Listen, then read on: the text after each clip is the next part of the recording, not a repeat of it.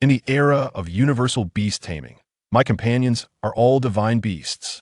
To the east, the Azure Dragon awaits orders. To the west, the white tiger stands ready. To the south, the Vermilion Bird is at attention. To the north, the black Tortoise responds. The four sacred beasts, the four ferocious creatures, the four divine monkeys that all are under my command, slaying myriad gods, vanquishing hordes of demons, sweeping across mountains, shaking the four seas. As the gods awaken and countless divine factions surge forth, I shall be the protector of Huaxia. Chapter 1, Awakening, the flickering green serpent. In the Dazhao Bay City, at the 9th High School, the Awakening Square.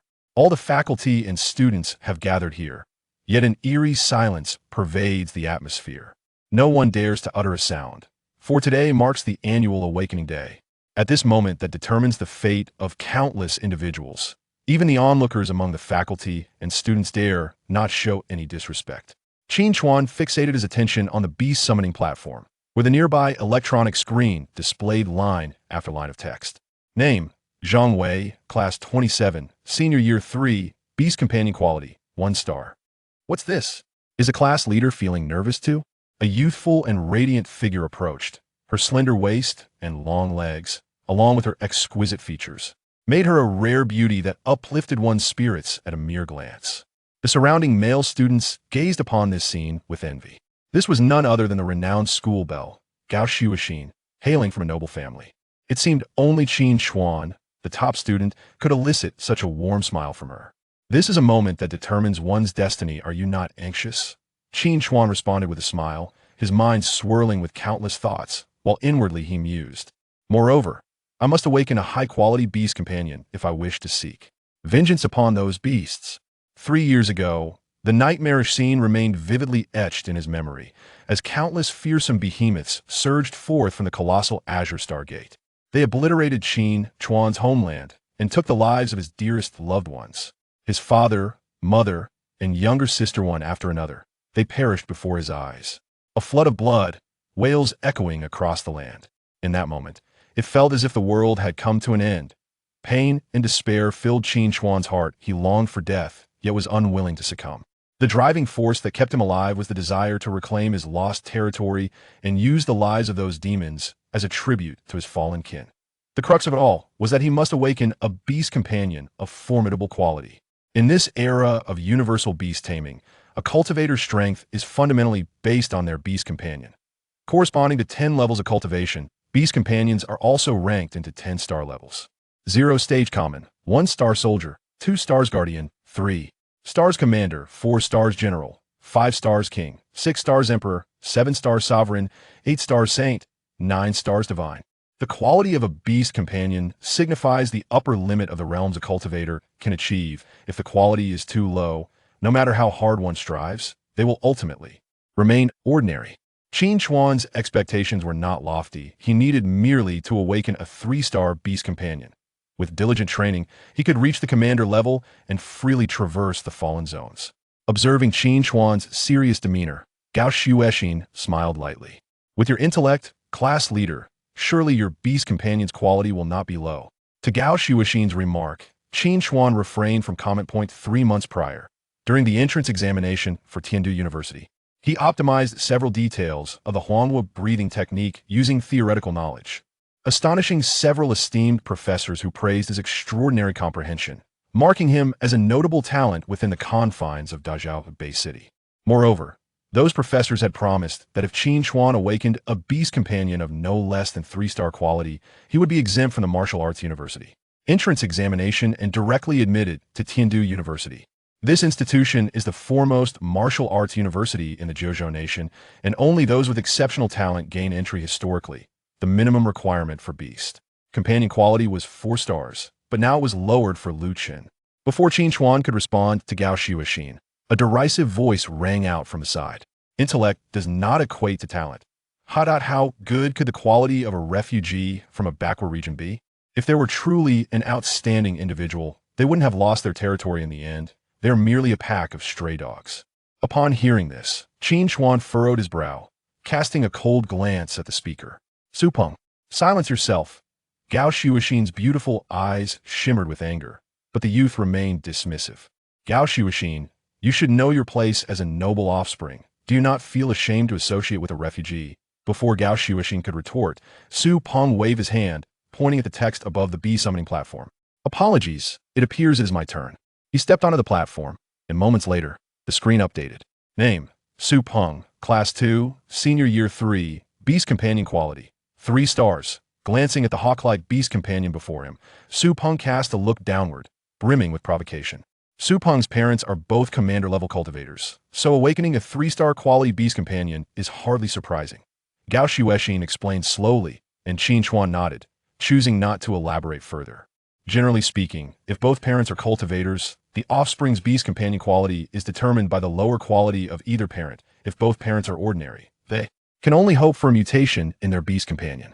After a while, Gao Shuixin pointed upward. It's my turn. With that, she stepped onto the platform, and moments later, the information updated. Name, Gao Shuixin, Class 1, Senior Year 3, Beast Companion Quality, 3 stars. Gao Shuixin descended from the platform amidst the envious gazes of many, a hint of regret flickering in her eyes. What's this? Not content with a 1 in 1,000 chance? Lu Chun teased lightly.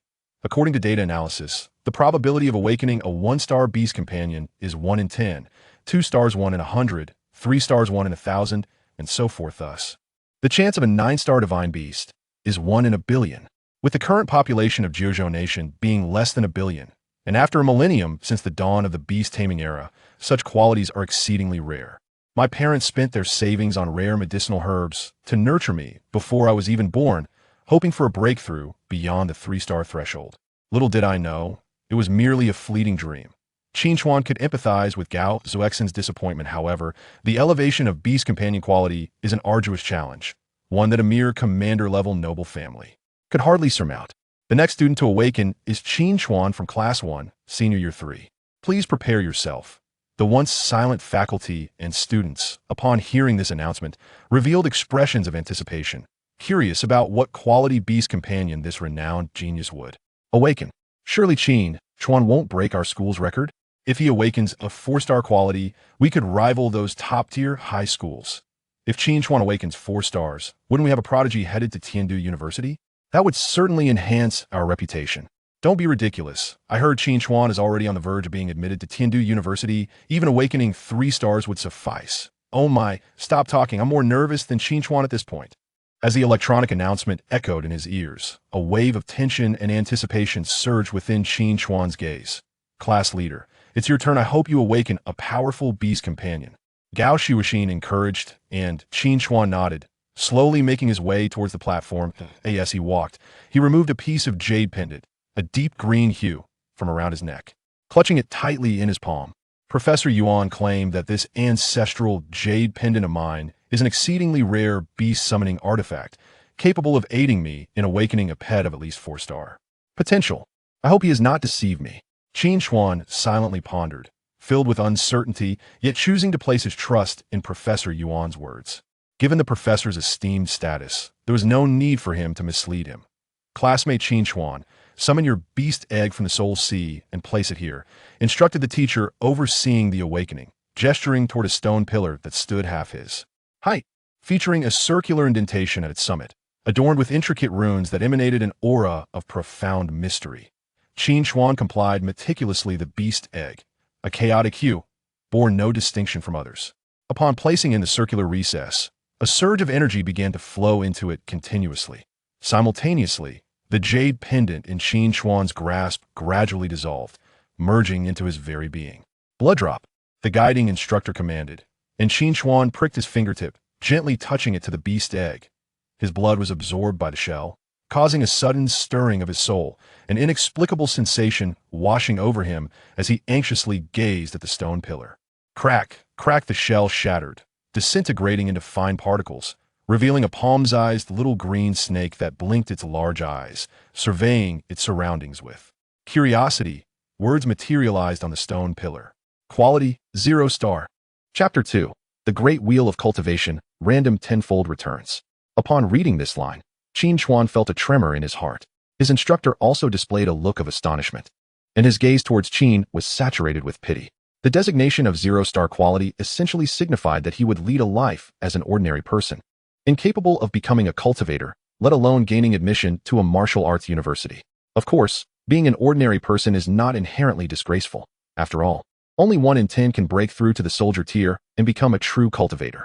However, the fact that this ordinary aptitude belonged to the renowned prodigy, Qin Xuan, was somewhat lamentable. When the information regarding Qin Xuan flashed across the large screen, a wave of uproar erupted among the audience, their whispers filling the air incessantly. In that instant, everyone disregarded the strict prohibition against noise in the Awakening Plaza, engaging in hushed conversations among themselves. Qin Xuan is merely an ordinary. My heavens. Could I have misread that? Wasn't he supposed to be guaranteed admission to Tiandu University? I thought I would be fortunate enough to witness this moment. It has been many years since such talent has emerged in our Dazhao-based city. What a pity, given his refugee background. I was hardly surprised by this level of aptitude. One could only say that it was the hand of fate. Qin Xuan felt as if his heart had been seized in a vice. His fists clenched as he numbly withdrew the little green snake into his soul sea. A tumult of confusion, bewilderment, and disappointment swirling in his eyes. 0-star, ordinary. These 2 words echoed incessantly in his mind, as if heralding that his vengeful aspirations were nothing but delusions, rendering all his efforts over the past 3 years utterly futile. This cruel reality felt like a multitude of venomous needles piercing his heart, the agony threatening to tear him apart. Qin Xuan, it is time for you to leave. There are others awaiting their awakening, the instructor reminded him, and he descended the stage like a soulless automaton. Ha ha ha, I told you, just a waste from a fallen district. An ordinary? TSK, I thought you would at least be a 1-star soldier quality. What a surprise indeed. Su Peng chuckled, his expression brimming with unabashed disdain and contempt. He could not help but reflect on how foolish he had been to care about someone like Qin Xuan, who was utterly unworthy of comparison. Su Peng, Gao Shuexin chided sharply, though her gaze towards Qin Xuan also bore a trace of unspoken disappointment. What? Do you wish to associate with this fellow? Su Peng sneered. Gao Shuexin remained silent. Her thoughts were equally complicated. With Qin Xuan's aptitude, it seemed unlikely they would have any further connection, whereas Su Peng, in the forthcoming martial arts university examination, might still be able to look out for one another. Gao Shuexin had never felt so materialistic before, yet this was the harsh reality. In this age, the chasm between ordinary people and cultivators was vast. Although the state enacted laws for protection, in the presence of cultivators, ordinary individuals would forever remain in a position of weakness. If she were to maintain any connection with Qin Xuan, it would only be from a viewpoint of superiority, not equality. After a lengthy interval, the awakening ceremony concluded, and 100 names were displayed on the large screen, all representing students who had awakened with at least 1-star quality. Those whose names are on the screen may remain, the others may leave. A robust young man ascended the stage, his voice resonating throughout the venue without the need for a microphone. As the crowd gradually dispersed amidst murmurs, Qin Xuan stood rooted in place. Why aren't you joining the line? The young man queried, his brow furrowed in confusion as he regarded Qin Xuan. Sir, this individual is merely a 0-star quality waste. He lacks the qualification to join the line. He likely hasn't come to terms with reality yet, Su Peng interjected with a smile, drawing quiet laughter from several peers nearby. What did you say? The young man's demeanor shifted to one of seriousness, his face becoming as cold as ice. You claim 0-star quality is waste? Su Peng, sensing the young man's intense expression, felt a twinge of apprehension, uncertain how he had provoked such ire. Do you not know that when the 9 provinces nearly faced annihilation, it was countless wastes like those you deride who sacrificed their lives to stem the tide of beasts, securing the fleeting peace we have today? The young man huffed disdainfully, casting a fierce glare at Su Peng. If you dare utter such words again, there will be no need for you to train under me. I refuse to cultivate a beast that looks down upon the ordinary as mere swine. Stung by the veiled insult, Su Peng seethed with anger. His parents were prominent figures, leaders in the Dazhao-based city, and he found it intolerable to be reprimanded by a mere high school teacher. What? You don't accept this? The young man observed Su Peng's expression and smirked. Allow me to introduce myself. I am Lu Jiang, your future team leader. My current cultivation level is Tier 3 leader, and my beast companion is a 4-star quality fire lizard. With a flick of his hand, a gargantuan, fiery red lizard appeared, surveying the crowd with a languid gaze. The instant this beast manifested, its overwhelming presence enveloped the area, silencing all chatter. Su Peng stood agape, too intimidated to speak further. Once he had quelled the audience, Lu Jiang turned to the still-standing Qin Xuan. My fellow student, I am about to commence the curriculum for the martial arts class. If you have no business here, I kindly ask you to leave. His tone was relatively gentle, yet upon hearing this, Qin Xuan did not retreat. Instead, he approached Lu Jiang. Teacher Lu, I wish to join the martial arts class. Qin Chuan's voice was resolute. Lu Jiang offered a wry smile and shook his head, yet before he could speak, someone scoffed. Class leader Qin, you can't be serious, can you? An ordinary quality person wishing to join the martial arts class? This was Lan Xiaohai, Qin Chuan's former classmate, who stood close to Su Peng, evidently on friendly terms. Disregarding Lan Xiaohai's comment, Qin Chuan fixed his gaze upon Lu Jiang. Teacher, according to regulations, individuals who have made star-level contributions to the state may participate in the martial arts examination unconditionally. You may verify my contribution value. Lu Jiang's brow furrowed as he retrieved his phone from his bag, logging into a designated website. After requesting Qin Chuan's identification number, he began his inquiry.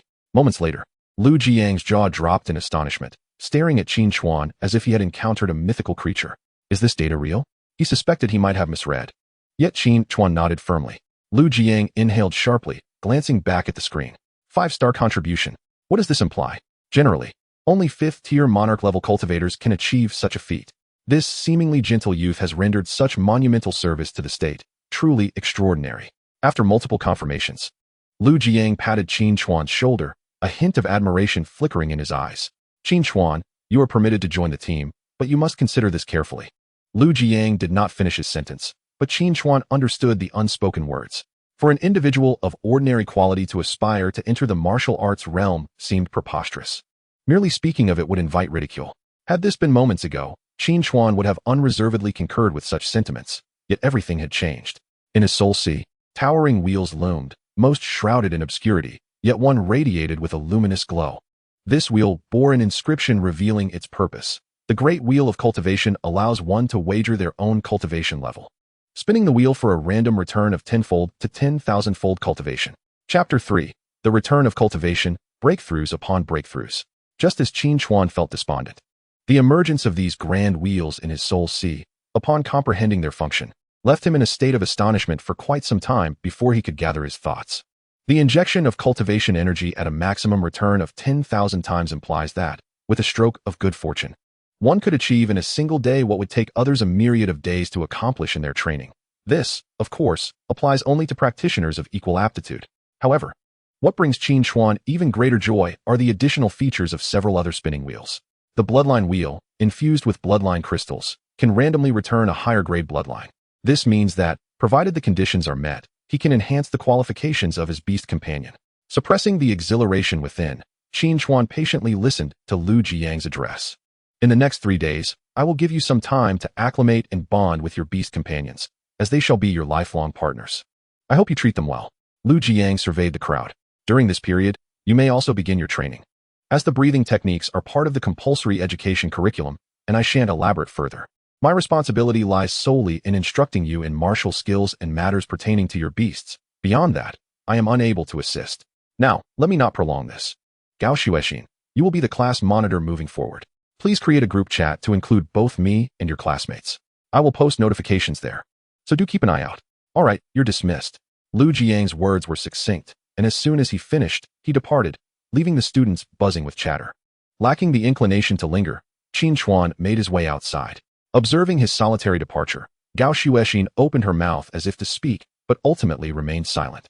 He traversed through a series of streets, arriving at an area of dilapidated housing. This was the resettlement zone, primarily home to refugees from war-torn regions, along with a few impoverished families for various reasons. After exchanging greetings with familiar residents, Qin Chuan eagerly returned to his modest abode. Though small, his room was tidy and clean, unlike the typical disarray of an ordinary boy. He seated himself cross-legged on his bed and summoned his beast companion from the Sea of Souls. It was at this moment that Qin Chuan began to scrutinize the little creature before him. Its entire body was a celestial azure, the scales finely textured and gleaming. Upon emerging, it coiled around his fingers, its large, fluttering eyes fixed upon him. The beast egg is an intrinsic gift of this era, and the awakening ceremony serves to infuse it with energy, awakening the beast within. This ceremony generally occurs around the age of maturity, when an individual's soul approaches completeness, allowing for a spiritual connection with their beast. Upon his first glimpse of the little azure snake, a line of information materialized in Qin Chuan's mind. Name: Azure Vine Snake. Quality: sporadic, common grade. Realm: 0 stage, 1st level. His own information mirrored that of the little azure snake. His cultivation was also at 0 stage, 1st level. Little fellow, you seem quite vibrant. Henceforth, I shall call you Little Qing. Your task now is to train diligently. Qin Chuan playfully flicked the little snake's head before placing it on the bed, while he began to practice his breathing technique. He was practicing the Yanhuang breathing technique, widely regarded among the citizens of the 9 provinces as one of the most formidable breathing methods. This technique was conceived by the renowned 8th stage saint, Fan Sheng, and its inception had caused quite a stir across the 9 provinces. Fan Sheng made this breathing technique public, allowing everyone to benefit from it. At that time, the most powerful breathing techniques in the 9 provinces were largely monopolized by martial arts families or affluent conglomerates, hidden away from public knowledge. Unless one pledged allegiance to serve them, they would have no chance of glimpsing even a fragment of such techniques. Yet, Fan Sheng not only created this elite breathing technique, but also made it accessible for free to all in the 9 provinces, an act of unparalleled selflessness that can only be deemed magnificent. Thus, Fan Sheng earned the title of the Master of the World, with countless individuals erecting longevity tablets in his honor. Fan Sheng was one of the saintly figures Qin Chuan held in the highest esteem, which spurred him to delve into extensive studies of human anatomy and cultivation, refining several details within. These enhancements were sufficient to increase the efficiency of the Yanhuang breathing technique by a modest 1%, seemingly trivial, yet immensely beneficial to hundreds of millions in the 9 provinces. Consequently, this contribution was recorded within the national system, and with a mere nod from Qin Chuan, he could exchange it for a prestigious noble title. The Yanhuang breathing technique could only be practiced by the descendants of Yanhuang. For individuals from other nations, the efficiency would significantly diminish. This was one of the compulsory education subjects within the 9 provinces. During every break, there was designated time allocated for practice. Even before awakening, prolonged training could strengthen one's physique. Now that Qin Chuan had awakened his beast companion, the situation was markedly different. As Qin Chuan devoted himself to the practice, his body began to rhythmically rise and fall with each breath, and the little azure snake seemed to sense something, coiling up and beginning to flick its tongue. In the expanse of the world, a unique energy began to be absorbed by both man and beast, gradually fortifying their forms in tandem with their breath. As time passed, night fell. Qin Chuan abruptly opened his eyes, which glimmered with a hint of brilliance. It appeared that the longer one trained, the more fatigued the spirit became, leading to diminished concentration and significantly reduced efficiency in cultivation. He pulled out his phone to check the time and was astonished to discover that he had been practicing for 7 to 8 hours. Outside, the stars twinkled, marking a deep night. Cultivation requires a tranquil mind and serene spirit. An ordinary youth would likely find 2 or 3 hours of training tedious. Yet only someone as composed as Qin Chuan could remain wholly engaged without a hint of boredom, only realizing his fatigue in retrospect. However, despite his arduous training, he could not help but smile wryly upon seeing the information displayed on the spinning wheel within the Sea of Souls. Available cultivation points, 01011. This was the cumulative result of his earlier practice with Little Qing, totaling merely 021, yet to advance from 0 stage, first level to 0 stage, second level. A full 100 points were required. This meant that, at his current pace, it would take 1,000 days. And this was just the beginning. As his realm increased, the required cultivation points would only grow. He calculated silently in his mind. Without external assistance, reaching the first stage of soldier level would require over a century. No wonder those with common grade qualifications seldom ascend to soldier level. The slow cultivation speed is the greatest hindrance. Nevertheless, Qin Chuan was not disheartened. Instead, he focused intently on the spinning wheel within the Sea of Souls and silently chanted, "Activate." With that single utterance, the wheel began to spin slowly, gradually gaining speed. Stop. The wheel slowed, and the pointer glided between 10-fold and 10,000-fold, ultimately settling between 1,000 and 10,000 times. A staggering 6,538 times cultivation return. As the pointer halted, a surge of luminous energy erupted from the wheel, enveloping both Qin Chuan and Little Qing. Their cultivation began to ascend rapidly. 0 stage, first level. 0 stage, second level. 0 stage, third level. In a single day, he had achieved 3 levels of advancement, a feat unattainable even by those of triple-star qualifications. He glanced at Little Qing, who had grown from the size of a palm to over a meter in length, now possessing some degree of offensive capability. The cost of the Grand Wheel was the sum of their daily cultivation, and the return was thus distributed equally, resulting in Little Qing also reaching 0 stage, third level. Hiss! Little Qing shook its head and slithered over to lean against Qin Chuan, sending a refreshing chill that dispelled the summer's heat. The efficacy of this wheel is directly correlated with the cultivation achievements of both Shaoqing and myself, meaning that the greater our innate talents, the more profound the cultivation we can reclaim. Qin Chuan pondered silently, a bitter smile emerging on his face. My cultivation aptitude is already predetermined, making any alteration exceedingly difficult. However, Xiaoqing's situation is quite different. He scrutinized another wheel in his mind, adorned with an array of ornate patterns, featuring a solitary, proud dragon traversing the seas, as well as a flaming phoenix soaring through the heavens. The activation of this wheel necessitates bloodline crystal stones and energy points. The former must be obtained by hunting demonic beasts, with the likelihood of acquisition increasing with the strength of the beast slain. Given Qin Chuan's current prowess, such a feat seems impossible. The weakest demonic beasts in the outside world are at the soldier level, and with his mere mortal strength, he would barely be able to fill a gap in their teeth. Nevertheless, he does possess an alternative means of acquiring bloodline crystal stones. One devoid of any risk, spending money. While utilizing currency is undoubtedly the safest and most convenient method, even the most basic bloodline crystal stones demand a staggering 100,000 zhou coins. This is beyond the financial reach of someone like him, who relies on state assistance for resettlement. Thus, he must set aside such thoughts for the time being. Acquiring energy points is relatively straightforward, requiring him to hunt demonic beasts, which is also a prerequisite for activating other wheels. This is something he will have to consider later. For now, Qin Chuan's focus should be on diligent cultivation. After all, with the minimum return capability of the cultivation wheel being tenfold, he will not be inferior to those with one-star qualifications. Even if he fails to gain admission to the Martial Science University, he could still enlist in the army or apply to a supervisory academy. Just as he was preparing to rest and resume his practice the following morning, he glanced at his phone and noticed a message from Zhu Jiao awaiting his attention. Shui Luo cordially invited him to join the group chat for the martial science class at Dazhao No. 9 High School. This message had been sent some time ago, but Qin Chuan had been so engrossed in his training that he had overlooked it. Recalling Lu Jiang's words, he worried he might have missed some important notification and hastily clicked to accept. Qin Chuan Hantu joined the group chat. The group announcement requested that everyone change their group nickname to the format of their name and pet name. Initially, Qin Chuan expected this class group to be quiet, but to his surprise, there were ongoing conversations. He scrolled up through a few messages. Zhang Wei, Flame Mastiff Dude, how did your training go today? I tested my speed, and they said it would take me over 3 months to break through to the 0 stage, second layer. El Xiao, Blackstone Horse with your 1-star aptitude. Isn't that quite normal?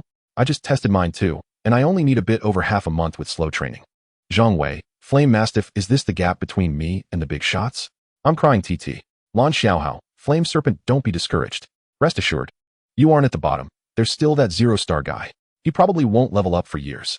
Qin Chuan Hantu joined the group chat. Zhang Wei, Flame Mastiff. El Xiao, Blackstone Horse. Wang Lei, Mighty Bear. As they were venting their grievances, the main character arrived, creating an awkward atmosphere.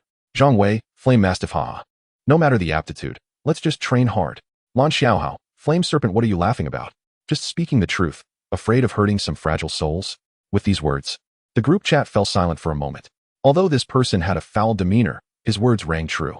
Those with 1-star qualifications held little status in the group, let alone those with 0-star qualifications. Su Peng, Windhawk Housie is right. I feel some people just cannot face reality, living in a dream every day. Lan Xiaohao, Flame Serpent, the true big shot has arrived. Peng Gu, how's your training progress today? Su Peng, Windhawk, not much. I just trained a bit and barely broke through to the 0 stage second layer. Lan Xiaohao, Flame Serpent, big shot, awesome. El Xiao, Blackstone Horse, big shot, awesome. Zhang Wei, Flame Mastiff, big shot, awesome. Wang Lei, Mighty Bear, big shot, awesome. Qin Chuan gazed expressionlessly at this individual, silently showing off, not having discovered any significant messages. He was about to cast aside his phone to rest when suddenly, a thought struck him, and his eyes brightened. After contemplating for a moment, he accessed the member list and added Lu Jiang as a friend. He initially assumed the other party would already be asleep, but to his surprise, the request was approved almost instantly. The martial arts overlord is still awake. Qin Chuan Hanta had been cultivating until now, and Lu Laosher hadn't gone to bed either. Martial arts overlord. A few days without sleep is normal at my level. What's up? Did you add me for something? Qin Chuan Hantu. It's nothing major. I just wanted to ask how many usable contribution points you currently have in the national system. Martial arts overlord. What's the matter? Not much. Qin Chuan Hantu. I'm still underage and cannot access the contribution in the system, so I was hoping you could help me exchange for some items, which I will repay double in the future. As he typed this message, he suddenly remembered the considerable wealth he possessed. The national contribution system records contributions in 2 categories: accumulated contributions, which require meeting certain standards for titles and honors, and usable contributions, which can be exchanged for various cultivation resources, with one contribution roughly equivalent to 10,000 zhou coins in market value. Naturally, acquiring contribution points is significantly more challenging than earning money.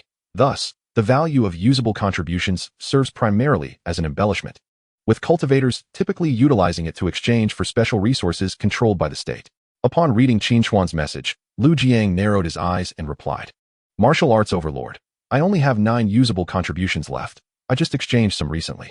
What do you want to exchange for?" Qin Chuan Hantu, 9 is indeed a bit scant. I wish to exchange for bloodline crystal stones, but that's insufficient. Martial Arts Overlord, Lu Jiang wanted to say that if it were money, this contribution would indeed be minimal, but acquiring it is infinitely more challenging than earning 1,000,000. However, he suddenly recalled the vast amount of contributions in Qin Chuan's system and fell silent. In comparison to that little monster's, it really isn't much. Martial Arts Overlord, exchanging contribution points for bloodline crystal stones is quite wasteful. I can buy one for you first.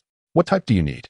Seeing Lu Jiang's message, gratitude shone in Qin Chuan's eyes as he quickly replied, "Qin Chuan Hantu, I need one of the wood attribute. Thank you, Teacher Lu. I will repay you after a while." Chapter 5, The Fallen Nation Organization. Those who have completed their compulsory education are aware that beast companions are classified by attributes, generally encompassing the 5 elemental attributes of metal, wood, water, fire, and earth, as well as special attributes such as wind, thunder, and cold. From the very moment the soul was established, Qin Chuan knew that Shao Qing belonged to the wood attribute. Martial Arts Overlord, how many do you need? Qin Chuan Hantu, just one will suffice. Martial Arts Overlord, is one enough? If you wish to enhance your beast companion's bloodline, a smaller quantity will not suffice. I still have over 1,000,000 in available funds. Should I buy a few more? Martial Arts Overlord, however, the likelihood of elevating your beast companion's bloodline to 1 star is quite slim. To be frank, if you intend to use contributions to exchange for a large number of bloodline crystal stones to refine your beast companion, it may not be worth it. Qin Chuan understood Lu Jiang's meaning. If he did not become a cultivator and possessed such a wealth of contributions, upon reaching adulthood, he could comfortably stay in the rear and live a prosperous life. Yet, that was not the goal he pursued. For all these years, the haunting scenes in Qin Chuan's dreams were eternally nightmarish: blood, severed limbs, wails, and cries, along with those memories etched into his mind. Shao Chuan, live well. The harrowing scene of my parents rushing towards that bloodthirsty wolf beast remains vividly etched in my mind, as its gaping maw tore into the tender forms of my once gentle and ordinary parents, reducing them to an unrecognizable state. Blood mingled with shattered organs, creating a gruesome tableau upon the ground. "Brother, it hurts so much," my sister cried, clinging tightly to my back as we fled. Her small frame was already drenched in crimson. "Xiaoya, don't be afraid, we are almost there." I bit my lip to stifle my tears, daring not to pause for a moment, driven by desperation to run. "Brother, I feel so sleepy." "Be good, don't sleep. We will arrive soon, very soon." "Brother, I can see Daddy and Mommy." Xiaoya's voice grew fainter, her weight on my back increasingly burdensome.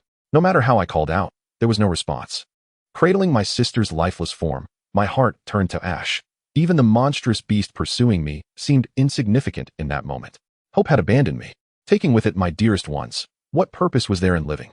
Just as the beast's gaping jaws were about to engulf me, a flash of blades sliced through the air, cleaving the formidable creature in two.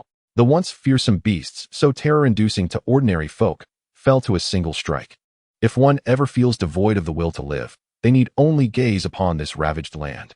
The martial cultivator who saved me cast a glance in my direction before charging headlong into the throng of pursuing beasts, dispatching them with effortless precision, as if they were mere vegetables. It was then I realized that these terrifying creatures were utterly vulnerable before the might of humanity. In that moment, I vowed earnestly to become a cultivator, to eradicate all those beasts that dared invade my homeland. The notion of retreating to safety and living out my days in peace had never even crossed my mind. I no longer require the Han soil, Teacher Lu. Just one will suffice. Thank you for your reminder. After a brief silence, the screen responded with a single word. All right. Having concluded my conversation with Lu Jiang, I returned to the martial class chat group, where I was taken aback to find the discussion had grown increasingly fervent. Zhang Wei, Fierce Mastiff Dam. The remnants of the fallen nation have actually come to Dezhou to wreak havoc. Wang Lei, Mighty Bear, I just watched the video. General Tsang Yin's annihilation of those scum was simply magnificent.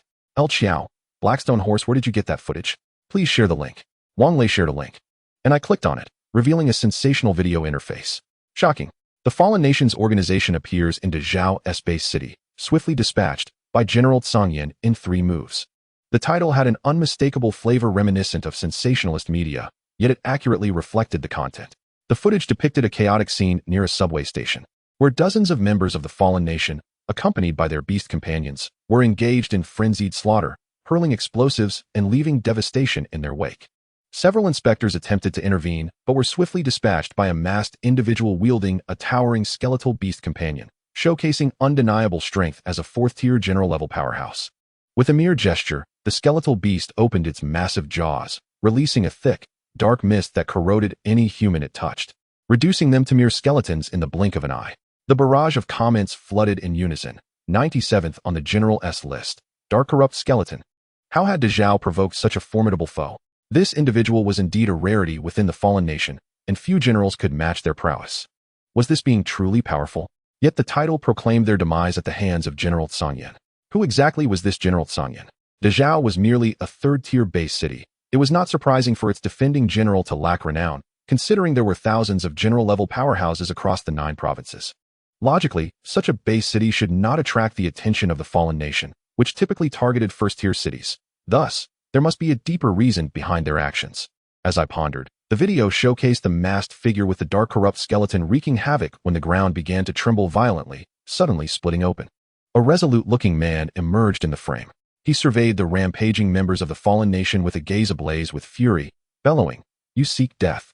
The ground convulsed violently, earth and stone erupting instantaneously, ensnaring those few individuals tightly. General Tsangyan raised his hand, and with a swift motion, those wretches were crushed into a gruesome paste. Blood spilling everywhere, their deaths horrifically unfiltered. In this era, every child receives an education steeped in the acceptance of brutality, instilling the knowledge that the world they inhabit is far from secure. Thus, such sights have become commonplace. The comments echoed in unison, "Well done." The collective hatred for the fallen nation is etched into the very bones of every citizen of the 9 provinces. Each appearance of these wretches claims countless innocent lives. The so-called fallen nation comprises remnants who survived the annihilation of their lands by the Stargate beasts. They dare not confront the beasts directly, instead turning their blades upon humanity, with some even allying with the beasts. Higher-tier beasts possess intellect comparable to humans, adept at exploiting these selfish remnants to combat humanity. They infiltrate human territories under the guise of disguise, spreading rumors and fostering panic, and at opportune moments, they unleash massacres, attempting to undermine human strength from within. The assaults faced by the 9 provinces from the fallen nation far exceed those of any existing state, as neighboring smaller nations have been virtually wiped out. Among them, the most frequent and dangerous to the 9 provinces is the Eastern Fallen Nation, and the Dark Corrupt Skeleton is one of its members. Chapter 6. The Dragon of Stone and Fire. The Eastern Nation was once a diminutive island nation, brought to ruin in the first phase of the Beastmaster era with the landing of the sea beasts. Countless sea beasts awakened from the deep, summoned by some unknown force, began to migrate toward the shores, and the feeble human populace at that time was utterly incapable of resistance. Even the most destructive nuclear weapons could only slay beasts of the king level or below, and some even became increasingly formidable and terrifying under the influence of nuclear radiation. Not only the Eastern Nation, but many coastal small nations fell victim during this phase. Those with some resources scrambled to spend exorbitant sums to emigrate to other countries, while others simply awaited their doom. Even the 9 provinces abandoned their coastlines, migrating inland, and to this day, those areas remain under the dominion of sea beasts. Initially, after the fall of the Eastern Nation, its remnants sought refuge with the nearest 9 provinces, attempting to persuade them to cede a portion of territory for their survival and development. However, at that time, the 9 provinces were preoccupied with their own territorial integrity, where every inch was invaluable, and they could hardly spare a thought for such a historically resentful nation. Thus, they unhesitatingly rejected their pleas. And similar nations such as Silla and Goryeo, once vassals of the 9 provinces, had also proven to be ungrateful, repeatedly turning against them after receiving assistance. In this era of chaos, the 9 provinces, striving to protect the lives of over 1 billion citizens, could scarcely afford to extend aid to such factions. Consequently, their enmity towards the 9 provinces ran deep, particularly as global circumstances grew ever more dire, frequently launching terror attacks within the territory of the 9 provinces, resulting in the deaths of countless citizens. It is no wonder that the comments erupted in applause, especially in light of the recent massacre of so many 9 province lives at the hands of these wretches. General Tsangyan's actions were truly a source of collective relief. In the scene, as the formidable General Tsangyan approaches, the masked figure does not flinch. With a swift motion of his hand, a blood-red scythe, enveloped in a blue halo, suddenly materializes. A rare-grade, secret treasure. All witnesses to this spectacle break into a cold sweat for General Tsangyan. Secret treasures are precious artifacts nurtured within the bodies of demon beasts. Some take the form of weapons, while others possess extraordinary abilities as accessories. Based on the color of their luminous aura upon emergence, they are generally categorized into 5 tiers. White for ordinary, green for excellent, blue for rare, silver for epic, and gold for legendary. A blue rare-grade weapon can at least amplify the strength of this member of the Fallen Kingdom's organization severalfold, potentially threatening even some royal-level powerhouses. Tsangyan, you shall surely perish today. This is the price to be paid for enraging us, the people of the Eastern Isles. The masked figure screeches wildly, brandishing his weapon, charging alongside the grotesque skeleton towards General Tsangyan. Price? General Tsangyan squints, fury roiling within his gaze. Killing my Jojo people and desecrating my Jojo land. It is you who are doomed. With a thunderous roar, he raises his head, causing the entire subway station to tremble, rocks violently upheaving, the earth fracturing rapidly. A massive stone dragon, entwined in fierce flames, slowly reveals itself, its head looming over the masked man. What? Why does your beast look different? The masked figure suddenly senses something amiss, his tone betraying a hint of panic. General Tsangyan offers no reply. Instead, he stamps his foot, prompting the stone dragon to charge at the intruder. The skeleton exhales a cloud of black mist in an attempt to obstruct the attack, but it is swiftly incinerated by the dragon's fiery breath. Shatter! A low growl resounds as the black skeleton is struck down by the dragon's claw, instantly reduced to scattered bones, buried deeply into the ground. What? The masked man exclaims in astonishment, utterly unprepared for his beast to be overwhelmed by a single strike. Now it is your turn. General Tsangyan appears before him, wielding a colossal axe radiating a green glow. I cannot believe it. How can you have become this powerful in such a short time? The masked figure bellows, lunging at General Tsangyan, only to be swiftly dispatched by a combined strike from Tsangyan and his beast, bringing the scene to an abrupt end. Meanwhile, the comments section erupts. Am I seeing this correctly? General Tsangyan's beast possesses dual attributes? You are not mistaken. It appears our nation harbors considerable strength in hiding. Previously, this general's renown was not prominent, but now it seems he is at least ranked within the top 20 of the 100 generals. Damn it. The Eastern Isles have encountered a formidable opponent. Thank goodness for General Tsangyan in the Dajao-based city, or else this rogue could have decimated an entire city. A rare weapon, coupled with a powerhouse from the 100 generals list, is indeed terrifying. Is this the only powerhouse on the Eastern Isles 100 generals list? Now that this one is gone, it truly is laughable.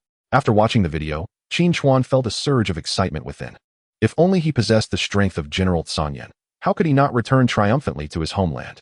Glancing at the wheel of fate within the Soul Sea, Qin Chuan clenched his fists tightly. I must hasten to enhance my strength, acquire energy points to activate the Bloodline Grand Wheel. He had already secured the Bloodline Crystal. If he could slay more demon beasts to obtain energy points, he could elevate Shaoqing's bloodline.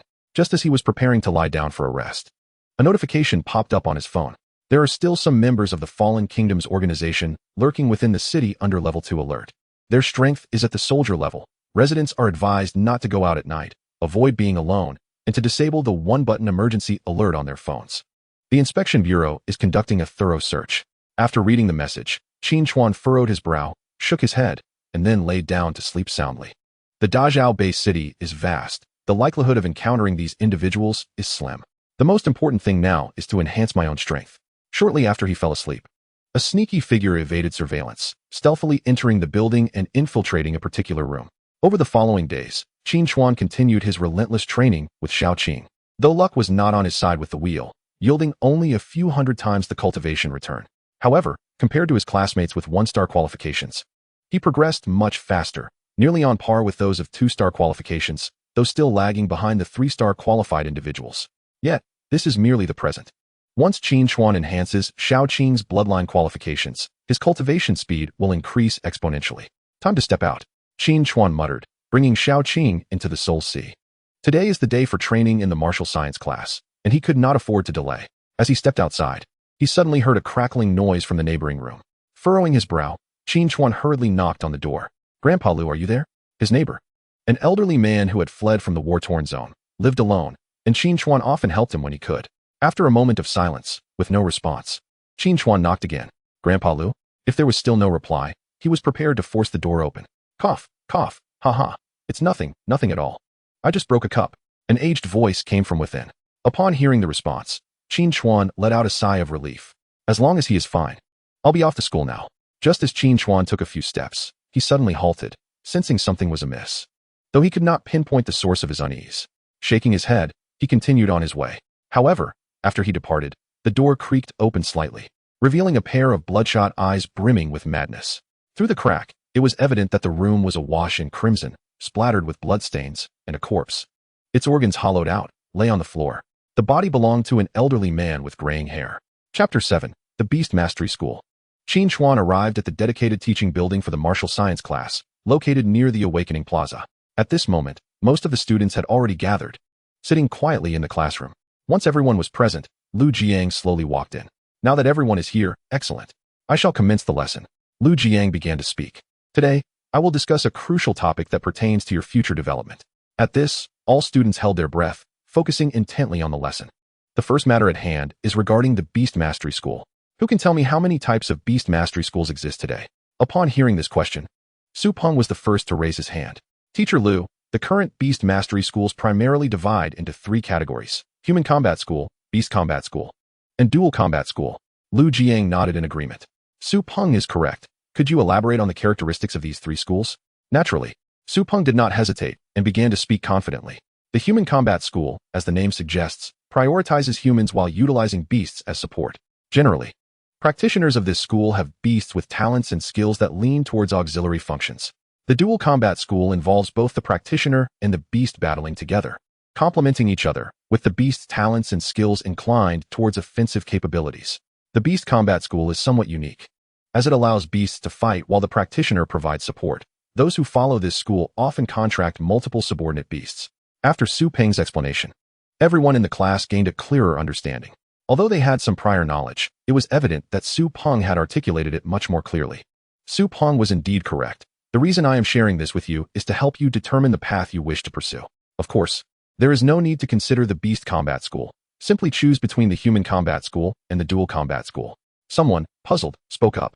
Teacher, why can't we select the Beast Combat School? This genre sounds incredibly powerful, with a single individual contracting multiple beast companions. Could one not easily overwhelm the few with their multitude? Many students nodded in agreement, as their initial impression, while listening to Su Peng, was that this was indeed the mightiest and safest path. After all, it was not themselves who would be engaging in battles, but rather their beast companions. The essence of the beast combat path lies in the beasts themselves. However, do you know how many resources are required to nurture a single beast companion? You should first focus on raising your own destined beast companion. Lu Jiang chuckled wryly. In his youth, he had harbored similar thoughts and considered pursuing this path, but ultimately succumbed to the harsh reality of financial constraints. Moreover, the most formidable cultivator in the realm of beast combat is merely a Grand Emperor. With only a handful of practitioners having reached this level over the past millennium, and all of them are supported by illustrious families, it would be prudent for you to remain grounded.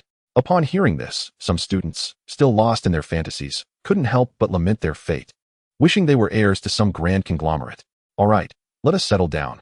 We will now proceed to test your beast companion talents in succession. Lu Jiang produced a crystal orb, roughly the size of a head, and placed it upon the podium.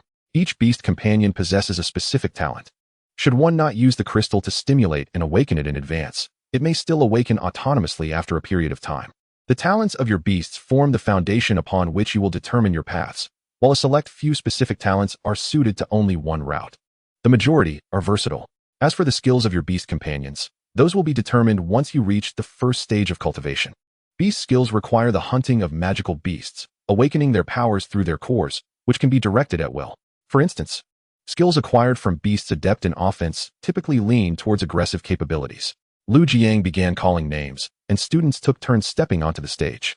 The first to ascend was Gao Xuexin. She placed her hand upon the crystal orb, patiently attuning herself. After a moment, she gasped in astonishment. Teacher, my beast companion talent is Ice Shatter, granting each attack a tearing and freezing effect. Lu Jiang nodded approvingly. Excellent. Your beast companion is an ice spirit, belonging to the elemental category, with great potential for refinement to 4-star quality in the future. Upon hearing Lu Jiang's words, Gao Xuexin beamed with joy. Is what you say true, teacher? My beast companion has a chance to enhance its quality? Lu Jiang affirmed with a nod, turning to the others with a smile. You may have been misled by popular myths, believing that once a beast companion's quality is awakened, it cannot improve. In truth, we can refine it using the bloodline crystals of magical beasts of the same attribute, thereby enhancing the quality of the beast companion, or through some arcane opportunity. The beast may evolve on its own. Of course, regardless of the method, both are exceedingly challenging.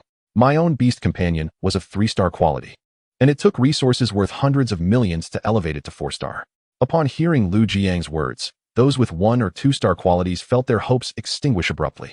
Hundreds of millions in resources? Even for a cultivator, that is no trivial sum. They feared they might never earn such wealth in a lifetime. Do not despair, for anything is possible. You may not know this, but the strongest cultivator of the present, Fan Sheng, once had a 1-star beast companion that has now grown into a divine pet. At this proclamation, everyone's eyes sparkled with renewed fervor. Fan Sheng, a universally recognized saint-level powerhouse in the 9 provinces. The fact that even he once possessed a 1-star quality beast companion indicates that they too have the opportunity to grow stronger. Even if they do not attain the status of a saint, surely there exists a chance to become a commander-level cultivator? Observing the rekindled spirit among his students, Lu Jiang couldn't help but smile. What he chose not to voice was that, although Fan Sheng had once possessed a 1-star quality beast, he was no ordinary individual. His beast companion did not ascend through mere accumulation of resources, but rather through self-evolution. All right, continue with the testing. One by one, the students stepped forward. My beast companion talent is acceleration, greatly enhancing both movement and skill execution speed. My beast companion talent is resilience, significantly boosting defensive capabilities. It appears I am destined to follow the tank route. Finally, it was Qin Chuan's turn to take the stage, and all eyes turned towards him. He was the weakest in the class, and everyone was curious about the talent he would awaken. Qin Chuan placed his hand upon the crystal orb, feeling its icy touch as a peculiar energy seeped into his soul sea, awakening the slumbering green vine serpent within. Moments later, a piece of information surfaced in his mind. Talent, with spirit germination, enabling the use of spiritual energy to nurture plants, perhaps related to the quality of Qin Chuan's beast companion. This seemed to be a rather unimpressive talent. Upon hearing Qin Chuan's declaration, some students snickered. It's indeed a rather lackluster talent, fit for a gardener. Ha. In light of that, Qin Chuan's talent could indeed prove somewhat useful. Several classmates jested, prompting Lu Jiang to wrap the podium, restoring order. All right, Qin Chuan, you may step down. Qin Chuan paid no mind to their jeers. The potency of a beast companion's talent is intrinsically linked to its quality. As long as he could elevate the quality of the green vine serpent, even the most seemingly feeble talent could blossom into formidable strength. Lu Jiang went on to elaborate on the intricacies of beast taming before announcing the end of class and allowing everyone to depart. Now, what they required was time for cultivation, hence they would only attend classes for half a day. As the students filed out, Lu Jiang called Qin Chuan back, presenting him with an exquisite small box. Here is the wood attribute bloodline crystal you requested. Upon opening it, Qin Chuan beheld a clear, diamond-shaped stone, predominantly of verdant green, radiating with an aura of vibrant life. This is a first-tier bloodline crystal of the Azure Serpent, and it should resonate better with your beast companion. However, one crystal may still be insufficient. Lu Jiang possessed the beast companion information of all members in the martial arts class. Thus, he had specifically selected one related to serpents when procuring the bloodline crystal. While refining a beast companion requires merely the same attribute, the closer the species is to one another, the better the outcome. Hearing Lu Jiang's words, warmth surged within Qin Chuan. Thank you so much, Teacher Lu. How much is this bloodline crystal? I promise to repay you double in the future. No need for that. Consider it a sponsorship, as you have also made significant contributions to the 9 provinces. If it weren't for your beast companion's quality. Lu Jiang's sentence trailed off, and Qin Chuan understood what he meant. If not for the lower quality of his beast companion, he would likely have soared to great heights by now. Nevertheless, he bore no resentment. He would always cherish Lu Jiang's kindness. After a brief exchange, Qin Chuan tucked the bloodline crystal away and returned to his designated area. As he passed by the door of old Lu's room, he paused momentarily before shaking his head and entering, summoning the little green serpent. Qin Chuan retrieved a bag of seeds he had randomly purchased from a stall along the way and placed it on the table. Though their colors varied and he was uncertain of their specific types, it mattered little. He merely wished to test the little green serpent's talent. Randomly selecting a few, Qin Chuan pointed at them. Little green, use your talent to nurture these. The little serpent tilted its head to observe, then trembled slightly as a faint would attribute spiritual energy emanated from it, flowing into the seeds. Crackle, crackle, the seeds suddenly burst open, and tender shoots emerged. rapidly growing into several small cabbages and saplings on the table. Ah, it seems rather futile, doesn't it? Is it merely for growing vegetables, so that in the future, one need not venture to the market for groceries? Qin Chuan chuckled wryly, then plucked the cabbages, heading to the kitchen to prepare a simple dish to make do with. Xiao Qing watched him eat with eager eyes, revealing her longing. Almost forgot, you haven't eaten either. Qin Chuan retrieved a packet of animal feed from his room. Aptly named as it was intended for pets, made from the flesh of various mystical beasts, this small package was imbued with considerable energy. Higher quality ones were more expensive. Qin Chuan had opted for the ordinary variety, priced similarly to a meal for an average person, although he wished to procure a better quality. The reason was simple: he lacked the funds. It was said that superior animal feed could expedite a pet's training, though whether this was true or not remained uncertain. Qin Chuan thought that once he could access those contributions, he would certainly procure a better sample for Xiao Qing to try. After a satisfying meal, both man and beast resumed their training. As night fell and the silver moon hung high in the sky, they unknowingly practiced for another 7 to 8 hours. Reaching the time for Qin Chuan's favorite roulette. Activate, he silently intoned. Whoosh. The wheel spun rapidly, and upon his command to halt, it gradually settled on a range of over 3,000 times. The wheel shimmered with light, and his cultivation was immediately returned to him. A warm energy enveloped his entire being, causing Qin Chuan to tremble involuntarily. After exhaling a heavy breath, he suddenly opened his eyes. His cultivation had once again surpassed its limits. He was now at the 4th level of the 0 stage. Feeling the burgeoning strength within him, Qin Chuan was now capable of holding his own against several ordinary adult men in combat. For an average person, adhering diligently to training, reaching this level would typically require 2 or 3 decades. His current life stage was incomparable to his past. Glancing at the clock, he realized it was already deep into the night, time for rest. Just as he prepared to lie down, a series of knocks resounded at the door. Cough, cough, cough. Help, help. An elderly voice echoed, seemingly belonging to old Lu from next door. Qin Chuan hurried to the door and peered through the peephole. Seeing old Lu propped against the door, his face ashen, indicating a dire situation. Qin Chuan's brow furrowed, recalling that old Lu had not been in good health. Could this be a medical emergency? He swiftly opened the door a crack, but as he did, a jolt coursed through him. Something felt amiss. The weight leaning against the door did not seem like that of an elderly man. Alarm bells rang in Qin Chuan's mind as he prepared to shut the door, but a ghastly pale hand clamped down, followed by an immense force pushing against him. You've indeed discovered something, haven't you? The door creaked open slowly, revealing old Lu's face twisted in a sinister grin as he fixed his gaze upon Qin Chuan. Old Lu, are you unwell? Qin Chuan sensed an ominous premonition. Retreating slowly until he collided with the table with a thud, he reached into his pocket, preparing to call for help. But at that moment, old Lu lunged forward, appearing before him in an instant, seizing him by the throat. Huh, thinking of calling the authorities? This old wretch's shell is rather worn out. Yours should serve me better. Old Lu's eyes glowed red, and a grin split his face like a ravenous beast. Qin Chuan's heart raced as he fumbled backward, grabbing a water jug from the table and smashing it against the creature's face. With a resounding thud, the impact shattered old Lu's visage, yet no blood flowed. It was as if a layer of skin had been torn away. Old Lu used his other hand to rip off the remaining flesh, revealing a pitch-black head emerging from within, and his form shed its human guise, transforming into a vaguely humanoid monster. This creature was covered in grotesque growths, resembling a standing toad, and its wide maw was lined with sharp fangs. Now in its true form, it had grown significantly larger. Annihilation Organization, Beastman. The term flashed through Qin Chuan's mind, sending shivers down his spine. Beastmen were the result of the Annihilation Organization's forbidden methods, merging humans with mystical beasts to create these abominations. Such beastmen were not only stronger than their equivalent cultivators, but also far more terrifying. Encountering such a being was tantamount to a death sentence for Qin Chuan. Chapter 9. Acquisition of Energy Points. The creature opened its gaping maw, unleashing a foul stench that splattered across Qin Chuan's face, preparing to devour him whole. This is the end. Qin Chuan felt a pang of despair, realizing that his aspirations remained unfulfilled, only to be met with this turn of events. A shroud of hopelessness enveloped his heart, but just then, a swift azure figure darted forth, its tail striking the monster's face with a resounding crack. A line of blood appeared on the creature's grotesque visage as Xiao Qing was seized tightly.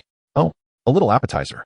The monster growled with excitement, capturing Xiao Qing and swallowing her whole like a strand of noodles. Damn it! Qin Chuan's rage erupted upon witnessing this, summoning a surge of strength as he hurled objects from the table at the monster's face. However, the creature was indiscriminate, catching the items and stuffing them into its maw. With its formidable digestive system, even steel would eventually dissolve. Now it's your turn. With eyes glistening with drool, the creature licked its lips, preparing to slice open Qin Chuan's abdomen and feast upon his innards. Qin Chuan, gripped by the creature's vice-like hold, was on the brink of asphyxiation. A tempest of anger and despair surged within him, his eyes brimming with defiance. I refuse to die? He clenched his teeth, but his eyelids grew heavier, and his consciousness began to fade. A low growl emanated from the monster as it tossed him aside, clutching its belly tightly. What is happening? The creature's eyes bulged as it felt something within it piercing through its abdomen, gradually pushing outward, causing it to writhe in agony on the ground. Qin Chuan, having fallen to the floor, gasped for air as he observed the monster's plight, a spark of hope igniting within him. He quickly fished out his phone and dialed an emergency number. Beep. The call connected immediately. Hello, this is... Before the operator could finish, Qin Chuan interjected, Union Resettlement Area. Building 23, top floor, Annihilation Organization, hurry, hurry. Hearing the urgency in Qin Chuan's voice, the operator promptly responded, we have alerted the nearest inspector. Please ensure your safety. You dare to report? Seeking death. The creature, realizing Qin Chuan's actions, leaped at him with the intent to kill. Yet as it jumped, another wave of agony surged through its belly, causing it to crash to the ground. Seizing the opportunity, Qin Chuan sprinted to the window and leaped out. Residing on the 5th floor, he utilized the long drainage pipe outside to mitigate the fall, ensuring he would not meet his demise. As Qin Chuan landed, the monster jumped down from above, crashing to the ground with a thunderous impact, creating a massive crater. You shall die? The creature roared, aware that escape was futile. Its only desire now to eliminate this accursed youth. Despite its pain, it charged towards Qin Chuan at an incredible speed, far beyond what an ordinary person could evade. Just a few steps into his flight, it was upon him, a claw descending towards his head. Should it land a solid blow, even iron would be crushed to a pulp. Bam, bam, bam, bam. The sound of gunfire echoed as several shots struck the monstrous creature's arm, creating multiple gaping wounds that caused it to veer slightly off course. A group of inspectors appeared, cautiously fixating their gaze on the beast. The detectors indicated that it was a second-tier orc. They needed to proceed with utmost caution. The inspectors immediately dispersed, continuously firing at the creature. Although conventional weapons posed no threat to royal-grade monsters, they still held considerable lethality against those of lesser ranks. The guns wielded by the inspectors were capable of inflicting harm on second-tier entities, provided they could hit their target. Upon noticing the inspector's arrival, the creature twisted its body in an attempt to evade their bullets. Despite its bulky physique, it moved with surprising speed, causing the bullets to frequently miss their mark. The beast, however, paid no heed to the inspectors. Its singular focus was on charging towards Qin Chuan, as if it would not rest until it had slain him. As it closed the distance to Qin Chuan, mere inches away, it disregarded the barrage of bullets from the inspectors, determined to use its body as a shield to reach him. If it were not for this boy, its whereabouts would never have been exposed. Damn it! The creature's claws lunged towards Qin Chuan's back, intent on piercing him entirely. Presumptuous! How dare you enter my territory? A thunderous voice boomed, followed by a flurry of flashing blades. The monster's arm was swiftly severed, reducing it to several fragmented pieces.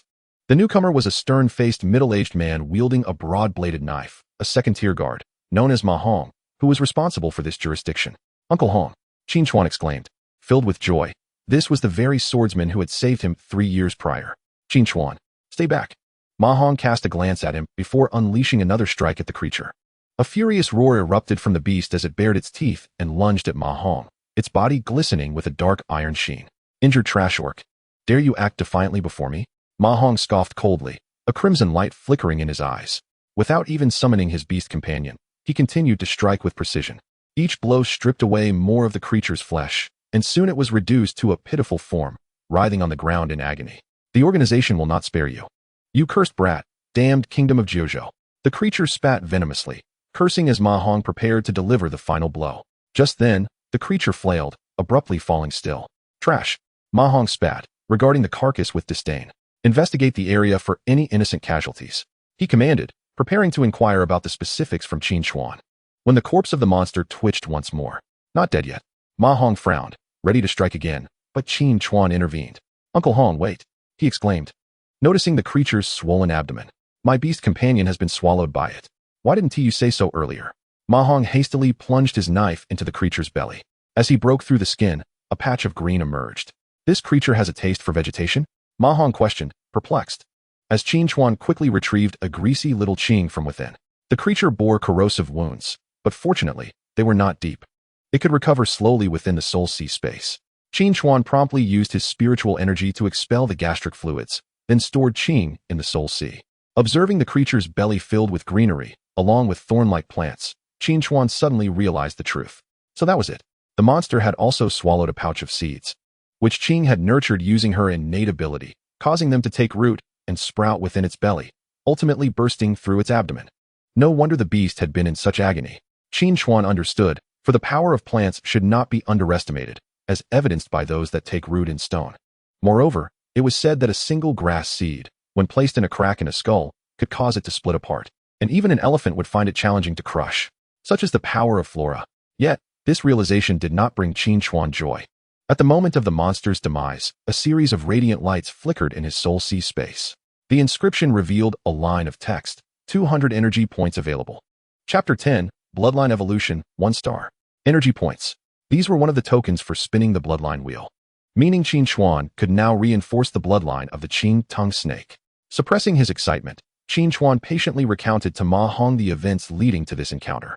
Thus, you owe a great debt of gratitude to your beast companion. Were it not for her delaying the creature, your life may have been forfeit, Ma Hong remarked. Qin Chuan nodded, fully aware that he needed to reward Qing properly. Strengthening her bloodline was now of utmost importance. All right, Xiao Chuan, I have other matters to attend to. Should you encounter any unusual circumstances in the future, do not hesitate to call me, especially during such precarious times. Qin Chuan nodded, watching as Ma Hong and the others departed. He then hurried back to his quarters, passing by old Lu's door, where a tinge of sorrow washed over him. However, he quickly banished those sentiments. He had no time for grief. Rather than wallowing in despair, he resolved to transform his sorrow into motivation, to train diligently, slay more monsters, and eliminate the scum of the fallen kingdom. Such was the tribute he owed to the deceased.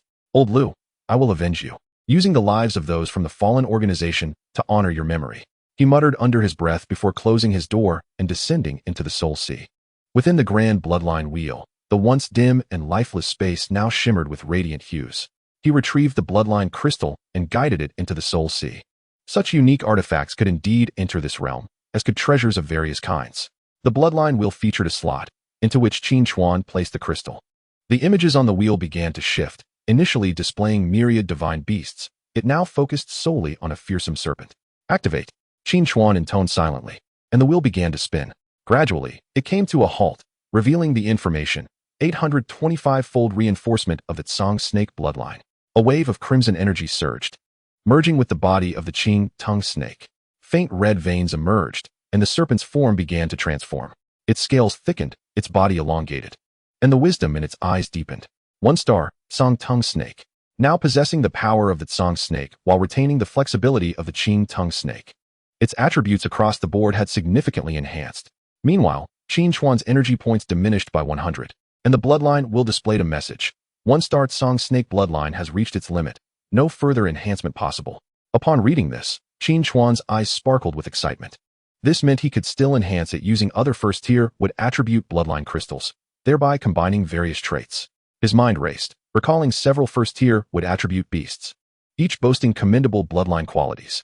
He would need to find a time to ask Teacher Lu for another one, though he felt a bit embarrassed about it. Oh, what the heck, I'll just be a bit thicker-skinned. The following day, Qin Chuan set out for class as usual, while neighbors engaged in fervent discussions about the events of the previous night. Poor old Lu, all alone, not a soul to mourn him. The scum of the fallen kingdom. If only I weren't of mere ordinary talent, I would train rigorously and take down a few more of them. Don't be ridiculous, you're just an old man now. I have heard that the young man from our district, Xiao Chuan, is merely of ordinary talent. It is truly unfortunate for him, with such lofty aspirations. It must be difficult for him to accept this reality. Sigh. As Qin Chuan navigated past the neighbors, he felt no offense from their remarks. Most of these individuals had fled from their homeland, and the emergence of a noteworthy figure here had once brought them pride. However, with the news of his awakening to ordinary talent spreading, many could not help but express their disappointment. It is but human nature, and thus, it is not to be condemned. Upon returning to school, he observed a group gathered around Su Peng, engaged in loud discussions, seemingly designed for all to overhear. Brother Peng, you are simply amazing. In just a few days, you're on the verge of breaking through to the 3rd level of the initial stage. Brother Peng, have you taken potions? How is it that I can't even break through to the second level, while you are nearly at the third? Nonsense. Brother Peng has stated that he won't take potions until he reaches the 10th level of the initial stage. Ordinary talent is merely the foundation. It cannot be trifled with. He is not like us. Hearing their chatter, Qin Chuan narrowed his eyes. He was surprised that Su Peng was on the brink of a third-level breakthrough. Although Su Peng was indeed gifted, achieving such a milestone so quickly without the aid of potions implied he had invested considerable effort, especially since he had only awakened 4 to 5 days prior. If only I could match Brother Peng's speed. I wonder if I might have the chance to break through to the second level within 10 days. Are you feeling disheartened? Have you forgotten that we have a classmate who may take a year to reach the second level?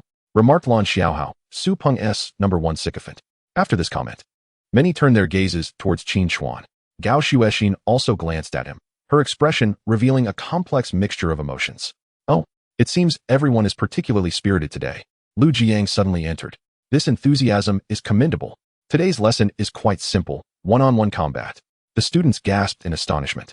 Teacher, we've only been training for a few days. Are we really going to engage in combat already? Isn't that too soon? I'm worried I won't be ready. Silence. Lu Jiang's voice cut through the commotion, his commanding presence instantly silencing the class. Do not be anxious. This combat session is not about you fighting, but rather, it is a test of your control over your beast companions. Upon hearing this, the students collectively sighed in relief. Oh, so it's not about us fighting. That's a relief. The battles would pit beasts of 1-star quality against one another, and the same went for 2-star and 3-star creatures. Lu Jiang's words prompted a few snickers from the crowd. What about 0-star beasts? They teased, leading to laughter among a handful of students. Lu Jiang furrowed his brow and shot a cold glance at them. I believe I warned you not to incite discord among us. Do you find amusement in mocking others? He retorted with a sneer. Do you have any idea of the contributions Qin Chuan has made for our nation? It far exceeds what all of you combined could achieve in a lifetime.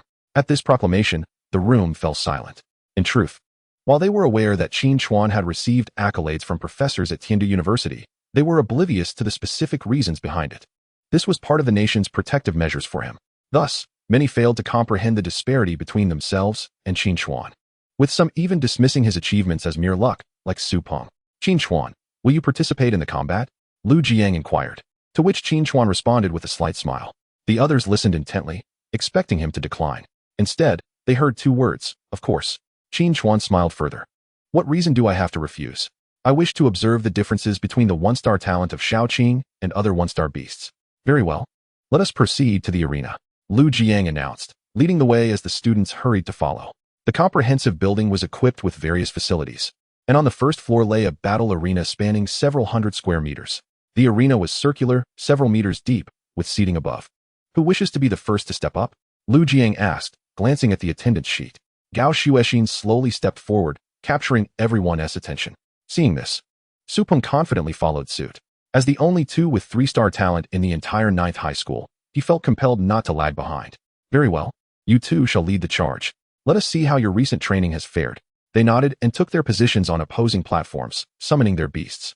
One was a wind hawk, with a wingspan of half a meter, sharp claws, and a fierce beak, soaring gracefully through the air. The other was a petite ice sprite, delicate and snow-white, floating gently and no larger than a palm. Gao Xuexin's beast appears to lack combat prowess. Su Peng must surely win. The ice sprite seems more inclined towards support. Without its master, it likely won't hold out long. Just looking at their sizes, it's clear Gao Xuexin is destined to lose. The classmates murmured amongst themselves, while Qin Chuan observed silently, not convinced that Su Peng was guaranteed victory. The energy wavelength emanating from the ice sprite suggested her realm was notably superior to the wind hawk's. Furthermore, he dismissed the notion that the ice sprite was solely support-based. As an elemental beast, the ice sprite had the potential for dual growth paths. If it leaned towards control skills, it might appear supportive, but if it inclined towards offense, the outcome would be drastically different. Qin Chuan mentally reiterated his extensive knowledge of beasts, which had become second nature to him. Sure enough, when Lu Jiang announced the start of the battle, the wind hawk spread its wings and let out a cry before swiftly diving toward the ice sprite. As a wind-type beast, its speed was its forte, and in the blink of an eye, it was upon the ice sprite, claws poised for a fierce strike. The spectators held their breath, captivated by the unfolding scene. Just as everyone anticipated the ice sprite's imminent defeat, it raised a tiny hand, unleashing a wave of chilling blue energy that surged directly at the wind hawk. The latter's movements suddenly faltered, its agility diminished, and seizing this moment, the ice sprite darted behind the wind hawk, releasing an even more potent chill that froze its wings solid. The Wind Hawk plummeted to the ground like an ice sculpture, crashing with a resounding crack. The spectators were left in stunned silence, and Lu Jiang nodded approvingly. Well done, Gao Xuexin. Observing the fluctuations in your beast's energy. It should have reached the 4th level, am I correct? Gao Xuexin nodded, while her classmates were left speechless. They have only awakened for a few days. How could they have reached the 4th level already? Is there no end to this? All right, this match goes to Gao Xuexin. Let us proceed to the next. Lu Jiang began, but Su Peng was not ready to concede. Teacher Lu, the battle isn't over yet. My beast can still fight. I was merely careless. His face darkened, feeling humiliated to lose to a girl in front of so many people. Lu Jiang furrowed his brow and pointed at the wind spirit eagle flapping below. This ice sprite possesses the innate ability of ice shatter. Although your beast companion seems unscathed after facing 2 direct impacts, it has actually sustained considerable damage. If it endures 2 more hits, it will undoubtedly affect your future training. Su Peng's face was contorted with indignation, clearly dismissing Lu Jiang's words. Moreover, your defeat was not without justification. Just within this brief encounter, you have already revealed no fewer than 3 glaring flaws. Lu Jiang's tone suddenly turned severe. Upon hearing this, Su Peng's brow knitted in frustration. Can anyone among us pinpoint the errors Su Peng made earlier? Lu Jiang scanned the crowd, and after a moment of silence, he noted that no one dared to speak up, perhaps recognizing the flaws but unwilling to offend Su Peng. Observing the silence, Lu Jiang gestured towards Qin Xuan. Qin Xuan, would you care to share your insights? His intention was not to incite animosity towards Qin Xuan, but rather to assess his perceptiveness. Su Peng's temper flared upon Lu Jiang's suggestion that Qin Xuan critique him. Teacher Lu, I do not require a useless individual to pass judgment. This is an affront to my dignity. Someone like him could never match my potential. What right does he have to evaluate me? Upon hearing Su Peng's words, Lu Jiang's expression hardened, his commanding aura enveloping the area, making it difficult for everyone to breathe, especially for the one facing such pressure, Su Peng. Let us hear him out before you dismiss his qualifications. Qin Xuan rose, drawing the attention of his peers, while Gao Xuexin blinked, awaiting his words. Firstly, you entered the match with overconfidence, underestimating your opponent. Su Peng ground his teeth in response, glaring fiercely at Qin Xuan. He was acutely aware of this fault. There was no need for others to reiterate it. Thus, he believed that as long as he exercised caution, victory was assured. Qin Xuan, undeterred by Su Peng's glare, continued calmly. Secondly, you failed to leverage your strengths while avoiding your weaknesses, foolish and oblivious to your own shortcomings. Su Peng erupted with fury upon hearing this.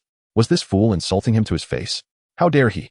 Just as he was about to lash out, he caught sight of Lu Jiang's cold gaze and stifled his anger, his teeth grinding audibly. Qin Xuan, do not take this opportunity to insult others. Kindly elaborate on your second point. Lan Xiaohai, seated in the audience, interjected promptly, and Su Peng felt a wave of relief. His ally was clever enough. Was Lan Xiaohai's intelligence truly lacking if he required such an obvious point to be clarified? Qin Xuan smirked, not allowing the interruption to deter him. The wind spirit eagle excels in speed. Su Peng could have commanded it to maneuver around the ice sprite and attack from behind, rather than foolishly charging head-on. Even if the opponent possesses a higher realm, without skills, it would be challenging for them to retaliate. This reflects your inability to recognize your strengths and weaknesses. Your failure to reflect upon your loss signifies your ignorance. Many students began to ponder this, revealing expressions of contemplation, leveraging strengths while avoiding weaknesses. Although it sounded straightforward, upon reflection, was this not a fundamental principle of combat? Su Peng's choice to forego his advantages in favor of a direct assault was indeed rather foolish. As the crowd exhibited signs of agreement, Su Peng and Lan Xiaohai, alongside the subtle mockery directed at them, appeared furious, their faces flushed. Qin Xuan remained unfazed. Continuing with a smile, thirdly. Chapter 12. Do you call this a minor beast companion? Thirdly, when facing the ice sprite's attack. Although the wind spirit eagle could not evade in time, there was still an opportunity to mitigate the damage, such as by retracting its wings. Upon hearing Qin Xuan's words, Su Peng found himself at a loss for retort. Though anger simmered within him, he reluctantly acknowledged the truth in Qin Xuan's assessment. What Qin Xuan has stated is accurate.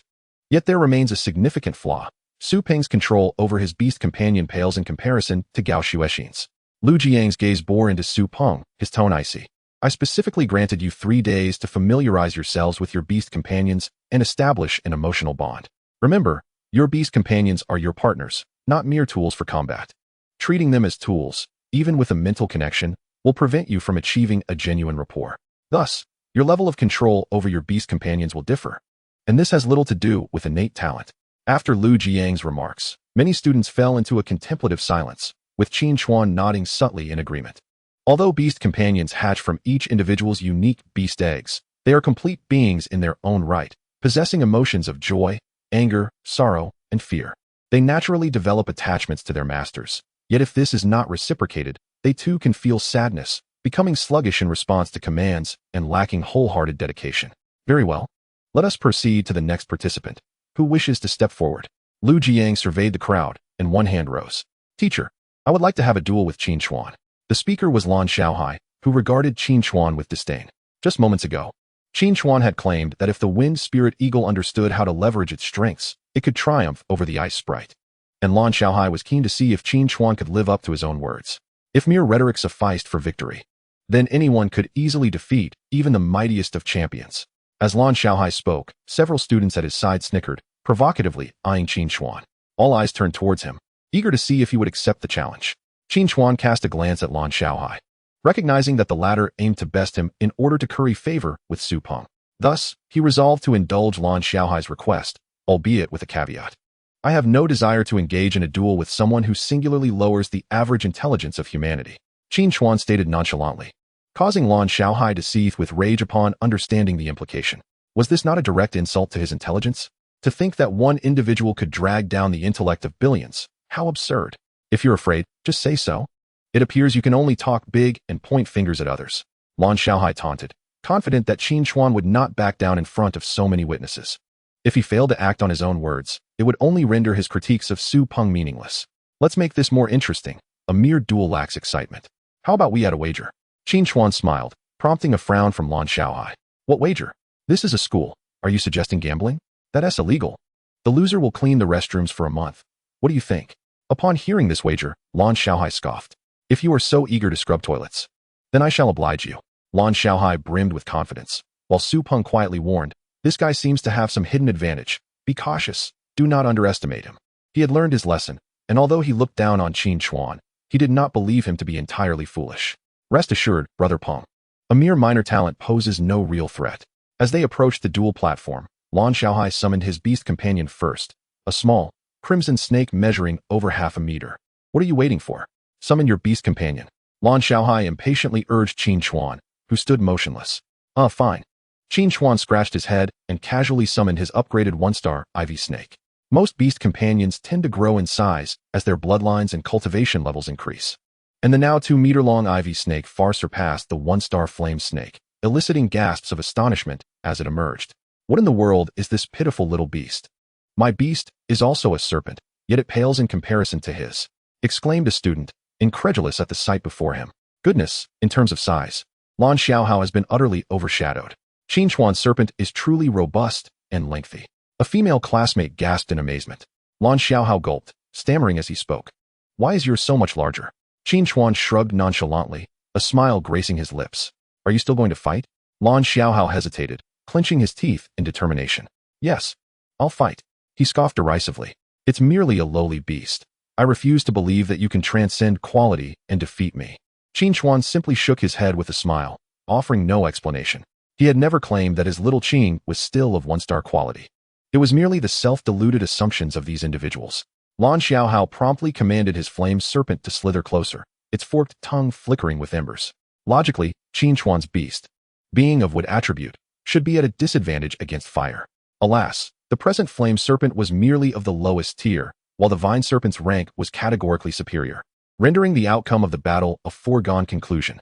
As soon as the flame serpent drew near, it was struck down by the vine serpent's whip-like tail, crashing against the arena wall and collapsing to the ground in a disoriented heap, utterly motionless.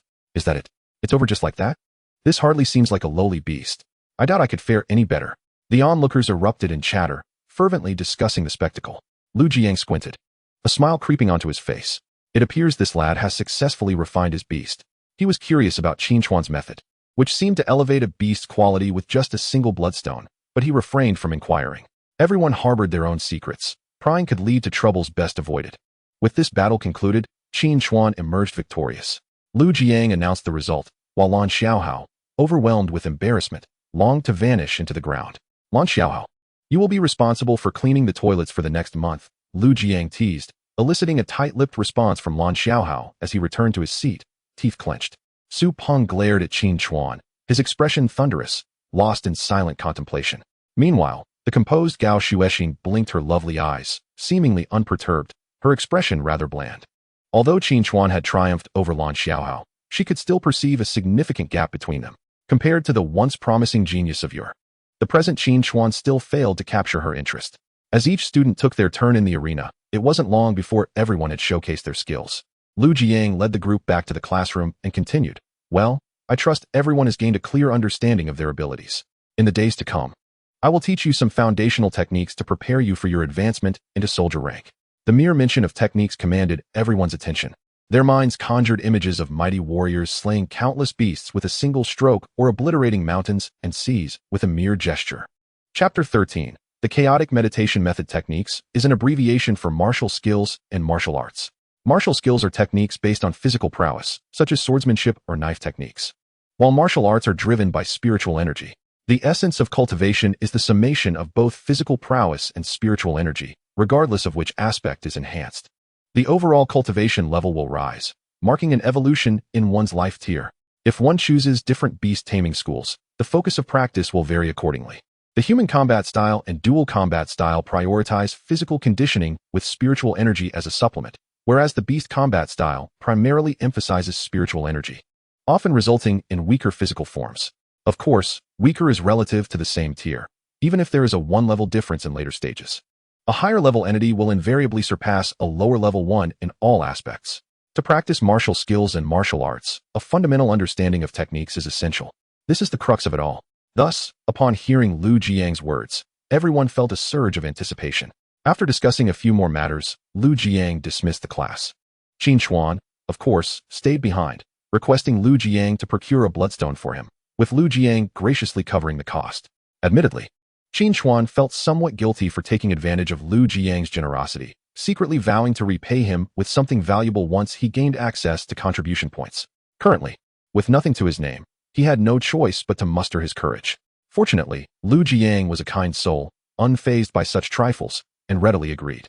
Upon returning home, Qin Chuan quickly had a meal before diligently beginning his training alongside Little Qing. Now that Little Qing was of one-star quality, its training speed had increased tenfold. Each day, it garnered approximately 1 point of cultivation, vastly outpacing Qin Chuan's meager 0.1. However, the cultivation points received from the wheel were evenly distributed between them, meaning that in this regard, Qin Chuan was benefiting from Little Qing's progress. Moreover, as Little Qing's quality improved, the disparity would only grow larger. Gazing at the diligently training Little Qing by his side, Qin Chuan gently stroked its head. The coolness radiating from its body was comforting, and Little Qing nuzzled against his palm, its elongated eyes shimmering with affection. To its master, a companion beast is akin to a parent. Regardless of how it may be harmed, it remains steadfast in its duty to protect its master. This was in stark contrast to subordinate beasts, which function more as partners. Should a subordinate refuse to submit, they could sever the soul contract after incurring heavy losses. Train well, Little Qing. When I have the means, I will ensure you receive the finest beast food, Qin Chuan promised, eliciting a joyful wag of Little Qing's tail in response. Now, let us assess today as training results. Qin Chuan focused on the wheel within his soul sea and mentally commanded it to activate. Moments later, a surge of potent energy poured forth from the wheel, continuously fortifying both Qin Chuan and Little Qing's physiques while augmenting their spiritual energy. 128 times cultivation return. Though this was less than previous multipliers, Qin Chuan's cultivation leverage had increased, rendering it equivalent to 1,000-fold return from earlier sessions. After finishing his training, Qin Chuan tidied up and then nestled against Little Qing's cool body to sleep. On this sweltering summer night, using Little Qing as a pillow was incredibly comfortable. The following day, he arrived punctually at the Martial Science Building and spotted Lan Xiaohao emerging from the restroom clad in cleaning attire. He was surprised that the fellow actually upheld his end of the bargain and commenced cleaning the toilets, prompting Qin Chuan to give him a thumbs up. What was intended as praise, however, appeared to Lan Xiaohao as an overt provocation, causing him to stomp his feet in frustration, wishing he could hurl a mop at Qin Chuan. Upon entering the classroom and settling down, classmates began to engage him in conversation, which wasn't unexpected for Qin Chuan. Although the overarching atmosphere within the Jiuzhou Kingdom was one of unity in the face of the Stargate beasts, internally, there existed severe hierarchies. This led many interactions to be driven by ulterior motives, If someone believed that your future would not align with theirs, they would certainly avoid associating with you, deeming it a waste of time. In this martial science class, several students who had previously known Qin Chuan had not greeted him in days, even when they crossed paths. They merely turned away, pretending not to see him. Yesterday, after his victory over Lan Xiaohai, those with discerning eyes quickly discerned that his beast companion had transcended its former insignificance. Many, through discreet exchanges, unanimously speculated that Qin Chuan had received assistance from a benefactor, refining his beast companion's aptitude to a 1-star level. Although a 1-star rating is merely the bottom tier in this class, when coupled with Qin Chuan's personal prowess, it undeniably warranted meaningful communication. Qin Chuan, however, did not concur with these perceptions, yet could not entirely dismiss them. Like attracts like. The world operates on the principle that entities congregate in pursuit of shared interests and ideas. After a brief interval, Lu Jiang entered the classroom and activated the multimedia player.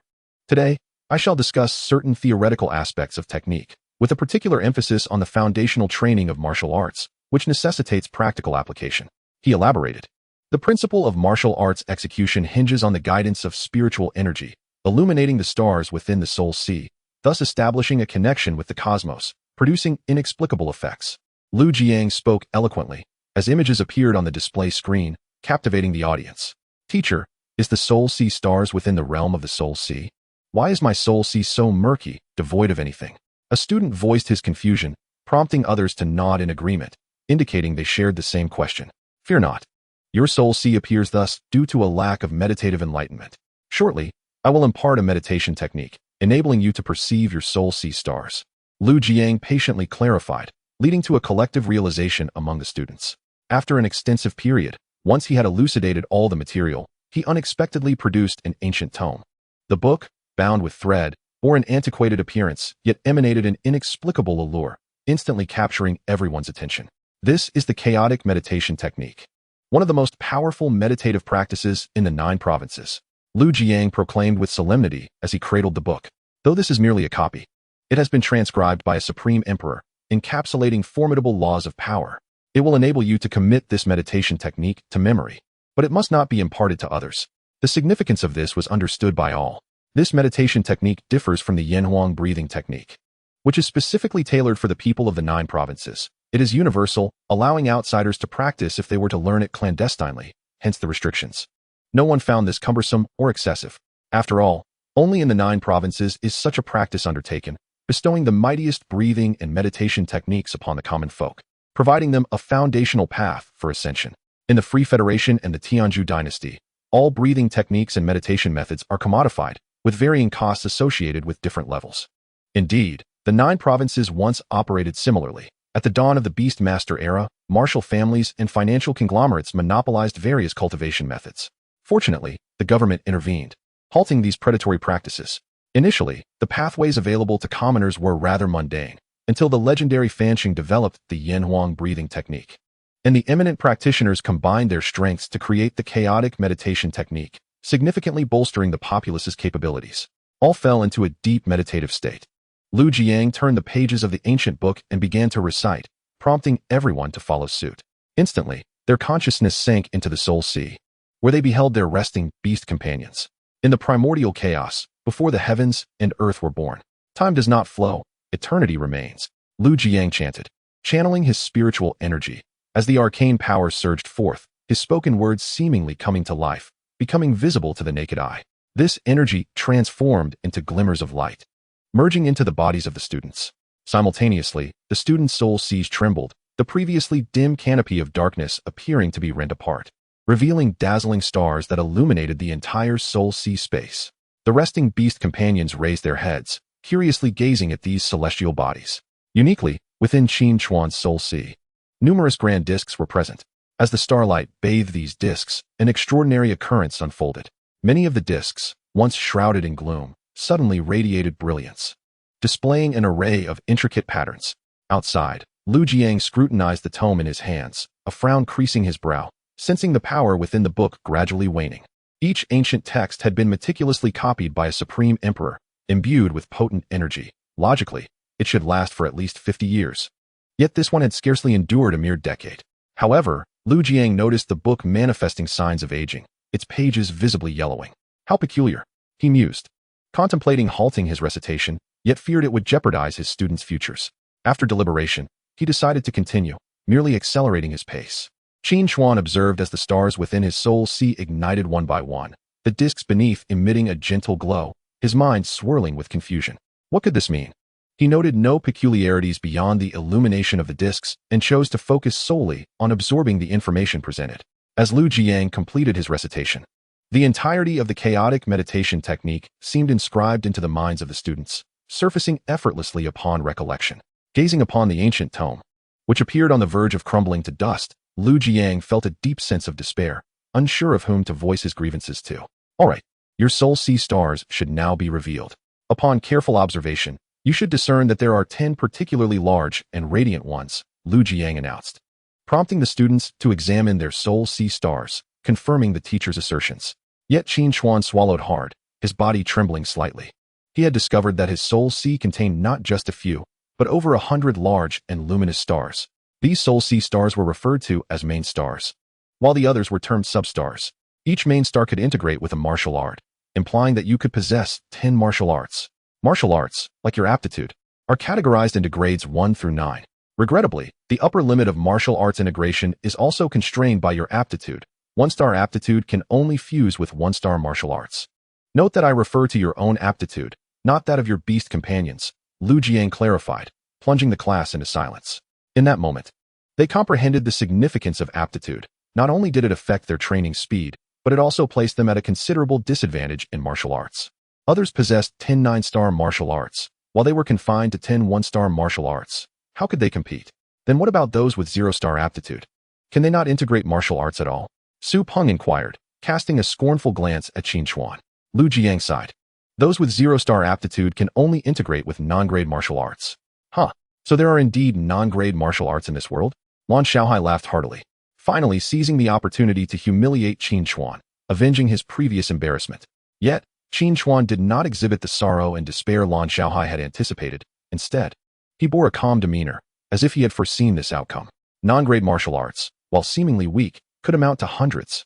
Qin Chuan squinted, silently contemplating. For those pursuing the dual paths of martial arts and combat, martial arts function as a buff.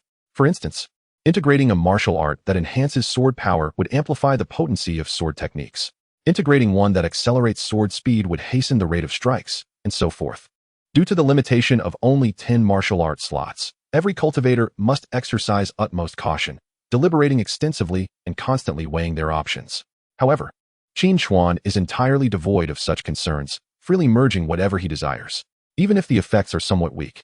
The cumulative impact of several hundred techniques could surely lead to a qualitative transformation, wouldn't it?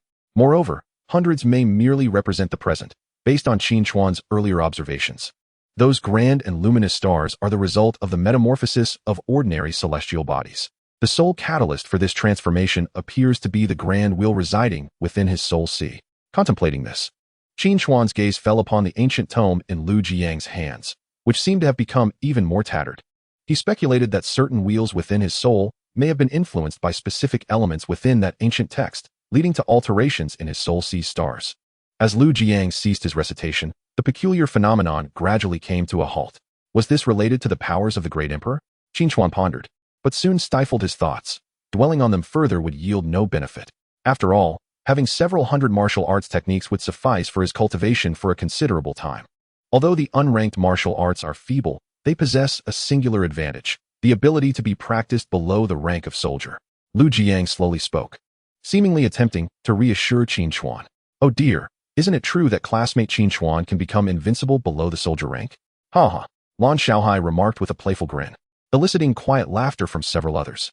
Enough. Silence. Lu Jiang huffed, furrowing his brow as he glared at the group. Subsequently, an additional task was assigned to everyone, to utilize meditation techniques to construct star bridges, linking various stars, starting from the main star. First rank martial arts require the connection of 10 stars, second rank requires 20, and so forth. All right, dismissed. With that, the students slowly vacated the classroom, while Qin Chuan lingered behind, accepting a small box handed to him by Lu Jiang. This is the first rank bloodline crystal of the thorn serpent you requested. Qin Chuan promptly expressed his gratitude with a smile. Thank you, Teacher Lu, for your generosity. No need for such formalities. I shall take my leave. Waving his hand, Lu Jiang departed. Qin Chuan gazed at the bloodline crystal in his hand, a smile playing on his lips. What wondrous transformations might occur when the azure vine serpent merges with the bloodline of the thorn serpent? Chapter 15, Fusion of Martial Arts. Upon returning to his residence in the accommodation area, Qin Chuan eagerly stored the bloodline crystal within his soul sea, embedding it into the grand wheel, upon which emerged a massive serpent adorned with a row of sharp spines along its back, its tail resembling a spiked iron ball. He silently invoked the activation, depleting the energy points, and the wheel began to spin rapidly. The sound of whirring filled the air. Moments later, the wheel gradually slowed, halting at an impressive 500 times enhancement. Qin Chuan let out a sigh of relief from his calculations. A first-rank bloodline crystal required a 500-fold enhancement to reach its maximum potential. Should it fall below that threshold, he would have to attempt the process again. A torrent of rich bloodline energy surged forth, directly infusing into the azure serpent, which lay dormant within the soul sea. Hiss, hiss, hiss. The azure serpent gazed around in bewilderment, feeling an overwhelming sense of comfort as the pure bloodline power continuously reshaped its form. Its body elongated slightly, and a row of blade-like spines began to sprout along its back, while its tail morphed into a thorny orb. Although it has grown stronger, it seems to have also become less aesthetically pleasing. Qin Chuan observed the azure serpent's transformation, finding himself both amused and perplexed. While the row of spines enhanced the creature's offensive capabilities, they were undeniably striking. Now, the azure serpent wielded the strength of the azure serpent, coupled with the flexibility of the vine serpent and augmented by the thorn serpent's assault. Its power had undoubtedly surged. The serpentine style of attack often involves constricting and strangling. If those spines were to penetrate the body, augmented by terrifying strength, who could withstand such an onslaught? If only those spines were imbued with poison as well. Qin Chuan squinted, contemplating the next steps for the azure serpent's transformation. However, lacking energy points, everything would have to wait until he reached the soldier rank. Azure, can you retract the spines on your back? Qin Chuan communicated with the azure serpent through thought, and to his surprise, it wagged its tail and successfully retracted them. Ha! What a relief. I was worried those spines would interfere with my sleep. Qin Chuan mused to himself, pondering how he could ever part with the azure serpent, his personal serpent-shaped air conditioner, especially in the sweltering heat. In the ensuing time, he summoned the azure serpent to focus on its training while he delved into the study of martial arts. Qin Chuan logged into the official martial arts website, where he could purchase all techniques ranked 3rd tier and below. The ranked techniques were sold individually, whereas the unranked ones were bundled together. Moreover, they even offered electronic versions. They seemed unperturbed by the risk of leaks. It made sense, for this tier of martial arts was generally reserved for research purposes. As for actual cultivation, few would squander their star slots on such endeavors. After all, once merged with a martial art, the ability to alter it is fundamentally lost. Qin Chuan glanced at the sales figures. There were indeed many buyers, including numerous mortals. Many seemed drawn by curiosity, while others were earnest mortals striving to incorporate practical martial arts into their daily lives. To activate a martial art, one must possess at least a 0-tier 5th level of cultivation, and such mortals are indeed a rarity. Naturally, many cultivators also purchase these for research, aspiring to create powerful martial arts of their own. The advantage of self-created martial arts is their capacity for continuous elevation in rank. In contemporary times, the individual who has created the most martial arts is known as the Mortal Sage.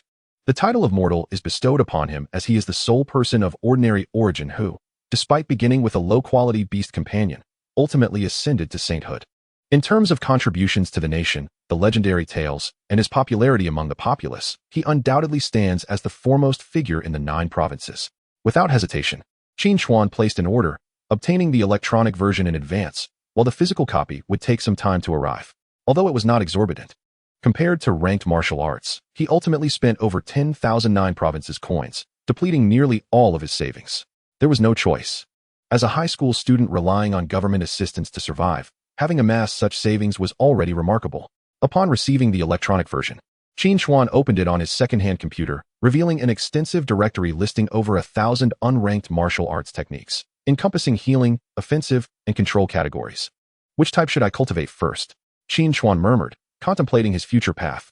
With the bloodline grand wheel at my disposal, once I reached the soldier rank, I could contract another beast companion and continuously enhance its bloodline. I could have pursued the beast combat path. However, the beast combat style heavily relies on the owner's martial arts, and mine are all unranked, thus offering limited enhancement to the beast companion. With such a divine artifact as the bloodline grand wheel, I certainly won't forego any opportunity to contract a beast companion. Every cultivator who breaks through a tier can contract an additional subordinate beast. Naturally, I aim to contract as many as possible, ultimately gathering 10. Although my qualifications limit me to contracting mortal tier beasts, that matters little. Under my command, the Azure Serpent could transform into a divine dragon. A cat could become a white tiger, and a turtle could evolve into a black tortoise. In the end, my ranks would be filled with divine beasts. It seems I am neither pursuing the beast combat style nor the dual combat style, but rather the multi-combat style. Qin Chuan chuckled wryly. The effects of martial arts techniques conferred by each beast pet are inherently limited at any given time. Thus, an equal quantity of inferior techniques will undoubtedly pale in comparison to those of others. However, when these techniques are applied to oneself, as long as one possesses sufficient spiritual energy, the effects become virtually limitless. This implies that he could simultaneously bestow himself with hundreds of enhancement buffs. Although of lower grade, the efficacy is undeniable. Let us commence with an all-encompassing enhancement. Qin Chuan selected a technique from the enhancement category and began his studies. The process of cultivating martial arts is rather straightforward. It involves comprehending and inscribing the technique into one's main star. Since inferior techniques do not require connection to the attribute star, Qin Chuan could forego this step. As long as he inscribes and integrates it, he would have mastered a martial art. Time passed, and soon it was deep into the night. With Xiaoqing completing her training, Qin Chuan also concluded his studies. Above the Sea of Souls, one of the stars was now adorned with an intricate array of characters resembling runes. At this rate, I shall master a martial art within 3 days. Moreover, as his cultivation level rises, this speed may increase further. In contrast, other cultivators often take a year to grasp a single technique, as higher-grade martial arts are increasingly challenging to cultivate and control. Naturally, the effects are commensurately superior. Observing Xiaoqing's eager expression, Qin Chuan fed her some beast food. With his rising cultivation, her appetite had grown considerably, and it would only escalate at a terrifying rate. Soon, he feared he might not be able to afford to sustain her. Today's cultivation. Qin Chuan glanced at the numbers displayed on the Soul CS dial and could not help but smile in astonishment. His cultivation had actually exceeded 2 points, doubling from the previous day.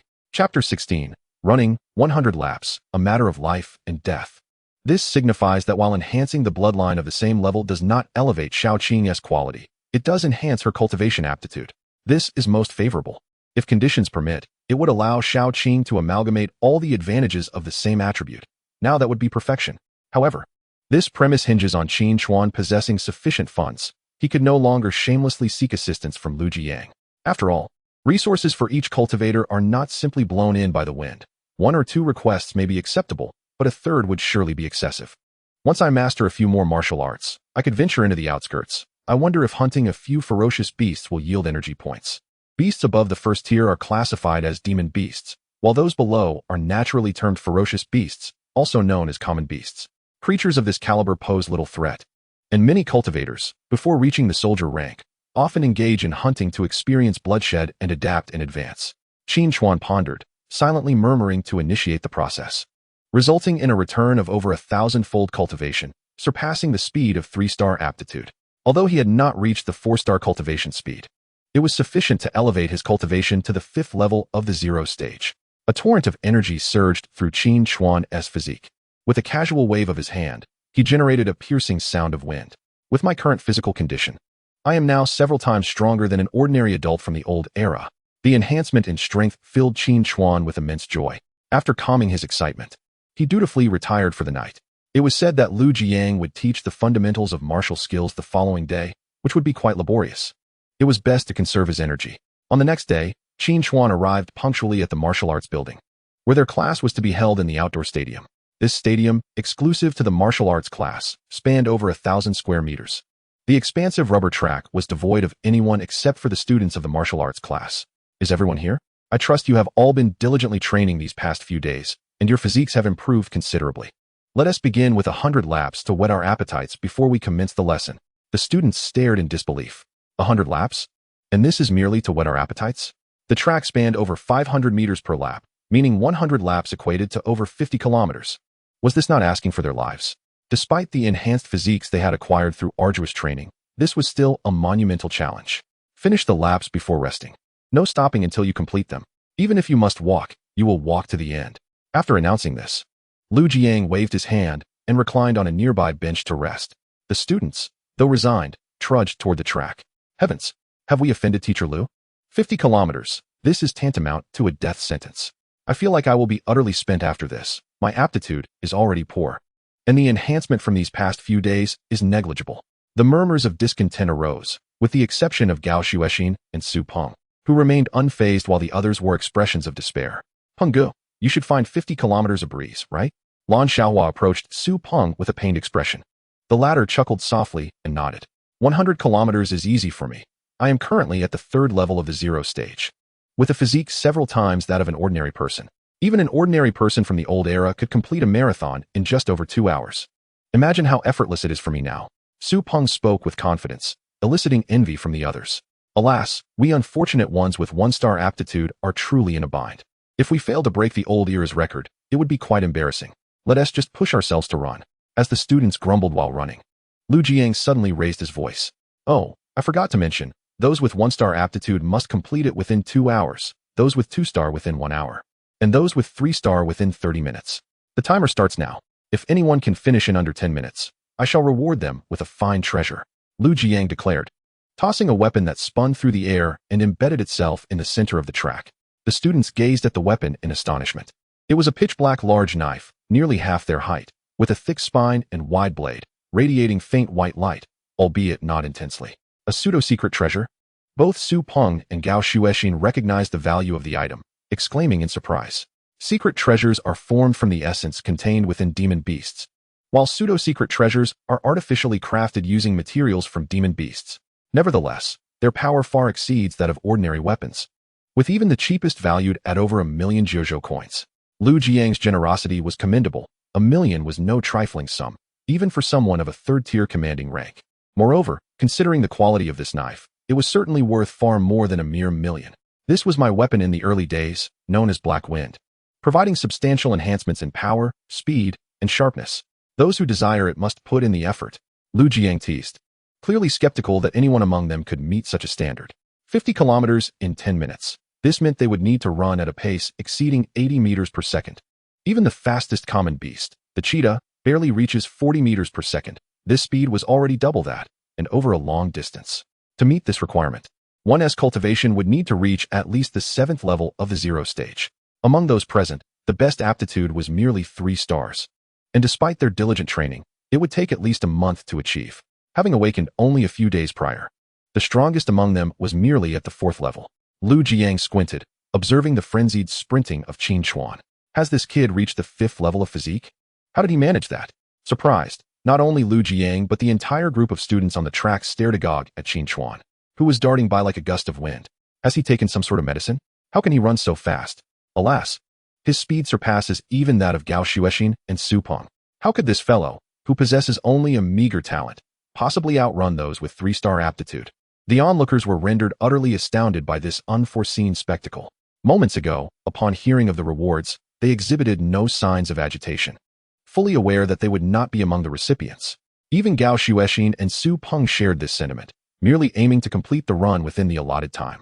Yet, Qin Chuan was different. He was impoverished. Moreover, he had previously planned a hunting expedition to slay ferocious beasts, and with a fine weapon presented to him. How could he let such an opportunity slip away?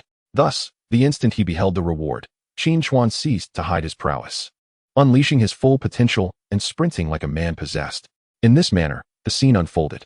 Witnessing Qin Chuan, who had left him far behind, Su Peng's fury ignited. Gritting his teeth, he too began to accelerate. As one of the only 2 3-star talents in the entire 9th middle school, he could not tolerate being outpaced by a mere 1-star talent. However, in his desperate bid to gain speed, he was dismayed to discover that Qin Chuan was also accelerating. Moreover, he was pulling further away. Chapter 17, Fundamentals of Martial Arts. Impossible. Could this waste be more accomplished than I? The more Su Peng accelerated, the more ragged his breath became. Although he had previously discerned that Qin Chuan's beast companion possessed far greater prowess than his own, he had not anticipated that Qin Chuan himself would also be so formidable. After all, while the aptitude and abilities of beast companions could be hastened through various means, the same could not be said for humans, whose physical strength was not easily comparable. As the saying goes, a medicine's potency is a double-edged sword. Beast companions could adeptly metabolize various herbs and treasures without concern for toxicity, while humans were restricted to processed substances, especially at the mortal level. A practitioner's physique was not yet capable of withstanding potent elixirs, unless they were exceptionally expensive concoctions that could be consumed regardless of physical conditioning. Thus, apart from those affluent families and scions of major corporations, the average individual refrained from spending money on potions for cultivation, as investing the same amount in martial prowess yielded far greater and more economical results. Hence, Su Peng had never anticipated that the one-star Qin Chuan could surpass him in cultivation. Could it be that this fellow received assistance from some noble benefactor? As Su Peng ran, he pondered this possibility.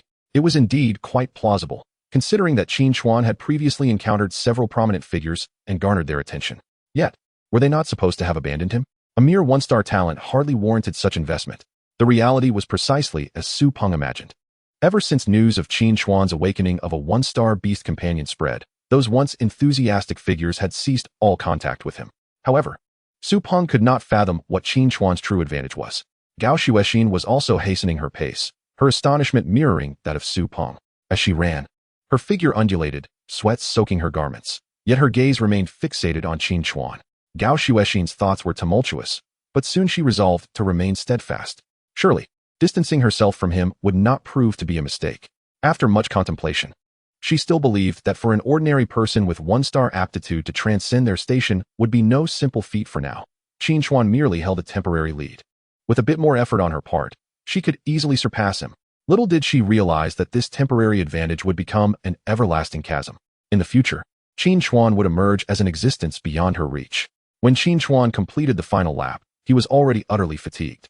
With his current physique, enduring such an intense exertion was quite a challenge. Qin Chuan, you have quite surprised me. Lu Jiang approached with a smile, gently sheathing the black blade into an unknown spatial artifact. However, it is regrettable that you took a few additional minutes. Lu Jiang patted Qin Chuan on the shoulder with a grin. And those extra minutes cannot be surpassed merely by enhancing your physique by a factor of 1 or 2. Gasping for breath, Qin Chuan leaned against his waist, gazing at the smug Lu Jiang. Teacher Lu, would you dare to make a wager? Lu Jiang's expression turned intrigued as he gestured for Qin Chuan to continue. I can break the 10-minute barrier within 3 days. Lu Jiang shook his head, expressing disbelief. You little rascal, to run under 10 minutes, your cultivation must reach at least the 7th level of the 0 stage. Do you truly believe you can transcend 2 realms in 3 days? The further one progresses, the more arduous the cultivation becomes. Given your current situation, even consuming potions would not suffice. Listening to Lu Jiang's words, Qin Chuan grinned widely. Just tell me if you're in or out, Teacher Lu. Lu Jiang clasped his fists and nodded. Very well, if you can run under 10 minutes within 3 days, I shall gift you this blade. Their wager spread amongst the students, inciting a flurry of discussion. Breaking 10 minutes within 3 days? Is Qin Chuan merely boasting? This fellow must have inflated his ego, unaware of how much he must have spent to elevate his cultivation to this level. Where could he have possibly acquired such funds? Surely he hasn't resorted to selling his body? Where's that avenue? Share the details. Money aside, it's simply a matter of enjoying the thrill of selling oneself. Once Qin Chuan completed his run, Lu Jiang instructed him to rest on the sidelines. After a couple of hours, the remaining students trickled in to finish their runs. Before they could catch their breath, Lu Jiang approached once more. Now, I will demonstrate the 138 foundational martial techniques. All martial arts moves can be derived from these fundamental actions through various combinations. Lu Jiang began to perform the movements with grandiose flair. He executed basic actions, pushing, pulling, kicking, and leaping, seamlessly. How many moves have you remembered? Lu Jiang inquired with a smile, glancing at the students. They exchanged glances, scratching their heads in confusion. Teacher, I've memorized them all. Su Peng stepped forward with a confident expression, while Gao Xuexin merely rolled her eyes. It was evident that individuals from martial families, like them, had engaged with the foundational martial arts shortly after awakening and achieving the requisite physical standards. Unlike these ordinary individuals, who would need time to gradually learn, as most of the over 100 foundational moves demanded a certain level of physical capability. In truth, Lu Jiang's intention behind making them run was to assess their physical readiness. Remembering is excellent, but if not, it matters not. For I shall distribute the textbooks to everyone shortly. Today's lesson will primarily focus on the first 10 movements, Lu Jiang said slowly. Su Peng was taken aback. He had anticipated a chance to show off, but Lu Jiang had denied him that opportunity. Everyone, follow my lead. The first move, sink your waist and press your horse stance. Lu Jiang slightly lowered his stance, shifting his center of gravity, his feet firmly anchored to the ground.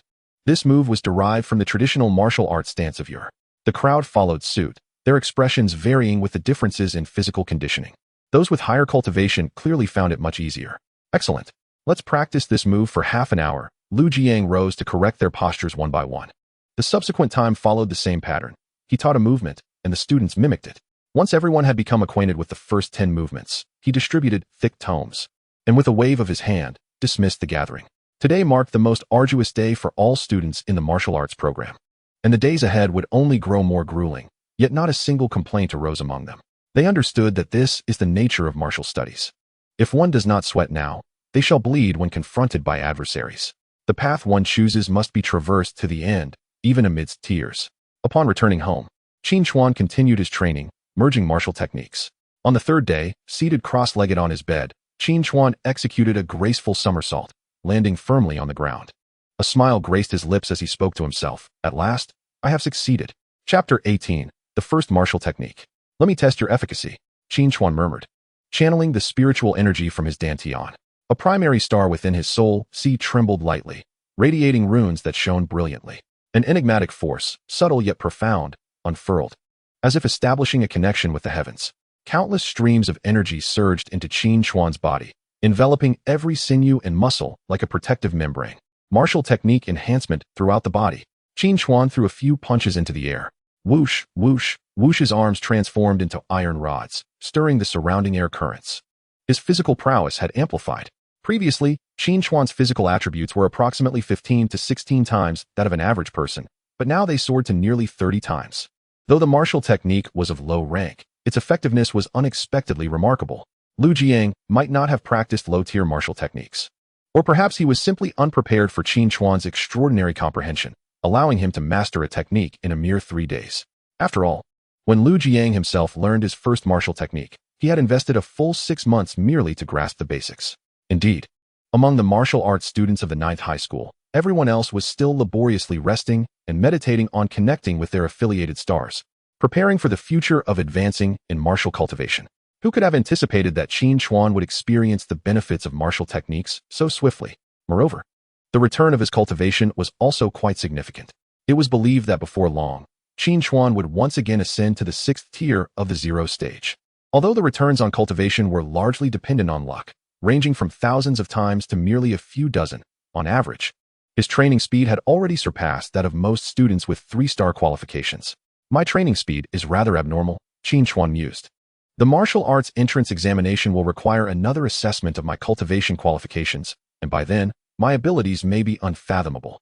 If my qualifications remain this poor, it might attract considerable attention. After much deliberation, he resolved to participate in the training but abstained from the examination. Many aspired to enter the martial arts university for the simple reason that they provided substantial resources and guidance to students. For instance, free martial techniques, monthly resource subsidies, and mentorship while selecting beast companion skills, among other benefits. Yet, Qin Chuan could only study low-tier martial techniques.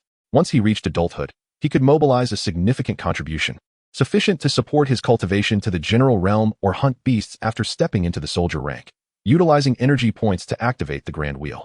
Considering all factors, he arrived at this decision. The reason for not leaving immediately was straightforward.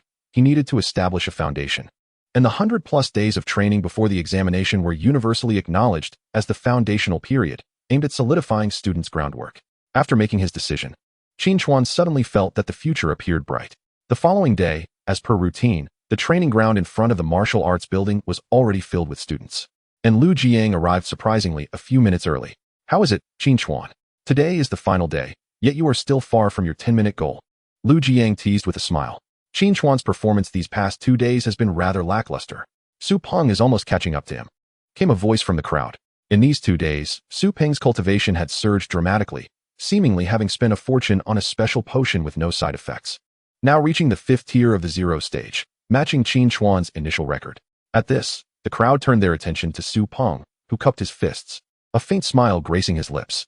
Teacher Lu, please do not feel regret when you present the treasured blade later. Qin Chuan did not respond directly, but returned the jest.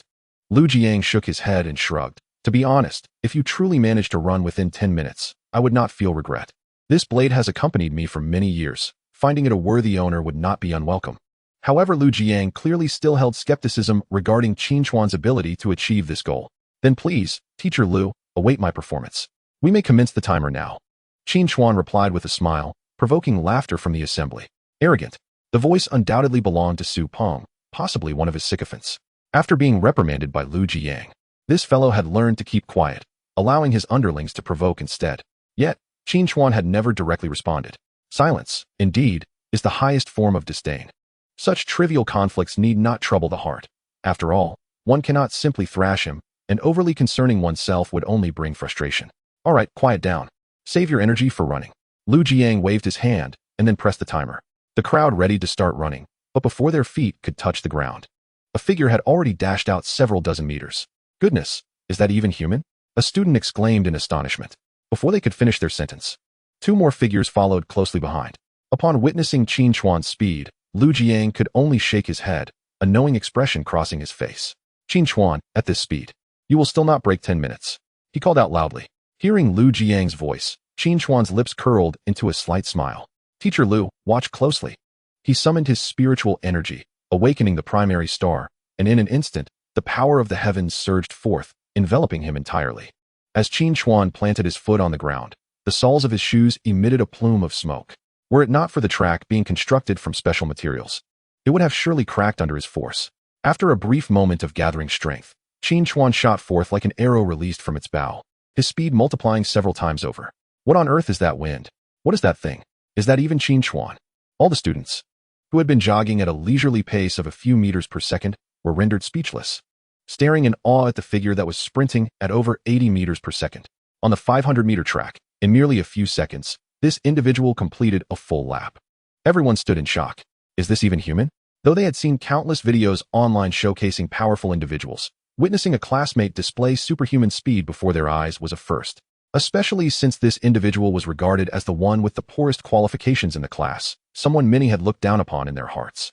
Outsiders watch for the spectacle, while insiders discern the subtleties. Lu Jiyang's astonishment matched that of every student. However, he was shocked by Qin Chuan's rapid mastery and integration of a martial technique in such a short time. This kid is truly extraordinary, he thought, a wry smile forming as he genuinely admired Qin Chuan's comprehension. Yet, this wry smile also bore a hint of inexplicable regret.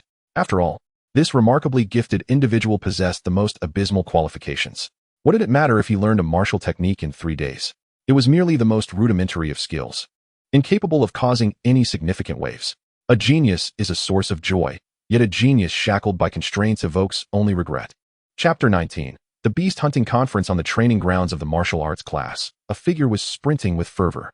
Across from them, students from the regular class were discreetly observing the training of these fortunate individuals, eager to discern what set them apart.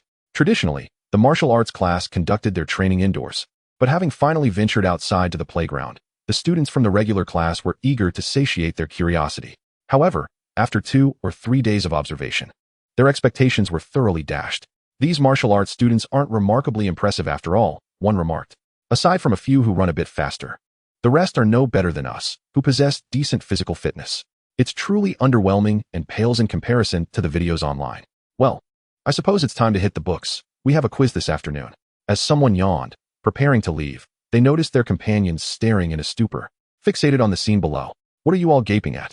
Goodness, is that the flying man? The onlookers were rendered speechless, awestruck by the breathtaking speed with which Qin Chuan completed laps in mere seconds. The echoes of astonishment reverberated throughout half the teaching building as his velocity only seemed to increase with time, igniting a wave of excitement among the spectators. Below, Su Peng watched Qin Chuan, who had lapped him multiple times, with a heavy heart, devoid of any desire to compete. Such speed was unattainable for him, no matter how hard he tried. It was merely a subpar martial art, yet what was there to be amazed about? Just a bunch of unsophisticated bumpkins. Observing the astonished faces of the students, Su Peng gritted his teeth, bitterness lacing his words. Once I reach the soldier rank, I'll master a 3rd-tier martial art, and its effects will dwarf your pathetic techniques 1,000-fold. Just wait and see. Su Peng swore silently, his resolve hardening. Qin Chuan, we shall see who rides the donkey while reading the script. This path is only for those with true talent, and you are but a fleeting spark. He clenched his fists, determined to utilize the funds his parents had prepared for his next phase of training, vowing to engage in rigorous practice. He could not bear to be surpassed by someone with such mediocre talent. Gao Shuexin also gazed at Qin Chuan with mixed emotions. Martial arts, huh? Sigh. Having quickly mastered an entry-level technique, should I commend your talent or lament its lack? Under the scrutiny of the crowd, 10 minutes flew by, and without a hint of suspense, Qin Chuan reached his goal. Very good, this knife is yours. Lu Jiang clapped Qin Chuan on the shoulder, presenting him with a pitch-black blade. Grasping the weapon, Qin Chuan felt its substantial weight and attempted a few swings, finding it unwieldy. This knife, forged from the bones of a black-winged wolf, weighed several hundred pounds. With his current cultivation level, he could barely manage to wield it without employing martial techniques. Seeing Qin Chuan's predicament, Lu Jiang laughed heartily and tossed him a sheath. You might as well carry it on your back, after all. You can't afford any spatial treasures yet. Qin Chuan sheathed the heavy blade and slung it over his back. Teacher Lu, I shall repay you in kind one day. Although this was a reward promised by Lu Jiang, Qin Chuan felt uneasy accepting it so readily, considering its substantial worth. Train diligently. Lu Jiang patted Qin Chuan's shoulder once more, smiling, though he felt little concern. With Qin Chuan's talent, regardless of the resources available, significant achievements were unlikely. Perhaps only when he reached the soldier rank would he truly comprehend the harsh realities of this path. Lu Jiang nodded and added, although you cannot yet practice martial arts, many of the foundational techniques I've taught over the past few days can be executed with a knife, so focus on practicing those. As Lu Jiang retrieved a long knife emanating a white glow and demonstrated several techniques, Qin Chuan diligently committed them to memory, planning to practice extensively upon returning home. Once all the students completed their runs, Lu Jiang, adhering to custom, concluded the day's martial arts instruction. Just as everyone prepared to depart, he appeared disinclined to announce dismissal. Once the students quieted, he began, to be honest, I am reluctant to share this news with you, as it may serve as a blow to your spirits. Lu Jiang sighed deeply. The students exchanged puzzled glances, curiosity etched on their faces. In just over 10 days, the Beast Hunting Conference organized by several high schools in the Dazhao-based city will commence, and among you, only 3 can meet the minimum standards. We can't even form a 5-member team, but the strongest school in Dazhao has already seen someone reach the soldier rank. The moment the words left his lips, the students' jaws dropped in astonishment. Soldier rank? It hasn't even been that long. Is this even human? Initially, they thought Qin Chuan and his companions were swift. Yet compared to this soldier-ranked individual, they felt utterly insignificant. Is it Wang Ruohong from the first high school? Su Peng inquired, to which Lu Jiang nodded. Indeed. He is the only 4-star talent in all of Dazhao-based city this year, although the official statistics for 4-star talent stand at 1 in 10,000. And with a population of hundreds of thousands in Dazhao-based city, it is still commendable for a 3rd-tier base city to produce even 1 4-star talent. The truly gifted descendants of cultivators have long moved to 2nd and 1st-tier base cities, who would remain in such a backward place. The performance in the Beast Hunting Conference determines the rankings among several high schools in Dazhao. If you can elevate the 9th high school's ranking, the educational funding here will increase significantly next year, and perhaps the principal will commend you. Lu Jiang chuckled, but the students exchanged wry smiles. They were aware that in Dazhao-based city, 9th high school consistently ranked at the bottom, with only 2 students possessing 3-star talent. How formidable could such a high school truly be? They heard that every student in the martial arts class at first high school received a vial of foundation-building elixir worth tens of thousands, showcasing their financial strength and ambition. In contrast, 9th high school's martial arts class received nothing and had to spend their own money. Teacher, what rewards are there for the Beast Hunting Conference? One student ventured to ask. Lu Jiang laughed heartily. Although this conference is organized by several high schools, the Dazhao city government has contributed substantial funding. Thus the rewards are plentiful. I hear the first-place team will receive a white-quality treasure. Upon hearing this, an uproar of excitement erupted among the students. A white-quality treasure? The cheapest of which would cost over 10 million. This Beast Hunting Conference is full of potential. However, they glanced at one another, revealing bittersweet smiles. Although they desired to participate, they felt overwhelmed by their own limitations. Chapter 20. 3 Martial Arts Techniques. Outskirts, especially after hearing about the emergence of a soldier-ranked individual from first high school, the students could only dream. Do not be disheartened, although your strengths are lacking. While we may not vie for first place, we can at least aim to avoid coming in last.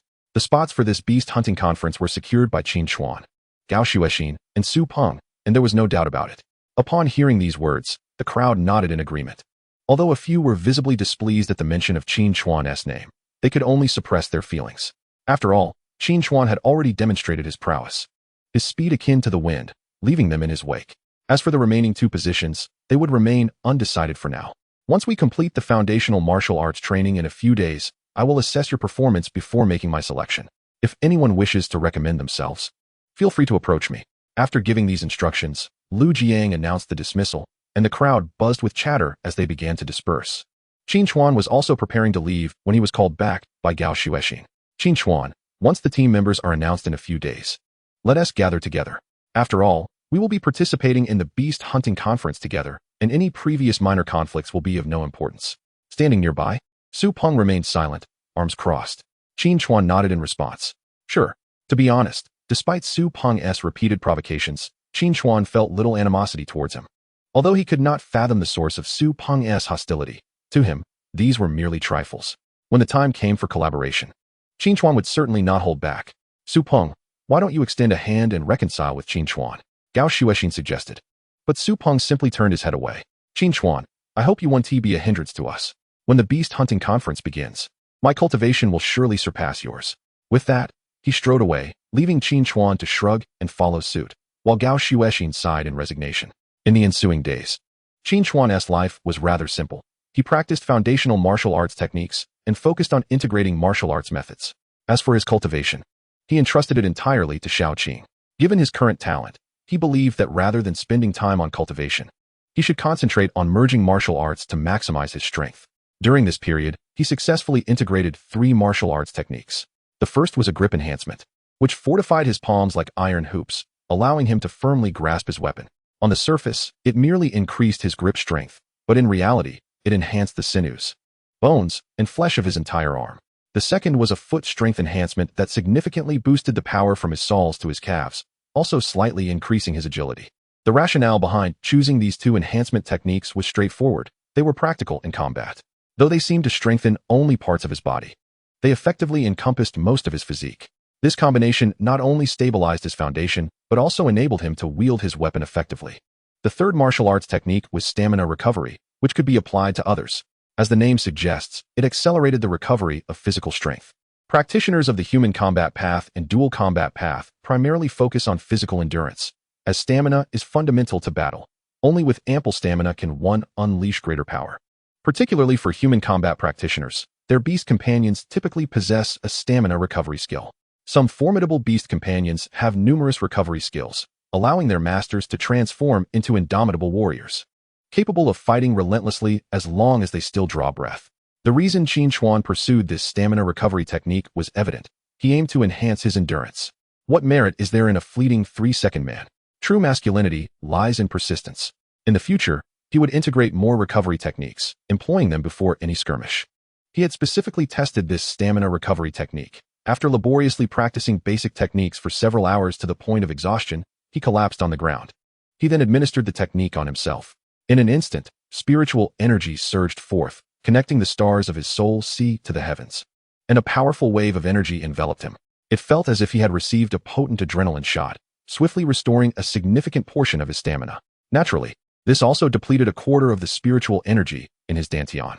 While the consumption for non-grade martial arts techniques was minimal, his Dantian's spiritual energy reserves were also limited. Fortunately, aside from the stamina recovery technique, the other 3 martial arts techniques were sustained techniques, which only consumed a quarter of his spiritual energy when maintained for an hour. Throughout this period, the returns from the cultivation wheel were quite favorable, elevating both his and Shaoqing's realms to the 6th layer of the 0 stage, though still lacking compared to that formidable soldier. Lu Jiang completed the instruction of all foundational techniques and selected the remaining 2 candidates, granting them a 3-day break to facilitate their acclimatization. The 5 of them gathered at a suitable time to share insights regarding their beast companions' talents and specific cultivation levels before ultimately dispersing to continue their training. Meanwhile, Qin Chuan, bearing the Haifeng blade, journeyed to the outskirts of the Dazhao base city.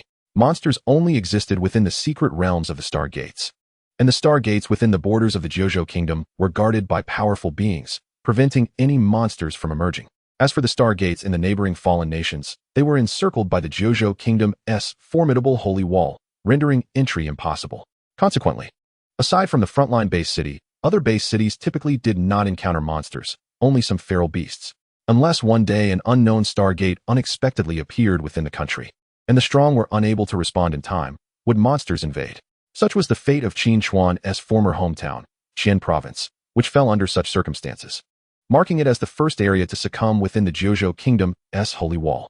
Of course, it was not an absolute that monsters would not appear near the inner base cities. For instance, Members of certain fallen organizations might employ various means to smuggle monsters or utilize forbidden techniques to transform feral beasts into monsters to execute destructive plans.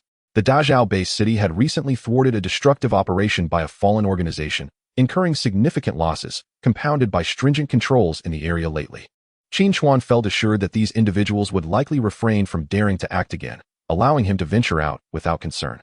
The outskirts were lush with greenery, with undulating mountains stretching as far as the eye could see. Although the outskirts posed little danger, due to the prevailing era, few ventured outside, rendering the area remarkably tranquil, with the sounds of birds and insects resonating clearly. Upon entering the forest, Qin Chuan summoned Xiaoqing.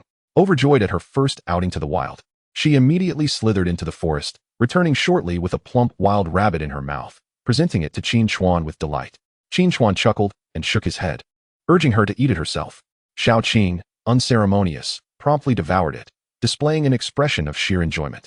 Being a sentient being, she naturally preferred the vibrant life outside the monotonous confines of the Soul Sea. In the mountains, the wild beasts were treasures, delicious and delightful, making her feel as if she had returned home. Chapter 21. Confrontation with the bear and tiger. Within the dense forest, the foliage was lush, evidently indicating infrequent human passage. Qin Chuan and Xiaoqing scoured the periphery, but encountered no signs of large beasts, only small creatures like wild chickens and rabbits. Just as they were about to give up, a sudden roar echoed through the woods. By the sound, it was undoubtedly a fierce beast. Qin Chuan's expression brightened, and he hurriedly made his way towards the source of the sound alongside Xiaoqing. As they drew nearer, the ferocious roars became increasingly distinct. In a clearing, a massive black bear was locked in a fierce battle with a ferocious tiger. The bear's size was unexpectedly large, standing over 3 meters tall on its hind legs, while the tiger was no less impressive, measuring over 2 meters in length. Both creatures were muscular and imposing, reigning as the overlords of this forest. With the advent of the beast taming era, the spiritual energy of Earth has gradually begun to revive, leading to the continuous growth and strength of these native beasts, many of which have even managed to transcend their bloodline limitations and reach the rank of soldiers. However, under the meticulous control of powerful individuals from various nations, any formidable beasts with potential within their territories are swiftly exterminated or subdued, for if they were to mature, they would pose a significant threat to humanity. The strength of these two savage beasts is approximately equivalent to that of a 9th level 0 rank creature. However, in terms of physical prowess and other aspects, they undoubtedly surpass their human counterparts of the same level. Nevertheless, Qin Chuan remains unperturbed, immediately bestowing upon himself 3 martial arts buffs. A surge of formidable power emanates from his limbs and bones as he retrieves the black wind blade from his back and addresses Xiaoqing with a measured tone. It is time to intervene. Hearing Qin Chuan's command, Xiaoqing springs into action without hesitation, charging ahead. Its body now spans 3 to 4 meters in length and is as robust as a small barrel, dashing directly between the two savage beasts and swinging its tail like a meteor hammer, crashing down with a thunderous sound. Roar. The two beasts are taken aback, engrossed in their battle, utterly surprised by the sudden emergence of this enormous serpent. Moreover, it appears rather peculiar, sporting a row of backward-facing barbs along its back. Xiaoqing studies the two beasts, contemplating which one to engage first. Xiaoqing, take on that bear. I'll handle the tiger, Qin Chuan instructs. Upon receiving her master's command, Xiaoqing swiftly lunges toward the ferocious tiger, which hurriedly leaps back to evade the serpent's assault. The tiger emits a low growl, seemingly warning the serpent not to overstep its bounds, asserting that it is not to be trifled with. However, Xiaoqing, a steadfast warrior, cannot betray her master's expectations, resolutely disregarding the tiger's warning as she raises her head and tail to continue her onslaught. The tiger, incensed, retaliates with its sharp claws. Although Xiaoqing's cultivation level may not match that of the tiger, she possesses 2 types of soldier-level bloodlines, both of which have reached their pinnacle. Consequently, she exhibits no deficiency in strength or speed, and in fact, may even exceed the tiger in these attributes. The clash between Xiaoqing and the tiger is fierce and reciprocal, while Qin Chuan naturally turns his attention to the imposing black bear. Upon noticing Qin Chuan approaching, the bear scratches its furry head, perplexed by the human's intentions. As Qin Chuan draws nearer, the black bear bellows a warning, urging him to maintain his distance. Wild beasts regard their territory with utmost importance, and any foreign entity encroaching upon it is perceived as a provocation. This diminutive creature dares to provoke me. The black bear, having long asserted its dominance in the vicinity, is intolerant of such affronts. What infuriates it further is that before it could strike, Qin Chuan has already swung his half-man-height blade toward it. The several hundred pounds of the blade feel weightless in Qin Chuan's grip, wielded with the ease of an extension of his own body, slicing through the air with a whistling sound. The bear's fur bristles in alarm. Instinctively aware of its disadvantage against the sharp blade, it hastily retreats. The blade descends, cleaving through a tree thick enough for two people to embrace, causing it to topple with a crash, its leaves scattering like a rain of foliage. The black bear is utterly terrified, its heart racing, unable to fathom that this seemingly frail human could be more fearsome than the enormous serpent. Flee, flee. This singular thought races through the bear's mind. Yet as it attempts to escape, it suddenly feels its feet give way, its body plunging into the earth. Glancing down, it is horrified to find its legs standing in place, blood gushing forth. Howl! The black bear lets out a lament, but Qin Chuan offers no respite, swiftly delivering a fatal blow that separates its head from its body. Wiping the hot, flowing blood from his face, Qin Chuan draws in deep breaths, his complexion flushed. The act of slaying this beast did not deplete much of his energy. However, for reasons unknown, he feels an unsettling restlessness within his blood. The first-time experience of personally vanquishing a large creature brings no discomfort, but rather an inexplicable exhilaration, as if awakening something deep within his soul. A primal instinct coursing through his very genes, causing his entire body to tremble uncontrollably. It is said that every human being alive possesses an inherent bloodlust, a gene for slaughter. Could it be that mine has been awakened? Qin Chuan chuckles ruefully as he gazes at his bloodied hands, taking a deep breath of the moist forest air to calm the turmoil within him. While the thrill of killing can be addictive, it is not a virtue. Addiction to anything can lead to a loss of self. One who cannot uphold their principles will inevitably devolve into a monstrous entity, a blend of human form and beastly heart. Just like many cultivators within the 9 provinces who have succumbed to their bloodlust and joined treasonous organizations, they lack the courage to confront stronger, more ferocious beasts and instead wield their blades against the weak and helpless. Such individuals are no longer human. They are utterly despicable. Just as the fallen nation of the eastern Japan, which slaughtered countless lives across the 9 provinces and shamelessly demanded land to inhabit after their downfall. To such a degree of shamelessness, they have forfeited their right to be called human. What is even more infuriating is that during that time, many individuals within the 9 provinces, driven by misguided compassion, wish to relinquish their cherished lands for these unworthy beings. Qin Chuan harbors a profound disdain for such people and, therefore, vows not to succumb to the allure of slaughter. He glances toward the ongoing battle. Xiao Qing is entangled with the tiger, her strength surging with each movement, accompanied by the audible cracking of bones. The tiger's breaths grow increasingly shallow until it succumbs, blood streaming from its 7 orifices. In the instant both beasts fall, an elusive energy flows into Qin Chuan's soul sea, where a dial displays a line of text. Energy points, 08. Observing the meager quantity of energy points, Qin Chuan can only smile wryly. Is this truly all? Yet, considering that a member of the treasonous organization at the 2nd rank had contributed 200 points, he finds solace in the understanding that they are not of the same caliber. Such a vast discrepancy is only to be expected. Chapter 22, Crocodile Swarm, Half-Step Soldier Level. Qin Chuan's previous encounter, while seemingly perilous, was in truth rather uneventful, as that member of the treasonous organization was injured and thus could not exert their full power. Furthermore, the opponent had entirely disregarded Qin Chuan's counterattack. Had it not been for the careless consumption of a seed, which Xiao Qing breached from within, he would not have had the chance to breathe. Had Ma Hong not arrived in time, Qin Chuan would have faced certain death. The strength of a guardian-level warrior is indeed formidable. After slaying the 2 savage beasts, Qin Chuan meticulously dismembers their vital parts, packaging them for transport. The various body parts of these mundane beasts retain considerable value, such as the bear paw and tiger tail before him, which could fetch several $1,000s at a pharmacy. If all else fails, he could even sample them himself. With the harvest complete, Qin Chuan and Xiao Qing continue their journey to the next hill, on the lookout for their next unfortunate target. Each hill typically harbors a beast of around 9th rank, making Qin Chuan's search rather effortless. Under his relentless strikes, no beast can withstand more than 3 blows. Should any manage to endure, they shall receive yet another.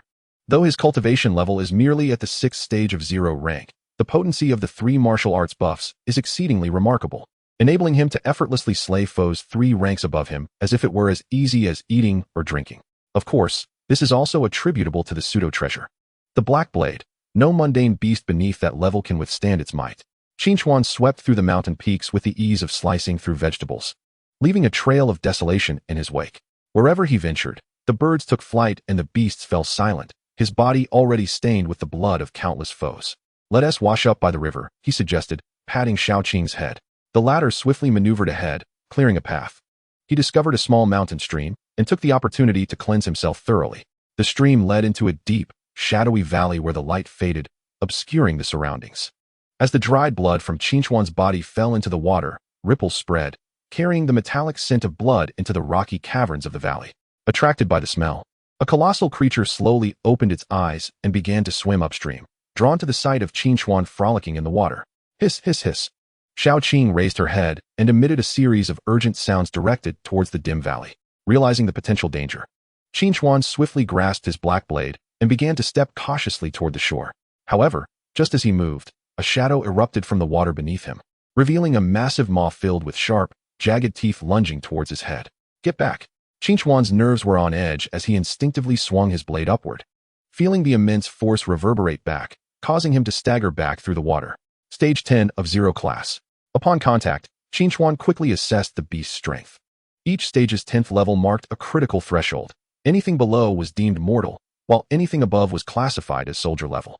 The beast he faced was on the verge of transformation, already straddling the line between mere beast and monstrous entity, exhibiting significant enhancements in strength, speed, and defense. His previous strike had barely dented its defenses, a testament to its formidable prowess. In that instant, Xiaoqing retaliated, her iron-hard head colliding with the beast, engaging it in combat. Qinchuan finally discerned the creature's form, a massive crocodile, 3 to 4 meters long, its back armored with thick scales, and its protruding teeth resembling daggers. The crocodile clamped its jaws onto Xiaoqing, blood oozing from her wounds, yet the beast was not unscathed. Its mouth was pierced by the spikes on Xiaoqing's back, leaving it in agonizing turmoil. Unfazed, Xiaoqing entwined herself around the crocodile, beginning a lethal constriction. Witnessing Xiaoqing's injury ignited a surge of fury within Qinchuan. He summoned all his martial prowess, enveloping himself in a protective aura, and mustered his strength for a horizontal strike aimed at the exposed head of the crocodile. Crack! The blade sliced through the thick scales, cleaving through the skull. Qinchuan had struck the crocodile's crown. In agony, the crocodile thrashed violently. But blood and brain matter gushed forth as it succumbed to its injuries, struggling momentarily before falling still. Qinchuan exhaled deeply, relieved to have a reliable weapon. Otherwise, he might have met his demise that day. He pried open the crocodile's massive jaws, allowing Xiaoqing to escape. Observing the bloodied wounds on her body stirred feelings of compassion within him. Such was the bond between a master and his beast companion. Xiaoqing was willing to fight against any foe, regardless of strength, to protect him. "I'm sorry, Xiaoqing, for putting you through this," he murmured, tearing strips from his shirt to bind her wounds. Regret washed over him for not bringing any hemostatic agents, leaving Xiaoqing to endure pain after her injury. He chided himself for his lack of experience, promising to be more cautious in the future. With intentions to place Xiaoqing in the Soul Sea space for healing before returning, he was interrupted by rustling sounds emanating from the valley's cavern. A chill ran down his spine as he instinctively prepared to flee, but waves in the stream surged, revealing more dark shapes swiftly approaching. In mere moments, he found himself encircled by a dozen crocodiles, each one at stage 10 of Zero Class. How is this possible? Qinchuan's eyes widened in disbelief. In these mountains, a single crocodile at Zero Class 9 could dominate a peak. Yet here was an unusual congregation of numerous Zero Class 10s. The appearance of even one was rare. The simultaneous emergence of so many was undoubtedly suspicious. Though doubts plagued his mind, the grim reality demanded his immediate attention. Gripping the black wind blade tightly, Qinchuan adopted a grave expression. Xiaoqing positioned herself cautiously by his side, her head held high, vigilant against the approaching crocodiles.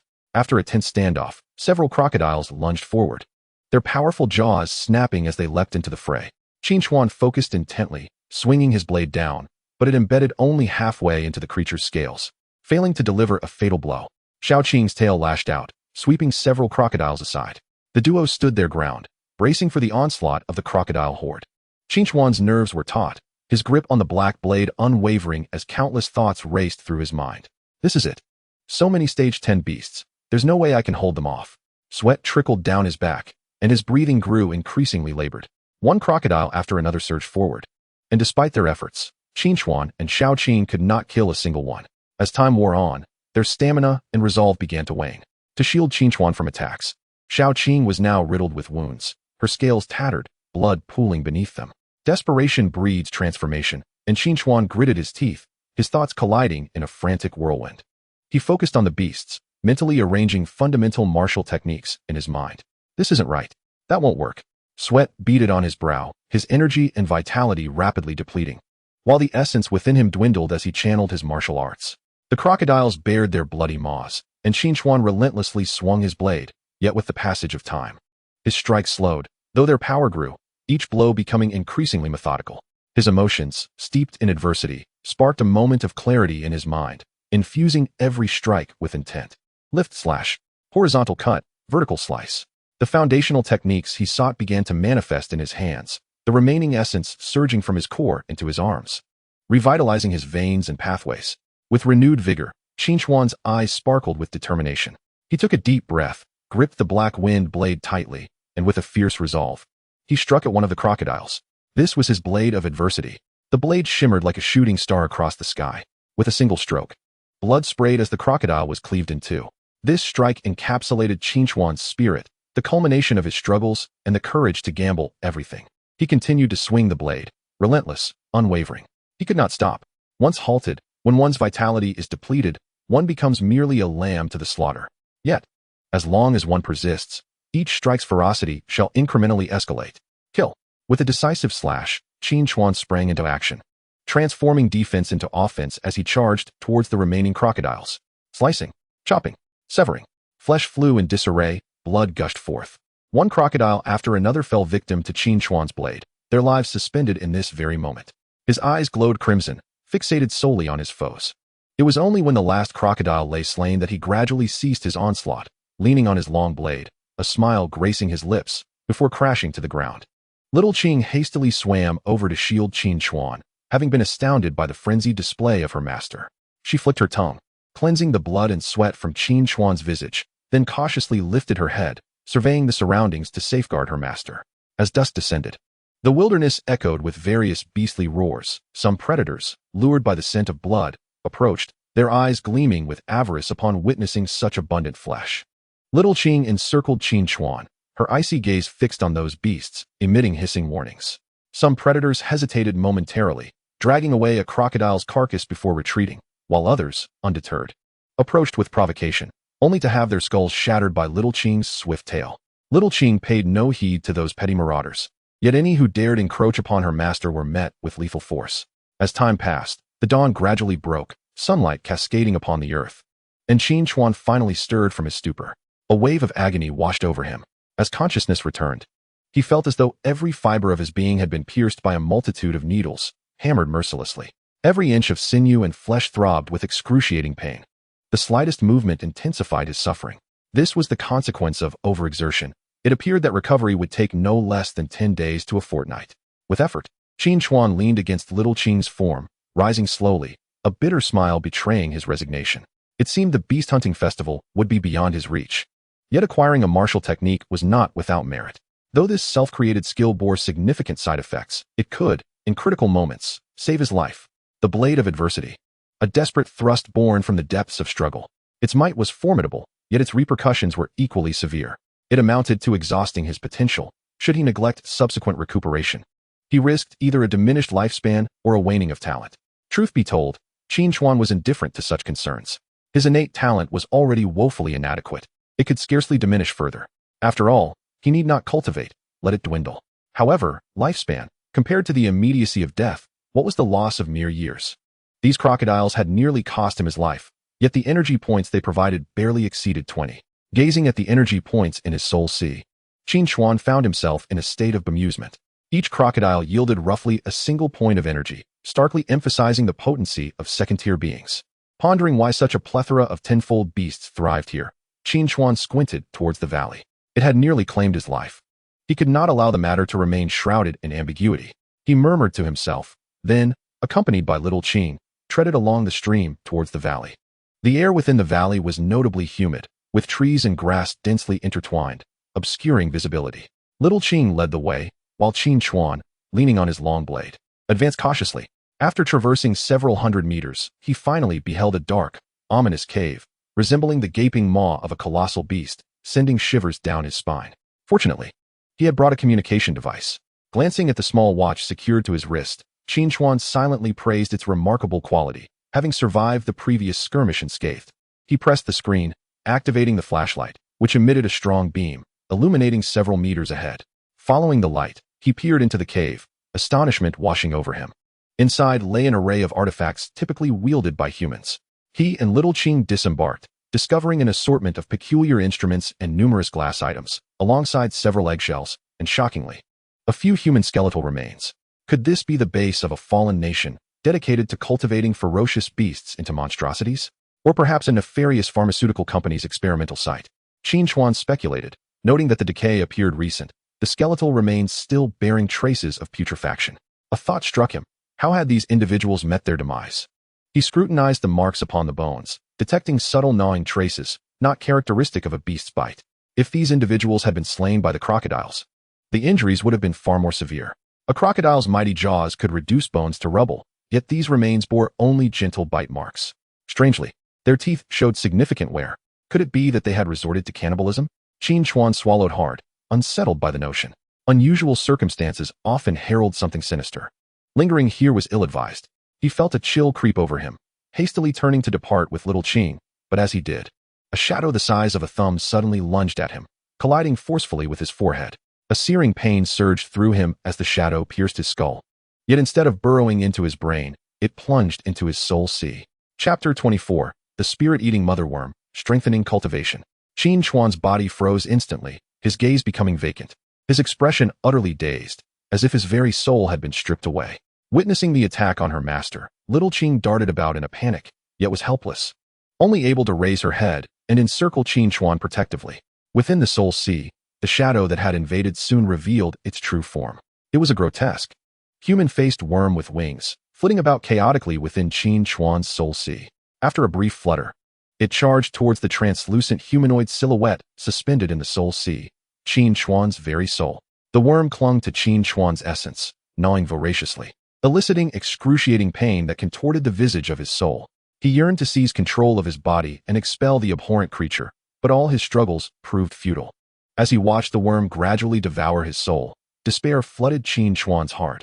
He felt himself slipping away from existence, like a piece of paper being slowly torn apart. His memories were being consumed, countless past recollections devoured by the worm, while simultaneously his consciousness waned. No, Qin Chuan's soul quaked, awakening with a surge of fury, releasing a roar of defiance. The worm recoiled, startled, retreating half a foot, yet mere moments later, it lunged once more, resuming its insatiable feast. This was but a futile struggle. Such scenarios were familiar to the creature. The previous humans had met the same fate, their souls consumed before their bodies followed suit. It had been in a dormant state, yearning for sustenance, when Qin Chuan unwittingly intruded. Upon spotting a human, the worm perceived a feast beyond compare. Nothing captivated it more than the flesh and soul of a human. After all, it was created for this very purpose, its essence ingrained with the instinct to hunt humans. The insects continued to feast voraciously upon Qin Chuan's soul, oblivious to the fact that the instant he let out a soul-shattering roar, the great wheel suspended in the sea of souls began to rotate slowly. Its speed increased rapidly, eventually reaching a velocity imperceptible to the naked eye. Simultaneously, tendrils of enigmatic power surged upward, manifesting as chains that lunged toward the insect. The creature seemed to sense something amiss, swiftly withdrawing as it beheld this extraordinary scene. A look of confusion crossing its grotesque visage. This human, seemingly so feeble, how could there exist a force within the sea of souls that instilled such trepidation? However, the insect was unperturbed. In this realm of the soul, it was immensely powerful. Once it burrowed into the sea of souls, even fourth-tier beings would find it difficult to escape the fate of being devoured from within, let alone this pitiful creature who barely reached the first tier. The insect's ghastly face quivered, exuding a dense aura of malevolence, which coalesced into hundreds of grotesque specter soldiers, floating forth to grasp the chains. These were souls it had previously consumed, including several third-tier warriors, now enslaved as its ghostly minions. Just as it anticipated indulging in its feast, an unimaginable spectacle unfolded before the insect. The moment its specter soldiers made contact with the chains, they were violently yanked toward the wheel, shredded into fragments, their soul energy dispersing throughout the vast expanse of the soul sea. One by one, the specter soldiers were dragged toward the wheel, even the strongest of them. The third-tier specters were crushed under the weight of dozens of chains. In an instant, the specter soldiers were annihilated, and the insect began to panic. Though its intellect was limited, Instinct urged it to burrow deep into the sea of souls, desperate to escape this terrifying place. Alas, as it began to flee, the chains locked onto it, ensnaring it tightly, and like the specter soldiers before it, it was shredded into pieces. The energy released from the annihilated specters flooded the sea of souls, continuously expanding Qin Chuan's domain. Above, stars began to reveal themselves. How could this happen?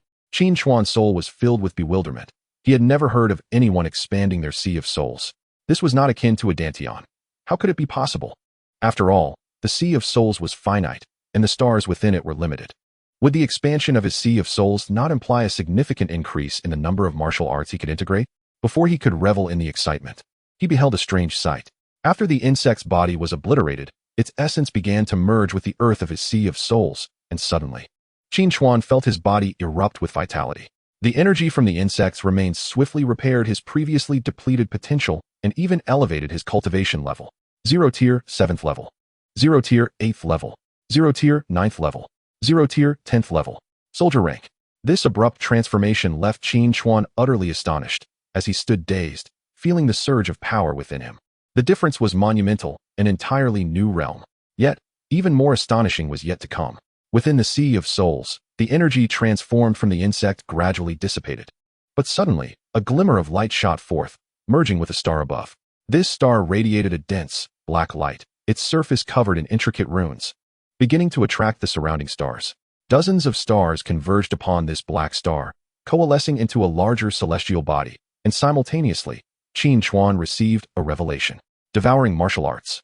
In battle, each penetrating attack could consume the opponent's blood essence and spirit, rendering the enemy progressively weaker while generating malevolent energy to replenish oneself. The more lives taken, the denser the malevolent energy became, ultimately forming a field of malevolence that would weaken any creature that stepped into it. This martial art was, astonishingly, of the 6th rank. Qin Chuan narrowed his eyes, completely unprepared for such an outcome. Before he could fully comprehend the changes within his body, he sensed a slight tremor in the external world. Then, 2 voices pierced through the air. Is this brat under the control of the devouring mother insect? It seems so. What a wretched fellow, likely an accidental intruder. Judging by the energy fluctuations from his beast companion, it's merely a common creature, probably not an official. Enough chatter, let us behead this brat. Once his sea of souls collapses, we can capture the mother insect. Be careful, with our current strength, we cannot evade the mother insect's assault. Fortunately, we have a hapless fool as bait. Otherwise, the danger would be far greater. Qin Chuan, having regained his senses, absorbed every word, his heart quaking. Yet his exterior remained unchanged, feigning a dazed demeanor. As the two approached him, one drew a sharp blade, intent on severing Qin Chuan's head. Chapter 25, Killing and Beast Core. Seeing this, Shaoqing immediately launched an attack, whipping its tail toward the assailant. Trash, the man scoffed dismissively, effortlessly slicing through Shaoqing's tail in an instant. Soldier rank. The moment he struck, Qin Chuan discerned the man's cultivation level. Shaoqing, having lost its tail, let out a piercing wail but did not retreat, charging valiantly toward the man. It lifted its head and opened its jaws, aiming to bite, but as it drew near, the man seized its throat with a vice-like grip. How dare a mere common beast challenge me? The man sneered disdainfully. Enough, let's kill this snake quickly. We have to return and report. The other man interjected impatiently. Heh, just playing around. Doesn't hinder anything. I can dispatch this worthless beast with a single strike. As he spoke, he raised his blade, intent on decapitating Shaoqing. In a flash, crimson blood spurted forth, and a massive head tumbled onto the ground, rolling ominously. Qin Chuan tightened his grip on the black wind blade, instantly channeling all his martial arts. The advantages of a non-grade martial art became evident, as he executed it without delay, enhancing his entire being in an instant. At that critical moment, seizing the opportunity presented by the man's carelessness, he summoned all his strength and drew the black wind blade from his back, ultimately saving Shaoqing's life from the man's clutches. Old 5. The other man stood momentarily stunned, finally reacting. But before he could draw his weapon, Qin Chuan was already before him. Kill. Qin Chuan's gaze turned steely, his entire being infused with power directed into the black wind blade. The opposing man felt the intensity of Qin Chuan's aura, causing him to shudder. And in a moment of panic, he drew his knife to defend. Clang. The two weapons clashed, and the man's blade was instantly marred with deep gashes. A pseudo-secret treasure. The man finally noticed the weapon in Qin Chuan's hand, and panic set in. Seizing that fleeting moment of confusion, Qin Chuan unleashed a flurry of strikes. Perhaps it was the shock of witnessing Qin Chuan slay his comrade that unnerved him, for despite being of higher cultivation, he found himself continually forced to retreat. Yet, Qin Chuan was acutely aware that under normal circumstances, he could not possibly defeat this man. His cultivation was at least 3 ranks above his own. Thus, he had to conclude the battle swiftly, taking advantage of his initial edge to eliminate this threat without delay. Devouring martial arts. He did not hesitate and immediately activated this formidable technique. Unbeknownst to him, despite being merely a 6th-grade martial technique, there was scarcely any casting delay. Almost instantaneously, a surge of malevolent energy emanated from Qin Chuan the moment his thoughts stirred. Die, he growled, and that sinister aura swirled around him, pressing forward with his assault against the man before him. What is this? The man, just regaining his senses and preparing to muster all his strength, was once again overwhelmed by the onslaught of the malevolent energy, causing his mind to falter. Slash, slash, slash. Qin Chuan, seizing the advantage, delivered blow after blow with his blade. With a resounding crack, the man's weapon was cleaved in twain, and in the next moment, Qin Chuan's black wind blade descended upon him. Originally destined to be bisected, the man managed to shift slightly at a critical moment, resulting in the blade merely severing one of his arms. Spare me, he cried, hastily kneeling, his eyes brimming with terror as they fixated on Qin Chuan. The black wind blade, accompanied by a gusting wind, suddenly halted at the man's throat. Who are you, and what brings you here? Qin Chuan did not slay him immediately. His heart was still laden with questions that required answers from this wretch. I am an employee of the Mountain Deer Group. We are here too. The man trembled as he spoke, but Qin Chuan narrowed his eyes and swiftly brought his blade down, severing the man's other arm. The man howled in agony, writhing on the ground in torment. Meanwhile, a ripple in the space behind Qin Chuan dissipated, returning to tranquility. The wretch had intended to summon a beast companion to ambush him. Summoning a beast from the Soul Sea demanded a fleeting moment, but in the heat of battle, such a moment could cost one their life a dozen times over, which was precisely why he had been unable to summon his companion in time. Another move, and I'll take your life. Qin Chuan's blade struck the ground beside the man's head, embedding itself in the rocky surface and cleaving a fissure. What is your purpose here? He demanded. I told you, will you spare me? The man gritted his teeth, but Qin Chuan's response was unwavering. No, the man was not a fool. Even if Qin Chuan claimed he would spare him, he would not believe it. Thus Qin Chuan saw no need to weave lies. Then why should I even say anything? The man erupted into a frenzied laugh, glaring at Qin Chuan, his arms bleeding profusely. If you tell me, I will grant you a swift death. Should you remain silent, I shall sever your feet, seal your acupoints, and then cast you into an ant nest or a snake den. Qin Chuan spoke slowly, and the man felt a shiver run down his spine. Yet he resolutely clenched his jaw, refusing to yield. Then do not blame me. As soon as the words left his lips, the black wind blade fell. I will speak. At the critical moment, the man hastily uttered. Qin Chuan withdrew his blade, signaling him to continue. We are here on orders from our superiors to recover the mother insect of the food spirit. What manner of creature is this insect? It is a monstrosity created through the collaboration of the Mountain Deer Group and the demon race. Once controlled by the mother insect, an individual loses their rationality and transforms into a mindless beast driven solely by hunger. Once the mother insect has gorged itself, it lays eggs, leading to an incessant increase in their numbers. Upon hearing this, Qin Chuan began to comprehend the true nature of the Mountain Deer Group. They were likely agents of the demon race embedded within humanity. The so-called demon race comprised powerful beings that had transcended mere beastly thought, their intellect rivaling that of humans. Hence they could no longer be referred to as mere beasts. After inquiring further, Qin Chuan fulfilled his end of the bargain and ended the man's life with a single, clean stroke, sparing him any agony. Following the act, he felt no particular emotion, the deed bearing no distinction from slaying a ferocious beast. Approaching Shaoqing, he examined the injuries sustained by his companion, a pang of sorrow etched across his features. These wounds were all incurred for my sake. Shaoqing, return and recuperate, he murmured, gently stroking the top of Shaoqing's head before returning him to the Soul Sea. The Soul Sea held the advantage of allowing for recuperation. Regardless of the severity of injuries, regeneration of severed limbs was not overly difficult, though it required considerable time. Qin Chuan searched the two men's bodies but found little of worth. However, after scouring the cave for a while longer, he uncovered several beast cores. These were energy crystals produced within the bodies of beasts rated soldier level and above, possessing myriad uses. A soldier level core was valued at approximately 10,000. As soon as he grasped one, the wheel in his Soul Sea quivered slightly, and his eyelids flickered, as if a thought had struck him. In the next moment, the radiant energy of the beast core gradually faded, and information began to swirl on the Soul Sea wheel. Energy points. 128. Chapter 26. The Beast Hunting Conference begins. It turned out that beast cores could be converted into energy points. A contemplative expression crossed Qin Xuan's face. It was time to return. He glanced at the time on his communicator before retracing his steps. Before reaching the base city, Qin Xuan located his hidden backpack and changed out of his bloodied, tattered clothing, finally stepping boldly into the city. However, unlike before, he now exuded a subtle yet palpable aura, and his gaze had sharpened considerably. As soon as he entered the city's network coverage area, dozens of messages popped up on his communicator. In this world, where various strange magnetic fields prevailed, the general populace's network was confined to localized areas, naturally extending beyond the outskirts. Upon reviewing the messages, he found that most were from Gao Shuexin and several team members, inquiring about his whereabouts, why he had not attended training, and why he had not returned their messages. During the 2 days of his absence, under Lu Jiang's supervision, they had organized several cooperative training sessions, yet they had been entirely unable to reach him. After briefly responding to the messages, Qin Xuan returned to his residence, took a thorough shower, and then visited a pharmacy to sell off useful components obtained from the ferocious beasts, while also purchasing some fine groceries and expensive beast food to reward himself and Xiaoqing.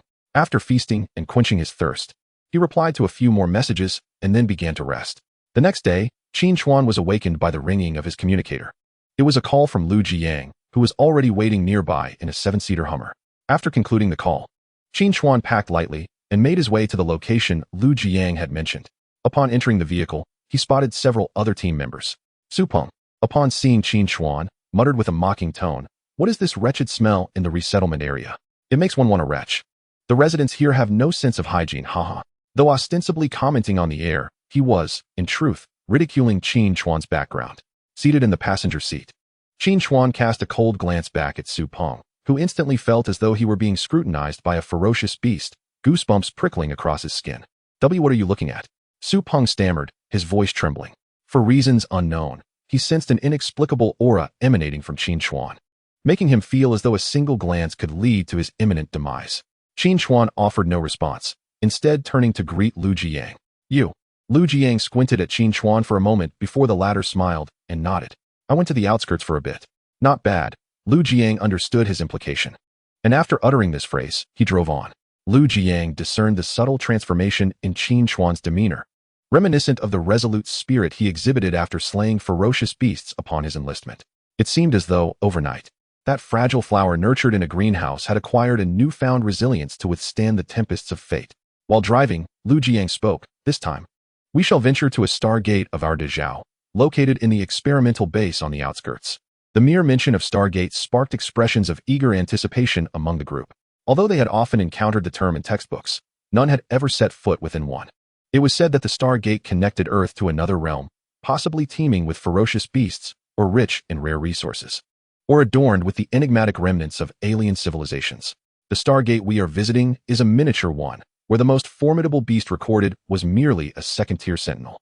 The geographical landscape predominantly comprises forests, rich in precious medicinal herbs, although we have largely depleted these resources. Lu Jiang patiently elucidated, and the group nodded in comprehension.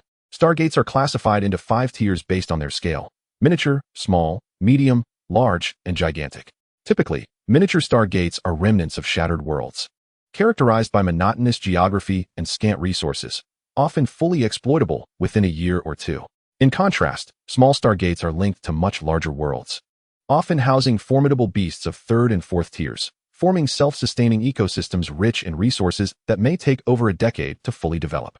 Medium and large stargates encompass even grander realms, with resources aplenty and beasts reaching 5th or 6th tier levels, sometimes nurturing powerful beast clans. Gigantic stargates pose the gravest threat to Earth, as the worlds they connect are overwhelmingly powerful, beyond the current human capacity to manage.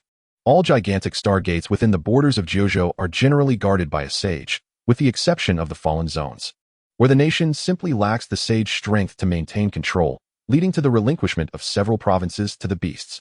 Teacher Lu, are there still 2nd-tier and 1st-tier beasts within the Stargate? With our strength, wouldn't that be tantamount to courting death? Wang Lei, whose beast companion was a mighty bear, inquired perplexedly. Fear not, the beasts within have mostly been eradicated, repurposed into a cultivation base for medicinal herbs, Lu Jiang replied patiently, prompting a look of relief from the group. They posed further questions, to which Lu Jiang responded thoughtfully until time ushered them to their destination. Outside the gate stood several men clad in specialized security uniforms, with a sign overhead reading Shanlu Group Experimental Base. Upon seeing the inscription and glancing at the guard's attire, Qin Chuan was instantly reminded of the two cultivators he had vanquished yesterday. Teacher Lu, isn't the Star Gate under national control? What is this Shanlu Group? Qin Chuan asked, puzzled. Before Lu Jiang could respond, Su Peng, standing behind him, scoffed. You country bumpkin, you don't know this? Initially, any discovered miniature Star Gate belongs to the state, but once the resources therein are exhausted, it can be contracted to enterprises for product cultivation. Shanlu Group is a renowned pharmaceutical company in our Dezhou-based city, dealing in both cultivator potions and mundane medicines. How could you be unaware of this? As Su Peng explained, he cast a derisive glance at Qin Chuan, seemingly forgetting the earlier incident. Moreover, the only 4-star student from Dezhou-based city is the sole heir of Shanlu Group, which you surely also don't know, Su Peng added boastfully, taking pride in the notion that such information was exclusive to those of noble lineage, feeling a sense of superiority over Qin Chuan. Upon hearing Su Peng's words, an epiphany struck Qin Chuan, his gaze sharpening. Could Shanlu Group be colluding with the Beast Tribe? Was there something amiss within the base of the Star Gate? Despite having heard this information firsthand from the two individuals, he refrained from making any hasty decisions to report it. Even anonymously, he risked exposure. In the absence of evidence, he would merely be viewed as slandering, and even with proof, his current strength and status would render any misstep perilous. A business conglomerate fortified by cultivators wielded tremendous influence in this era, easily capable of eliminating an ordinary person without connections. Burdened by uncertainty, Qin Chuan proceeded with Lu Jiang and the others into the gate. They arrived at a plaza bustling with a throng of students, predominantly clad in the uniforms of various high schools, accompanied by several supervising teachers. Hey, Lao Lu, we've been waiting for you. Why the delay? A burly man with a dark complexion approached Lu Jiang, clapping him on the shoulder. Is this your team from 9th High? They seem a bit underwhelming. I reckon you'll end up at the bottom this time. The robust man surveyed the group with a grin as he spoke. Mind your words. Your 13th High isn't any better off, probably struggling to avoid last place as well, Lu Jiang retorted, rolling his eyes at the man. The burly man chuckled heartily, exhaling in resignation. If I say it, it's one thing, but considering we're already at the tail end of our own team, it makes sense for us to be assigned to a weaker high school. But you? That's rather peculiar. Perhaps Li Xiao is playing some hidden game. Why bother discussing that? What difference does it make which high school is involved? It won't affect anything. Lu Jiang seemed indifferent, yet the burly man continued. That kid just wants to prove himself superior to you in front of Chen Fong, hoping to showcase a talent from his school for Tiandu University. While your school struggles to even produce a top-tier martial arts university candidate, Lu Jiang remained silent, and the burly man shook his head. This time at the beast hunting conference, he might take the chance to ridicule and show off. Just be mentally prepared. Let him be. In the military, strength prevails. No matter how high his status outside, it's merely a juvenile display, Lu Jiang replied. As they conversed, a fair-skinned man and a portly gentleman approached from the side. Now that all the teams from various high schools have assembled, let us proceed into the Star Gate. The rotund gentleman gestured toward a low hill nearby. It is time to open it. As he spoke, the rocky wall before them began to tremble, the stones shifting aside to reveal a Star Gate. 2 to 3 meters high, shimmering with a cerulean glow. Strange runes danced upon the surface of the Star Gate, exuding an aura of mystery. As the gate opened, the teachers distributed weapons and gear to the students. You may enter now. With your current strength, you can remain inside for no more than 24 hours. So please do not linger unnecessarily. If you exceed the time, we will send someone to search for you, the portly gentleman stated, and the crowd nodded in agreement. Under the teacher's guidance, the students began to step toward the Star Gate. Qin Chuan joined his team, stepping into the Star Gate. A sensation of temporal and spatial disarray enveloped them as they emerged onto a verdant expanse. Wow, how extraordinary. Have we just arrived in another world? In that direction lies the greenhouse of the base. Is it filled with medicinal herbs? Everyone should summon their beast companions first. Although this area has been cleared, there may still be lurking dangers. The group chattered animatedly, exchanging effective suggestions. The students promptly summoned their respective beast companions from the Soul Sea, and a myriad of creatures appeared in the clearing. Qin Chuan, why haven't you summoned your beast? Inquired Wang Lei, who stood beside a towering black bear. Others turned their gazes toward him. My beast is injured and lacks combat capability, Qin Chuan replied honestly, leaving the group momentarily stunned. Su Peng's expression darkened, a cold smile gracing his lips. It seems that Qin Chuan is intent on dragging down our 9th High. He admonished, training absent, information unreturned. And now even your beast is incapacitated. What use are you? Su Peng's voice was stern, while the remaining three remained silent, sharing a sentiment that Qin Xuan had indeed gone too far. Haha, isn't that Su Peng? What's this? Internal strife before the battle has even commenced? A student from First High approached with a mocking grin. Su Peng's previous outburst had drawn attention, and those nearby were now aware of the situation. I think this brother of yours is inconsequential. After all, Ninth High is already at the bottom. Does it matter if you have one less beast? Hearing these words, Su Peng's face darkened further. Wang Feng, get lost. Don't revel in our misfortune here. Su Peng seethed through clenched teeth, casting a fierce glare at Qin Xuan. Rest assured, I harbor no intention of holding anyone back. The number of beasts I hunt will not be inferior to yours, Qin Xuan stated coolly. His current strength was far from ordinary. Hunting beasts was hardly a concern for him. Oh, this brother speaks with such conviction, Wang Feng remarked, leaning closer and patting Qin Xuan on the shoulder. Who is your brother? Remove your hand. Qin Xuan responded without hesitation to the provocateur, who was clearly attempting to incite Su Peng's ire. Momentarily taken aback by Qin Xuan's rebuttal, Wang Feng's face flushed with anger. Kid, don't be ungrateful. To be called my brother is your fortune. Qin Xuan shot him a cold glance, unwilling to engage further. Wang Feng misinterpreted Qin Xuan's silence as retreat, sneering as he returned to his team, not forgetting to taunt Su Peng. I advise you to hasten your retreat through the Star Gate with the trash from Ninth High. Upon hearing this, Su Peng and his companions burned with rage, casting resentful glances at Qin Xuan. If it weren't for him, they wouldn't be embroiled in such troubles. Qin Xuan, you bear full responsibility for this debacle. Ninth High's disgrace is solely your doing. Su Peng glared at Qin Xuan with a frostbitten expression. Have you already conceded defeat without a fight? Qin Xuan chuckled, shaking his head as he began to step forward. Since you believe I am a hindrance, I shall withdraw from the team. With that, Qin Xuan strode toward the forest, eliciting astonishment from those around him. Venturing into the forest alone, without a beast companion? Does this fellow possess such audacity? They were well aware that this was the secret realm of the Star Gate, not merely the outskirts of the external world. The ferocity of the beasts within was formidable, and carelessness could lead to injury. Qin Xuan, don't act impulsively. Gao Xuexin rushed forward to grasp his arm, though she felt Qin Xuan had erred. She could not bear to witness him risk himself recklessly. Don't stop him, let him go. He really thinks he is someone of importance. But he is merely a waste with a mere star qualification. Upon hearing this, the surrounding students displayed astonishment, never expecting a student of such low caliber to participate in the beast hunting conference. They were all top-tier students from various high school martial arts classes, each possessing qualifications above 2 stars, especially those from First High, none below 3 stars.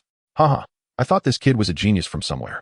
Turns out he is just a waste with a single star qualification. Wang Feng and his companions, who were prepared to leave the clearing, turned back, laughing at Qin Xuan. Has Ninth High fallen so low that they can't even find a 2-star qualified student? At least procure one with a single star. Wang Feng boisterously mocked, eliciting similar expressions of confusion from those around. Though his words were harsh, they held a kernel of truth. A student with a single star qualification could not even enter the martial arts class. Why would he have the opportunity to attend the beast hunting conference? At that moment, a sullen-faced student from First High suddenly spoke up. I recognize you.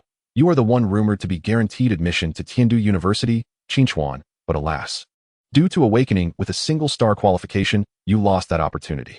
Am I correct? This individual was Wang Ruahong, the sole 4-star genius from Dazhao Base City. Upon hearing his words, all students realized the truth, whispering among themselves. So he is that Qin Xuan. No wonder the name sounds so familiar. I'm still curious about the single star qualification. How did he manage to enter the martial arts class? And why is he qualified to participate in the beast hunting conference? This fellow must have some connections. Qin Xuan halted, casting a glance at the student named Wang Ruahong, who was accompanied by a magnificent crimson bird, exuding an aura distinctly different from the other students. Kid, Wang Gu is asking you a question. Why are you mute? Wang Feng, noticing Qin Xuan's silence, lifted his chin to interrogate him. Qin Xuan shot him a glance, unwilling to respond, and continued to move toward the forest. Just as he took 2 steps, he was intercepted by Wang Feng.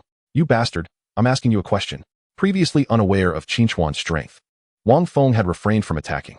Now that he knew, he would not let this opportunity to bully the weak slip by. A waste with a single star qualification could be crushed with a mere finger. Get out of my way. Even Qin Xuan, with his typically placid temperament, was provoked by this individual. He could overlook earlier taunts, dismissing them as childish antics. But now that the provocateur had resorted to physical aggression, further forbearance would be foolish. Do you dare yell at me? Wang Feng's face turned crimson, his arm raised to deliver a slap, to Qin Shuan's face. He had always been the bully in school, knowing that striking the face delivered the most profound humiliation. As the crowd watched, some displayed expressions of amusement while others frowned. Yet none intervened. Su Peng smirked, eager to witness Qin Shuan receive a lesson. He relished such scenes. However, an unexpected turn of events unfolded. Just as Wang Feng's arm was half a foot from Qin Shuan's face, the latter effortlessly seized his wrist, rendering him unable to advance any further. Wang Feng furrowed his brow, attempting to free his hand, only to discover that Qin Shuan's grip was like an iron band, firmly restraining his wrist. He exerted all his strength, turning red in the face, yet could not break free. What immense strength! Is this guy naturally strong? Wang Feng trembled internally, yet his facade remained menacing. Release me, or you'll regret it. Wang Feng threatened, his voice laced with anger. Smack! As Wang Feng's words hung in the air, a crimson palm print abruptly marred his face. His skin swelling grotesquely like a doughy bun left to rise. Your mouth is far too filthy. Qin Shuan's expression was as frigid as ice, his gaze piercing through Wang Feng. The onlookers, witnessing this astonishing scene, were left agape, their eyes filled with disbelief. How audacious of him to strike Wang Feng. More astonishing still was the fact that Wang Feng found himself incapacitated, unable to move. How had this transpired? You dare to strike me? You are courting death. Wang Feng, stung by humiliation before such a crowd, finally comprehended the feelings of those students he had once tormented. The fiery sensation on his face was excruciating, but more so was the seething rage at having his pride trampled underfoot. Drawing a standard long knife issued by the school from his waist, he aimed a vicious slash at Qin Shuan. Yet, Qin Shuan did not even flinch. He swiftly seized Wang Feng's other wrist. Exerting pressure until Wang Feng cried out in agony, the knife clattering to the ground, embedding itself in the muddy earth. Stubborn fool. Qin Shuan's voice thundered as he delivered a swift kick to Wang Feng's calf, causing the latter's knee to buckle and him to drop to the ground.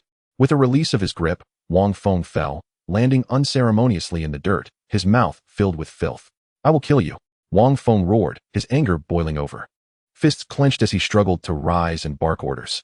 Rock Golem, eliminate him. As the words left his lips, a towering, 2-meter-tall humanoid creature composed entirely of hard stone rushed forward from the ranks. Wang Feng had previously deemed himself more than capable of handling Qin Shuan alone, neglecting to summon his beast companion, unaware of the immense strength his opponent possessed. Now, he hastily commanded an attack. You, a mere human, cannot hope to match the might of a beast. The rock golem charged forth, its heavy footsteps creating craters in the ground. This was a 3-star Earth-type beast, renowned for its formidable attack and defense.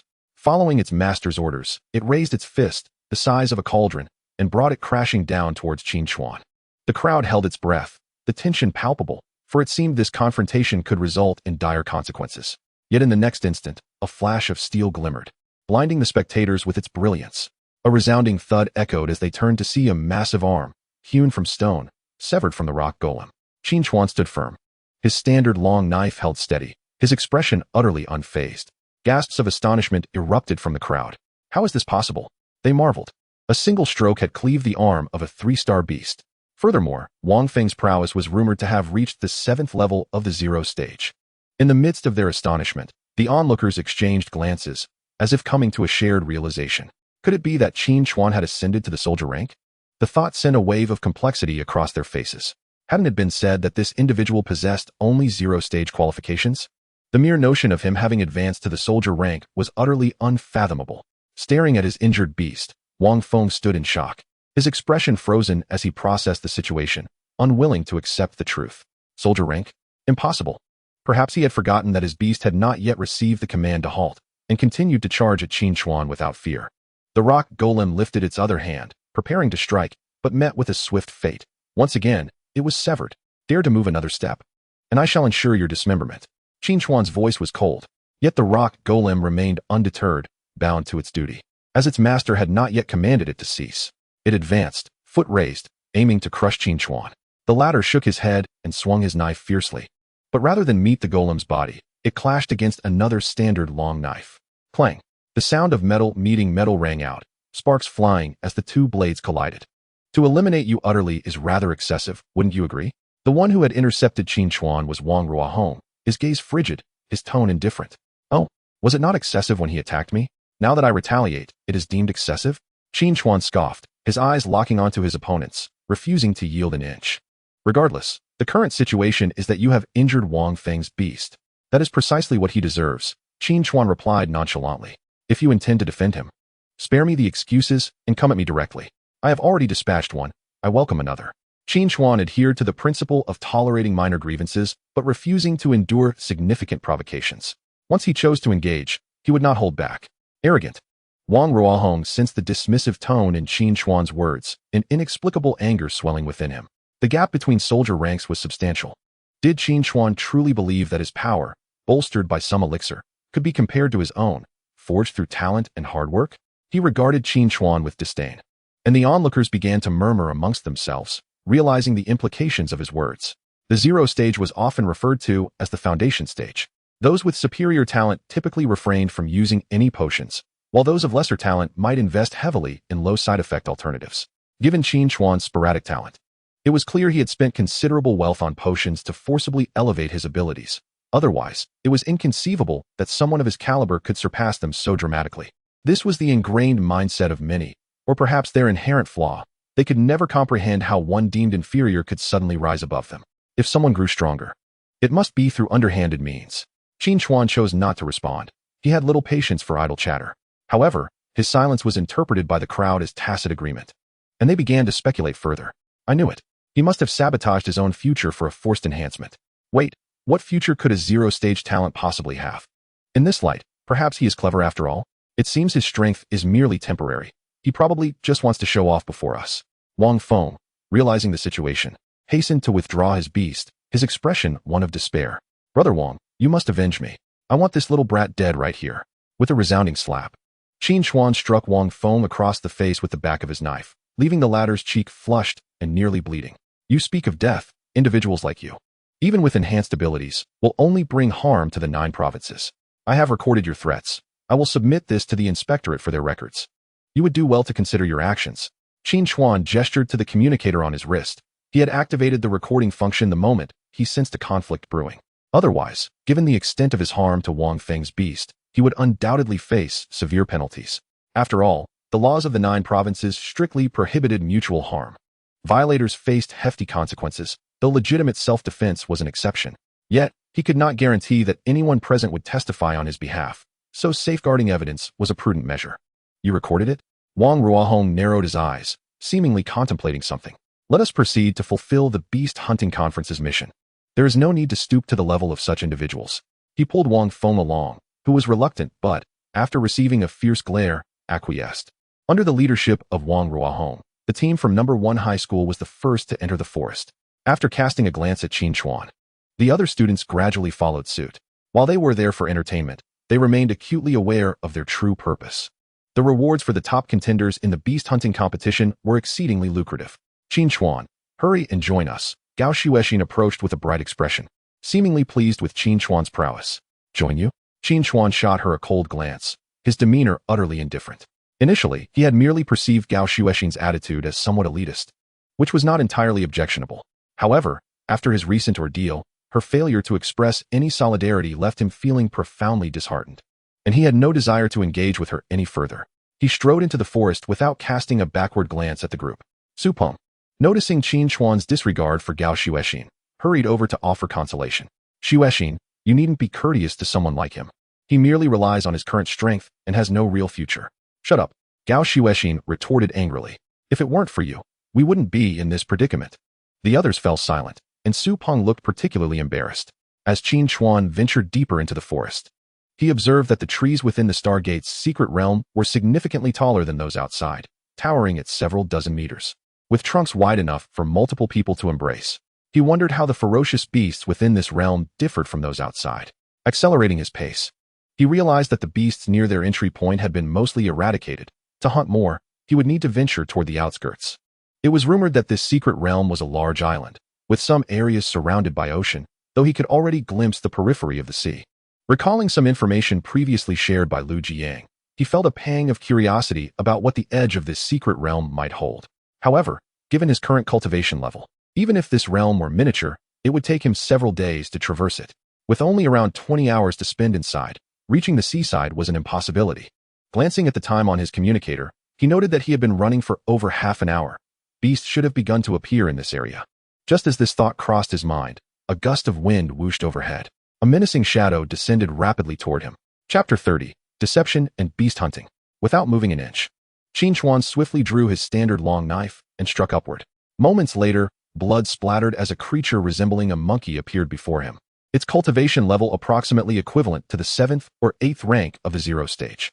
Qin Chuan took a quick glance at the beast and extracted a sampling needle from his pocket, plunging it into its heart. This device was distributed to every participant in the beast hunting competition to record the number and strength of the beasts they killed. After completing the sampling, Qin Chuan pressed on, encountering a variety of ferocious beasts. Although these creatures displayed significant differences from those outside, certain similarities were discernible. The ecosystem within this Stargate secret realm was, in fact, quite akin to the outside world. It would be abnormal for the resident creatures to possess overly bizarre forms. Nonetheless, he had heard tales of many secret realms behind the Stargates that were starkly different from Earth, such as the infamous burial grounds of the large-scale secret realm. That place was a dominion of undead beings, teeming with skeletons, specters, and various other monstrosities. During the invasion of Jiuzhou, it had caused immense casualties, but later, a great emperor attained sainthood and led the Jiuzhou army to counter-invade this realm, slaughtering countless undead creatures and ultimately conquering it. This esteemed figure was known as L, the most adept in slaughter among the saint-level strong in Jiuzhou.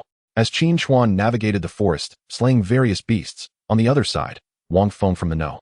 1 team expressed his indignation. "Brother Wang, are we just going to let that Qin Chuan go?" Wang Ruohong smirked, a sinister smile curling at the corners of his mouth. "Do you believe that anyone who defies me, Wang Ruohong, will meet a favorable end?" He twisted his neck and turned to a female high school student beside him. "Alan, has your beast companion sensed that fellow's location?" The girl opened her palm, revealing a translucent green butterfly that fluttered its wings. "Brother Wang, he is approximately 5 kilometers southeast from us." "Excellent." A triumphant smile spread across Wang Ruohong's face, eliciting excitement from Wang Feng. "Are we going to go teach that guy a lesson?" Seeing Wang Feng's eagerness, Wang Ruohong displayed a look of disdain. "Fool, if I intended to teach him a lesson, why wait until now?" He reprimanded Wang Feng coldly before continuing. "I want him either dead or crippled. Don't forget, this is my territory." Upon hearing this, the others suddenly realized the significance. This was a secret realm contracted by the Shangela group, and this young man was the heir of the group. This secret realm is not merely inhabited by ordinary beasts. There are also plenty of soldier-level demon beasts. I hope you can withstand them. As Qin Chuan dispatched ferocious beasts, the energy points in his soul gradually increased. Although each increment was minimal, the cumulative effect was substantial. With his current soldier-level strength, as long as the beasts did not attack in droves of hundreds, he felt no fear whatsoever. Beneath the towering ancient trees, he decapitated a tree wolf beast with protruding wooden spikes and deftly extracted the sampling needle to document his kill. "This makes 20. Wiping the blood off his long knife on the tree wolf's fur, he murmured to himself. Although the demon beasts in this secret realm had been mostly eradicated, a few should still remain. If he were to encounter one, eliminating it would surely secure his position at the top. Currently, apart from himself, only Wang Ruohong was at the soldier level. Their competition for first place would boil down to who could slay faster. However, if he managed to kill a soldier-level demon beast, it would be equivalent to Wang Ruohong slaying 100 of the ordinary ones. Securing the top spot would be a certainty. As he pondered, a butterfly unexpectedly appeared above him, its wings scattering fine powder that settled upon him. "What is this?" Qin Chuan held his breath, instantly hurling his long knife, which spun and cleaved the butterfly in two. Its carcass fell to the ground, disintegrating into fragments that vanished into the earth. "Beast companion?" Qin Chuan squinted at the bizarre scene. Meanwhile, on the other side of the forest, the girl named Alan turned pale. "My child butterfly has been killed." Wang Ruohong was unperturbed by this news. "Rest assured, as long as the mother butterfly remains unharmed, it will soon be able to reproduce another, and I will cover your loss." Upon hearing this, Alan nodded with a smile. "Thank you, Brother Wang." "Brother Wang, how many beasts can this medicinal powder attract to assault Qin Chuan? Will it not grant him free achievements?" Su Peng asked with concern. "Free achievements? If it were only a dozen or a few dozen, it might indeed be a gift, but if hundreds come, and a few soldier-level demon beasts join the fray, he will surely be either dead or crippled." Wang Ruohong's smile turned malicious. He bore no personal enmity toward Qin Chuan. His desire to eliminate him stemmed solely from a minor grievance, revealing his ruthless nature. "Brother Wang, if he dies here, will we face any trouble?" Alan's face reflected her worries. He will die at the hands of beasts. What does that have to do with us?" Every year, numerous students perish during the rigorous examinations at Wakita University, Yet have you ever encountered anyone audacious enough to cause a ruckus? Su Peng scoffed. However, this is the beast hunting festival, and historically, no one has lost their life here. If Qin Chuan had utilized emergency communication at a critical moment, the teachers would have intervened to rescue him, and subsequently, they would have traced it back to us. Alan articulated his concerns, but Wang Ruohong merely smiled with confidence. I infused your medicinal powder with fragments of chaotic iron magnetic debris. His communicator will be utterly incapacitated from sending out an emergency signal. By the time the ferocious beasts devour him to the bone, who will be able to trace anything? Wang Ruohong licked his lips and chuckled. A mere trifling waste dares to vie for the spotlight with me? This is the price you pay? Meanwhile, the instant the powder settled upon him, Qin Chuan promptly discarded his clothing, casting it far away, instinctively sensing a nefarious plot at play. A barely perceptible scent rapidly permeated the air, swiftly expanding to a radius of over 10 miles. I must leave this place at once. A wave of trepidation surged within him, and without hesitation, Qin Chuan took off. Yet, after sprinting merely a few dozen meters, a cacophony of sounds echoed in his ears, and before him, a multitude of demonic beasts with crimson eyes fixated upon him. Discarding his garments was of no avail. Qin Chuan mused inwardly, observing the fierce gazes of the beasts. Nevertheless, he felt no fear, just a handful of ferocious beasts, come to serve themselves. With a firm grip on his long blade, he prepared to slay the beasts, but as he took his first step, a thunderous roar reverberated around him. A large pack of beasts was closing in. Chapter 31, Surrounded by Beasts, One Man's War. Danger. This thought flashed through Qin Chuan's mind, and he no longer hesitated, his figure erupting into action. In that moment, the beasts perceived him as a moving figure of divine herb approaching, their eyes gleaming with madness, drool pooling beneath them. Roar. The beasts included wolves, tigers, leopards, and many other varieties, all lunging at Qin Chuan from different angles, bearing their blood-stained maws in a horrifying display. Flash. Qin Chuan raised his hand slightly, the blade gleaming as it stained the heavens with crimson shadows. One by one, the beasts fell, some cleaved in half, their lifeblood soaking the earth and forming small pools. Just as Qin Chuan dispatched the beasts before him, he was stunned to discover that from the shadows of nearby trees, pairs of blood-red eyes were already fixated on him. A swallow lodged in his throat, and he instinctively tightened his grip on the long blade. The owners of those eyes emerged, revealing towering and ferocious wild beasts. A quick count revealed at least 100, and even more beasts were hastening towards him. There was no escape. Surveying the scene, Qin Chuan realized he was utterly surrounded. Inhaling deeply, he pressed his communicator, only to find it malfunctioning. They are truly intent on my demise. A surge of anger welled up within him. It was clear who was behind this. Wang Ruohong, you wish for my death, do you? I shall not grant you that satisfaction. Though Qin Chuan was aware of the treachery in human hearts, he could hardly believe that a high school student would stoop to such despicable depths. Just a minor conflict. And they wish to end my life? Indeed, those who run companies and enterprises are all scoundrels at heart. Even their progeny are tainted with malicious genes. As the beast approached him step by step, Qin Chuan laughed in fury. Is this all you have? Better bring more. Otherwise, it won't suffice for me to slay. No sooner had he spoken than another round of roars erupted in the distance, as dozens of beasts surged forth. Unleash all my martial prowess, he mentally commanded himself, and the cosmic stars within his soul trembled, emanating a brilliant glow. His entire being was fortified, grip strength enhanced, leg power augmented. Demonic aura. A wisp of malevolent energy radiated from Qin Chuan, causing the nearest beast to momentarily halt in its tracks. However, with the beasts behind it pushing forward, it had no chance to stop and could only leap toward Qin Chuan. Kill. Qin Chuan's eyes blazed with murderous intent, power surging into his long blade, which he swung with ferocity. Several beasts that neared him were immediately dispatched. With each strike, his speed escalated. The second slash, the third. With every blade that fell, another beast succumbed, their blood cascading to the ground like rain, gradually forming small streams. Drip, drop. The roars of the beasts continued, and the sound of blood raining down was incessant. With every blink, countless lives extinguished, each life lost amplifying the demonic aura emanating from Qin Chuan. Initially, the aura was subtle and unnoticeable. However, as the number of slain beasts increased, it became tangible, swirling around him like a thick, dark mist, rendering him reminiscent of a demon from the depths of hell. 1 beast, 2 beasts, 10 beasts, 20 beasts, 100 beasts. When the count of slain beasts reached 100, the thick black aura enveloped Qin Chuan entirely, obscuring his face at first glance. Meanwhile, the number of beasts surrounding him only grew, initially within a 10-mile radius, now extending to 100. The total count of beasts, both living and deceased, exceeded 300 and continued to swell. The thunderous noise of their stampede had already captured the attention of many. Students participating in the beast hunting festival clung to the trees, mouths agape as they beheld the stampede of beasts rushing toward a singular direction. Goodness, who disturbed the beast slayer?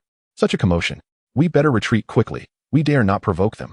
The instigators, including Wang Ruohong, were equally startled by the uproar. Brother Wang, is this commotion too much for us? What is the big deal? The potency of this beast spirit powder truly exceeded my expectations. With so many beasts, this brat will likely be reduced to naught. Wang Ruohong smirked, recalling the treasures his father obtained from mysterious individuals. This was merely the most ordinary among them. Outside, the supervising teachers were engaged in conversation. It had been several hours since they entered, yet not a single distress signal had been issued. It seemed that everyone was progressing smoothly. A robust man approached Lu Jiang, smiling as he spoke. However, they are merely ordinary beasts, without any large-scale beast horde within. 5 individuals plus 5 beast companions should be able to escape if they cannot win, right? Lu Jiang shook his head with a smile. Old Lu, you're mistaken. Last year, those leading the expedition informed me that given the biological suppression of the Star Gate, and considering the students' capabilities, a significant portion would likely be eliminated within 6 hours. Oh, so soon? Lu Jiang's expression turned quizzical. Of course, you high-achieving students, who have been training in the military and have not encountered the Star Gate, would not know. I have carried out missions through the Star Gate. As they conversed, several figures gradually emerged from the Azure Star Gate. Why are the first to emerge from our 13th high school and not from your 9th high school? The robust man wore a puzzled expression, his face darkening as he gazed at the students. What is going on? You can't possibly have lasted less than 6 hours. Can you? Several high school students wore bitter smiles. Teacher, it's not that I don't want to, but there has been turmoil within the secret realm. Those ferocious beasts seem to have gone mad, gathering in swarms. We feared for our safety, which is why we exited prematurely. Swarming beasts? Both Lu Jiang and the burly man displayed expressions of confusion, still trying to comprehend the situation when several more teams emerged. Su Peng, Gao Xuexin, you've made it out. But where is Qin Chuan? Lu Jiang approached the team from 9th High, but Qin Chuan was noticeably absent. Upon inquiring, the few individuals began to stammer, and Lu Jiang's brows furrowed in displeasure. As he pressed on, he learned of Qin Chuan's departure from the group. Though the others had somewhat distorted the truth to shield themselves, Lu Jiang could discern the underlying discrepancies. His gaze turned cold as disappointment and anger washed over him. It seems that merely teaching you the art of cultivation is insufficient. First, I must instruct you on the essence of being human. With a huff, he intended to enter the Star Gate, but a hand intercepted him. Teacher Lu seems to have forgotten the rules of the Beast Hunting Conference. Without a distress signal, entry is prohibited. The one who halted Lu Jiang was a teacher from 1st High, a young man with fair skin. Lu Jiang's brow tightened as he cast a cold glance at the man. Old Lu, don't be anxious. If there were danger, your student would have signaled for help long ago. Besides, there are still several high school students yet to emerge, the burly man interjected, concerned that Lu Jiang might clash with the teacher, namely Xiao. After careful contemplation, Lu Jiang concluded that Qin Chuan's capabilities were among the better ones in this cohort. He should be able to defend himself. His character was not impulsive, and if he dared to venture alone, he must possess confidence. After a moment's thought, Lu Jiang turned back. If Qin Chuan was unharmed, forcing his way in would only jeopardize the student's performance. Upon witnessing Lu Jiang's retreat, Li Xiao revealed a disdainful expression. He relished any opportunity to vex Lu Jiang. Upon returning to his team, Lu Jiang firmly reprimanded Su Peng and the others, deeming their abandonment of a teammate in battle as the most contemptible behavior. Meanwhile, as more students fled from the Star Gate, within the secret realm, Qin Chuan was engaged in relentless bloodshed. With each ferocious beast he felled, the dark malevolence surrounding him thickened. Within 100 meters of his vicinity lay a grotesque array of severed animal limbs, the ground soaked in blood, staining the soil crimson. As the number of beasts swelled, several monstrous creatures emerged.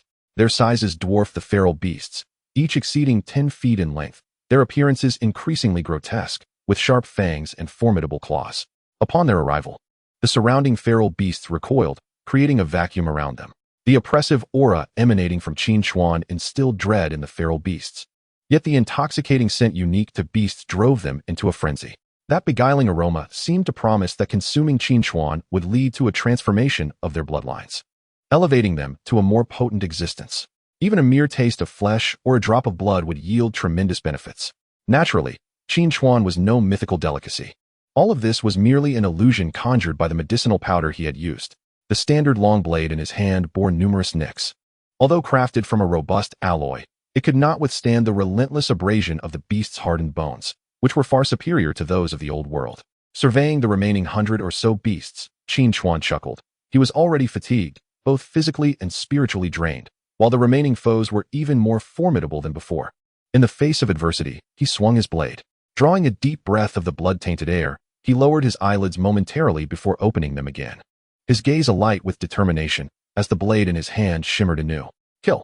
With a low growl, Qin Chuan charged forward, facing a colossal tiger-like beast. Its body was encased in rock-like scales, as unyielding as steel. It unleashed a deafening roar from its jagged maw, then leaped several meters into the air, its massive weight crashing down towards Qin Chuan with deadly intent.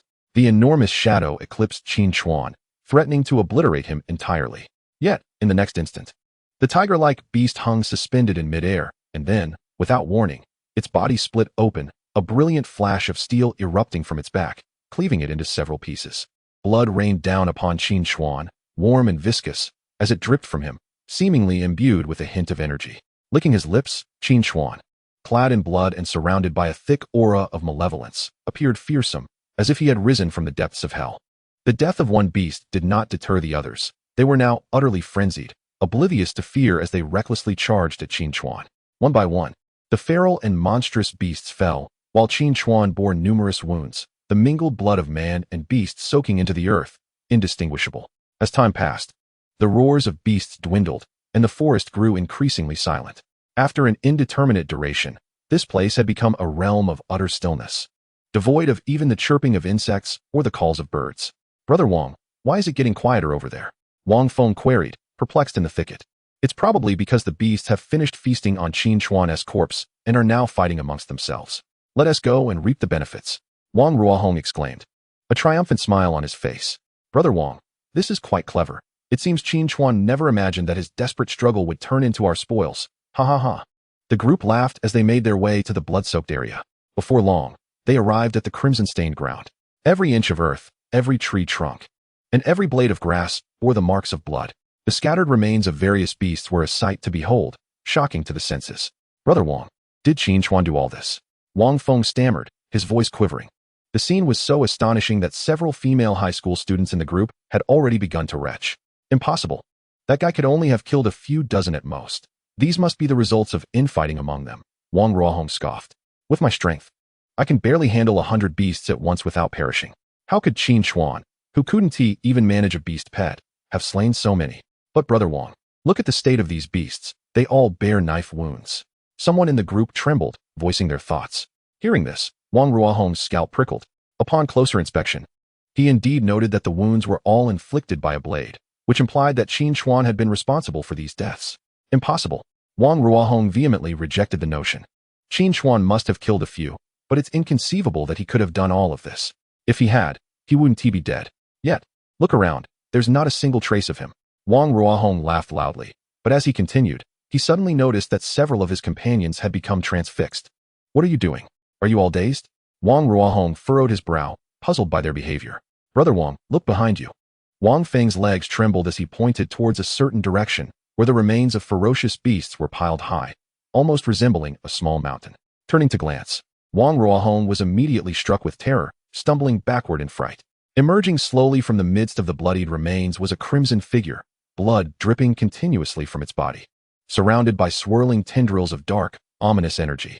You have arrived? The words Chapter 33, distorting the truth. Slandering Qin Chuan echoed in the minds of those present like a sinister chant from a dark lord. Ghost. The high school girl quivered in fear, her legs shaking uncontrollably, and the ground beneath her became damp with her terror. Wang Ruohong stood paralyzed, his mouth agape, utterly speechless.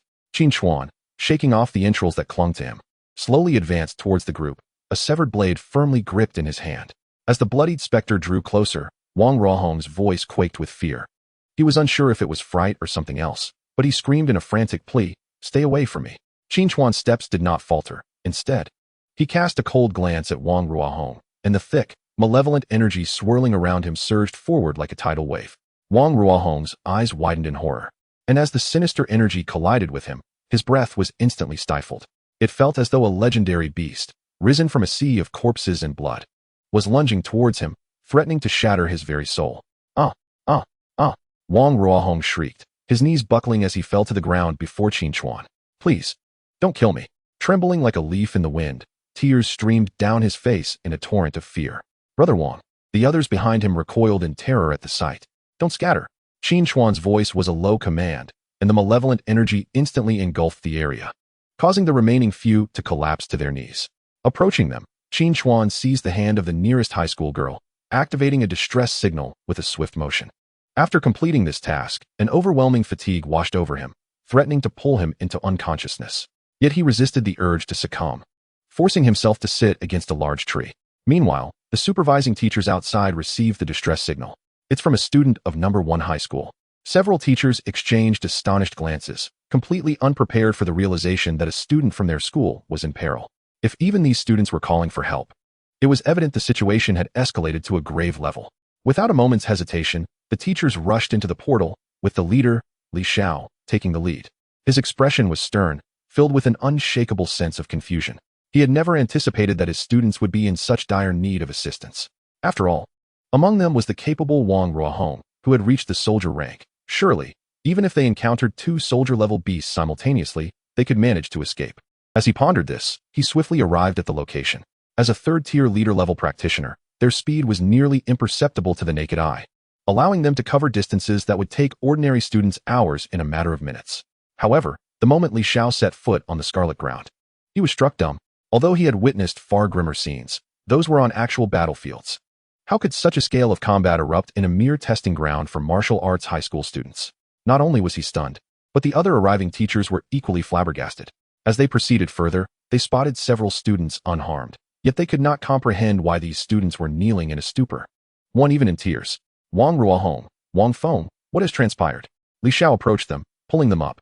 Only then did they snap back to reality. And upon seeing Li Xiao's face, they erupted into tears of relief. Teacher, you've come. Woo-woo. The teachers looked on in bewilderment, uncertain of what to make of the scene. Unbeknownst to them, these students had been overwhelmed by Qin Chuan's malevolent energy, their minds shattered and lost within an illusion, unable to distinguish between reality and fantasy. Had they arrived any later, these students might have been left in a state of delirium. After all, Qin Chuan had slain hundreds of ferocious beasts, and the malevolent energy he had accumulated was lethal to those of the ordinary and budding soldier ranks. Qin Chuan. Lu Jiang rushed to Qin Chuan's side, his shock palpable upon witnessing his condition. It was then that the teachers realized there was indeed another individual present. The bloodied figure had fully merged with the environment, their attention diverted by the students from number 1 high school, leading them momentarily to overlook the scene before them. This student, drenched in blood, still clutches a long knife. One teacher exclaimed in astonishment, prompting the others to raise their brows, as if a realization was dawning upon them. Lao Lu. All these ferocious beasts, no, even over a dozen demon beasts, were all slain by one person. A robust man approached Lu Jiang, voicing his incredulity. Having just administered a healing pill to Qin Chuan, Lu Jiang began to scan the area, and moments later, his expression mirrored that of disbelief. Could it be that all of this was the doing of Qin Chuan? He stammered. Yet, beside him, Li Xiao scoffed derisively. With 6 students here, do you truly believe they could have accomplished this? You must be jesting. Hearing Li Xiao's words, the robust man could not help but interject. Li Xiao, are you blind or merely pretending not to see? Look at Qin Chuan. He is drenched in blood. And your students, how many traces of blood do they bear? Do you honestly think they had any part in this? Li Xiao huffed disdainfully. Even if that were the case, it is impossible that this boy could have slain so many ferocious beasts and demon beasts. Even a practitioner at the 5th layer of the soldier rank could barely survive in such a situation. This so-called genius of Dazhao Bay City could not possibly belong to your number 9 high school. He then patted Wang Ruohong on the shoulder, giving him a knowing glance. Wang Ruohong, did you slay these ferocious beasts? Wang Ruohong's breath caught in his throat as he glanced at the still unconscious Qin Chuan, then back at Li Xiao, before resolutely nodding. Yes, teacher. Li Xiao's face broke into a smile of satisfaction, addressing the group. What transpired was that Wang Ruohong witnessed this young man being besieged by ferocious beasts, nearly meeting his end, and bravely stepped forward to eliminate them all. He was overwhelmed with emotion, believing this student was about to perish, hence his tears. I trust you all have seen it. As Li Xiao articulated this narrative, several teachers furrowed their brows, for his words contained a semblance of plausibility, which was essential to rationalize Wang Ruohong's earlier tears. Moreover, considering Wang Ruohong's 4-star aptitude alongside his beast companion, the likelihood of his success seemed significantly heightened. Li Xiao, you are speaking utter nonsense. Lu Jiang could no longer contain his outrage. He gazed at the tattered and battered Qin Chuan, then back at the seemingly unscathed Wang Ruohong, and let out a scoff. Why is it impossible that your students were frightened and cried while my student single-handedly battled and saved them?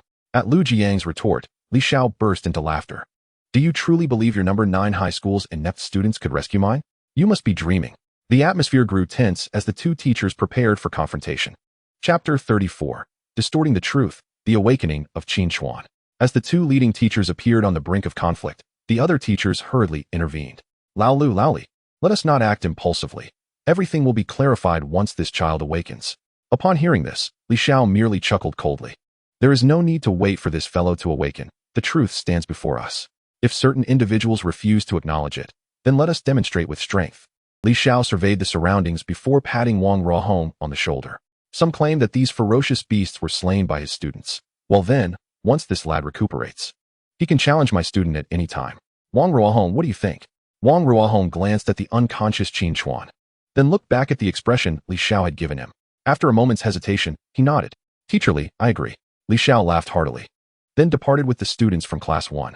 Meanwhile, Lu Jiang, with a stern expression, carried Qin Chuan out. Old Lu, is the boy going to be all right? A burly man surveyed the pitiful state of Qin Chuan. He'll be fine, just some superficial wounds and a bit of overexertion. A period of rest will suffice. And what of Li Xiao's proposal? The burly man chuckled. Isn't that rascal's intention quite clear? He.s. leveraging Wang Ruohong's superior aptitude, the longer it takes, the greater the disparity with those of lower star qualifications. Lu Jiang glanced at Qin Chuan's condition and sighed. I never expected that Qin Chuan could surpass the soldier rank.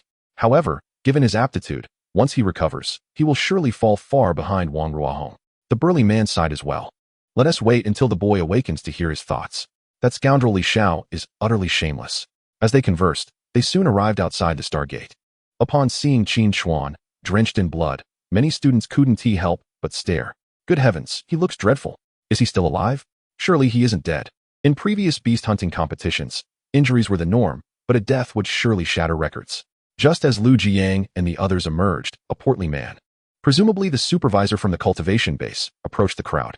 Ladies and gentlemen, due to unforeseen circumstances, this beast hunting competition has concluded prematurely. Fortunately, everyone has managed to hunt a considerable number of ferocious beasts, and rankings can still be established. The man scanned the crowd before continuing. However, aside from the first place, which remains contentious, the other rankings have not been affected. We will be distributing prizes to the top 5 high school teams. With that, he began reading the list.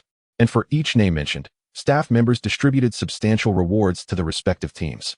Even the 5th place garnered 50,000, while the 2nd place received a staggering 100,000. Yet, compared to the 1st place, these amounts seemed trivial. It was said that the first prize was a white-grade secret treasure worth over 10 million, along with 3 million in cash, a truly bountiful reward. In past competitions, the highest first-place prize rarely exceeded a few million, but this time, perhaps due to sponsorship from the Shangela Group, the rewards had multiplied significantly. The first place was particularly special, tentatively set to be contested between Class 1 and Class 9 due to unique circumstances. Upon hearing this, the uninformed students erupted in surprise, utterly bewildered as to why such a situation had arisen. To them, the first place was rightfully Class 1S, with no one dissenting. Why then was Class 9, the last in rank, involved? Silence, please. The reason for the contention surrounding the first place is that Teacher Lu from Class 9 believes his student is qualified to be compared with my student Wang Ruohong in the secret realm. Li Xiao briefly recounted the situation within the Stargate secret realm, subtly skewing the narrative in favor of Wang Ruohong. The students, upon hearing this, began to chatter among themselves. What is there to discuss? Those beasts were definitely slain by Wang Ruohong. Who else could possibly be that formidable? Indeed, I know that Qin Chuan. Didn't they say he only had 0-level aptitude? Plus, his beast companion was injured. Even if he were also at the soldier rank, his combat prowess would pale in comparison to Wang Ruohong. It must be said, Li Xiao's cunning was indeed sharp. With a few words, he deftly steered public opinion to his advantage, solidifying Wang Ruohong's position as the first place in the eyes of many. Lu Jiang clenched his fists, glancing at the unconscious Qin Chuan with a resigned sigh. Truth be told, while various signs indicated that Qin Chuan was likely the one who had slain those beasts, Lu Jiang could not guarantee it unequivocally. After all, he was aware from previous discussions with Su Peng and others that Qin Chuan's beast companion was incapable of fighting. This meant that Qin Chuan had single-handedly defeated hundreds of ferocious beasts and dozens of magical beasts, a feat so daunting that Lu Jiang could scarcely fathom it. It was incredible that Qin Chuan had managed to break through to the soldier rank in just a few days. Such an achievement was astonishing, especially given his zero-star aptitude. Even with reckless consumption of potions, it was implausible for a zero-star aptitude individual to elevate their cultivation so swiftly. Thus, Lu Jiang remained silent, resigned to waiting for Qin Chuan to awaken before proceeding further. Teacher Lu, do you think it is possible that Qin Chuan was the one who killed those beasts? Su Xuexin inquired, but Lu Jiang ignored her, continuing to carry Qin Chuan to his vehicle. He still harbored anger towards those who had abandoned their teammate. If they had not forsaken Qin Chuan, and had someone testified, the situation would not have escalated to this extent. Lu Jiang brought Qin Chuan to a hospital designated for cultivators, where he registered him and administered specialized nutrients. Then, he settled down to wait. In a hazy state, Qin Chuan felt his consciousness gradually returning to his body. The fatigue slowly dissipated, and his eyelids began to regain strength. Upon opening his eyes, he was greeted by the rugged face of Lu Jiang. Good heavens, Teacher Lu! Qin Chuan was inexplicably invigorated. Anyone would be startled to awaken to the visage of such a robust man. Awake, are we? Lu Jiang snapped back to reality, smiling at Qin Chuan. You've been unconscious for 3 days. Now that you're awake, tell me what transpired before you fell unconscious. 3 days? I felt as if only a few seconds had passed. Qin Chuan scratched his head, then looked at Lu Jiang. What is there to say? What is worth discussing? Lu Jiang rolled his eyes playfully at Qin Chuan. You, my boy, love to play coy. You've broken through to the soldier rank and didn't even mention it. He recounted the events that transpired during Qin Chuan's unconsciousness. After hearing this, Qin Chuan fell into silence, incredulous at the sheer shamelessness of that teacher named Li Xiao. To be honest, had he not been too drained at the time, he would have considered secretly eliminating Wang Ruohong and the others to obliterate any trace of their existence. These individuals had nearly led him to a dire fate at the jaws of beasts. How could he simply let them off the hook? Chapter 35. Serpent Transmutation, Layered Evolution. Alas, his remaining strength had only allowed him to activate the distress signal, and the malevolent aura surrounding him had merely served to intimidate a few naive onlookers. Had he not pressed the distress signal, he might have been the one facing obliteration. Qin Chuan, what are your thoughts now? Will you participate in the challenge or forfeit? Lu Jiang inquired, to which Qin Chuan responded with a smile. Do I seem like someone who enjoys suffering losses, Teacher Lu? Lu Jiang chuckled and shook his head, comprehending Qin Chuan's intentions. If you need my support, don't hesitate to ask. All right then, I'll need 2 million from you first. Lu Jiang. You're quite the bold one. Lu Jiang chuckled wryly, shaking his head. Okay, send me your bank account details, and I'll transfer it to you right away. As Lu Jiang's generosity enveloped Qin Chuan like a warm current, he felt deeply grateful for all the assistance the teacher had provided. After sending his bank account details to Lu Jiang, the latter promptly transferred the funds. Teacher Lu, when the time comes, I shall reclaim my rightful reward, repaying you with both principal and interest. Lu Jiang chuckled heartily upon hearing this. You, my boy, are quite confident. Your advantages against Wang Ruohong are rather limited. It seems your only edge lies in your martial prowess. However, that fellow may soon resort to potions to expedite his cultivation, and you will find yourself facing an opponent several levels stronger than yourself. Qin Chuan nodded, though he felt little trepidation. Then you should rest well. I must return to class. This time, I intend to teach them a proper lesson. The subject of moral character cannot be neglected. With lingering displeasure, Lu Jiang departed from the hospital room. Once he left, Qin Chuan picked up the mobile phone that had been set aside in Lu Jiang's car before entering the Stargate. He then accessed a shopping site for cultivators and placed an order for nearly 20 bloodline crystals of wood and metal attributes. Next, it's time to enhance your bloodline and perhaps find you a companion, he mused, contemplating the slumbering little Qing in his soul sea. 2 days later, after being discharged from the hospital, Qin Chuan collected his package, filled with an abundance of food, and made his way to a secluded corner of the resettlement area. The surroundings were littered with unprocessed garbage, and many stray cats and dogs roamed about. These two types of animals, once the closest companions of humankind in the old era, had been cast aside and left to fend for themselves with the advent of the Beast Master era. Many had reverted to the wild in the outskirts, while others remained in the city, relying on the remnants of human meals for survival, much like scavenging rodents. As soon as Qin Chuan arrived, a throng of cats and dogs surrounded him, and he began distributing the food he had brought. He had known these strays for over 2 years, having started to feed them shortly after his arrival in the resettlement area. Perhaps it was a shared sense of suffering that drew him to them, as he frequently returned to offer nourishment. In this era, stray animals were remarkably intelligent. Rather than rushing forward, they patiently awaited their turn for a meal. After distributing the food, Qin Chuan scanned the area for the stray cat named Dabai, the leader of the group. Its large, snow-white form had earned it the name, and it had grown quite attached to Qin Chuan. After being fed, Dabai would expel all the mice from the building, ensuring they did not disturb Qin Chuan. However, its absence this time was peculiar. Sensing Qin Chuan's concern, one of the stray cats brushed against his pant leg and then led the way. Understanding that the cat was guiding him, Qin Chuan followed closely. Before long, he discovered Dabai, weak and lying in a tattered cardboard box. Its fur dull and covered in sores, suggesting it had contracted a severe illness. Upon seeing Qin Chuan approach, Dabai weakly raised its head and let out a few feeble meows before collapsing again. It was on the brink of death. Dabai, Qin Chuan murmured, gently stroking its head before summoning Shaoqing from his soul sea. With a tremendous thud, Shaoqing's massive form pressed down, creating a deep impression in the ground, causing the nearby strays to retreat in fear. Do not be afraid. This is my beast companion. Qin Chuan reassured the animals, regardless of whether they understood. Shaoqing, quickly form a beast contract with Dabai, he commanded, turning his gaze back to the ailing cat. By becoming my beast companion, you will be saved. So do not fear. He stroked Dabai's head, and the animal seemed to sense something, becoming remarkably calm. Shaoqing regarded Dabai, its elongated eyes shimmering with light. As a magical array materialized around them, a small formation imprinted itself onto Dabai, enveloping it.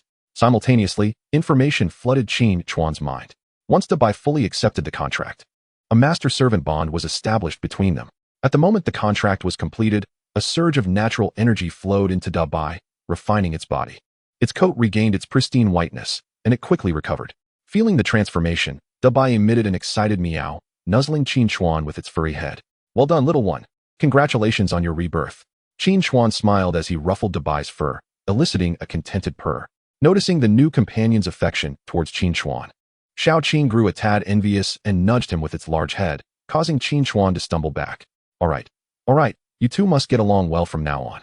After giving both his larger and smaller companions a pat, Qin Chuan returned them to his soul sea and made his way back to his room. He unboxed the delivery, examining the bloodline crystals within. Glancing at the over 1,000 energy points in his soul sea, a smile spread across his face. Now, it's time for bloodline enhancement. Qin Chuan first placed a wood attribute bloodline crystal into the enhancement wheel, which then revealed an image of a great serpent. Various first-tier bloodline crystals, such as withered wood serpent, green bamboo serpent, iron-headed serpent, and poison stinger serpent, were fed into the wheel, each enhancing Shaoqing's bloodline by hundreds of times. Shaoqing underwent numerous transformations as its aura grew increasingly powerful. Its body became more resilient, its head harder, its fangs sharper, and its strength and speed enhanced. After all the first-tier bloodline crystals were consumed, Shaoqing's first-tier bloodline reached its limit, culminating in a resounding eruption as it evolved into a second-tier bloodline. Name: Qing Tsang Python. Quality: second tier. Cultivation level: soldier class, second rank. Chapter 36. Browsing martial techniques, Dragon Tiger Blade. Shaoqing has actually transformed into a python? Qin Chuan narrowed his eyes, initially believing that Shaoqing would need at least a 3-star qualification to metamorphose into a python. He was surprised that it had achieved such transformation at the second tier. According to common knowledge of beast mastery, pythons of the same quality possess far superior attributes compared to snakes. This was likely due to the accumulation of first-tier bloodlines. Had he only used second-tier bloodline crystals for enhancement, Shaoqing would probably still be languishing among snakes. Qin Chuan pondered, concluding that this scenario was the most plausible. Unlike the previous occasions where he purchased second-tier bloodline crystals for enhancement, he had utilized various wood attribute serpent bloodline crystals to continuously strengthen Shaoqing's bloodline. Thus, Shaoqing's bloodline naturally reached its limit and evolved independently rather than being passively enhanced. In this way, Shaoqing amalgamated the advantages of all first-tier serpents, making it the strongest among its peers in terms of power, speed, and defense. Now it's your turn, Dabai. A smirk crossed Qin Chuan's lips as he observed Dabai's astonished expression in the Soul Sea, having been affected by Shaoqing's evolution. He tossed a bloodline crystal into the enhancement wheel. In an instant, a fearsome tiger with a gaping maw appeared on the front of the wheel, exuding an imposing aura that instilled fear. Indeed, Qin Chuan had not purchased bloodline crystals from feline beasts, but had instead opted for those from tiger beasts. The reason was twofold. First, feline beasts were rarer than tiger beasts, with few reaching the pinnacle of their kind.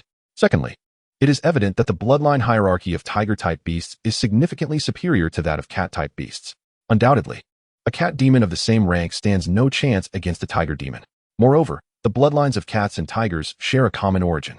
Thus, utilizing tiger bloodline crystal stones to enhance Da'Bai poses no challenge whatsoever. With this in mind, Qin Chuan commenced the operation of the Great Wheel, which spun rapidly. And moments later, hundreds of times the crimson brilliance returned to Da'Bai. Initially staring blankly at the exceptionally handsome Xiaoqing, Da'Bai was momentarily taken aback by the sudden influx of energy into its body.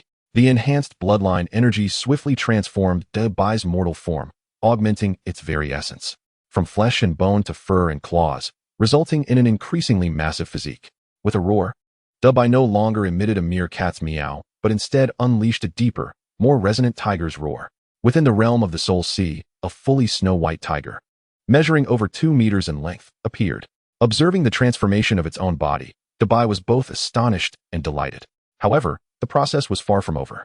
Qin Chuan continued to insert bloodline crystal stones into the wheel, and torrents of energy rapidly returned to Da'Bai's form.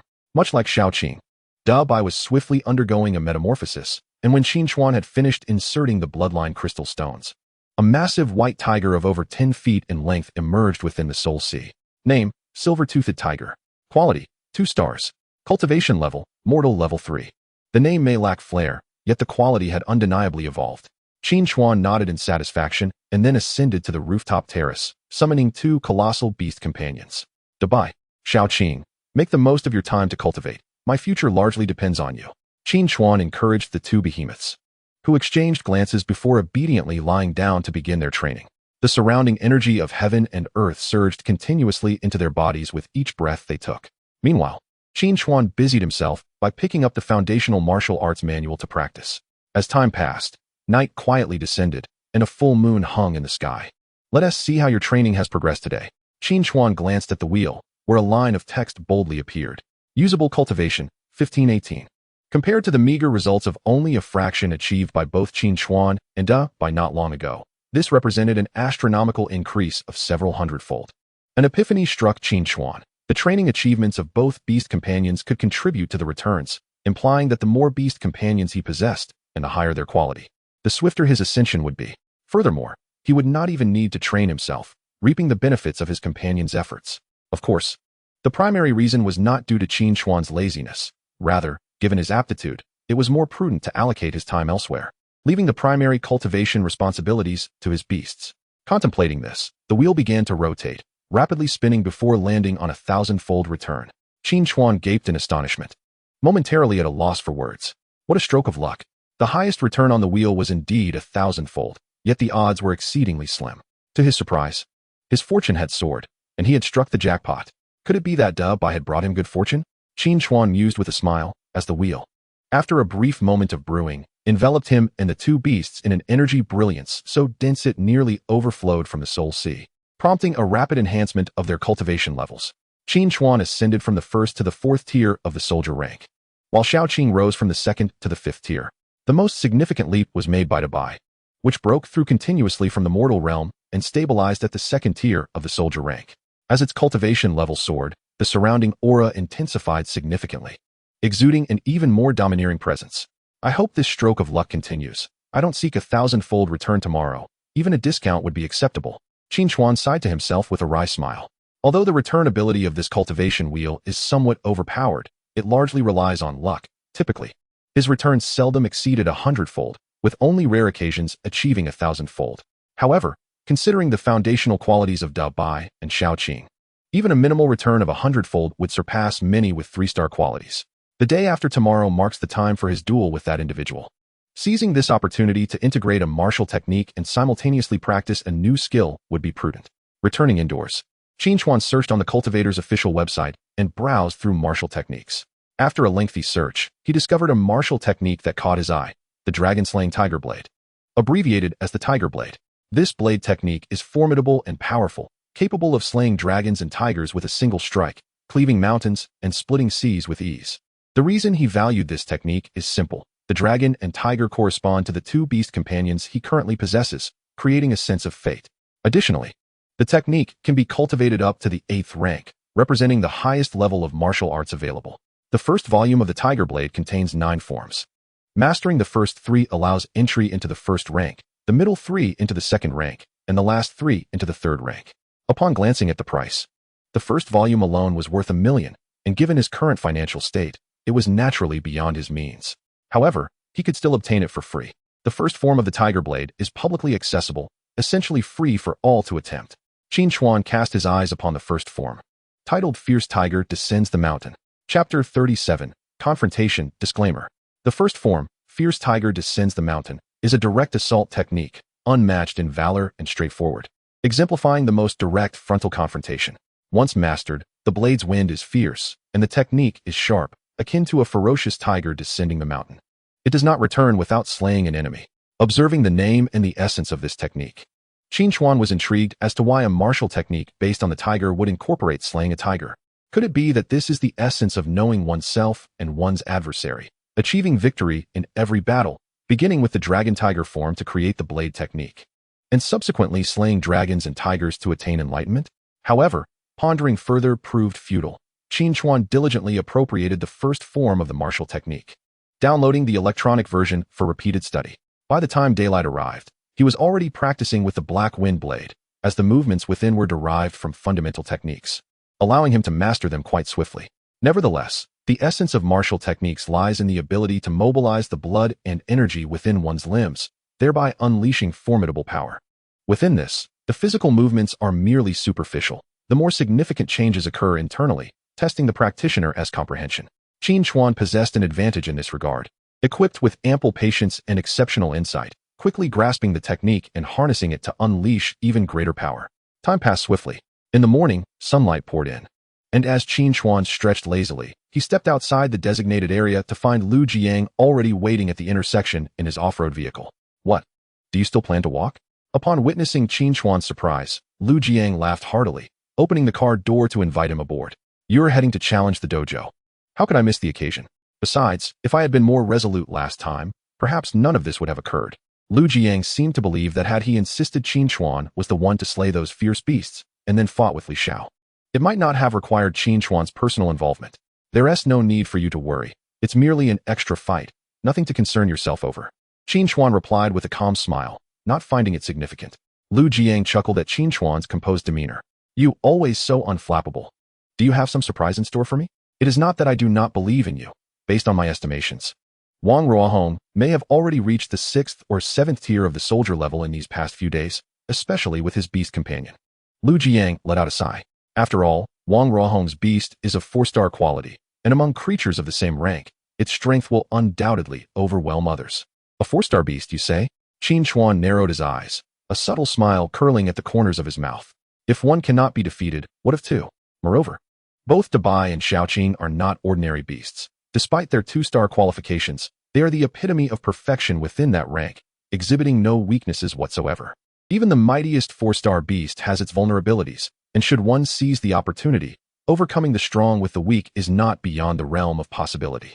As the two conversed, the vehicle arrived at the entrance of number 1 high school. The difference from number 9 high school was starkly apparent. The grandeur of the entrance alone revealed that number 1 high school was unequivocally superior in terms of funding and resources. The towering marble archway, adorned with elegantly inscribed characters declaring it the first high school of Dazhao City, stood impressive, presenting their cultivator licenses. The security guard at the entrance respectfully granted Lu Jiang passage, cautious not to offend in the slightest. After all, he was a formidable leader-level cultivator, a well-known figure throughout Dazhao, and no one would dare provoke him. Lu Jiang drove directly to the Martial Science Comprehensive Building of number 1 high school. A structure sprawling over several hundred acres, equipped with a multitude of training facilities, including swimming pools and lounges, allowing students ample opportunity for relaxation amidst their rigorous training. In terms of infrastructure, number 1 high school eclipsed number 9 high school by a wide margin. Upon arriving, Qin Chuan and Lu Jiang exited the vehicle and were met by an individual waiting at the entrance. To think you actually dared to come, Lu Jiang. You remain as foolish as ever, seeking to save face at the expense of your student's life? The person was Li Xiao, who regarded Lu Jiang and Qin Chuan with disdain. Lu Jiang furrowed his brow, coldly regarding Li Xiao. What do you mean by that? Oh, do you believe this is merely a scuffle between 2 ordinary high school students? Do not forget, they are both cultivators at the soldier level. Li Xiao sneered, prompting Lu Jiang to open his mouth as if realizing something. In cultivator duels, it is customary to sign a waiver to avoid repercussions. According to Li Xiao, there was a possibility that Wang Ruohong would resort to underhanded tactics in the upcoming battle. Qin Chuan, Lu Jiang hesitated, concerned for Qin Chuan's safety, but the latter nodded. Teacher Lu, since we have come this far, there is no reason to turn back. I understand the rules. Lu Jiang fell silent. While Li Xiao cast a cold glance at Qin Chuan, a scornful smile playing on his lips. Knowing when to advance and retreat is a virtue. But do not overestimate yourself for the sake of pride. Qin Chuan met Li Xiao's gaze and responded with a smile. Teacher Li, being succinct is also a virtue. I am not your student, so please refrain from addressing me in that tone. My teacher is right here. He gestured toward Lu Jiang, who merely shrugged. Qin Chuan is correct. He is my student, and it is not for you to dictate his choices. If he has chosen to fight, then let it be so. Seeing the two in agreement, Li Xiao scoffed repeatedly before striding inside. If you choose to ignore good advice, do not blame me. He ushered Qin Chuan and Lu Jiang into the building and soon located Wang Ruohong. Let us sign the contract. Li Xiao handed over the waiver, and both participants exchanged glances before signing and affixing their seals. Very well, since the contract is signed, I must state in advance that any injuries occurring during the battle, as long as they remain within reasonable limits, will not hold either party accountable. Li Xiao shot a frosty glance at Qin Chuan before leading them to the combat arena within the martial science building of No. 1 High School. Inside, a row of martial science students filled the seats, their curiosity piqued by the challenger, Qin Chuan. The tale of his audacious attempt to contest Wang Ruohong for the top spot had already circulated among the martial science students of Dazhao Base City, and most regarded him with derision. This boy, reportedly possessing only a sporadic aptitude, had barely managed to ascend to the soldier level by recklessly consuming potions at the cost of his future. How ridiculous that he would dare challenge Wang Ruohong. The crowd murmured. He has no future. His approach is nothing but a desperate gamble. If he manages to defeat Wang Ruohong, he might garner fame in Dazhao Base City. While the students speculated, Wang Ruohong cast a cold stare at Qin Chuan, recalling the moment when he had been frightened to tears. A wave of humiliation and fury rising within him. His fists clenched, his eyes glinting with a hint of murderous intent. Chapter 38, Fire Feather Griffin, Demonic Technique Assault. In retrospect, he realized he had been careless. Initially startled by the shadow that emerged from the sea of blood and corpses, he had let down his guard, only to be unnerved by an inexplicable force that had caused him to lose control of his mind. Wang Ruohong was unaware of the technique Qin Chuan employed, but upon inquiring with Li Xiao, they discovered that Qin Chuan practiced martial techniques. Thus, they surmised that Wang Ruohong had likely been struck by some form of mental martial art. However, they also understood that, limited by his qualifications, Qin Chuan's martial techniques were of inferior quality. Consequently, they believed that had Wang Ruohong not erred by failing to prepare, he would not have been affected by an inferior martial art. Therefore, for Qin Chuan, Wang Ruohong simply needed to exercise caution, as he was virtually invincible.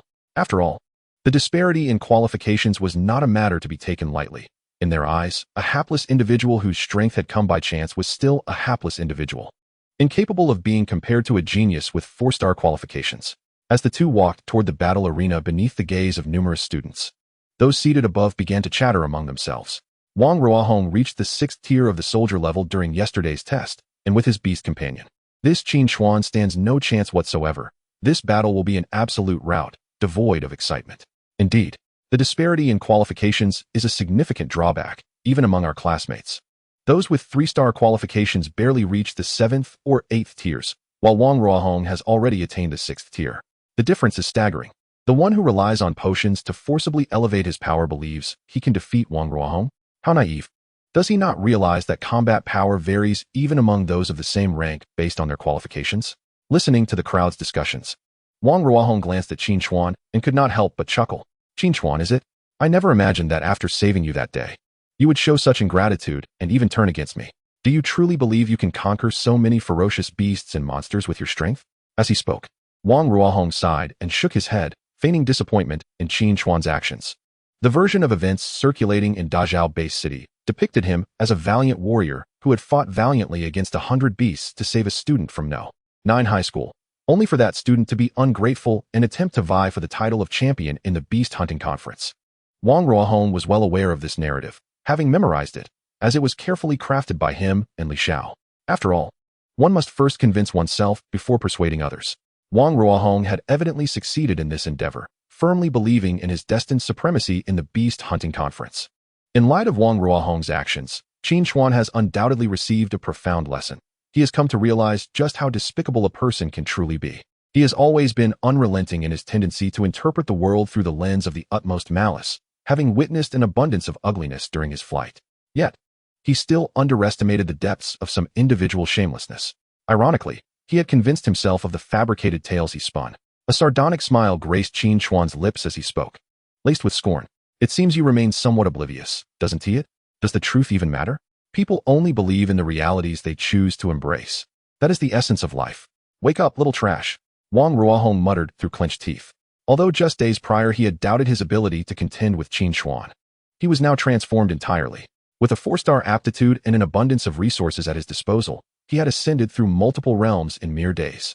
Such is the nature of genius. When supported by resources, it merely serves to amplify their prowess. Unlike Qin Chuan, who, despite his relentless efforts, could only muster the strength of a mere soldier.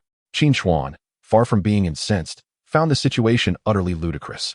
The two took hold of standard long swords, identical to those distributed during the beast hunting tournament, and entered the arena. Qin Chuan, you stand no chance this time. I shall not underestimate you, Wang Ruohong exclaimed, his eyes gleaming with excitement as he gestured to the side, summoning a magnificent crimson bird that appeared mid-air. The creature resembled a majestic eagle, its wings spanning over 10 feet, with feathers as hard as steel and talons razor-sharp, exuding a fiery aura with each breath. It was the 4-star beast companion, the fire feather griffin. Its arrival captivated the audience, for it was one of the few 4-star beast companions in the entire Dezhou base city, an entity that many present could only dream of possessing. Qin Chuan, summon your beast companion before the battle begins. Otherwise, you shall find no opportunity to act, Wang Ruohong taunted, a defiant smile curling on his lips as he regarded Qin Chuan with the contempt one might reserve for an insignificant insect. Very well, as you wish, Qin Chuan replied, waving his hand, causing the air around him to shimmer subtly. The spectators soon noticed an anomaly. The distortion in the air revealed 2 distinct ripples. With a resounding roar, 2 colossal beast companions suddenly materialized in the arena. A robust azure serpent, its body as thick as a barrel, and a formidable snow-white tiger. They were the 2-star beast companions, the azure tsang serpent and the silver-toothed tiger. Their roars echoed throughout the battlefield, leaving the audience utterly astounded. Even the most unobservant could discern that these 2 beasts possessed soldier-level strength. Lu Jiang, witnessing the serpent and tiger summoned by Qin Chuan, was momentarily taken aback, before breaking into a bemused smile. This kid is truly remarkable. I never anticipated he would sign a beast companion, and both have reached the soldier level. This revelation bolstered Lu Jiang's confidence, despite his previous doubts about Qin Chuan's capabilities. However, Li Xiao, observing nearby, scoffed dismissively. What of having 2 soldier-level beasts? Lu Jiang, do you truly lack the insight of your students? Are you unaware that even among soldier-level companions, there can be vast disparities? He cast a derisive glance at Lu Jiang and continued, the might of those 2 beasts is clearly below soldier level 6. Their aptitude is undoubtedly inferior to a 4-star beast. Such worthless companions are hardly impressive, regardless of how many you summon. Though Li Xiao's words were harsh, Lu Jiang could not deny their validity. Among soldier-level beasts, the fire feather griffin not only surpassed the serpent and tiger in aptitude, but also in cultivation level. Even with a 2-on-1 advantage, the griffin posed no threat. 2 beast companions? Huh, is that your only reliance? If so, I regret to inform you, victory is beyond your grasp. Wang Ruohong, unfazed by the summoning of Qin Chuan's beasts, felt even more at ease. Initially, he had been concerned about Qin Chuan's hidden strength, but now it appeared to be nothing extraordinary. Enough with the idle chatter. I declare the contest to commence. Li Xiao's voice reverberated through the arena, prompting both combatants to fix their gazes upon one another. Qin Chuan, perish. Wang Ruohong seethed internally before commanding the fire feather griffin to attack. The creature took flight, hurtling towards its adversary. As it neared within a dozen meters, the griffin's beak gaped open, releasing a surge of searing energy that soon coalesced into a crimson stream of fire. Monster technique. The audience gasped in astonishment, momentarily stunned before erupting into cheers. Just as humans wield martial techniques, so too do monstrous beasts possess their own arcane abilities, and companions, being a form of such beasts, are no exception. Upon reaching soldier level, cultivators can purchase beast soul stones to awaken their companion skills. Soul stones, a unique variant of beast cores, are infused with potent energy and the arcane techniques of the beasts. These techniques are often learned through experiences in the wild or during battles, becoming inscribed within their cores. When cultivators slay these beasts and acquire their cores, they can bestow them upon their companions, allowing for learning and growth. This process requires both time and innate talent.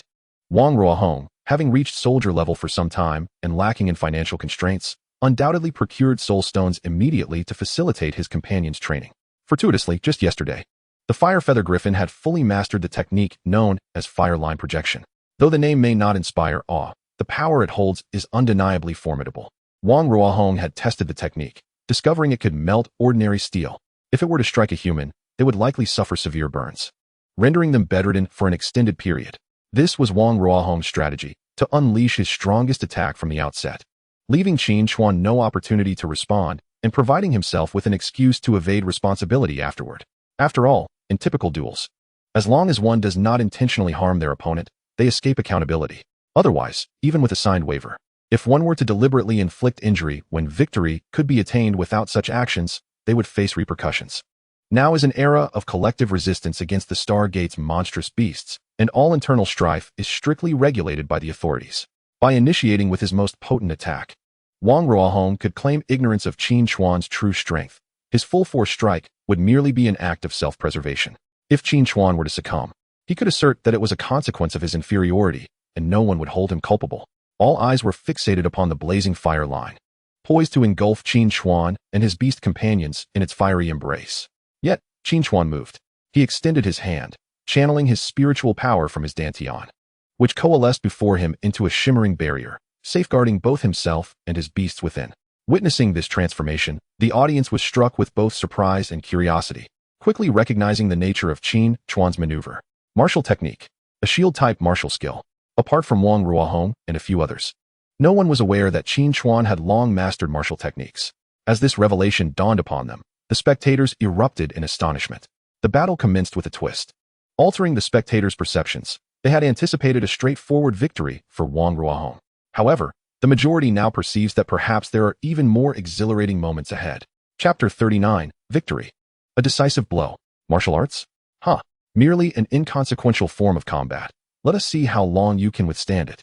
Wang Ruohong gritted his teeth with a cold laugh, commanding the Fire Feather Griffin to intensify its assault. Qin Chuan's spiritual energy from his dantian was being rapidly depleted, and the protective energy shield was swiftly eroding, appearing on the verge of collapse. Observing this, the onlookers couldn't help but feel a surge of anxiety for Qin Chuan. Should the energy barrier shatter, he would inevitably face severe burns, if not death.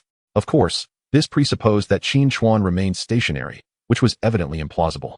At the very moment he intercepted the fiery onslaught, he had already instructed Shao Qing and Da Bai to charge towards Wang Ruohong. As the saying goes, attack to save. The instant the two beast companions surged towards Wang Ruohong, the Fire Feather Griffin ceased its fiery barrage, pivoting to intercept. Where do you think you're running? A low chuckle echoed as Qin Chuan, wielding his steel blade, leaped into the air, delivering a fierce slash at the Fire Feather Griffin. Were this in the outside world, the Fire Feather Griffin might have evaded him with the advantage of flight, but in this battleground, it lacked the agility to maneuver freely. It could only extend its claws to meet Qin Chuan's strike. In midair, Qin Chuan's eyes narrowed slightly, with a deft twist of his blade. He avoided the griffin's sharp talons and aimed for its wing. A haunting screech pierced the air, blood raining down from the sky. Qin Chuan descended slowly, while a gash appeared on one of the Fire Feather Griffin's wings, dripping blood incessantly. The fact that Qin Chuan could injure the Fire Feather Griffin was remarkable, and his timely reaction demonstrated a mastery of combat experience. Observant students were astounded, having noticed the subtleties in Qin Chuan's movements. What are you bragging about? It's merely luck. He.S. just a high school student. What combat experience could he possibly have? Scoffed a supporter of Wang Ruohong, dismissing the earlier comment. Oh really? Then take a look at Wang Ruohong's response. Can you not discern the difference? This student adjusted his glasses, pointing at Wang Ruohong, who was struggling against the attacks of the Azure Tsang Python and the Silver-Toothed Tiger. The crowd beheld the spectacle. Wang Ruohong wielded his steel blade, appearing utterly beleaguered under the onslaught. His strikes were chaotic, his footing unsteady. Were it not for his superior strength over the two beast companions, he would have surely been defeated by now. In stark contrast, Qin Chuan, after striking the Fire Feather Griffin, continued to sprint across the ground, while the Griffin unleashed fiery lines in pursuit. However, now that Qin Chuan was prepared, the speed of the fiery projectiles could not keep pace with him. They extended behind him, yet never grazed a single thread of his clothing. Though Qin Chuan was evading the attacks, he remained remarkably composed, with every movement purposeful, evading the Griffin's anticipated interceptions. Even the least discerning spectators could see the stark contrast between the two. One fought valiantly against the odds, while the other relied on brute strength to overpower the weak. The disparity was evident. Wang Ruohong, what are you doing? Two pathetic beast companions have you in such a state. Li Xiao shouted from the stands, clearly dissatisfied with the situation. Li Xiao. Spectators are prohibited from interfering in the arena. Even children understand that rule. Do you not? Lu Jiang seized the opportunity to mock. Hearing this, Li Xiao fell silent, his face darkening. Wang Ruohong, hearing Li Xiao's rebuke, felt his face flush with embarrassment. Gritting his teeth, he recalled the training sessions he had endured. His innate talent was commendable, and he quickly adjusted his state, beginning to regain his footing in the battle. Wang Ruohong's strength still retained an advantage, gradually turning the tide to a standstill. But why were these two low-tier beast companions proving so troublesome? Wang Ruohong managed to reverse some of the situation, but remained increasingly astonished. He realized that the capabilities of these two beast companions exceeded what one would expect from low-tier creatures, in some aspects. They even surpassed his fire feather griffin, such as in defense and strength. Yet, from the bloodline fluctuations emanating during the battle, it was clear that they had not attained the level of 4 stars, perhaps not even 3. This revelation dashed his hopes of swiftly dispatching the two beast companions and then turning his attention to Qin Xuan. I refuse to believe you can endure under the fire feather griffin's attacks for long. Wang Ruohong gritted his teeth, slashing at the python and the tiger. While casting glances at the fleeing Qin Xuan, his thoughts racing. The fire feather griffin's strength surpassed Qin Xuan's by a considerable margin with the passage of time. Victory was assuredly his. Unbeknownst to Wang Ruohong, Qin Xuan, in his flight, harbored similar thoughts. He was also oblivious to the fact that the griffin's attacks were weakening over time. The wound that had begun to heal was now surrounded by a swirling mass of dark malevolence, steadily eroding the griffin's spirit and vitality. Conversely, Qin Xuan's exhaustion was nearly negligible, as this level of one-on-one combat was significantly simpler than his previous engagements against 100 foes. Is it already faltering? Out of the corner of his eye, Qin Xuan glimpsed the fire feather griffin stumbling through the air, and his heart soared with joy. He quickly repositioned beneath the griffin, then forcefully leaped upwards, soaring several meters high, and brought his steel blade crashing down. The fierce tiger descends. The steel blade, imbued with unmatched ferocity, descended like a tiger leaping down a mountain, creating a gust of wind as it fell. Sensing the power of the impending strike, the fire feather griffin screeched, extending its iron-hard claws in a desperate attempt to block the blow. Unfortunately, this was not the same strike as before, nor one it could deflect. Clang! The sound of metal clashing resonated as the steel blade met the claws, sending sparks flying. Subsequently, blood mingled with the blade's gleam as Qin Xuan's steel blade shattered into 2 pieces, leaving only the handle in his grasp. The fire feather griffin, along with its claws, bore a horrific gash, blood and entrails spilling across the battleground. This scene left the onlookers in stunned silence, unable to comprehend the spectacle before them. The first to recover was Li Xiao, who, gritting his teeth, bellowed, "Concede." He swiftly leaped down, producing a vial of potion and dousing the fire feather griffin to staunch its wounds.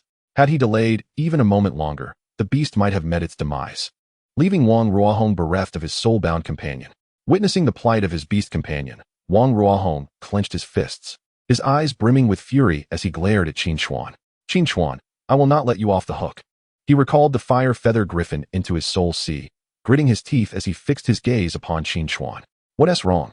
Do you wish to continue this fight? Or shall we settle this without our beasts? In response to this provocation, Qin Xuan did not remain silent. Instead, he replied with a calm smile. Are you afraid? If you're scared, then perhaps you should keep quiet. Qin Xuan's furious shout caused Wang Ruohong to tremble, his mouth agape. At a loss for words. You may have won this time, but next time, it may not be so. Li Xiao glared at Qin Xuan, enunciating each word carefully. With his talent, the longer time passes, the further he will outpace you. The future of someone like you is all too clear. While he is destined to go even further. Listening to Li Xiao's words, Qin Xuan could not help but burst into laughter. Teacher Li, perhaps your comforting words are better reserved for Wang Ruohong in private. Right now, all you need to acknowledge is that Wang Ruohong has been defeated.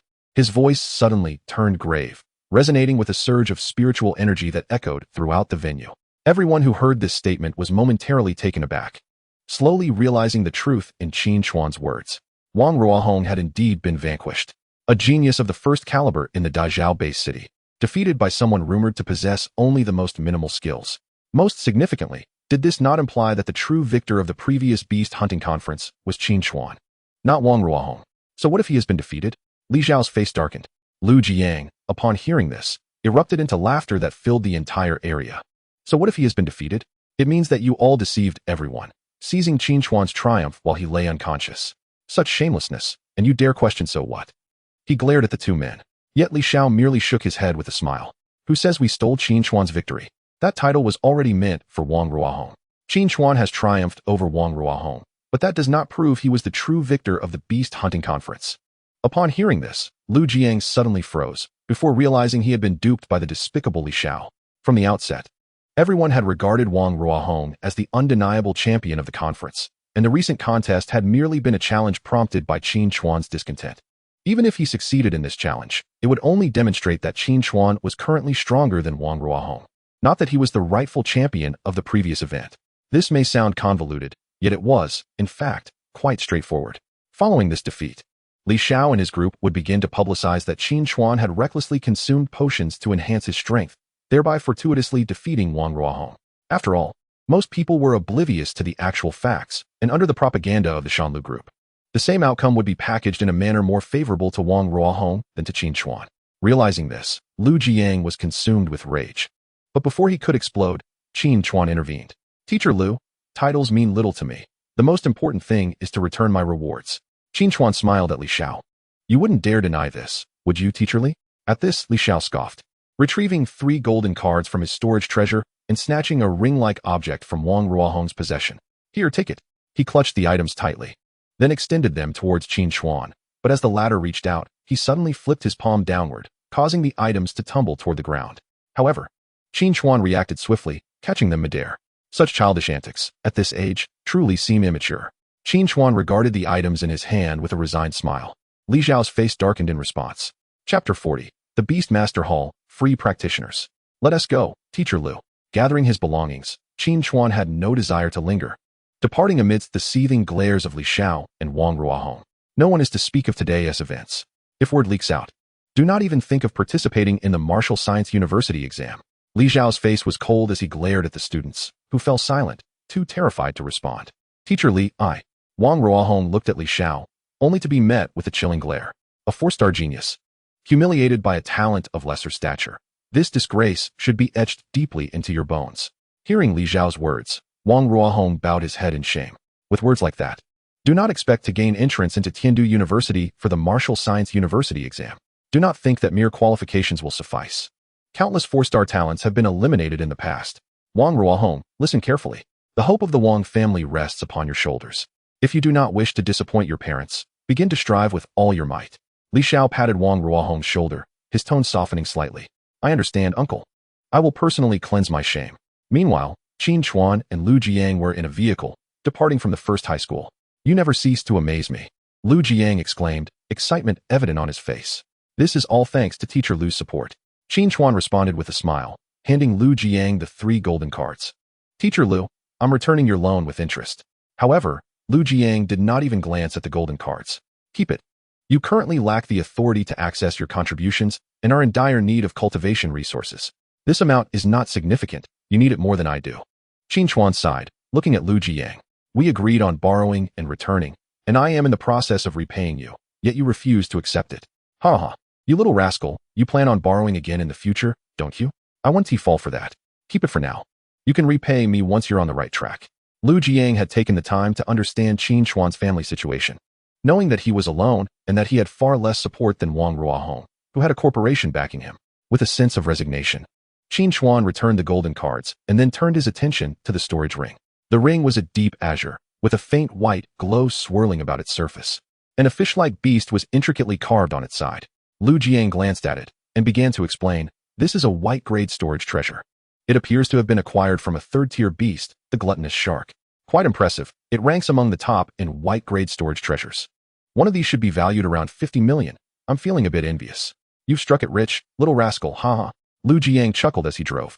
Such an expensive prize doesn't seem like it was funded by official sources. It must have been a reward prepared by the Shanlu group for Wang Ruohong. And you've effectively snatched it away. Upon hearing the mention of the Shanlu group, Qin Chuan recalled a certain incident from days past. After some contemplation, he decided to share it with Lu Jiang, albeit in a manner that had been altered to suit his narrative, omitting certain details about himself. Listening to Qin Chuan's account, Lu Jiang frowned. Do not speak of this to anyone else. Be cautious not to draw trouble upon yourself. Rest assured, Teacher Lu, I have not spoken to anyone. That is good. Lu Jiang parked the vehicle by the roadside and glanced around before speaking earnestly to Qin Chuan. The Shanlu Group wields significant power in the Daizhao-based city, ranking among the top 3 commercial entities. They have collaborated on numerous projects with the authorities over the years. If they truly have issues, it implies that the official ranks in Daizhao may be infiltrated by some corrupt individuals. Lu Jiang narrowed his eyes. This is no trivial matter. A single thread pulled can unravel the entire tapestry. I will report this discreetly to General Tsangyan, so as not to involve you in any trouble. Hearing Lu Jiang's words, Qin Chuan raised an eyebrow. Teacher Lu knows General Tsangyan? Why? Are you a fan of the general? Lu Jiang teased. Ever since he defeated key members of the Eastern Japan's fallen state organization with 3 moves, General Tsangyan has gained notoriety online. Observing Qin Chuan's expression, Lu Jiang assumed he was merely a fan. Ha. I admire all generals who contribute to our country. Qin Chuan replied with a grin. General Tsangyan was my instructor when I enlisted. Of course, I know him. Lu Jiang replied with a smile. Qin Chuan understood that instructors like Lu Jiang, being veterans themselves, were officially assigned to train martial arts students, with personnel changes occurring annually. Had Qin Chuan not been burdened with the mysteries of the Wheel of Fortune, enlisting in the military would have been a commendable choice. Typically, individuals of Lu Jiang's caliber would first attend a military academy for several years before being deployed into the armed forces, subsequently either assigned to the front lines or stationed at various major bases to safeguard them. Regardless of the path taken, each was a testament to one's dedication to the nation. After a brief exchange, Qin Chuan expressed his desire to leave school. Lu Jiang merely sighed deeply in response. He did not hinder Qin Chuan's decision, fully aware that Qin Chuan's qualifications were a significant drawback. It was not merely a matter of being unable to become a formidable warrior due to inferior aptitude. Rather, the resources expended to cultivate strength varied greatly with one's innate abilities. The higher the aptitude, the fewer resources required to reach the same level of prowess, thus accelerating the training process. With national resources being finite, it was only natural that the selection process favored the most promising candidates. Qin Chuan could hardly contest this reality, for had it not been for the state, he would have perished at the jaws of a beast years ago, having made his choice to become a free practitioner. Lu Jiang had little more to say, except to advise him to remain vigilant on his future journey, as sometimes, humanity could be far more daunting than the beasts. Lu Jiang seemed to recall something, prompting him to share these sentiments with Qin Chuan. Thank you, teacher, I understand, Qin Chuan replied. Lu Jiang nodded before driving Qin Chuan back home. As he gazed upon the modest abode he had inhabited for several years, a twinge of melancholy washed over him. Now that he had chosen the path of a free practitioner, his ties to this place would soon be severed. Free practitioners had no home. Their domain was the entire world. After hastily organizing his belongings, he stored them within a mystical treasure that boasted several hundred cubic meters of space, allowing him ample room for his possessions. Once everything was in order, Qin Chuan discovered that Lu Jiang had sent him a document titled Essential Knowledge for Free Practitioners. Intrigued, he opened it and began to read meticulously. The document contained a wealth of practical and useful information, proving immensely beneficial to Qin Chuan. It seemed that his first task for the following day would be to register his information at the Beast Control Hall. After planning his itinerary, he proceeded to engage in his usual training before retiring for the night. The next day, Qin Chuan hailed a cab and arrived at the Beast Control Hall. This establishment, a fundamental official facility present in every base city, was responsible for providing comprehensive services for practitioners. Upon reaching the front desk, Qin Chuan inquired and was directed to an office where a middle-aged woman sat. Upon noticing Qin Chuan's youth, she exhibited a look of surprise. Young man, this is the registration place for free practitioners. Qin Chuan nodded, responding with a smile. I am here to register as a free practitioner. The woman, taken aback, quickly regained her composure, retrieving a scanner to assess Qin Chuan's cultivation level before inputting various details into her computer. She refrained from questioning why someone of such a young age would opt to become a free practitioner instead of participating in the martial arts university examination as a professional. She was well aware of what inquiries were appropriate. Before long, Qin Chuan received his practitioner's certificate, akin to an ordinary person's identification card, which would serve significant purposes in the future, especially when hunting through the Stargates. After completing several formalities at various departments, he finally exited the Beast Control Hall. As he looked up at the sky outside, Qin Chuan felt an undeniable shift in his perception, akin to a graduate stepping out of academia into the broader society. A mix of excitement and nostalgia enveloping him. Having concluded his business there, he proceeded to 9th High School to finalize his withdrawal. Upon exiting the school gate, he spotted Lu Jiang smoking nearby, who greeted him with a smile. Approaching Lu Jiang, the latter exhaled a plume of smoke and inquired, What are your next plans? I think I will settle in a city with a stargate for a while, Qinchuan shrugged. Stargates of various sizes randomly appeared in different locations, and generally, the micro and small gates concealed realms that served as a boon for the Jojo kingdom, teeming with bountiful resources awaiting extraction. However, regardless of the type of stargate, they housed numerous beasts, and as the official forces of the Jojo kingdom were preoccupied with frontline defenses and major stargates, they could only rely on civilian forces for assistance. Upon hearing Qinchuan's response, Lu Jiang nodded and handed him a card. Head to Fengqing Base City. A micro-stargate has just appeared there, attracting many free practitioners from various base cities. I happen to know someone with a mercenary group stationed there. You could teach her? I'm not keen on joining any organization for now, but I could consider going to Fengqing. Qinchuan politely declined Lu Jiang's suggestion, to which the latter responded with a resigned smile. Kid, the dangers within the stargates are not solely posed by the beasts. Humans can be far more perilous. Qinchuan understood the implication in Lu Jiang's words. Yet, burdened with secrets, integrating into other organizations would only invite more covetous eyes. I'll think it over, he assured Lu Jiang, feigning nonchalance to ease his mentor's concerns. Make sure to keep in touch, Lu Jiang reminded him before returning to his class. The news of Qinchuan's departure spread among the martial arts students at 9th High, eliciting a complex array of emotions in each individual, particularly Su Peng, who had regarded Qinchuan as his greatest rival. He could never have anticipated that Qinchuan would leave so abruptly. Gao Xuexin shared a similar sentiment, reflecting on her relationship with Qinchuan, which had evolved from familiarity and intimacy to estrangement, and now verging on the unfamiliar. This trajectory had been orchestrated by her own actions, yet a sense of regret lingered in her heart. Qinchuan, until we meet again, I hope you can still astonish me. Despite having heard of Qinchuan's various exploits, she could not shake the feeling that he would not venture far. What did it matter if he was now at the soldier level? Perhaps by their next encounter, she would have ascended to the, or even the, while Qinchuan remained forever at the soldier level. Meanwhile, the news of Qinchuan's withdrawal reached Wang Ruohong and Li Xiao, who promptly dispatched their subordinates to monitor Qinchuan's movements. I never thought this kid would self-destruct. There's no need for future vengeance. Since he has become a free practitioner, let us send a team from the group to track which stargate he enters and eliminate him within, Li Xiao spoke darkly. To which Wang Ruohong nodded in agreement. Now I won't have to waste time on this guy. Killing him will quell my resentment, and I can focus on preparing for the exams. Days passed, and in Fengqing, a secondary base city, though it was merely a tier below Dazhao base city, its scale was several times larger, with practitioners boasting significantly greater overall strength. Qinchuan casually found a hotel to stay in and logged onto a practitioner website. The Stargate would open at 8 o'clock the following morning, necessitating his arrival an hour early. He meticulously scoured various forums for information regarding the secrets of this Stargate, compiling all useful data for his reference. Meanwhile, at a hotel in Fengqing, a stunning woman clad in a striking red-fitted attire raised her glass while deftly swiping her phone screen, seemingly perusing something of interest. That brat. Why can't he be a bit more proactive in contacting me? He doesn't even realize he is being watched, she muttered to herself before dialing a number. Moments later, on the other end, Qinchuan's phone chimed, and upon answering, he was greeted by an enchanting female voice. Hello, little brother. Didn't Captain Lu ask you to reach out to me? Why so hesitant? Must I take the initiative? Upon hearing this voice, Qinchuan was momentarily taken aback. Before recalling the name of the mercenary group, blood rose from the card Lu Jiang had given him. Are you Senior Zhuitong? He stammered. Oh, calling me senior makes me feel old. Just call me sister. Okay, little brother Qinchuan. The voice on the other end sent a shiver down Qinchuan's spine, prompting him to pull the receiver away slightly. Sister Zhuitong, I just arrived here and was planning to familiarize myself before seeking you out. My apologies. Although Qinchuan had no intention of seeking out the Blood Rose mercenary group, he felt it impolite to decline outright, considering it was a recommendation from Lu Jiang. Is that so? Yet, from Captain Lu's words, it seems you have little desire to join my mercenary team? Qinchuan fell silent for a moment, unsure how to respond.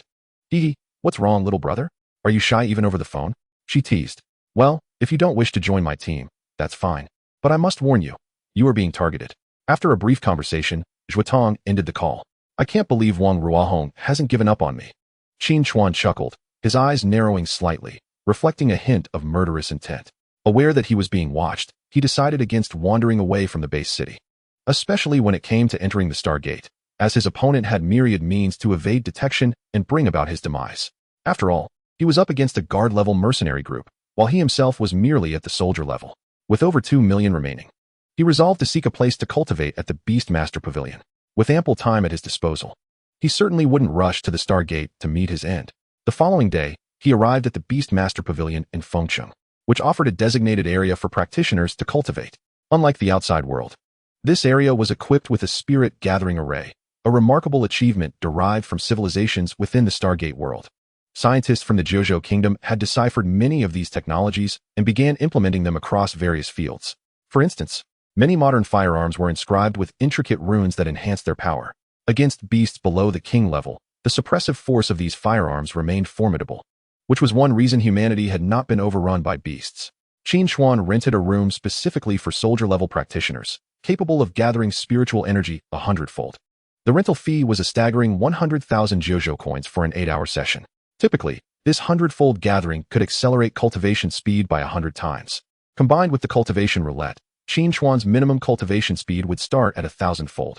With a stroke of luck, it could even reach 1,000,000-fold. Of course, such odds were exceedingly slim. Over the past 2 days, Qin Xuan had experimented with purchasing potions to expedite his beast companion's training, but found that cultivating in the spirit gathering array proved far more advantageous. This method yielded solid results without side effects, maximizing his limited funds. With nearly 3 million coins, he could cultivate here for over 20 days, and he was keen to see the results. The practitioner-exclusive venue was expansive, each room spanning hundreds of square meters, constructed from unique materials seemingly sourced from within the Stargate. The decor exuded a rustic charm, with walls intricately carved with various ferocious beasts. In the center of the room, Qin Xuan summoned Shaoqing and Dabai. The python and tiger appeared without any sense of crowding. We must focus during our cultivation. Every moment we spend here is costing us. Qin Xuan reminded the two beasts before inserting his bank card into the nearby activator, which still held a balance of over 200,000. He pressed the activation button, and with a series of clicks, energy surged through the grooves in the floor as strands of spiritual energy began to coalesce within the room. Generally, the spiritual energy of heaven and earth is invisible to the naked eye, but when concentrated to a certain degree, it becomes perceptible, sometimes manifesting as spiritual mist or rain. Under the influence of the 100-fold spirit gathering array, wisps of spiritual energy began to rise, appearing milky white and providing a refreshing sensation as Qin Xuan inhaled deeply. Simultaneously, the balance in his card dwindled rapidly, prompting him to urge his beast companions to commence their cultivation while he practiced martial techniques and integrated his combat skills. In such an enriched environment, both cultivation and learning proved immensely beneficial. As 8 hours passed, Qin Xuan and his two beast companions felt somewhat fatigued. Shaoqing and Dabai, unwilling to waste their investment, had devoted every second of those 8 hours to the meticulous conversion of spiritual energy, which was mentally taxing. Qin Xuan felt similarly, as spending his own money weighed heavily on his heart. Nevertheless, their cultivation results were commendable. Qin Xuan successfully integrated a martial technique, while his two beast companions accumulated an impressive 300 points in cultivation.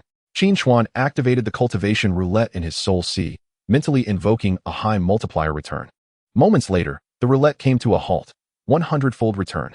The entire cultivation roulette radiated a brilliant glow, torrents of energy pouring into Qin Xuan and his beast companions like a cascading river. This multiplication resulted in over 30,000 points of cultivation, evenly distributed, granting each of them over 10,000.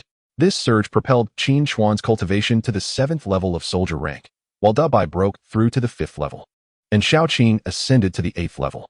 As their realms advanced, the gaps in cultivation between each level widened, yet the disparities among the three would gradually diminish.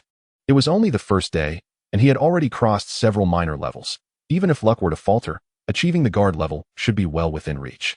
With these reflections, Qin Xuan tidied up and returned to his hotel to rest. The following day, as he made his way back to the Beast Master Pavilion, Zhuotong called once more.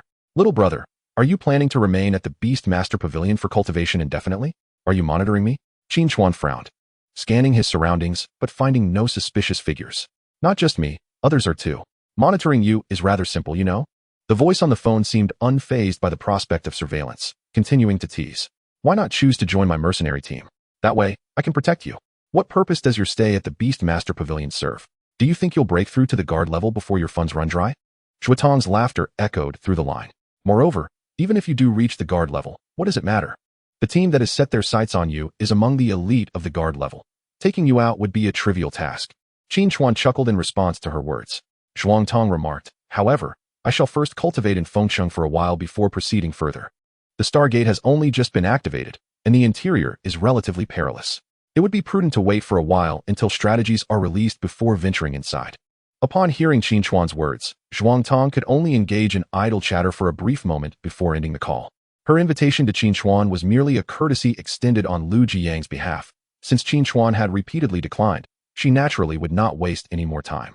In the ensuing days, Qin Chuan found himself immersed in monotonous, yet focused cultivation, steadily enhancing his prowess. 8th rank in the soldier tier.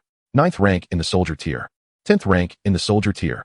As he reached this stage in his cultivation, Xiaoqing also broke through her bottleneck, ascending to a new realm, the guard tier.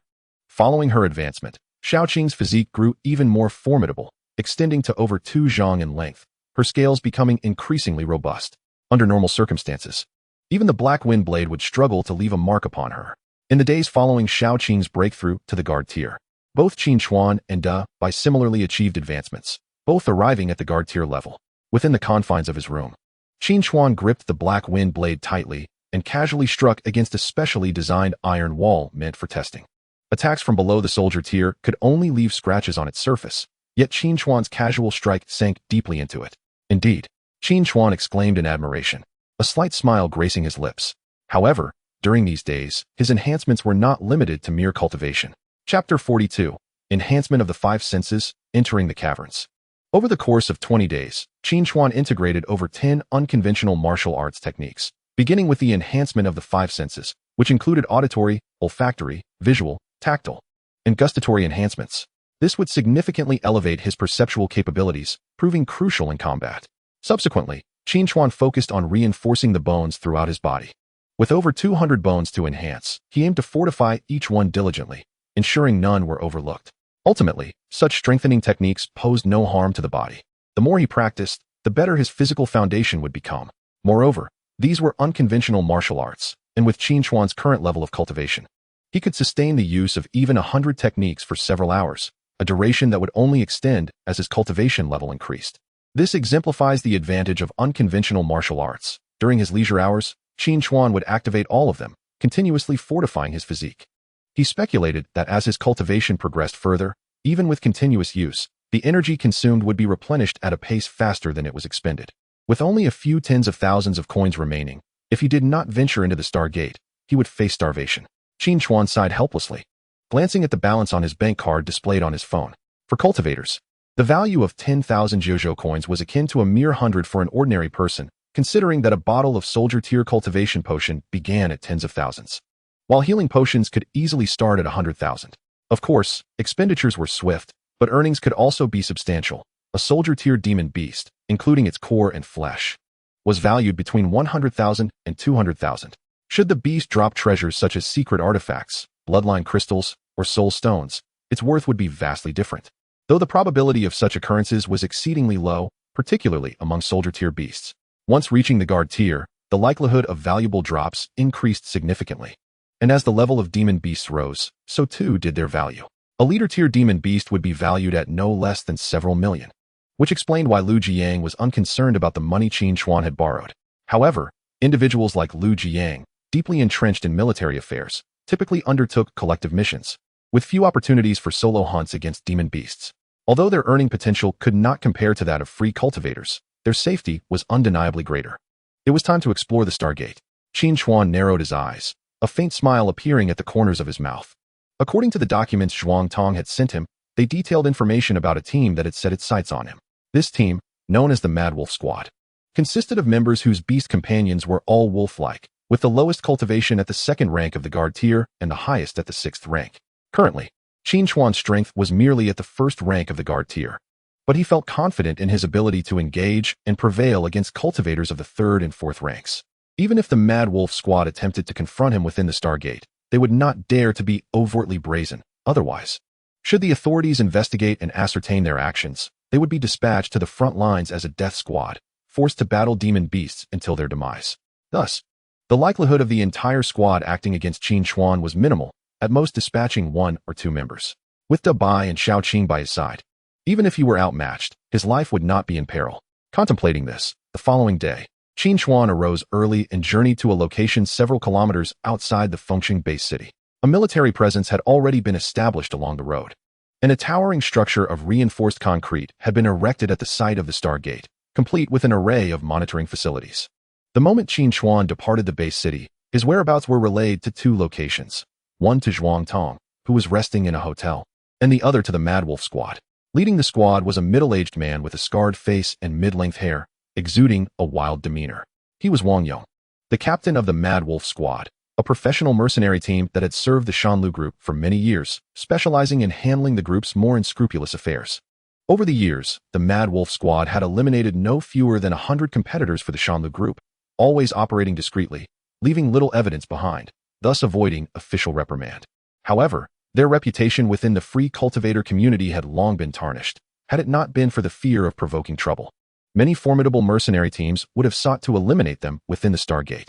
After all, few respectable cultivators would harbor any fondness for such a detestable group. Wang Yong and his team members were indifferent to their reputation. For them, the pursuit of wealth was paramount. Brother Yong, that brat has left the city. As soon as Qin Chuan departed, one of the surveillance agents relayed the news, prompting Wang Yong to abruptly push away the heavily made-up woman in his arms. Bursting into laughter, this little bastard has finally grown restless after all this time. Come, it's time for us to have some fun within the Stargate. The primary objective of allowing cultivators entry into the Stargate was to have them eliminate the demon beasts within. Consequently, every cultivator entering was assigned a quota for the number of demon beasts to slay. Failure to meet this requirement would result in fines, and repeated failures could lead to a ban from entering the Stargate. As for the various spoils, they belonged entirely to the individual cultivators, while the state prioritized the other resources within the secret realm. For instance, special minerals and unique vegetation could only be exploited and researched by the state. Once the primary threat, the demon beasts, had been eradicated, the country could mobilize the strength of the populace to enter and develop the area, ultimately benefiting the various strata of society and enhancing the collective strength of the nation. This distinction set the Jiuzhou kingdom apart from other existing nations. In the Free Federation and the Tianzhu dynasty, for instance, free cultivators entering and exiting the Stargate would be mercilessly stripped of their resources. Of course, the state's generous treatment of free cultivators was not without strings. In times of crisis, every citizen was expected to heed the state's directives, and compulsory conscription could not be resisted. After undergoing multiple inspections, Qin Chuan finally arrived at a grand hall within the building. At the end of the hall stood a towering azure Stargate, easily over 10 meters high, through which individuals continuously passed. Each person emerging bore traces of blood, some appearing grievously injured, missing limbs, or suffering other severe wounds. The Stargate is replete with treasures, yet it is fraught with peril. Each day, numerous cultivators perish within its confines, many of whom vanish without a trace, consumed by monstrous beasts and reduced to mere remnants. Qin Chuan entered the Stargate alongside his expedition team, stepping into its enigmatic realm. A wave of disorientation washed over him as time and space seemed to warp. And when he opened his eyes again, he found himself before a vast cavern, illuminated by a kaleidoscope of radiant colors. The source of this luminescence emanated from an array of crystalline formations adorning the cavern walls, casting a vibrant glow that dispelled the surrounding darkness. This cavern was immense, its ceiling soaring hundreds of meters above the ground. All around, openings led to other tunnels, each several kilometers distant from Qin Chuan and his companions. Officially designated as the Earth Monster Cavern, recent explorations had yielded little in terms of diverse geological features. The farthest expeditions reported encountering nothing but a series of similar caverns. Furthermore, the soil within this cavern appeared almost sentient, nurturing a plethora of crystal formations, some imbued with energy suitable for various applications, while others were merely aesthetically pleasing. Simultaneously, the cavern teemed with a myriad of creatures, predominantly humanoid in form, short yet robust, possessing considerable strength, their visages grotesque and menacing, aptly named Earth monsters. The ecological structure here diverged sharply from that of Earth, rendering it a site of immense research potential, prompting officials to relax entry restrictions for cultivators, allowing for free access. Everyone, as you embark on your explorations, be mindful of your communication device's battery levels and ensure your travel logs are activated. Otherwise, should you lose your way within the cavern, you may find yourself in dire straits, a staff member cautioned, to which the crowd nodded in agreement, recognizing the wisdom in the advice. The entrances to the caverns were numerous and interconnected, most resembling one another so closely that they offered little in the way of navigational aid. One misstep could lead to disorientation. These Stargate's secret realms exert a suppressive force on outside beings, weakening them the longer they remain within. Given Qin Chuan's current capabilities, he could only afford to linger for no more than 7 days before needing to retreat and recuperate. Otherwise, He could not guarantee his strength would suffice to confront any dangers, risking his life in the process. Thus, those who become lost within the secret realm, unable to locate their point of entry, would gradually succumb to the increasing suppression and ultimately fall victim to the lurking beasts. After further instructions from the staff, the group dispersed towards the cavern entrances. Some had ventured here multiple times, while others were newcomers, each armed with varying information, leading them in different directions.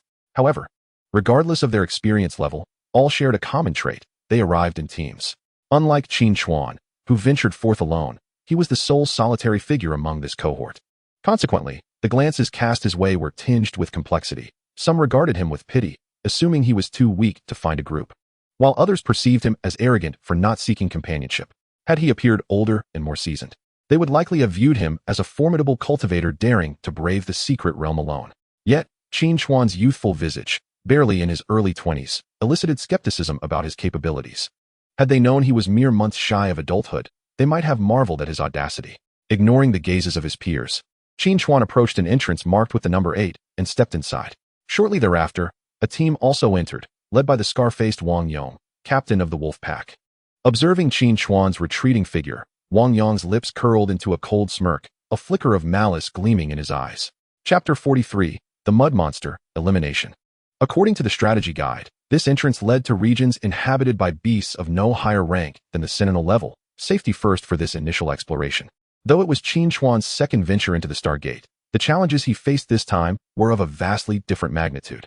The highest level beasts encountered here were of the commander rank, and official reports indicated that no fewer than 10 had already been slain by powerful cultivators. Upon entering the tunnel, Qin Chuan summoned his companion, Dabai, and mounted its back. "Run, Dabai," he commanded, patting the creature's fluffy head as it sprang into action. As Qin Chuan monitored the red line extending on his communication device's travel map, he noted the advanced technology still operational within the secret realm. An essential tool for every citizen of the 9 provinces, particularly for cultivators like Qin Chuan. The interconnected caverns spanned dozens upon dozens, with only about 1,000 cultivators having entered the Stargate, and despite the passage of more than half a month, many nearby passages remained untouched. The route on Qin Chuan's communication device was shared. Data from each exiting cultivator was uploaded to the authorities and synthesized, optimizing human resources and minimizing redundant explorations. After riding for some time, Qin Chuan finally reached a fork in the path with 3 entrances. He chose the one that indicated no prior exploration and ventured inside. This passage differed significantly from those he had traversed earlier, showing no signs of previous visitors. Unlike the earlier tunnels, which bore marks of excavation and dried blood from battles, this one was pristine. Not long after entering, Qin Chuan spotted a fiery red circular stone embedded in the wall. He quickly excavated it, examined it briefly, and stored it in his storage ring. This was a fire energy stone, rich in energy and estimated to be worth around 20,000. Within this untouched area, Qin Chuan slowed Dabai's pace, taking the time to observe his surroundings meticulously. Each passage was expansive, with the lowest points exceeding 10 meters in height, while some chambers stretched dozens of meters wide. With every step, he discovered various valuable items, most of which were minor trinkets, each worth no more than 20,000. Although the individual values were modest, the quantity was substantial, and in no time, he estimated his earnings to be nearing 200,000, a veritable windfall. Qin Chuan couldn't help but marvel at his fortune, but understood that such bountiful finds were only possible in an uncharted route during the early exploration phase of the secret realm. However, with great rewards came great risks, and for now, luck was on his side. Meanwhile, in another passage, 2 men riding giant wolves exchanged glances. "Damn it. This secret realm is a hassle. Chasing someone down is such a pain," one of them complained, reflecting that in a typical secret realm, they would have likely caught their target by now. "Let your wolf sniff around. It's no surprise that the scents are muddled in this busy area," the other advised, handing over a transparent bag containing a pair of 4-cornered shorts. Had Qin Chuan been present, he would have recognized these as the very undergarments he had discarded a few days prior. Little did he know they had fallen into the hands of these men, who now intended to use them to track him down. Had he known, he would surely have sighed, realizing that he was still rather youthful. The wolf sniffed at the waistband of his pants, discerning the scents in the air before darting towards a particular cave entrance. Meanwhile, on the other side, Wang Yong and 2 other members of the Wild Wolf Squad were engaged in fierce combat with a group of monsters that, while only human-sized, were exceptionally robust. "Boss, why haven't Biaozi and the others returned yet? It shouldn't take long to take down one little brat, right?" one member inquired as he casually dispatched a ground creature. "What's the rush? Focus on slaying your monsters. Can't you see how chaotic this secret realm is? They probably haven't found that brat yet. Otherwise, given their strength, they would have already taken him down. Once they're done, they need to show up in front of other teams to fabricate an alibi. Qin Xuan arrived at a cave that was markedly different from the previous ones. The soil within was notably moist, forming numerous small puddles on the ground. This was also the first time Qin Xuan encountered plants in this cave, resembling aquatic grass, lush and vibrant, dark green in hue. Stepping on them caused the plants to burst, releasing thick juice. Dabai detested the environment here, favoring drier locales. Qin Xuan glanced at the aquatic plants, noting that they were rather ordinary otherworldly flora, devoid of any spirit herbs. Spirit herbs, as the name suggests, are plants born of the world's spiritual energy, categorized from 1 to 9 ranks, serving multiple purposes and forming the primary material for various potions. Even the lowest grade spirit herb can fetch a price exceeding 10,000, and with further processing, it can appreciate in value several times over. Riding Dabai through the cave, Qin Xuan's wrist communicator documented his route. After approximately 10 minutes, he reached the cave's depths. The illumination stones embedded in the ceiling emitted a blue-white glow, casting an enigmatic light over the watery cavern. As Dabai trod forward, the muddy ground beneath suddenly quivered, causing it to leap nervously, almost throwing Qin Xuan off. What's wrong? No, wait, this isn't mud, it's a monster. Qin Xuan clutched Dabai's soft fur tightly, exclaiming in alarm, and immediately drew the black wind blade from his ring. Dabai, be cautious. Uncertain of the enemy's strength, Qin Xuan braced himself. However, before he could finish speaking, a shrill sound echoed overhead, and a dark mass plummeted from the cave wall, descending upon Qin Xuan and Dabai. Goodness! With his martial arts fully activated, Qin Xuan's senses heightened, and he sprang onto Dabai's back, leaping into the air to slash horizontally with his blade, cleaving the entity in two. A splash of pale green liquid drenched Qin Xuan, while his soul sea registered an increase in energy points. Upon landing, he discerned that the monster had provided him with 4 or 5 energy points, judging by the quantity of energy points gained. The creature's cultivation level hovered around the 3rd to 4th rank of the soldier tier, posing little threat. Yet, when the creature remained still, it resembled a mass of mud, making it nearly impossible to detect within the environment, thus presenting a significant danger to other practitioners of similar rank.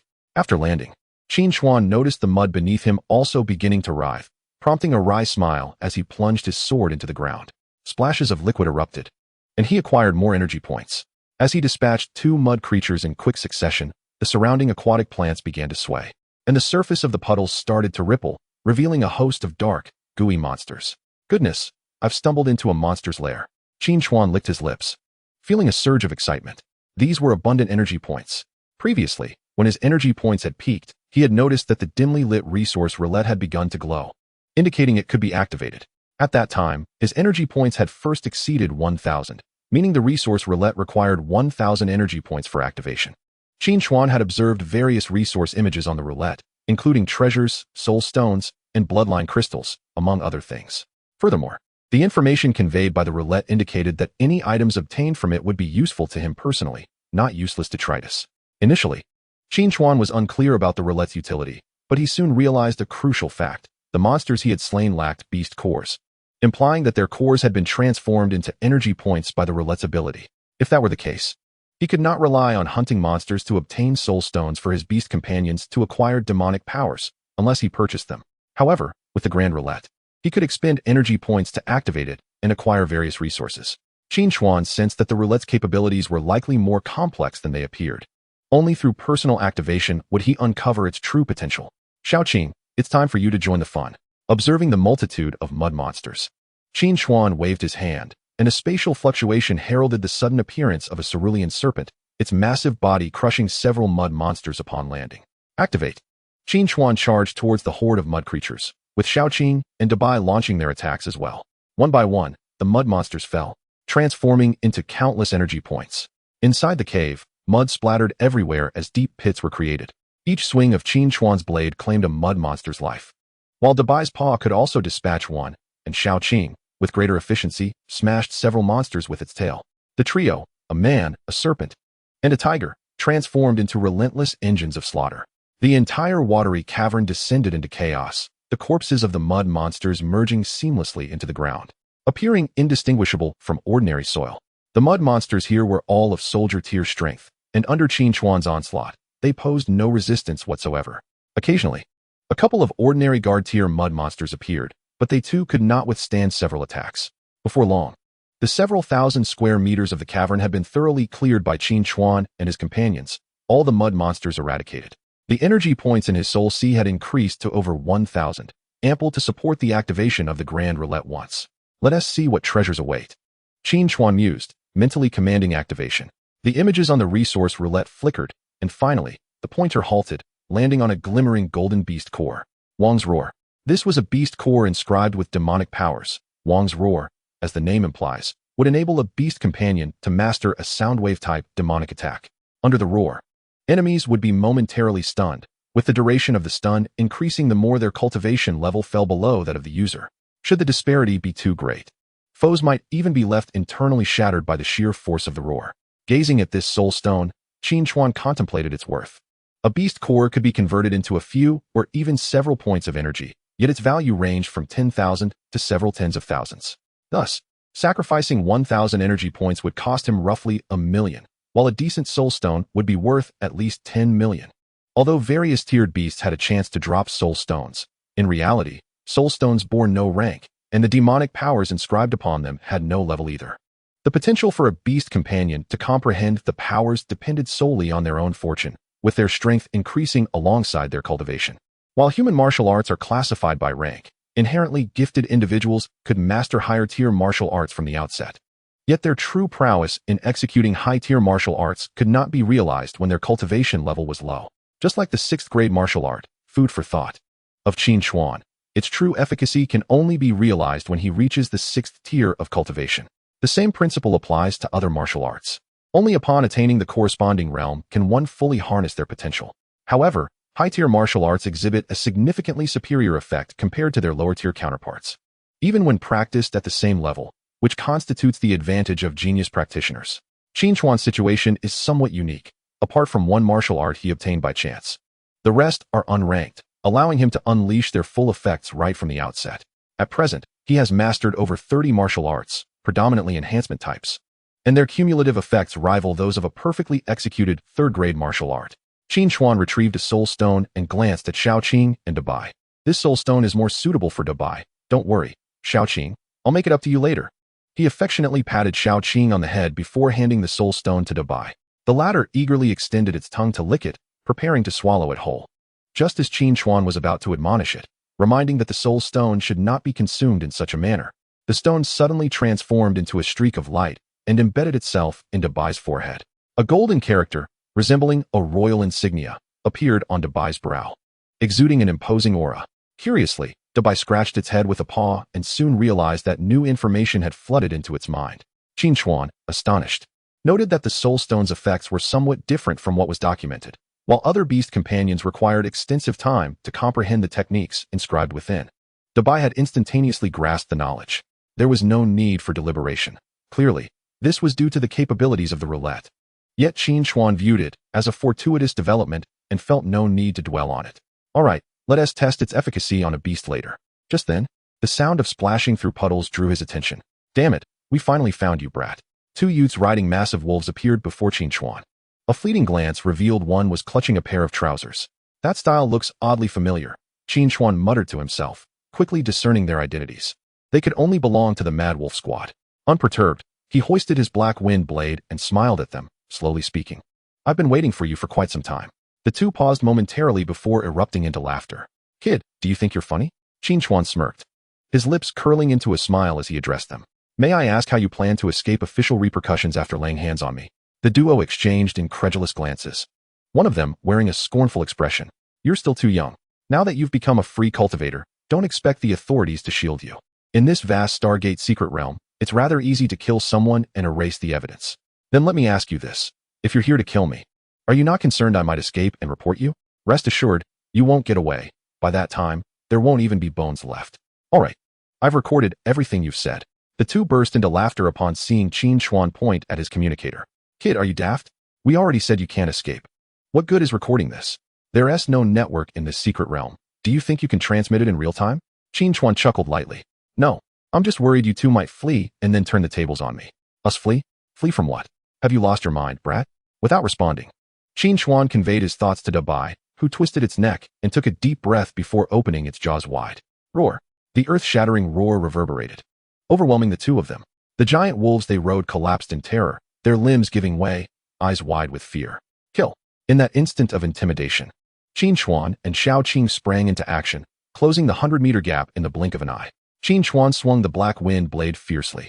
Only then did the duo snap back to reality, hastily activating their protective martial arts. A semi-transparent energy shield formed, clashing with the black wind blade and erupting in sparks. This was a fairly common first-grade martial art, practiced by many cultivators of 1 to 2-star aptitude. Its advantage lay in its swift activation, almost instantaneous.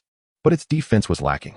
At this moment, Qin Chuan, bolstered by dozens of enhancement martial arts, was at least at the 4th tier of the guard level with a single strike. The two of them, at only the 2nd or 3rd tier, found their hurried defense utterly inadequate. The black wind blade met minimal resistance before shattering the shield and descending toward one of their heads. How can you be? The man's expression turned to one of shock as he raised his blade in defense. Qin Chuan's prowess far exceeded their expectations. The records indicated he was merely a fledgling, likely just graduated from school, with an estimated strength of around the 5th or 6th tier. How had he ascended to the guard level in such a short time? As Qin Chuan engaged one man, Xiao Qing had already entangled the other. It first bit through the protective shield before curling its body, trapping both the giant wolf and its master within. The man swung his blade at Xiao Qing, striking its scaly armor and igniting sparks. This defense, is that really a 2nd-tier beast companion? Terror gripped the man as he realized the disparity.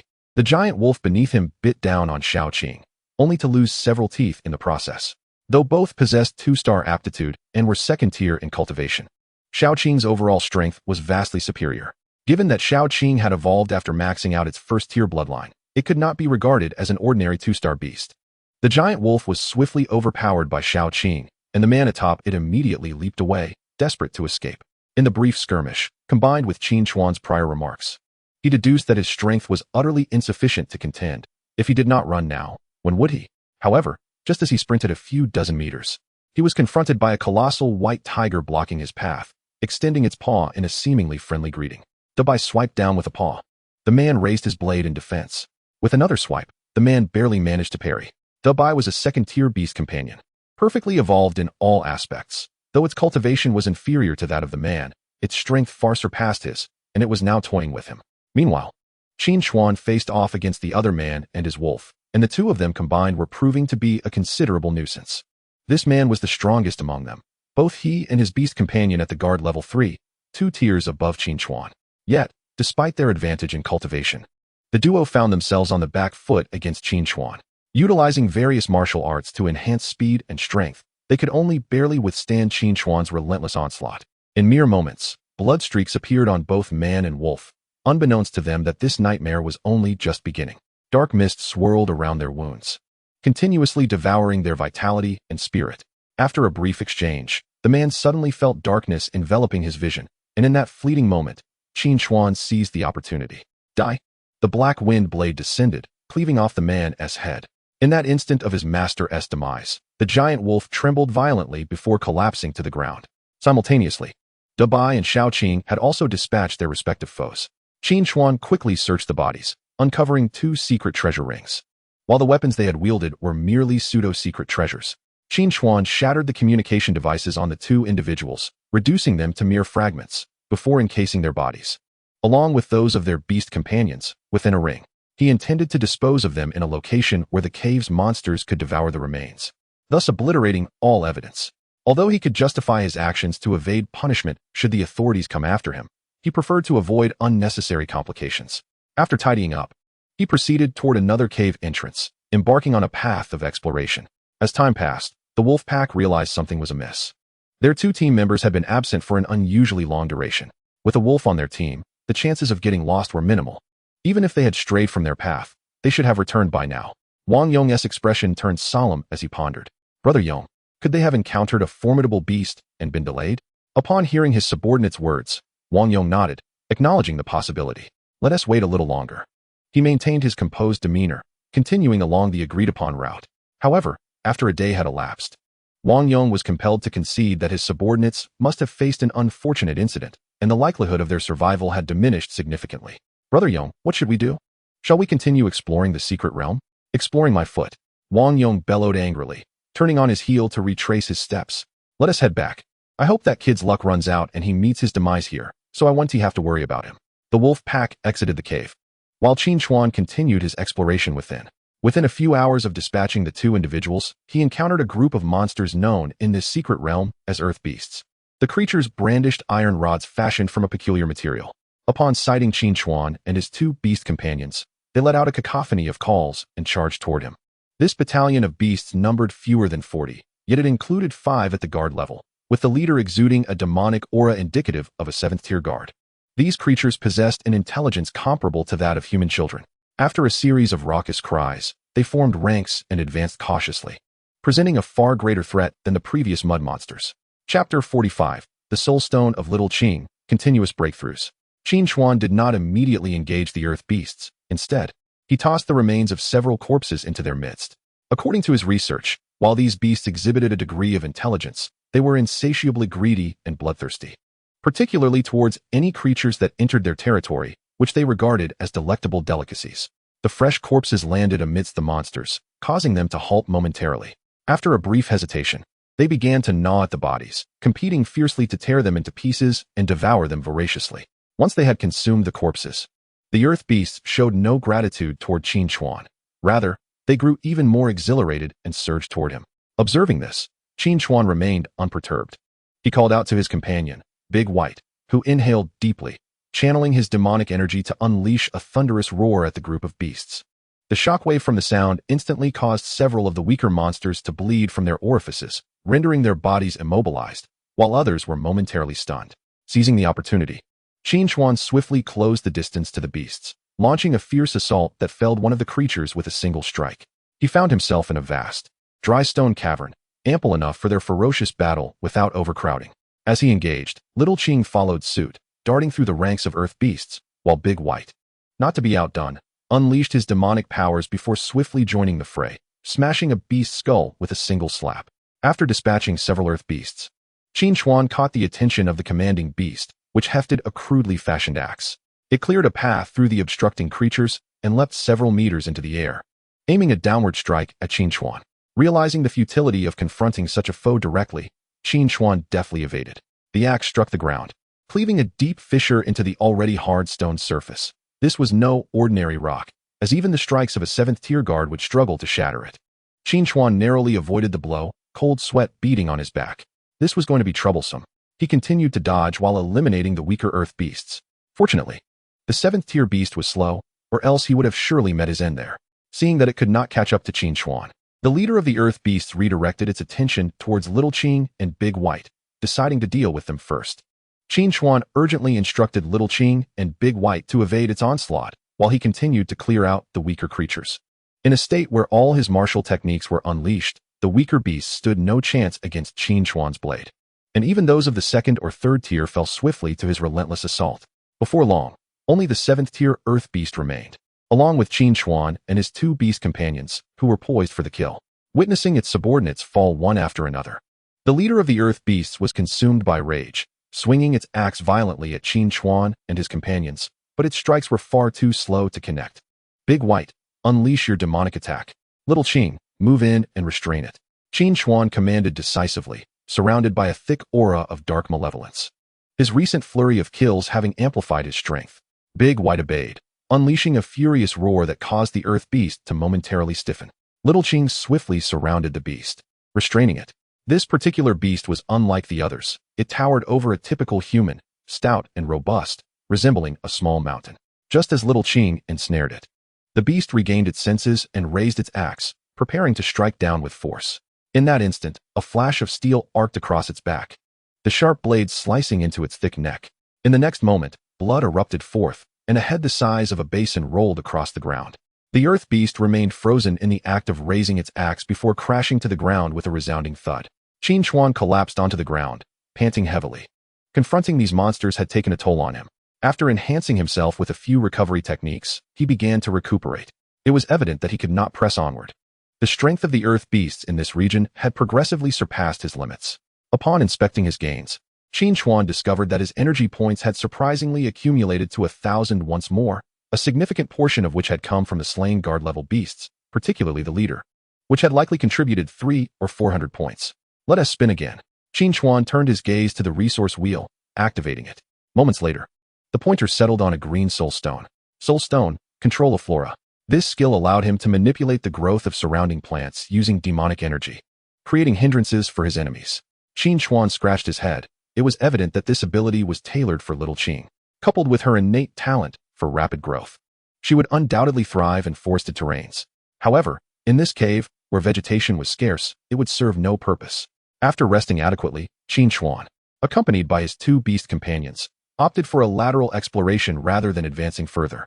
Generally, moving outward from the central stargate was increasingly perilous, and having reached this point was already a challenge. He dared not venture deeper.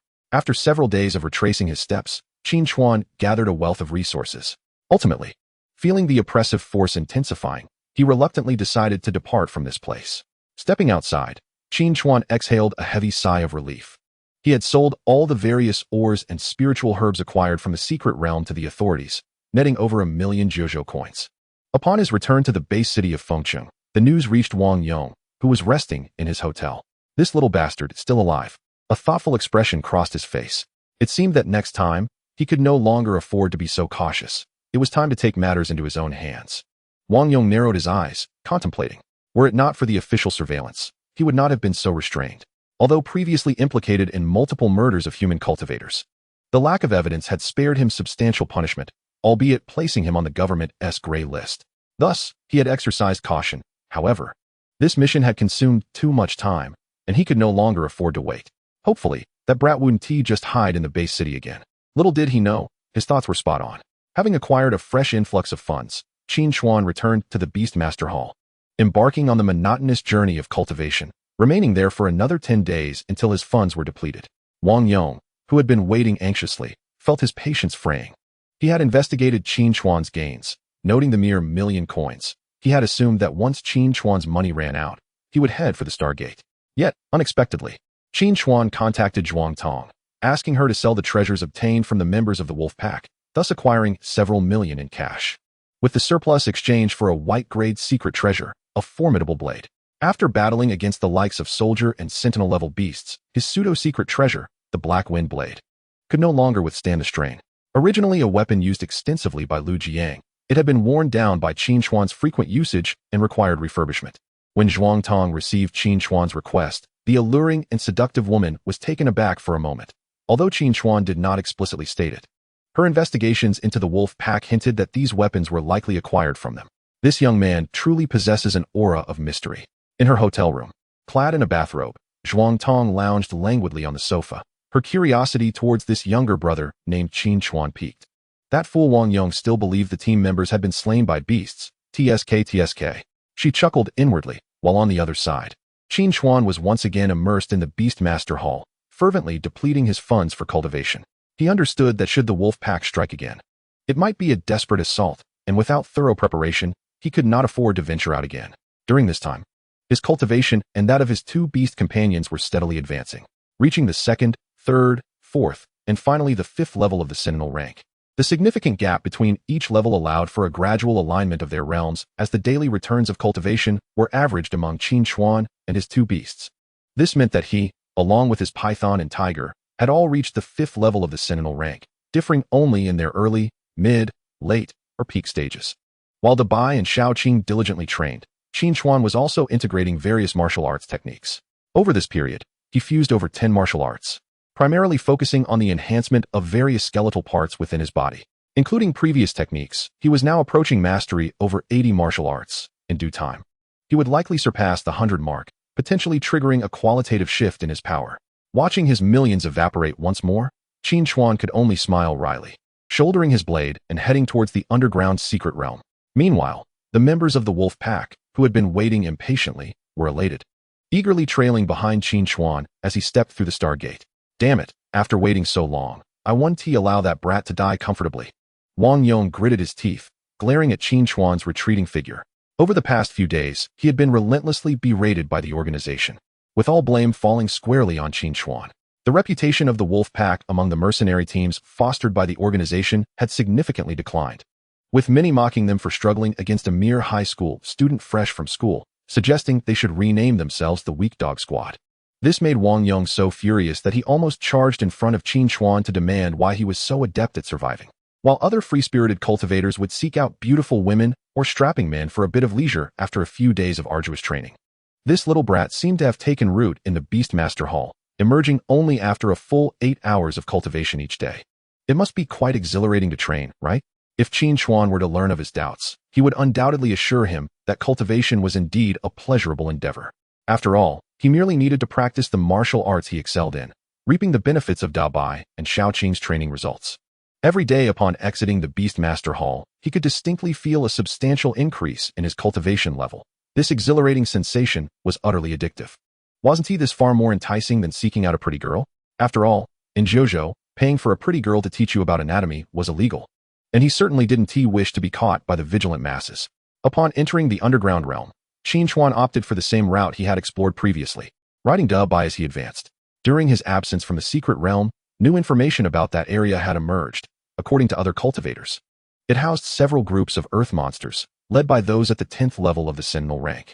Such a formidable beast group could only be dealt with by elite teams within the Sentinel level mercenaries, particularly those accompanied by a half-step leader-level powerhouse. Of course, leader-level figures could also handle them, but they were preoccupied with more pressing matters and had little interest in these lowly creatures. Qin Chuan's objective was not to confront these beast groups. He merely sought to pick off the stragglers from wandering patrols. Previously, he had managed to eliminate a patrol of earth monsters, albeit with great difficulty. However, circumstances had changed. As he rode to Bai forward, 3 cultivators riding various giant wolves closely trailed him. A smile crept across Qin Chuan's lips. He had long since noticed their presence, and their pace was deliberately slow, evidently wary of being left behind. Where did that little brat go? The trio arrived at a water-filled cavern, lush with verdant grass, where the soil was rich and moist. A keen observer would discern some dried bloodstains, both human and beast. I've been waiting for you all for quite some time. Qin Chuan emerged from behind a patch of water grass, a smile gracing his lips as he regarded the trio. Wang Yong furrowed his brow. For some inexplicable reason, his heart tightened. This brat is a bit peculiar, he thought to himself, swiftly instructing his 2 subordinates in hushed tones. Enhance your martial arts. Be ready for battle at all times.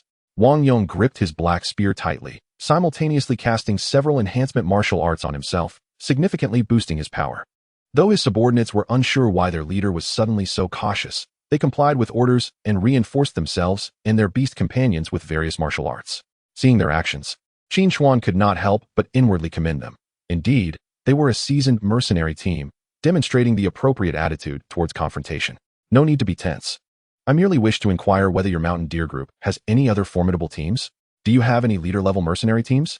Qin Chuan refrained from making an immediate move, aiming to gather information. After all, eliminating one wolf pack would surely attract the attention of another.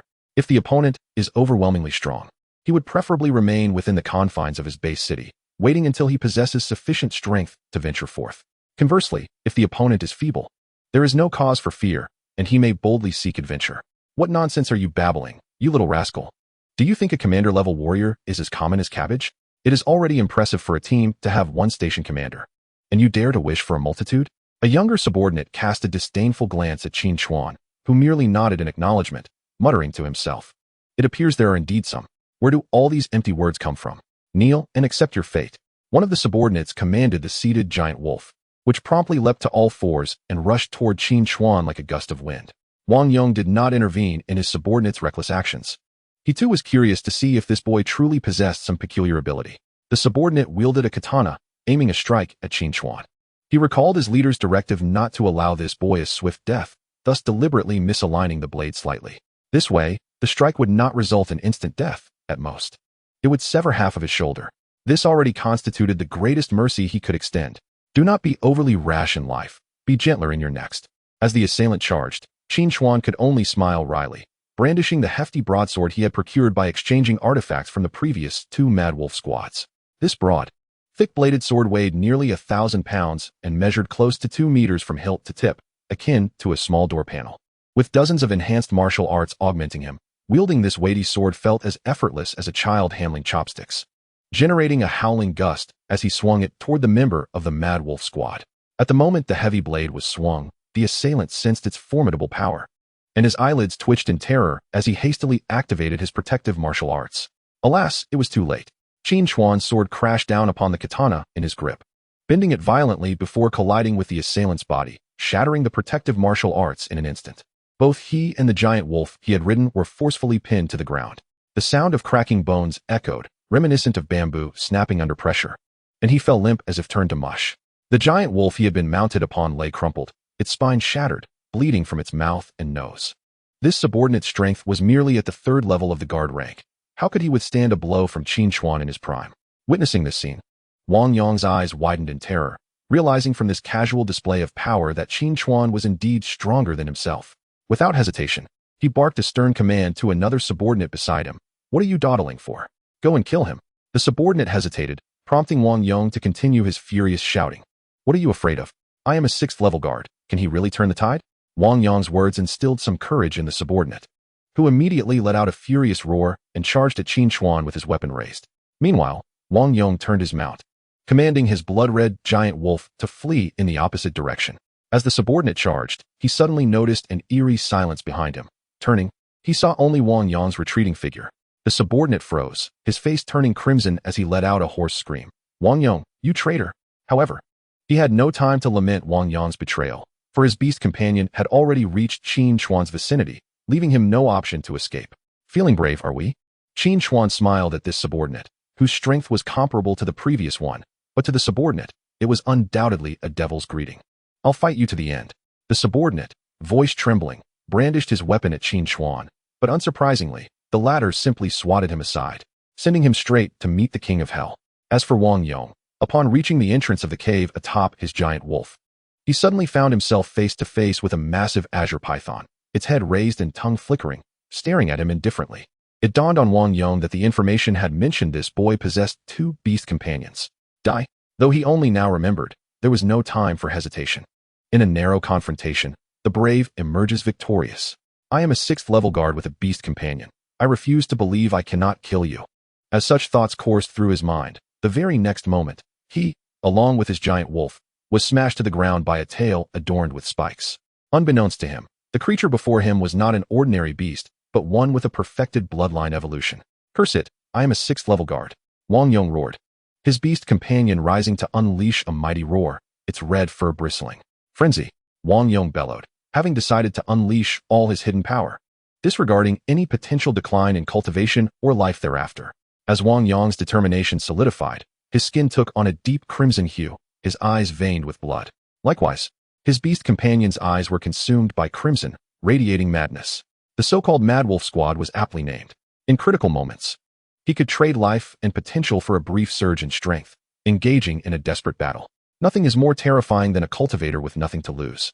Wang Yong's aura surged, and he thrust his spear repeatedly, landing numerous strikes upon the azure creature, shattering its scales and causing blood to splatter in all directions. Chapter 47, A Bounty of Energy Points. The blood-red giant wolf lunged at the azure creature, its claws raking and leaving deep gashes, while its jaws tore away chunks of flesh. The azure creature let out a piercing cry of pain, and Qin Chuan, arriving shortly thereafter, was consumed by fury at the sight. He leaped off the back of his giant white wolf, swinging his sword directly at Wang Yong. With a resounding clang, Wang Yong's spear met Qin Chuan's strike, but he found his feet sinking into the ground, blood trickling from his nose. How can this boy possess such strength? Judging from the aura Qin Chuan emanated, he should not exceed the 5th level of the guard rank, yet his might seemed to surpass even the average 9th level guard. Unbeknownst to Wang Yong, Qin Chuan was currently augmented by dozens of enhancement martial arts, each adding over 100 pounds of strength, culminating in an increase of nearly 10,000 pounds of power. Even in a frenzied state, Wang Yong's strength had significantly increased, comparable to an 8th level guard. Yet he still found himself overwhelmed by Qin Chuan. What manner of monster are you? The information indicated you possessed only mediocre talent. How can this be? Wang Yong pondered, questioning why Qin Chuan had so swiftly transcended the guard rank, and not merely to an ordinary level. Such talent could only be compared to that of a 5-star aptitude. It was said that those with 5-star talent could leap from foundation establishment to the soldier rank in a day and ascend to this level in 10 days.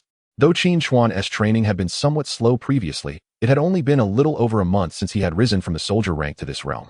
A feat achievable only by those with 5-star aptitude. 5 stars.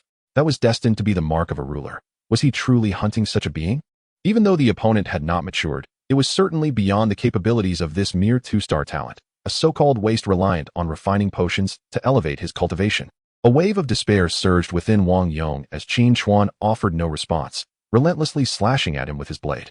The blade's fierce wind howled, and Wang Yong barely managed to parry each blow, yet blood streamed from his mouth and nose. Though he could withstand the edge of the blade, he could not endure the residual force that reverberated through him. Ultimately, even without a single cut from Qin Chuan, Wang Yong coughed up blood, his eyes wide with terror, before succumbing to internal injuries and dying. Witnessing Wang Yong's demise, Qin Chuan narrowed his eyes. It seemed prudent to reconsider his plan to fortify his skeletal structure. He must also safeguard his vital organs. He contemplated that if he encountered a practitioner of immense power, even if he could defend himself without a single external wound, his internal organs might still suffer, leading to a fate akin to Wang Yong's. Fortunately, the human body's organs are far fewer than bones and can be reinforced more swiftly. Once he had completed the enhancement of his bones and organs, Qin Chuan intended to pursue a more intricate fortification of his entire physique. From each muscle to every blood vessel. If feasible, he aspired to refine down to the cellular level. Other practitioners utilizing enhancement martial arts would never achieve such meticulousness, as the number of techniques is limited, requiring a comprehensive enhancement of the entire body. While any single technique might surpass Qin Chuan's martial arts and power, the sheer quantity of techniques available to him was overwhelming. For instance, if a warrior-level practitioner mastered a first-tier enhancement martial art capable of amplifying their strength by 1,000 pounds, Qin Chuan would only need 10 such techniques to surpass that effect. Moreover, this effect would undergo a qualitative transformation as the number of techniques increased. For example, when Qin Chuan reinforced every bone in his body, it would not merely translate into a few tens of thousands of pounds of strength.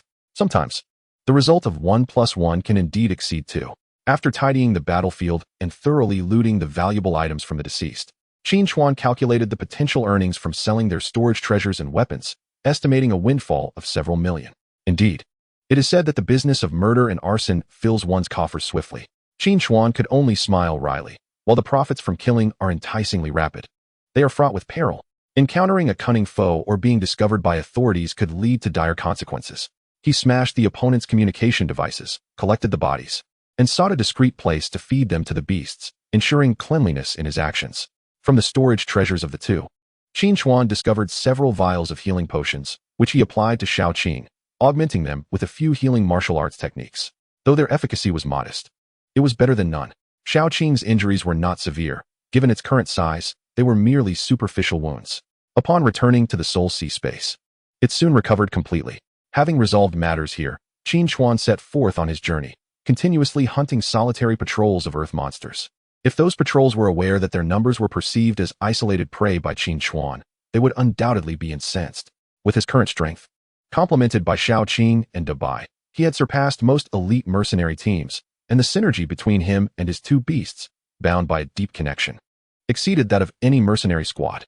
One by one, the lives of the earth monsters faded beneath Qin Chuan's blade, and his swordsmanship grew increasingly formidable through real combat experience. In recent days, he had invested a portion of his funds to unlock the first 3 techniques of the Dragon Tiger Blade, spending over 1 million Jojo coins. The first technique, Fierce Tiger descends the mountain. The second, Valiant Dragon emerges from the sea. And the third, well, to be fair, the names of the techniques were rather pedestrian. Perhaps the creator of this martial art was lacking in creativity. However, this was inconsequential. What mattered was the effectiveness, not the elegance of the title. He had nearly mastered these 3 techniques, and upon returning, he could purchase the middle and final sets. With his newfound wealth, he would have more than enough funds. The power enhancement offered by first-tier martial arts was notably significant, typically allowing him to elevate his strength by a small rank. An ordinary practitioner might only specialize in a single offensive martial art throughout their life. While having multiple techniques is beneficial, mastery holds greater value than mere familiarity. Since Qin Chuan had chosen the Dragon Tiger Blade, he was determined to see it through to the end, hoping to one day reach the pinnacle of slaying dragons and tigers. Here, the dragon and tiger referred to the divine dragon and divine tiger that resided at the apex of the pyramid of beasts. As he pondered this, Qin Chuan glanced at Shao Qing and Dabai. These 2 companions were destined to evolve into divine beings themselves. Was it not a curious notion? He quickly dismissed the thought. Shao Qing and Dabai were his allies, not mere tools for testing his blades. As Qin Chuan's gaze swept over the 2 beast companions, an inexplicable chill coursed through them. Why did their master's eye seem to shimmer with a green light just now? It appeared rather intimidating. The trio engaged in battle within the cave for several days, dispatching numerous patrols, fortunate not to encounter further dangers. Qin Chuan's energy points surged rapidly to 2,000 or 3,000. He activated the resource wheel, drawing 2 soul stones and a vial of detoxification potion. Detoxification potion? That seemed a bit underwhelming. At first glance at the potion's name, Qin Chuan mused. A vial of detoxification potion typically sells for tens of thousands to hundreds of thousands in the market, effective against most poisons from first to second-tier poisonous beasts. However, upon examining its effects more closely, he was pleasantly surprised. This potion could neutralize the toxins of third-tier beasts, a commodity that would command at least 1 million in the marketplace. He had indeed struck a small fortune, though not substantial. It indicated that the resource wheel was not a scam. It would not present him with a thank you for your patronage or items worth less than the energy points expended, which would have been truly disheartening. The 2 soul stones were undoubtedly tailored for Shaoqing and Dabai. One was named Golden Armor Shield, which, when utilized, would envelop the user in a golden armor, significantly enhancing defensive capabilities while slightly boosting offensive power. Dabai, whose attributes were golden, possessed the innate talent of Golden Shatter, causing all its spells to exhibit considerable shattering effects. For instance, the previous skill Roar of the King not only instilled fear in similarly ranked beasts, but also vibrated their eardrums and internal organs, leading to their demise. Moreover, with the Golden Armor Shield spell, any adversary attacking Dabai would experience a backlash. The other soul stone was called Wooden Spike Prison, which, as the name suggests, allowed the user to instantaneously conjure a spiked prison of vegetation to capture enemies. This soul stone would synergize perfectly with Shaoqing's previous techniques, creating a compounded effect. Observing the enhanced power of his 2 beast companions, Qin Chuan contemplated the necessity of conserving energy points for the evolution of Shaoqing and Dabai's bloodlines. If he could elevate their potential to 3 stars, their cultivation speed would vastly improve. However, a second-tier beast core was worth no less than several 100,000. An extreme enhancement would require Qin Chuan to expend over 10 million Jojo coins. Although he could use the resource wheel to acquire beast cores through energy points, he chose to forego this option. For him at this moment, currency was secondary. The primary concern was that the bloodline wheel required 500 energy points for each enhancement after embedding a 2-star beast core, and he was currently in dire need of energy points. With this thought igniting his resolve, Qin Chuan began to relentlessly seek out and hunt down the earth monster patrols. After enhancing his strength, he was able to linger longer within the secret realm, thus he remained unperturbed, exploring methodically. As time passed, the number of earth monsters he had slain transcended 300, then 400, and 500. Ultimately, he directly reached the staggering count of 1,000. The patrolling teams of numerous earth monster colonies were nearly annihilated by Qin Chuan, nearly provoking the emergence of an elite earth monster of the 10th rank, a being on the cusp of leadership. Sensing the moment to retreat, Qin Chuan made his way towards the exit of the secret realm. The energy points he had amassed totaled over 10,000, sufficient for a second enhancement of his 2 beast companions. Gazing at Shaoqing and Dabai, Qin Chuan murmured to himself, "Next, it shall be the 3-star bloodline. What will you evolve into?" Chapter 48, The Little Girl and the Red Bird. The various treasures he had scavenged from Wang Yong and others were valued at nearly 60 million, even after accounting for depreciation upon sale. Coupled with Qin Chuan's own gains, which he estimated to be around 50 million, this fortune was quite substantial for several elite cultivators. After all, the rewards from a single mission typically hovered around the million mark, and expenditures on cultivation potions, treasures, martial skills, and techniques flowed away like water. This represented years of savings for the group, yet it had all been turned into a wedding dress for Qin Chuan. He called Zhuang Tong, requesting her assistance in selling these treasures. As an established elite cultivator and a seasoned veteran in the cultivation community, she possessed far greater acumen in such matters than Qin Chuan. Upon receiving the package Qin Chuan had sent, Zhuang Tong was taken aback. As she inspected the weapons, a realization struck her, prompting her to immediately have her team investigate information regarding the Mad Wolf Squad. After a considerable time, Zhuang Tong stared blankly at her phone, her alluring red lips parting repeatedly, ultimately transforming into a captivating smile. This little brother Qin Chuan is truly astonishing in such a brief period. He has grown to the point of single-handedly annihilating an elite squad. Is this truly the sporadic talent that Commander Lu spoke of? Her fair, slender fingers gently tapped the table, her long legs crossed beneath her loose robe as she sipped the red wine, her brows furrowing in contemplation. She pre-purchased a batch of mainly wood and metal attribute bloodline crystal stones on a cultivator's website, and once Zhuang Tong's payment was transferred into her account, she promptly placed the order. Not long after, A courier arrived at her door. After signing for it, Qin Chuan turned his attention to Xiaoqing and Da Bai in the Soul Sea. Let Xiaoqing go first. He tossed a wood attribute serpent bloodline crystal stone into the grand wheel. According to the records within Cultivator's lore, the next life tier for serpents is the Python class. However, within the second tier, pythons are virtually non-existent, with the weakest being at the leader level. Thus, the bloodline crystal stones he purchased could only pertain to serpents. Yet, under the hundreds of times amplification of the bloodline grand wheel, it would still prove immensely beneficial for Xiaoqing. Steel-armored serpent, venomous line serpent. Among these, some were not of the wood attribute, but as long as the attributes did not conflict with wood, they could still be used to refine the beast companions, albeit with less efficacy. Nonetheless, Qin Chuan was untroubled. Even if the effects were diminished, the extraordinary amplification would ensure remarkable results. His aim was to enhance the comprehensive abilities of Xiaoqing and Da Bai, naturally incorporating whatever he could conceive. The rich bloodline energy continuously surged back into Xiaoqing, resulting in various subtle changes to its appearance. Scales, fangs, and bones. Under the relentless infusion of bloodline energy, it underwent a qualitative transformation from within. Ultimately, it seemed to hear a faint sound of life as shackles being shattered. Crack. Xiaoqing emitted a deep serpent-s roar, the bones of its head swelling to form a crown, exuding a regal aura. Name: Azure Crown Python. Quality: 3 stars. Cultivation: Elite Level 6. The continuous enhancement of its bloodline also naturally propelled Xiaoqing's cultivation to a new height. Most importantly, it had ascended to 3-star quality. And not just any ordinary 3-star. Although merely an additional word, it signified that Xiaoqing had reached the pinnacle of bloodline tiers among pythons, with the next evolution potentially leading to a new qualitative change. After completing Xiaoqing's bloodline enhancement, it was time for Da Bai. He embedded a series of tiger attribute bloodline crystal stones onto the grand wheel, consuming energy points as the crimson bloodline energy began to wash over Da Bai's form. Iron-Tooth Tiger, Gale Tiger, Mountain Tiger. Each bloodline required at least 500 times amplification to reach its limit. Yet the probability of achieving 500 times amplification was over 3/4. Thus, as long as Qin Chuan wasn't overly unfortunate, he would likely fill the gauge. Of course, even if he encountered misfortune, other types of bloodline crystal stones would compensate for any deficiencies. If amplification were categorized into aspects such as attack power, defense, and stamina, a tiger bloodline crystal stone specializing in defense would primarily enhance defense, yet it would also provide a degree of improvement across other facets. As each tiger crystal stone was, waves of energy returned. Suddenly, the last bloodline crystal stone Qin Chuan inserted underwent a transformation, and the pointer of the grand wheel astonishingly halted at 1,000 times amplification. This marked Qin Chuan's first time reaching maximum capacity on the bloodline grand wheel. The stone he inserted was a blood-eyed tiger crystal. On the wheel's projection, a colossal tiger with crimson eyes exuded an imposing presence.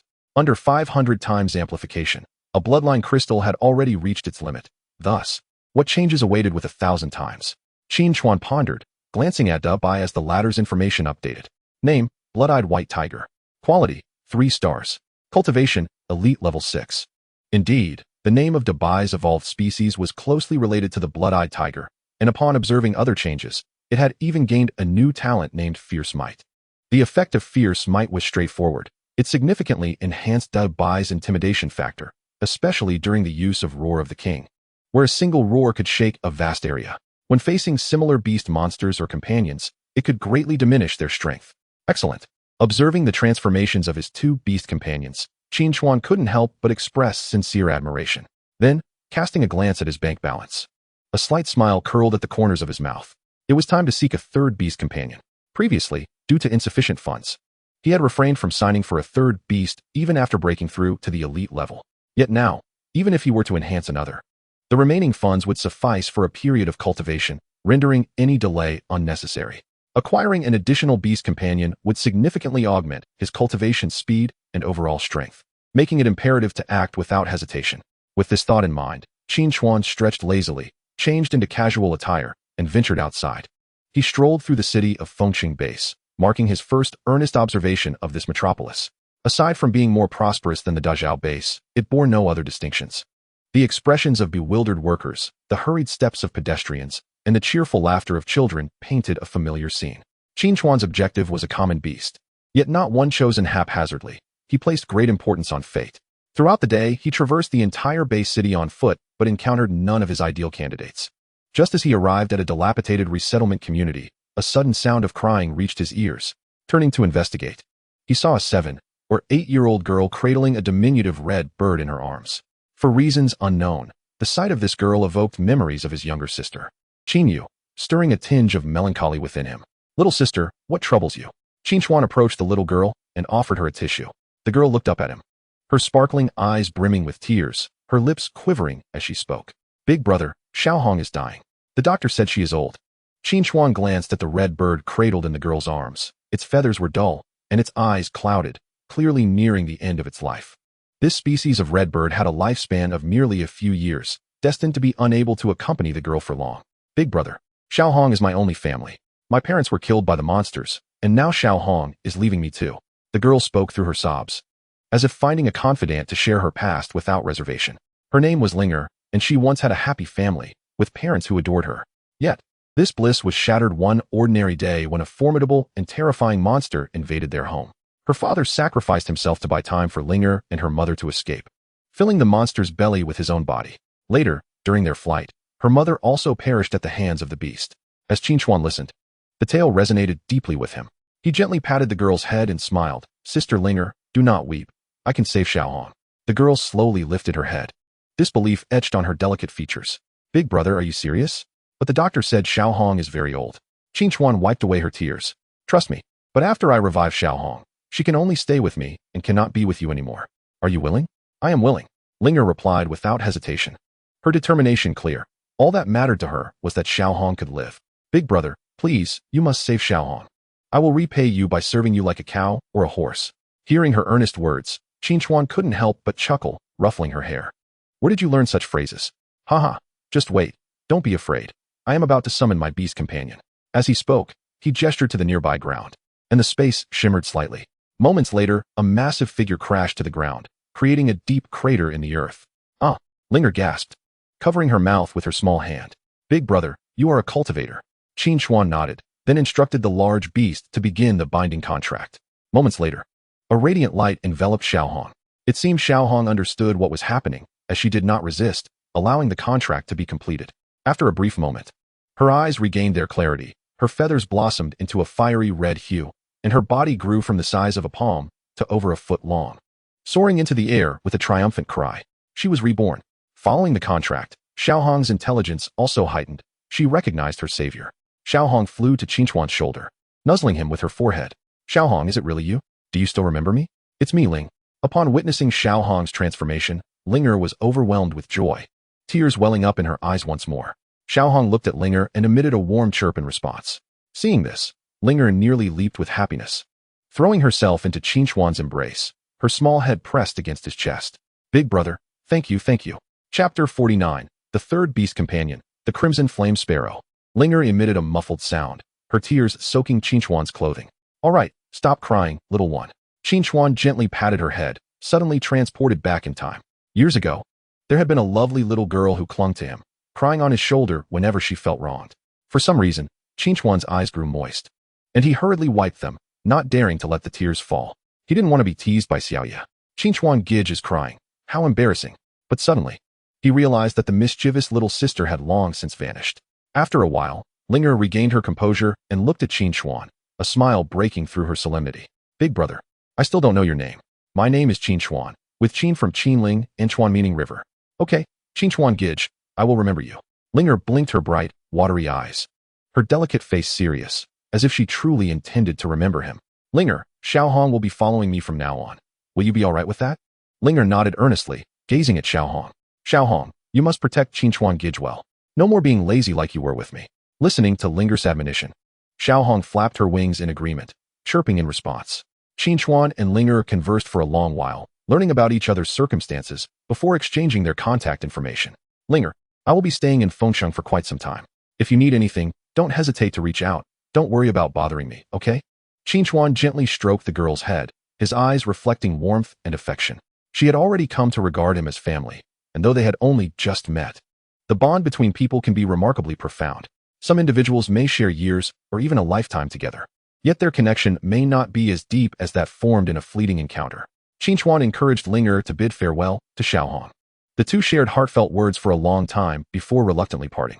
Don't worry, Linger. I will often bring Xiaohong to visit you. Goodbye, Qin Chuan Gij. I will become a cultivator too, and go on adventures with you.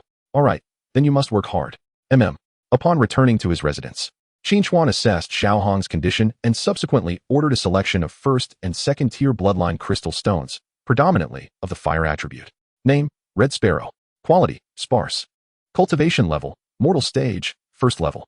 This is Xiaohong's current information. Once the bloodline crystal stones arrived, Qin Chuan began to enhance Xiaohong in the Soul Sea. He first utilized various first-tier bloodline crystal stones, Firebird, Flame Sparrow, Gale Bird.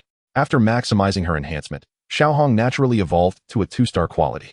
Then, he introduced second-tier bloodline crystal stones. The continuous influx of bloodline energy resulted in numerous transformations within Xiaohong's body. Her size grew increasingly larger, the red luster of her feathers becoming more resplendent until she appeared as a blazing flame. After a considerable time, a resounding cry reverberated through the Soul Sea. Xiao Qin and Da Bai watched the fiery figures soaring through the sky with envious expressions, longing to fly as well. At this moment, Xiaohong no longer resembled an ordinary bird. She had become dignified and noble, her feathers resembling a suit of scarlet armor adorning her. Name, Crimson Flame Sparrow. Quality, 3 stars. Cultivation level, mortal stage, 4th level.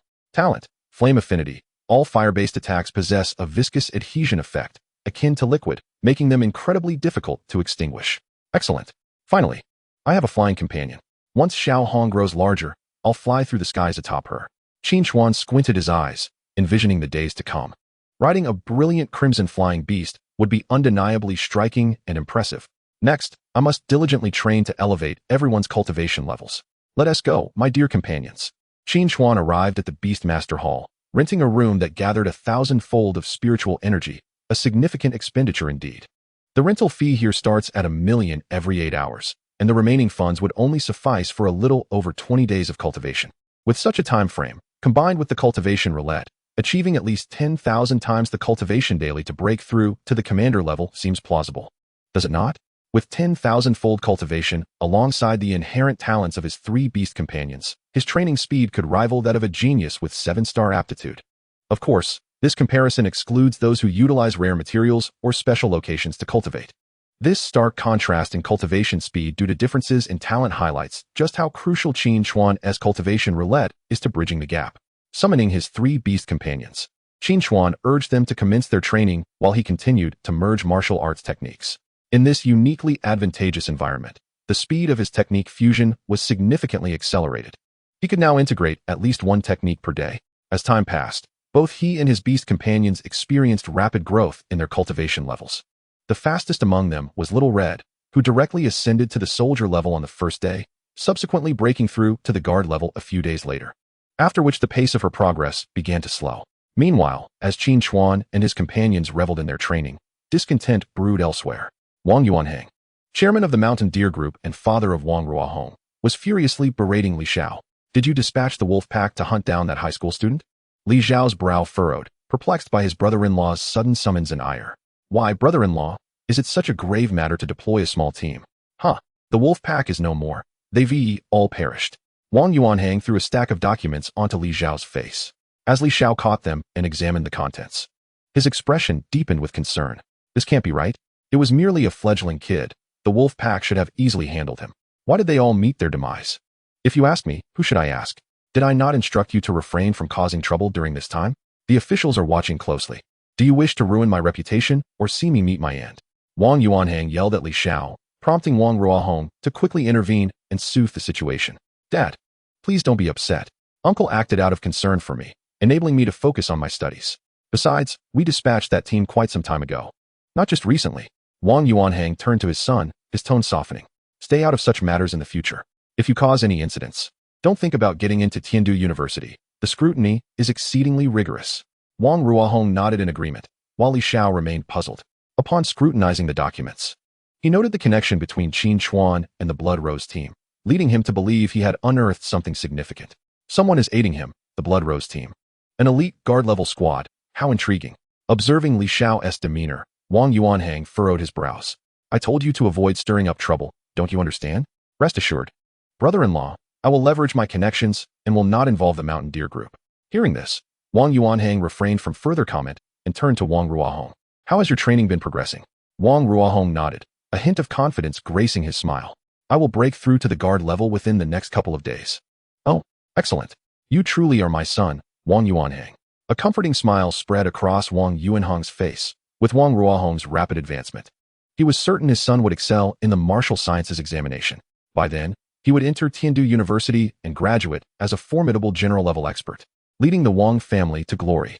Wang Ruohong nodded, his thoughts momentarily drifting to Qin Chuan, the once vanquished underdog. Now, he was on the verge of becoming a guard-level expert, while Qin Chuan remained entangled in the soldier level. What a pathetic creature. Had you not hidden in the base city and enjoyed a modicum of luck, you would have perished long ago. He occasionally received updates from the wolf pack, detailing how Qin Chuan remained confined within the base city for training, stirring a sense of disdain within him. Had he known that Qin Chuan was now striving towards the commander level while he lingered at the peak of the soldier level, it would likely have infuriated him to no end. As Wang Ruohong expended resources to push towards the guard level, Qin Chuan and his 3 beast companions had already reached the 10th tier of the guard level, beginning their assault on the barriers to the commander level. Each transition between major tiers represents a qualitative leap in life and power, requiring far more time and energy than before, particularly between the guard and commander levels. Among human cultivators, thousands remain stuck at the peak of the 10th tier of the guard level for years, even decades, never surmounting this phase, forever trapped in this limbo. Between these significant realms, one must either rely on innate talent to surge forward or invest time to grind through. Given Qin Chuan's talent, he needed even more time and energy.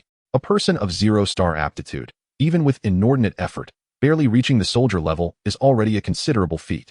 Yet here was Qin Chuan, striving toward the commander level. This tier of cultivators commands respect no matter where they are, serving as the mainstay against beastly threats. Achieving the commander level from 0-star aptitude is virtually unheard of.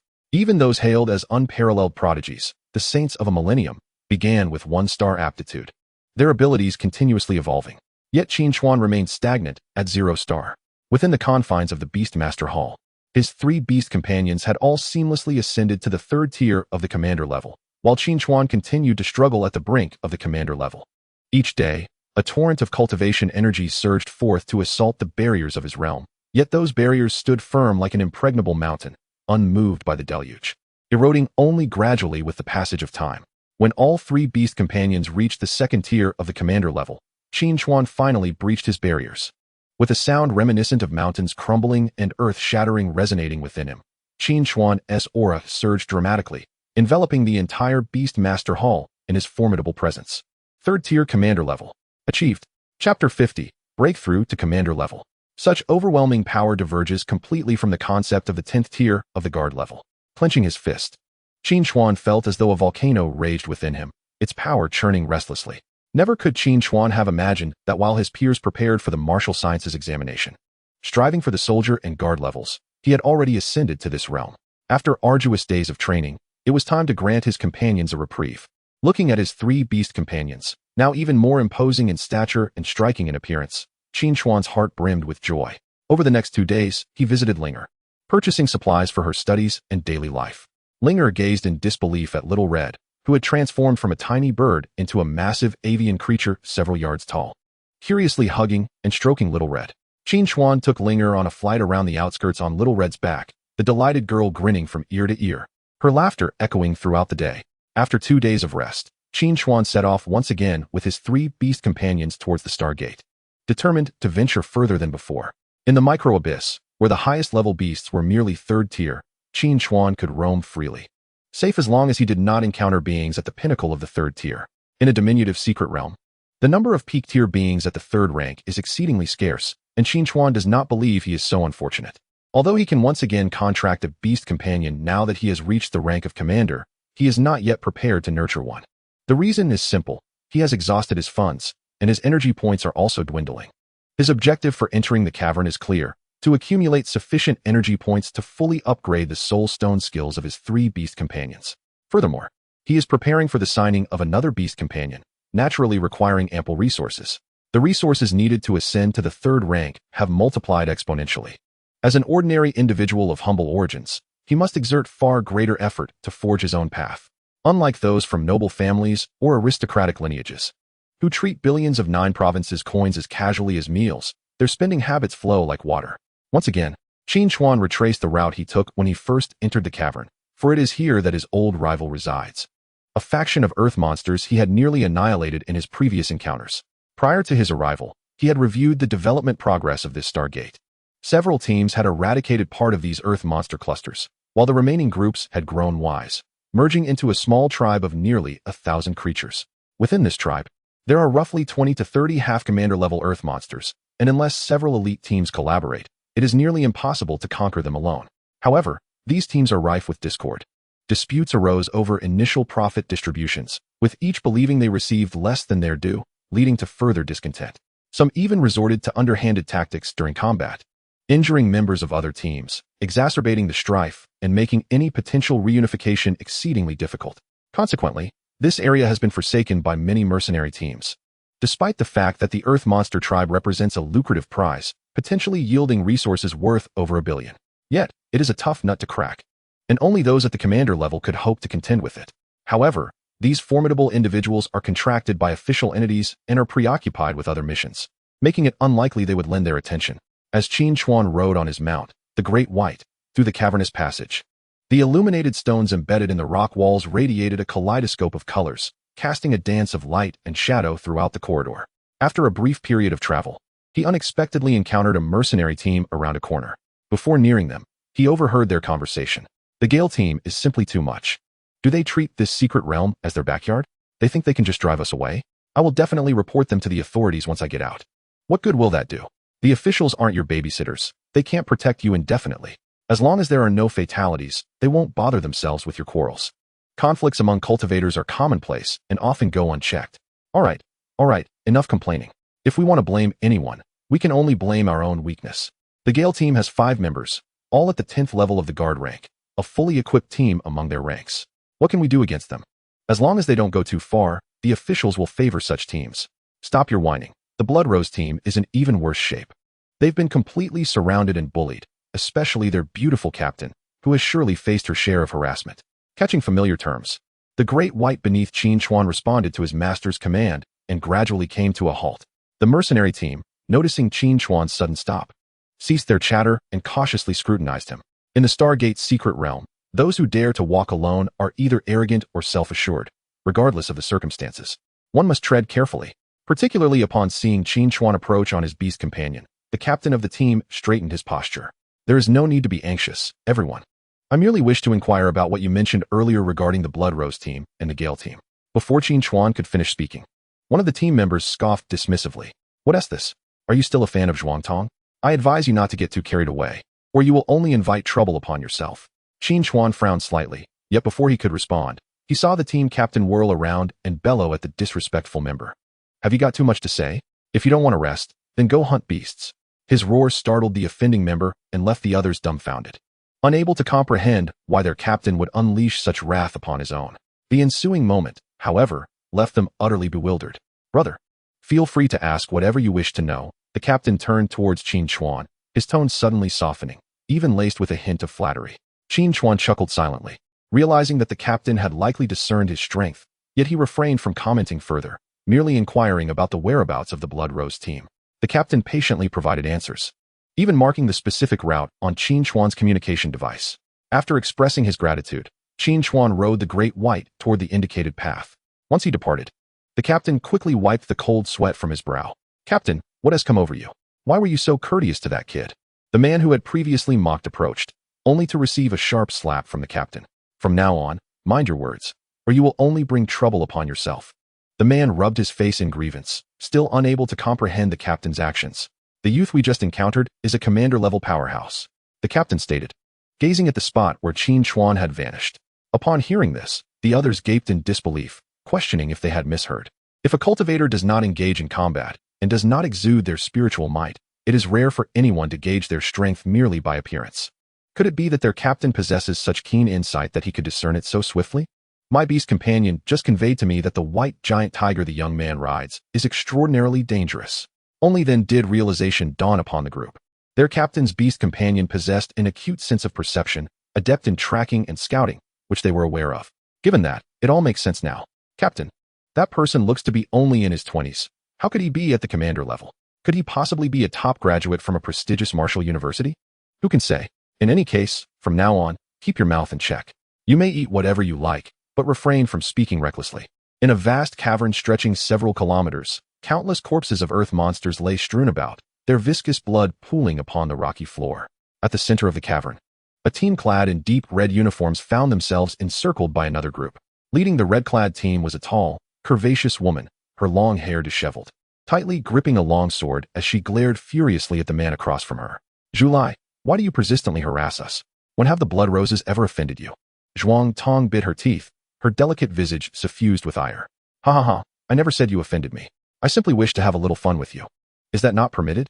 Especially with you, my dear. The man named Zhulai licked his lips, his gaze toward Zhuang Tong brimming with provocation and a hint of greed. Such an enticing woman was a novelty for him. He had heard she was a graduate of a martial university. A true gem of the heavens, what a prize she would be to conquer.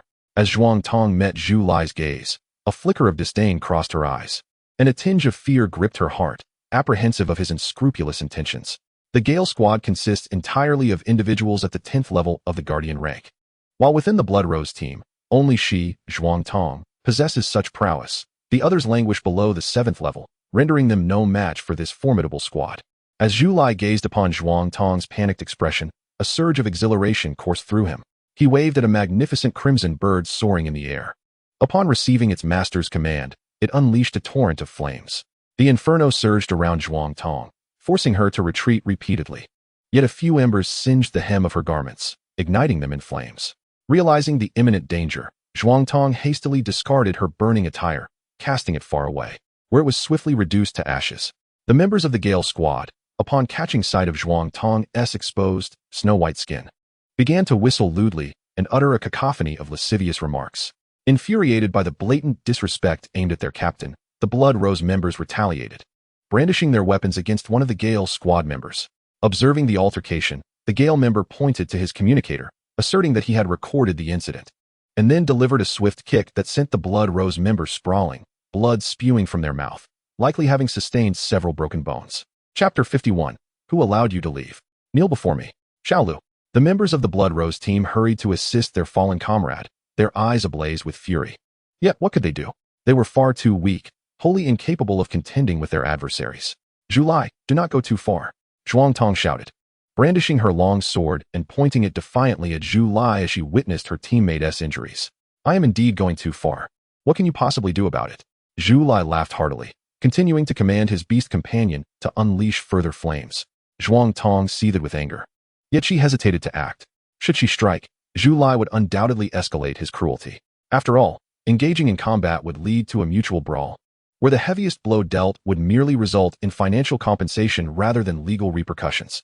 While it may seem unreasonable, it is a regrettable truth that, more often than not, the weaker party suffers the most. Zhulai chuckled as he urged his teammates to provoke the remaining members of the Blood Rose squad. Any retaliatory action would result in an unrestrained assault. Although they would face official reprimands afterward, the worst consequence would simply be a financial penalty. Zhulai approached Zhuang Tong, his gaze audaciously roaming over her figure as he clicked his tongue in appreciation. Truth be told, I was merely tasked with suppressing your Blood Rose team. But having encountered you, I find myself rather reluctant to proceed, he said, reaching out to touch Zhuang Tong's chin, only to have her evade him. How about this? If you are willing to become my woman, I can spare your Blood Rose team. You don't appear to be a novice. Spend one night with me, and I shall reward you with 10 million. A fair trade, wouldn't you agree? You are nothing but a scoundrel. Zhuang Tong spat, her saliva landing squarely on Zhulai's face. To her astonishment, he licked his lips unabashedly, his eyes gleaming with excitement. This is exhilarating. I simply must have you. And then I shall thoroughly train you, Zhulai declared without restraint, twisting his head like a hunting serpent. If I hadn't been seen, I would have loved to execute you right here. This secret realm is a veritable treasure trove, enticing in its nature. A reminiscent expression crossed his face. Zhuang Tong maintained her composure, silently vowing that once she ascended to the commander level, she would ensure this scoundrel met a most gruesome fate. Silence, are we? Along. Choose any of them and beat them to a pulp, commanded Zhulai. A team member named a long step forward, delivering a brutal kick to the injured Blood Rose member. You bastard. Zhuang Tong could no longer contain herself. She swung her long sword towards Along. At that moment, a small crimson fairy clad in a rose-patterned dress appeared on her shoulder.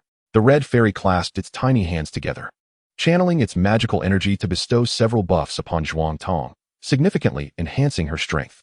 Interesting, a human combat flow? Zhu Lai mused, licking his lips. His interest in Zhuang Tong intensifying. He hadn't anticipated that this enchanting woman would adopt such a perilous combat style, typically favored by battle maniacs. Its manifestation in a beautiful woman was a rare sight indeed. My dear, your opponent is me, Zhu Lai declared, a massive axe suddenly appearing in his hands, intercepting Zhuang Tong's strike. The moment their weapons clashed, Zhuang Tong felt a jolt of surprise. With the enhancement from the Blood Fairy, she had no trouble facing two opponents of equal standing. Yet, her previously unleashed strike was effortlessly blocked by Zhu Lai, indicating his formidable strength. Darling, exert yourself a bit more. Zhu Lai leaned in closer, exhaling a foul breath. Go to hell, Zhuang Tong silently commanded, as the fairy on her shoulder cast a red hand seal that struck Zhu Lai, momentarily clouding his vision. Seizing the opportunity, she swung her sword. But Zhu Lai quickly regained his senses, tilting his head just in time to have half of an ear severed, blood cascading down his face in a gruesome display. You filthy bitch, how dare you injure me? Do you wish to die? Zhu Lai roared, enraged. He hadn't expected Zhuang Tong to retaliate so fiercely. Had he not reacted in time, her sword would have likely claimed his life. I will have my way with you before I kill you. In his fury, Zhu Lai disregarded the need for careful planning. He figured that once he destroyed the evidence, the authorities would have no proof, and at worst, he might end up on a gray list, which could be rectified with a few distribution missions later on.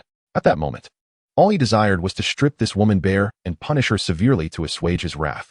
The instant Zhuang Tong made her move, the other members also sprang into action. However, against an opponent of such overwhelming strength, their efforts proved futile.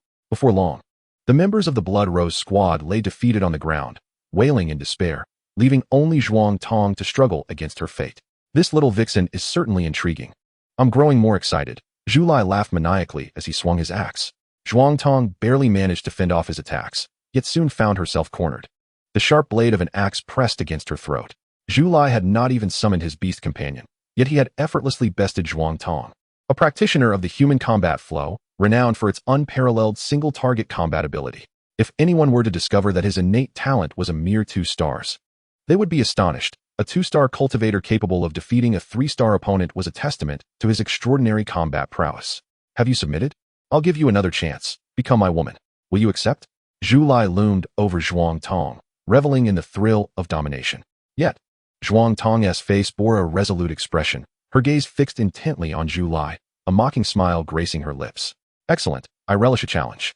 Before your team, I shall demonstrate how their proud captain succumbs to my whims, Zhu Lai declared, his eyes ablaze with desire, as his companions echoed their greed. Captain, once you've enjoyed yourself, can we partake as well? Zhu Lai laughed heartily, eagerly nodding in agreement. Rest assured, everyone shall partake. I have had my share. And you all will have your chance, ha ha ha. As Zhu Lai spoke, he sealed off Zhuang Tong's pulse gate and began to unfasten his belt. All the team members turned their heads away, unwilling to witness this scene. Zhuang Tong gritted her teeth tightly, tears streaming down her cheeks. She wished for death, but found herself utterly immobilized. The members of the Fierce Wind squad erupted in laughter, eagerly rubbing their hands together, eager for the grand spectacle to commence. Before Zhu Lai could proceed, a sudden gust of wind swept through, followed by a chilling sensation that rose from beneath. After a brief pause, he noticed the bloodstains on the ground and the dark, viscous remnants scattered about. In an instant, Zhu Lai let out a wail akin to a slaughtered pig, his cries echoing throughout the cavern, causing dust to rain down from the walls. It was revolting.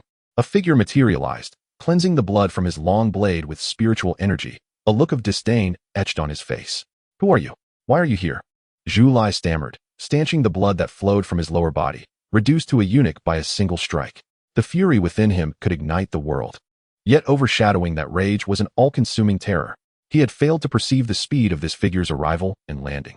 Such swiftness was beyond what a mere satellite-level cultivator could achieve, indicating that this individual was, at the very least, a commander-level being. Just a passerby. What seems to be the problem? The person cast a casual glance at Zhu Lai, uttering those simple words. The moment Zhu Lai met the figure's gaze, he felt as if plunged into an icy abyss, trembling as he replied, "Nothing, nothing at all." He stuttered, his legs shaking as he commanded, "Hurry, carry me away." Cold sweat trickled down his back. He dared not linger. His instincts screamed that if he remained even a moment longer, death might be imminent. Who allowed you to leave?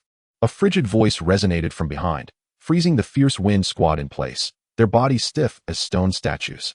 You think you can simply assault someone and walk away unscathed? Zhu Lai turned stiffly, a frozen smile plastered on his face. What do you want? Kneel, the figure said softly.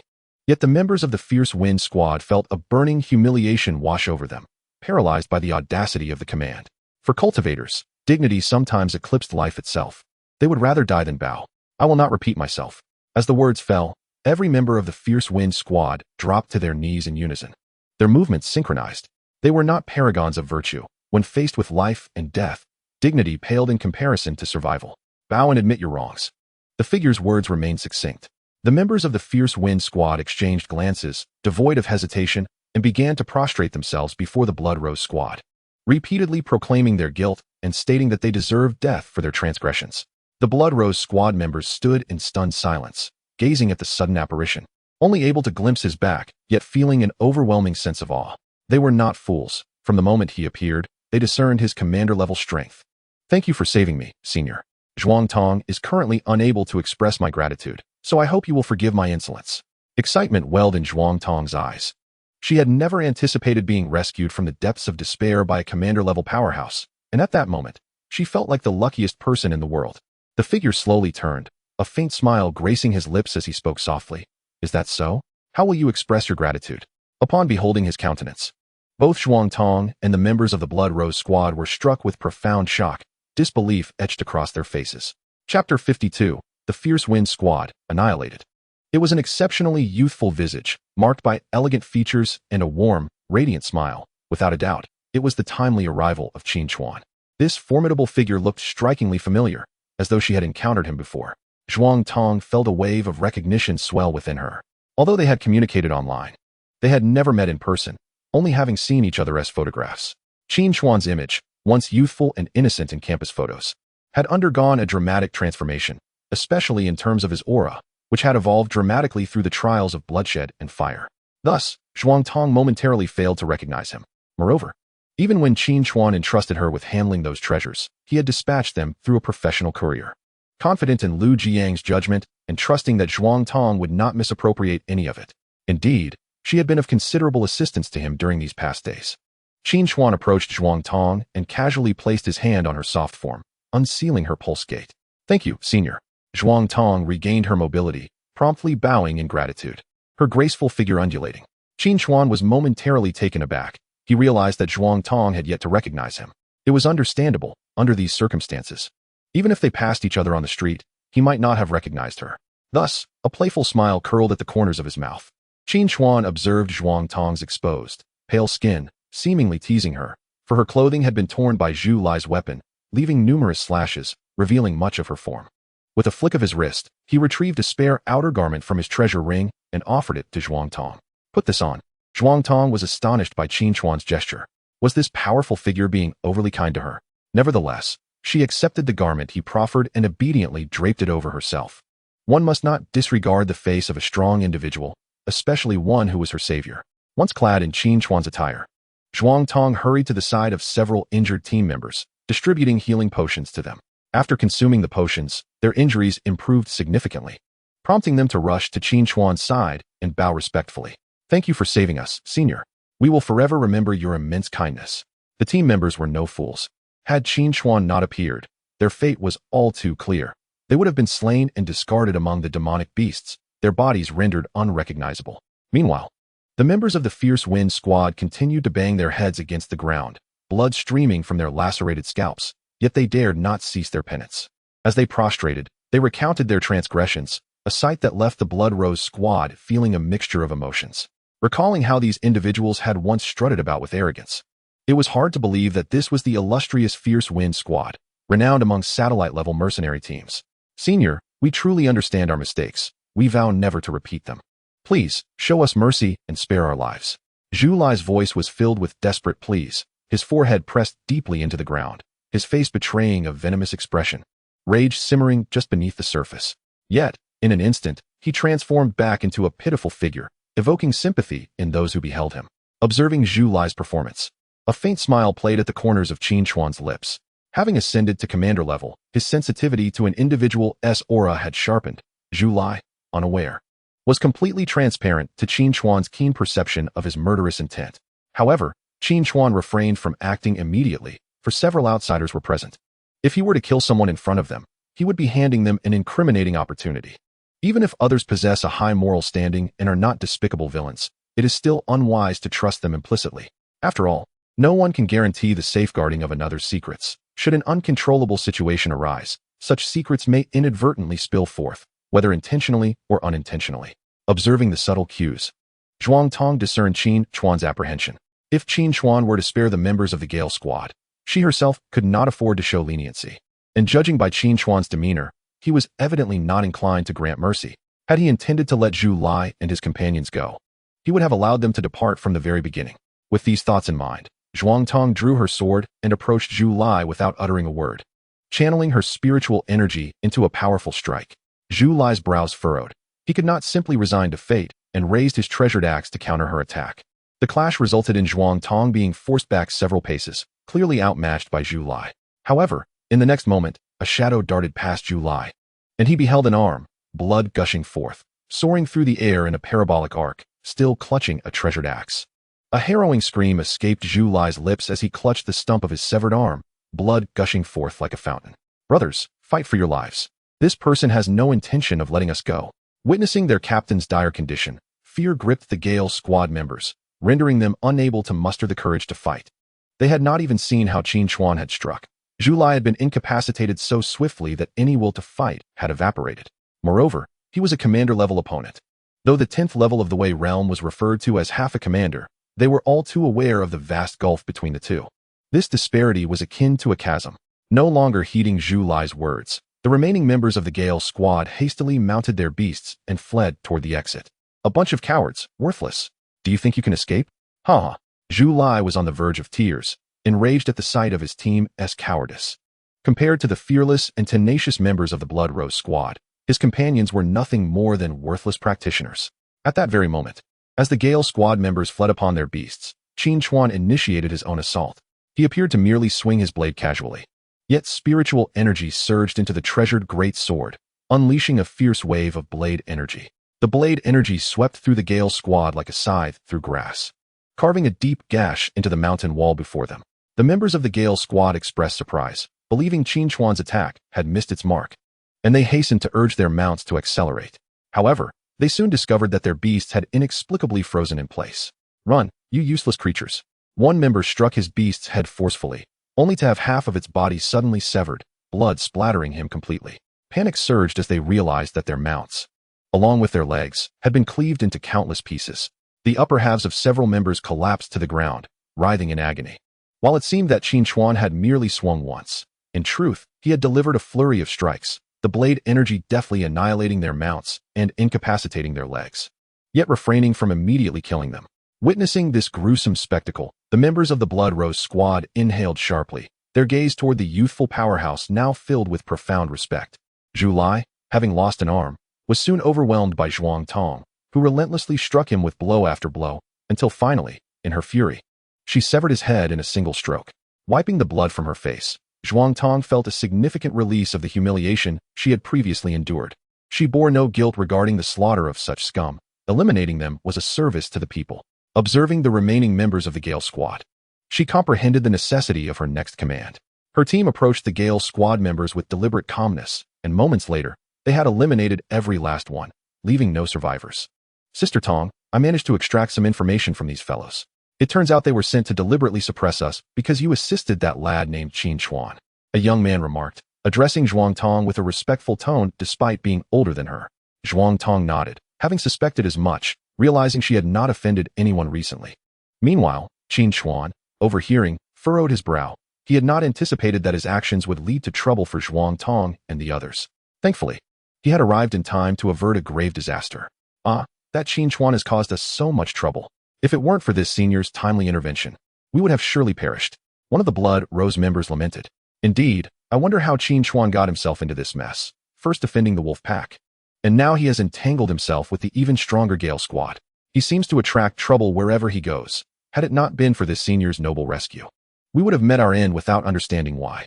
The members of the Blood Rose squad continued to voice their grievances, which was only natural. Anyone faced with such unwarranted misfortune would express their frustration, and their complaints were a testament to their composure. As they vented their frustrations, Zhuang Tong approached Qin Chuan once more, clasping her hands in a formal gesture of respect. I have yet to inquire the name of this esteemed senior. I, Zhuang Tong, will forever remember your kindness. Despite Qin Chuan appearing younger than her, in the realm of cultivators, it was customary to address those of greater strength as seniors. Qin Chuan scratched his head, feeling somewhat embarrassed. I am Qin Chuan, Qin from Qinling, Chuan from mountains and rivers. As his words fell, an unexpected silence enveloped the surroundings. Ha ha, what a coincidence. The esteemed senior shares the name Qin Chuan. It seems that while the names are the same, the fates are different. The Qin Chuan I heard of is merely an inexperienced high school student, while you are already a commander-level powerhouse. A middle-aged team member chuckled, but soon noticed that his comrades remained silent, particularly Zhuang Tong, whose expression shifted in realization the moment Qin Chuan revealed his name. Her disbelief was palpable. After all, when she had first encountered Qin Chuan, he was merely at the soldier level. How could such a transformation have occurred in such a brief span? Even an average student from Tiandu University could not attain such rapid advancement. Are you jesting? The middle-aged team member laughed awkwardly. Qin Chuan, however, smiled nonchalantly and nodded. In fact, I am the same Qin Chuan whom your captain assisted. Upon hearing this, the members of the Blood Rose squad were left dumbfounded, their mouths agape, their astonishment exceeding even that of Zhuang Tong. Ha ha, I knew it. Our captain would never assist a random stranger without reason. Senior Qin Chuan is indeed a prodigious talent. Achieving commander level at such a tender age, he is truly a dragon among men, and to top it all off, he is remarkably handsome. The middle-aged man lavished praise upon Qin Chuan, his words flowing freely, leaving Qin Chuan feeling somewhat bashful, especially as he recalled that this very individual had been the most vocal in his complaints earlier. So, you are the esteemed Qin Chuan, Zhuang Tong said with a wry smile, recalling her earlier teasing of him over the phone, her cheeks flushing slightly. Initially, I merely intended to tease the naive young. Little did I anticipate that this would suddenly transform into a formidable boss. There is no need for such formality, Sister Tong. Everyone may refer to me as Qin Chuan or Xiao Chuan. I must express my gratitude for everyone's assistance during these past days. Observing the cautious demeanor of the crowd, Qin Chuan waved his hand gently and spoke in a warm tone. The others remained somewhat reserved. After all, he was a living, breathing leader-level powerhouse, a presence that was difficult for them to approach. Among those present, only Zhuang Tong possessed, while the rest were merely without significant opportunities. It would be nearly impossible for them to ascend to the leader level in this lifetime. Zhuang Tong instructed everyone to tidy up the battlefield, then turned her gaze toward Qin Chuan and spoke slowly. As for that, Qin Chuan, I will take care of these individuals' treasures and transfer the funds to you. All right, Qin Chuan replied succinctly, and the two fell into a silence once more. After a brief pause, Qin Chuan took the initiative to break the quiet. What is the objective of your journey, Sister Tong?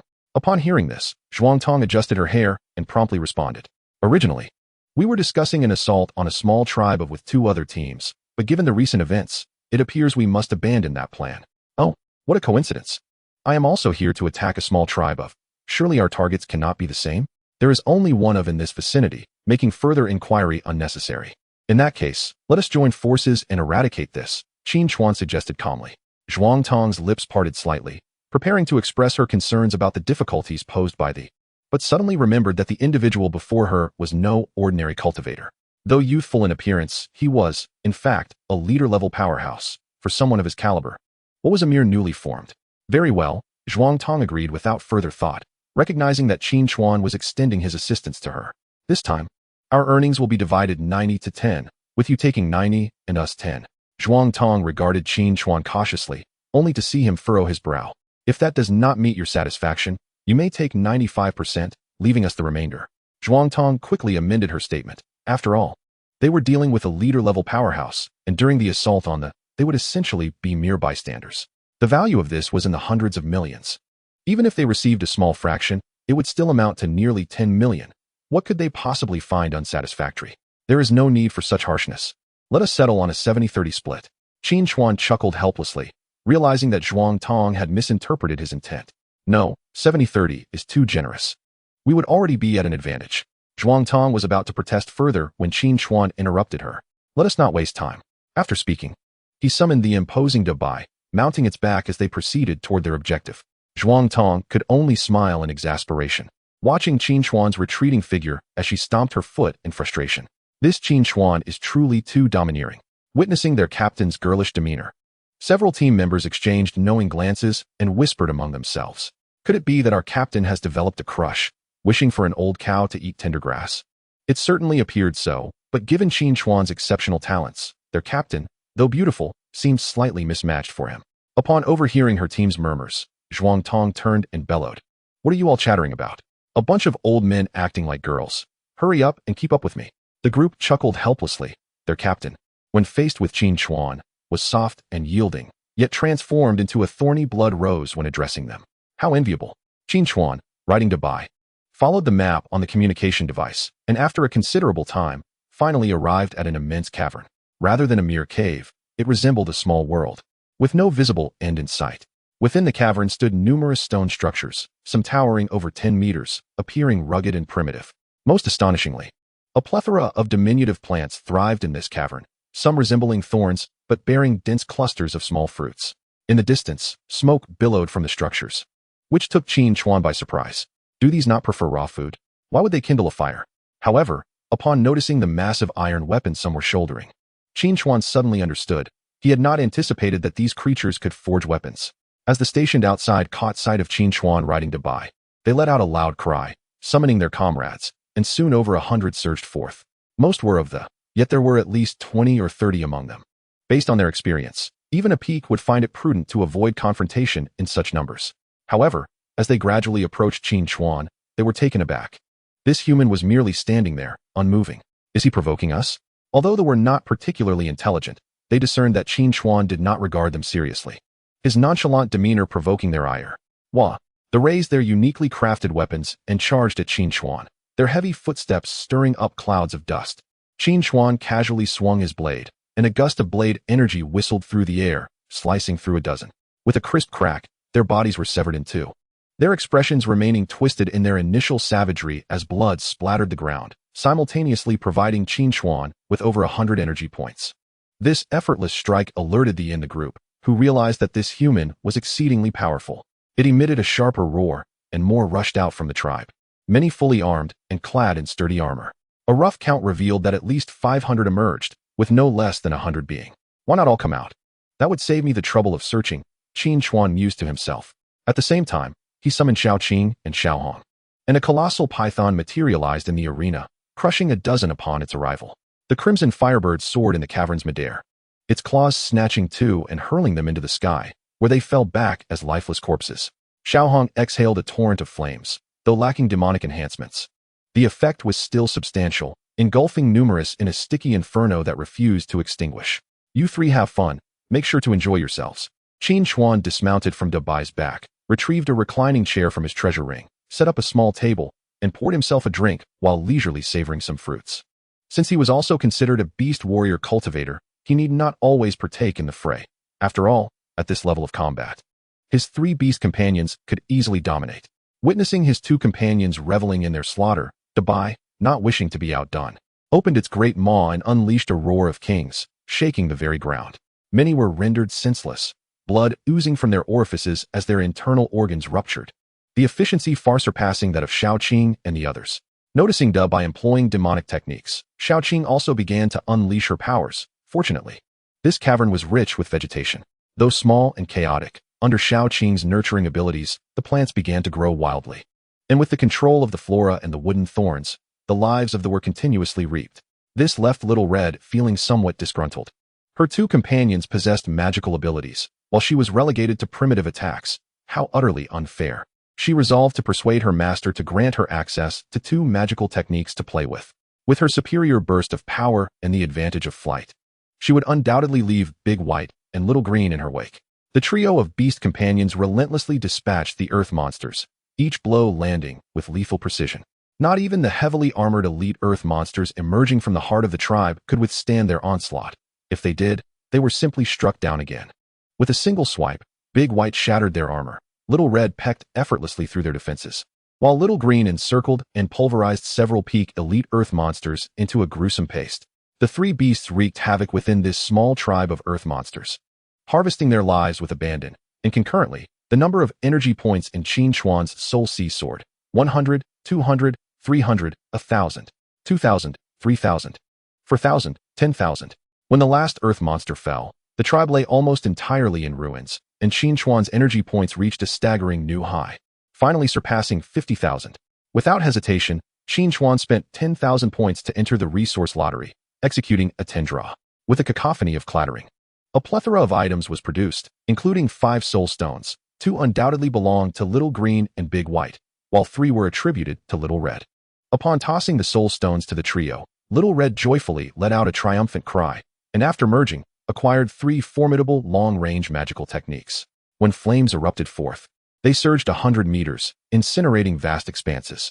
The remaining items consisted of healing potions and restorative elixirs, all exceeding the efficacy of those sold outside. What is this peculiar fragment? Qin Chuan inquired, focusing on an unusual shard. Chapter 54. You have so many beast companions. Carved into the fragment was half a dragon's head. Although it was merely a small piece, it emanated a raw, primal aura, as if it had traversed the void from ancient times, shaking one's very soul. The 4 sacred ancient formation? A rush of information flooded Qin Chuan's mind, revealing the name of this fragment. It was, in fact, a core remnant of an ancient formation. Once assembled, it could unleash formidable power. The 4 sacred ancient formation, as the name suggests, employed 4 sacred beasts as its focal points, interconnected to harness the immense forces of heaven and earth. The 4 sacred beasts were the well-known Azure Dragon of the east, the White Tiger of the west, the Vermilion Bird of the south, and the Black Tortoise of the north. Qin Chuan realized that this formation was indeed tailored for him.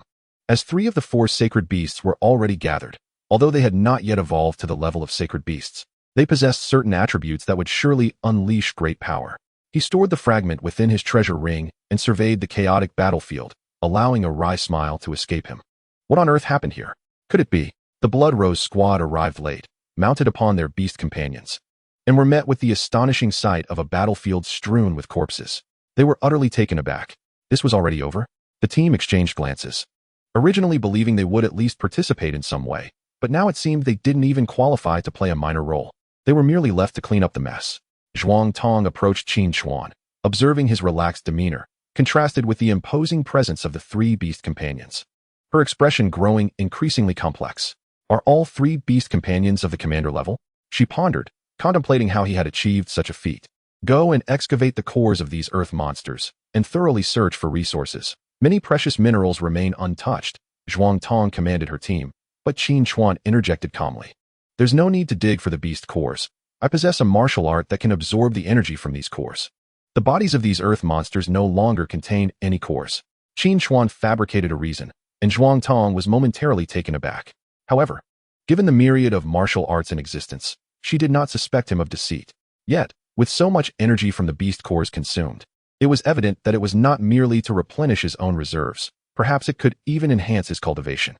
Zhuang Tong speculated, feeling this was highly plausible, as it would otherwise be difficult to explain his rapid advancement. However, she soon dismissed her unfounded musings. It was not prudent to speculate about others. After a considerable time, the members of the Blood Rose squad finished clearing the battlefield and briefly conversed with Qin Chuan before departing to handle their newfound spoils. Meanwhile, Qin Chuan set forth towards his next objective. With his current cultivation, he could afford to linger longer in the secret realm and would not leave without reaping significant rewards. After all, the threats to his existence in this secret realm had diminished greatly. He could roam freely throughout most areas. With this in mind, Qin Chuan mounted Big White and ventured deeper into the depths. The massive white tiger galloped through the expansive passageway without hindrance. Any encountered monsters fell to Big White's effortless strikes, and Qin Chuan's gains steadily increased. During this time, he dismantled several earth monster tribes, including those with commander-level beasts stationed within, amounting to several thousand earth monsters. However, the fate of the commander-level earth monster was dire. It faced not just one commander-level opponent, but 4 overwhelmingly powerful ones. Little Red, with her magical abilities fully unleashed, soared through the cavernous expanse, her beak agape as she unleashed torrents of raging fire. The soldier-level earth monsters could scarcely endure 10 seconds. The standard elite monsters lasted a little longer, but ultimately succumbed to their fiery demise. After inhaling deeply, Big White unleashed a thunderous roar, resonating with a metallic resonance that echoed throughout the cavern, causing dust and debris to rain down. While countless earth monsters perished in the fury of his roar, Little Green favored close-quarters combat, her massive form sweeping through the ranks, crushing earth monsters into unrecognizable mush. Meanwhile, Qin Chuan unleashed his ferocity, activating hundreds of martial techniques. The first volume of the Dragon Tiger Blade had long been mastered, and each strike, infused with spiritual energy, cracked the rocky ground beneath them, reducing the earth monsters to mere fragments, blood spilling everywhere. Together, this man and his 3 beasts traversed the depths of the cavern with impunity. Even when confronted by tribes of commander-level earth monsters, they could be obliterated. In just a few short weeks, the number of earth monsters vanquished under Qin Shuan's command reached tens of thousands, and the energy points he garnered skyrocketed into the hundreds of thousands. Such frenzied actions had drawn the attention of the authorities. While Qin Shuan rested in a cavern with Big White and the others, a middle-aged man clad in crimson and wielding a long spear approached, riding a gigantic flame rhinoceros. "Greetings, Qin Shuan," the newcomer greeted with a warm smile, promptly displaying his official credentials. "I am Li Weigua, one of the commander-level cultivators from the City Development Bureau. Would you be interested in being employed by us?" Qin Shuan, intrigued, smiled and inquired about the compensation. "How much do you pay per day?" Li Weigua erupted in hearty laughter, seemingly aware of some of Qin Shuan's background, and found the question unsurprising. "We settle in star element stones. The currency of ordinary people is no longer applicable. You must understand that many things cannot be purchased with mere wealth." Qin Shuan found himself momentarily taken aback, recognizing his lack of knowledge in this domain, and quickly turned to Li Weigua for clarification. It turned out that the so-called star essence stones were incredibly precious energy crystals found within the Stargate's secret realm, capable of accelerating one's cultivation. Each stone was approximately the size of a thumb, brimming with energy sufficient to sustain a commanding-level cultivator's normal training for an entire month. A single stone was valued at no less than 100 million Jojo coins, and often, they were more valuable than marketable. Such items were primarily controlled by the state, and ordinary free cultivators could only acquire them through employment with the government, completing various tasks in return. What kind of tasks are we talking about? And how is compensation calculated? Qin Shuan reiterated his stance. First, inquire about the price, and once that was settled, everything else would follow. Completing a task could yield 10 star essence stones, with potential bonuses based on performance. If one excelled, there would naturally be more rewards. Rest assured, the authorities won't shortchange you free cultivators, especially someone as young as yourself, he added with a chuckle. Aware of Qin Shuan's age, he had yet to turn 18. Li Weigua noted that such young commanding-level cultivators were a rarity, particularly in a secondary base city like Fengqing.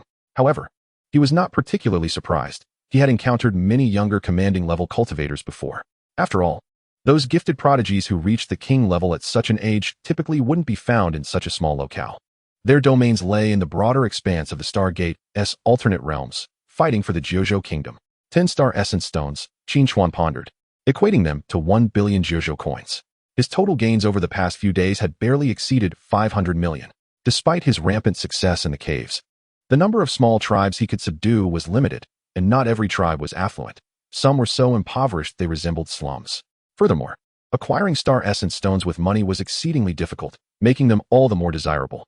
After Li Weigua detailed the task, Qin Shuan contemplated for a moment before nodding in agreement. The two quickly came to a consensus. "Then follow me. I shall take you to meet your comrades." Li Weigua rode his fiery rhinoceros ahead, while Qin Shuan stowed away his companions, Xiao Qing and Xiao Hong, and mounted his steed, Dabai, closely trailing behind. After an extended journey, the two arrived at a cavernous expanse that seemed almost too vast to be a mere cave. The walls towered dozens of kilometers high, and the cavern appeared endless, filled with various rocky outcrops and peculiar subterranean flora. Were it not for the flickering, vibrant illumination of the luminescent stones above, Qin Shuan might have believed he had stepped into the outside world. Not far from the cave's entrance, a variety of beast companions were lined up, each accompanied by a person. Among the beasts were ferocious creatures, ethereal beings, some that soared through the air, and others that burrowed into the earth. There was no lack of diversity. "Ah, so this is the infamous butcher making waves in the circles lately? I hear you've nearly wiped out the small tribes outside, stirring quite a few complaints among those little cultivators." A towering, muscular man approached. Behind him loomed a creature over 10 meters tall, resembling a colossal gorilla, its muscular exterior akin to solid rock, exuding an aura of explosive power. The man stepped beside Qin Shuan and extended a hand. "I am Luo Gang, and this is my beast companion, the mountain-moving giant ape." Qin Shuan appraised the brawny figure, perceiving no ill intent, and reciprocated with a handshake. "I am Qin Shuan, with beast companions including the Azure King Python, and the blood-eyed white tiger, along with a flame sparrow," Luo Gang remarked. "You have quite an array of beast companions." He mused to himself that he ought to have refrained from mentioning his own beasts. With a resigned smile, Qin Chuan was unaware of any customary introductions regarding beast companions among other cultivators, nor did he know if it was merely Luo Gang's peculiar preference. You. What is your cultivation realm? About the first level, I suppose. Haha, I am at the fourth level. After a brief exchange, Qin Chuan inquired about the local situation from Luo Gang. Damn it, this tribe is the largest here and the last remaining. It's incredibly tough to tackle, with over 100 commanding level cultivators entrenched. Upon hearing Luo Gang's account, Qin Chuan truly grasped the disparity of the world. Outside this cavern, encountering even a single commanding level tribe was a rarity, yet here there were over 100. Indeed, once one stepped into a different realm, the vistas and experiences encountered would be profoundly distinct. After conversing for some time, Li Weiguo finally spoke up. Everyone, I will now distribute the task details. If you each fulfill your respective parts, we shall be able to conquer this tribe, marking the conclusion of this secret realm's development. You shall all be hailed as heroes of Fengqing. Chapter 55, Escape? The ones who should escape are they. Li Weiguo delivered an extensive address, elucidating critical information while simultaneously spurring morale. However, the latter was of little use. The commanding level cultivators present were seasoned veterans who were not easily swayed by emotional appeals. Before long, Li Weiguo assigned Qin Chuan the task of managing several small guard tribes in one direction of this large tribe, involving approximately 2,000 local creatures. 3 commanding level beings, hundreds at the guarding level, and over 1,000 at the soldier level. Upon seeing the details of Qin Chuan's task list, Luo Gang couldn't help but exclaim, "Wow, brother, this task's difficulty is quite reasonable. It shows Li Weiguo holds you in high regard. If you perform well, you might earn an extra star essence stone." Typically, tasks assigned to commanding level cultivators were equivalent to their own cultivation level, often involving 2 commanding level beasts. Thus, having an additional one was considered a bonus, naturally leading to increased rewards. Perfect. Our task locations aren't far apart. Let's go together. Luo Gang summoned his giant ape to hoist him onto its shoulder and waved at Qin Chuan. Qin Chuan mounted by and followed suit. Li Weiguo's plan was straightforward, to encircle the center from the periphery, gradually chipping away at this tough nut. Brother, that tiger of yours looks quite imposing. Luo Gang squatted on the shoulder of his beast, looking down at Qin Chuan. Your giant ape is impressive as well. Qin Chuan reciprocated the compliment politely. But Luo Gang's expression darkened. Big brother, this is a mountain-moving giant ape, not a gorilla. Not a gorilla, not a gorilla. Luo Gang emphasized thrice. Although his beast did indeed resemble a gorilla, it was called a mountain-moving giant ape, a name so majestic that referring to it as a gorilla was an affront. The reason Luo Gang's first line of dialogue with others often revolved around his beast was precisely this. Yet, he was frustrated to find that even after introducing it, he was still mistaken for a gorilla. Unable to contain his laughter at Luo Gang's earnestness, Qin Chuan nodded vigorously. All right, your giant ape is quite remarkable. Excellent. You are a good sport. I, Luo Gang, have officially claimed you as a friend. Luo Gang boomed with laughter, while Qin Chuan shook his head in exasperation. As they walked, Luo Gang sought to keep the conversation flowing. Brother, do you know who the strongest commanding level cultivator is this time? I don't know, Qin Chuan replied nonchalantly, almost dismissing the inquiry altogether. Yet Luo Gang continued unabated. There's a top-tier university graduate, commanding level at the 8th level, in his 20s. Impressive, right? Very impressive. Qin Chuan replied perfunctorily, while inwardly he thought, once he left the Star Gate and returned to the outside world, his cultivation would surely soar, rendering an 8th level commanding cultivator inconsequential. By the way, how old are you? Almost 18. Luo Gang was taken aback. Why do you appear so anxious? I thought you were at least 25. I never imagined you were so young. Quite impressive. At your age, why not consider enrolling in a martial arts university? Upon hearing Luo Gang's remarks, Qin Chuan's expression darkened. He had merely neglected his appearance after enduring prolonged battles in this subterranean realm. What did he mean by looking so anxious? Moreover, he was curious as to why a muscular brute like Luo Gang was so loquacious. A stark contrast to his imposing physique. I didn't pass, Qin Chuan replied dismissively, engaging in a casual exchange as they approached their destination. Brother, we'll head off first. I'll assist you once I finish my tasks here. Luo Gang laughed heartily before departing with his companion. Qin Chuan exhaled in relief, finally bidding farewell to this overly familiar chatterbox. He released Xiao Qing and Xiao Hong, allowing them to scout ahead. The subterranean creatures here were of a different caliber from those outside, necessitating utmost caution. After a considerable time, Qin Chuan arrived at his destination. The foliage was lush and verdant, and the illuminating stones embedded in the cave walls emitted a serene blue light, casting a pure radiance upon the stone structures that lay before him. As Qin Chuan rode on by, an inexplicable flutter of unease coursed through him. Something was amiss. Typically, at this hour, the subterranean creatures would have already launched their assault. Why was it so eerily quiet? Furrowing his brow, he urged Bai to accelerate. Before long, they reached the heart of the Guardian tribe. To Qin Xuan's astonishment, not a single subterranean creature was present. Where had they all gone? Dismounting, he examined the footprints below. They must have departed recently. Suddenly, a thought struck him, and he hastily recalled Xiao Qing and Xiao Hong, then leaped back onto Bai, racing in a specific direction. As he sped along, a grim realization dawned on him. Many lives would likely be lost this day. Clearly, these creatures had devised a strategy, feeding Li Weigua and his team false information to orchestrate a segmented assault, systematically picking them off. Yet, the subterranean creatures had also consolidated the strength of several guardian tribes. Intent on dismantling the cultivators one by one, Li Weigua and his companions had underestimated the creatures' intelligence, dismissing them as a lower species devoid of wit. However, Qin Xuan could discern that as their strength increased, so too did the intelligence of the various subterranean creatures. Perhaps among them had emerged a particularly astute individual, rivaling the intellect of the most elite of humanity. In every species, there are invariably exceptional beings. Underestimating them could lead to one's demise. In various corners of the vast cavern, many cultivators encountered circumstances mirroring Qin Xuan's. Their locations were devoid of subterranean creatures. However, another group of cultivators faced dire consequences, contending with creatures that were twofold or even multiple times stronger than before. Many were swiftly overwhelmed, sustaining grievous injuries or even losing their lives. Among these unfortunate souls was Luo Gang.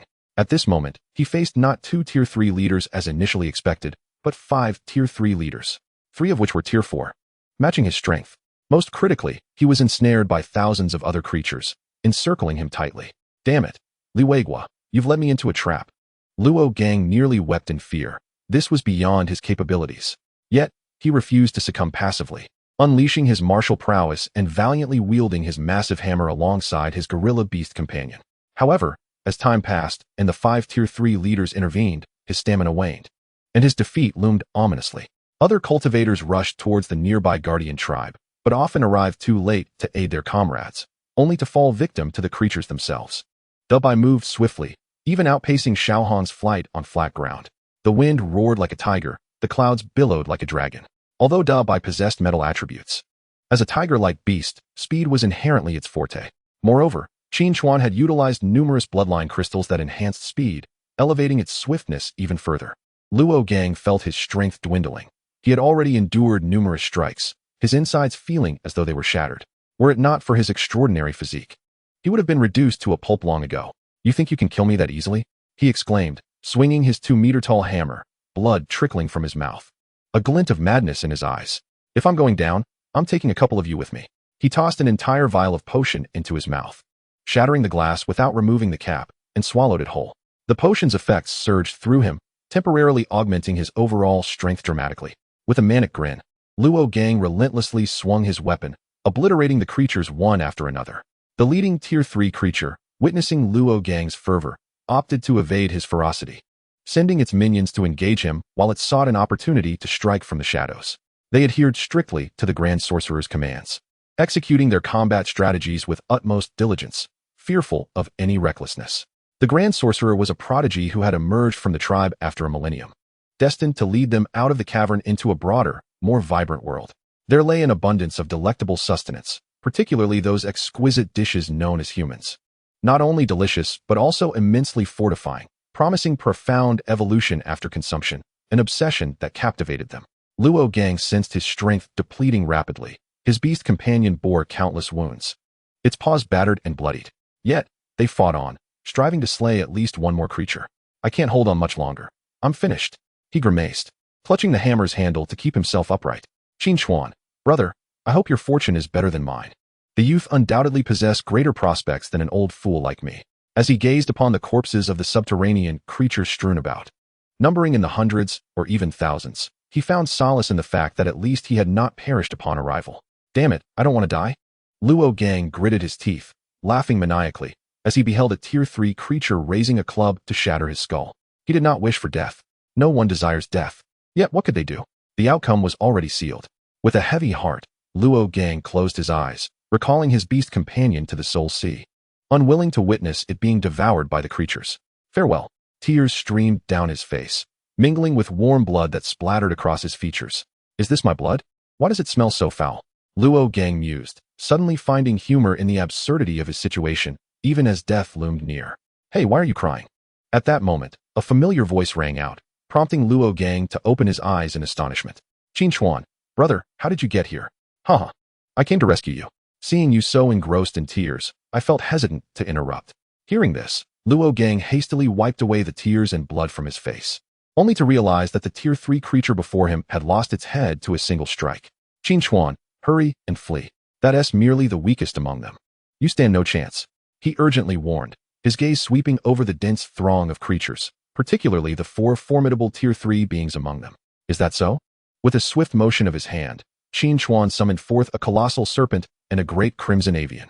It became evident that they were the ones seeking to escape. Chapter 56. A lone warrior battling for commanders, slaughtering with relentless fury. Sensing Qin Chuan's utter disregard for their presence, several commander-level creatures emitted piercing roars of fury. Yet they hesitated to advance, instead commanding their subordinates to encircle him.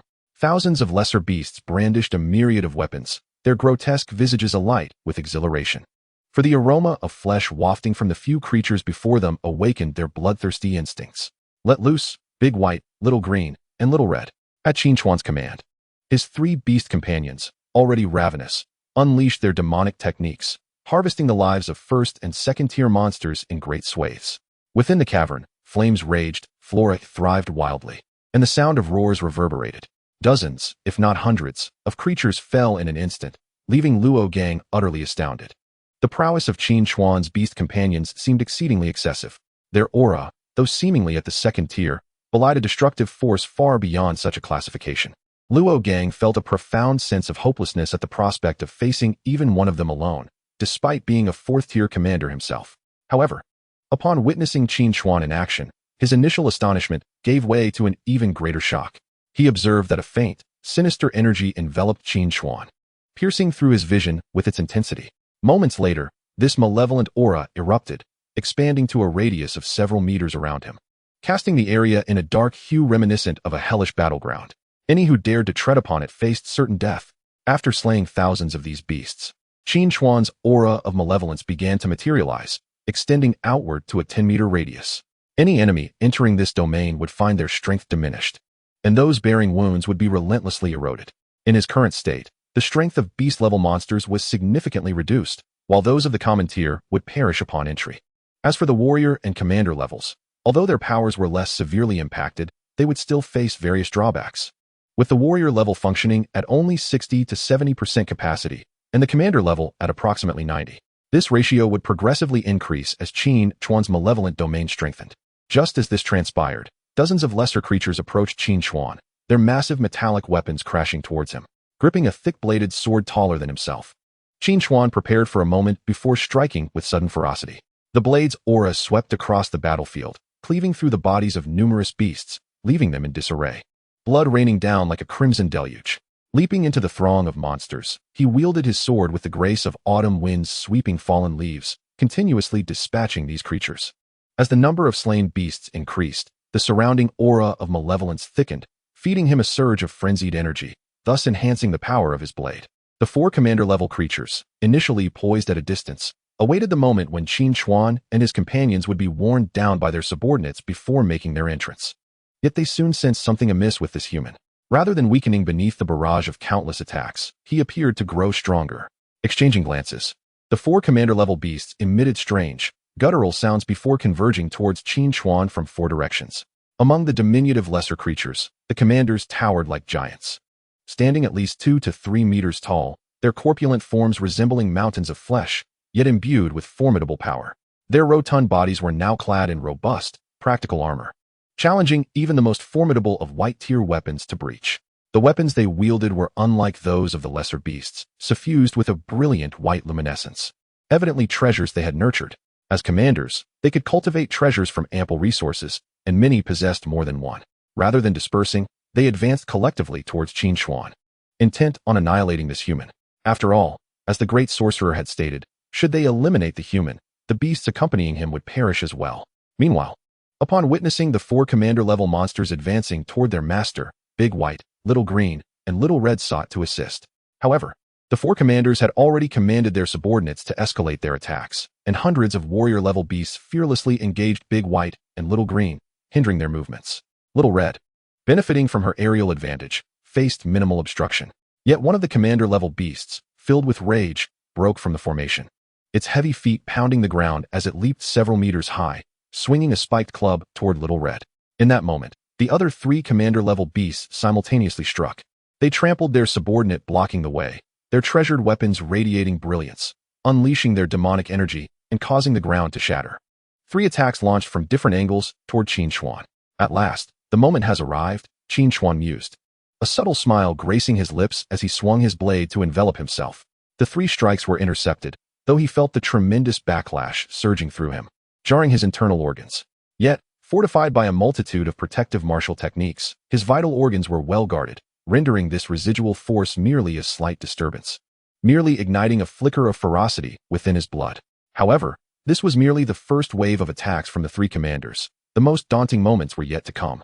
The trio of commander-level beasts brandished their enormous weapons, relentlessly striking down toward Qin Xuan, each missed blow creating deep craters in the ground, harder than steel.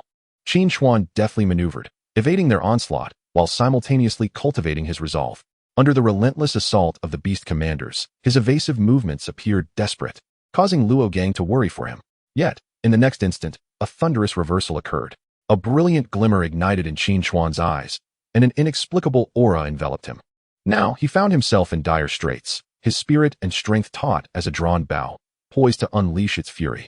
This self-created martial technique would amplify its power alongside his own growth, exemplifying the strength of a self-forged skill. As long as the master was of the commander level, it would manifest as a third-tier technique. If the master attained the saint level, it would elevate to an eighth-tier technique. His momentum continued to crescendo. As every ounce of power surged into the treasured blade, he wielded. Boom. The dragon roams the seas. The tiger conquers the wilderness. The first two most formidable strikes of the Dragon and Tiger Blade's first volume were unleashed, exploding with unimaginable might, leaving onlookers questioning the very nature of their existence. Was this truly the power attainable by a mere first-tier commander? Strike after strike, his blade clashed violently against those of the three commander-level beasts. The sound of metal ringing out like a symphony of clashing steel, sparks flying in a dazzling display. Under the relentless assault of Qin Xuan, the three-headed earth monster leaders initially managed to cope with ease. However, as time progressed, they were horrified to discover that the humans' attacks were rapidly intensifying, gradually surpassing their capabilities. Crack!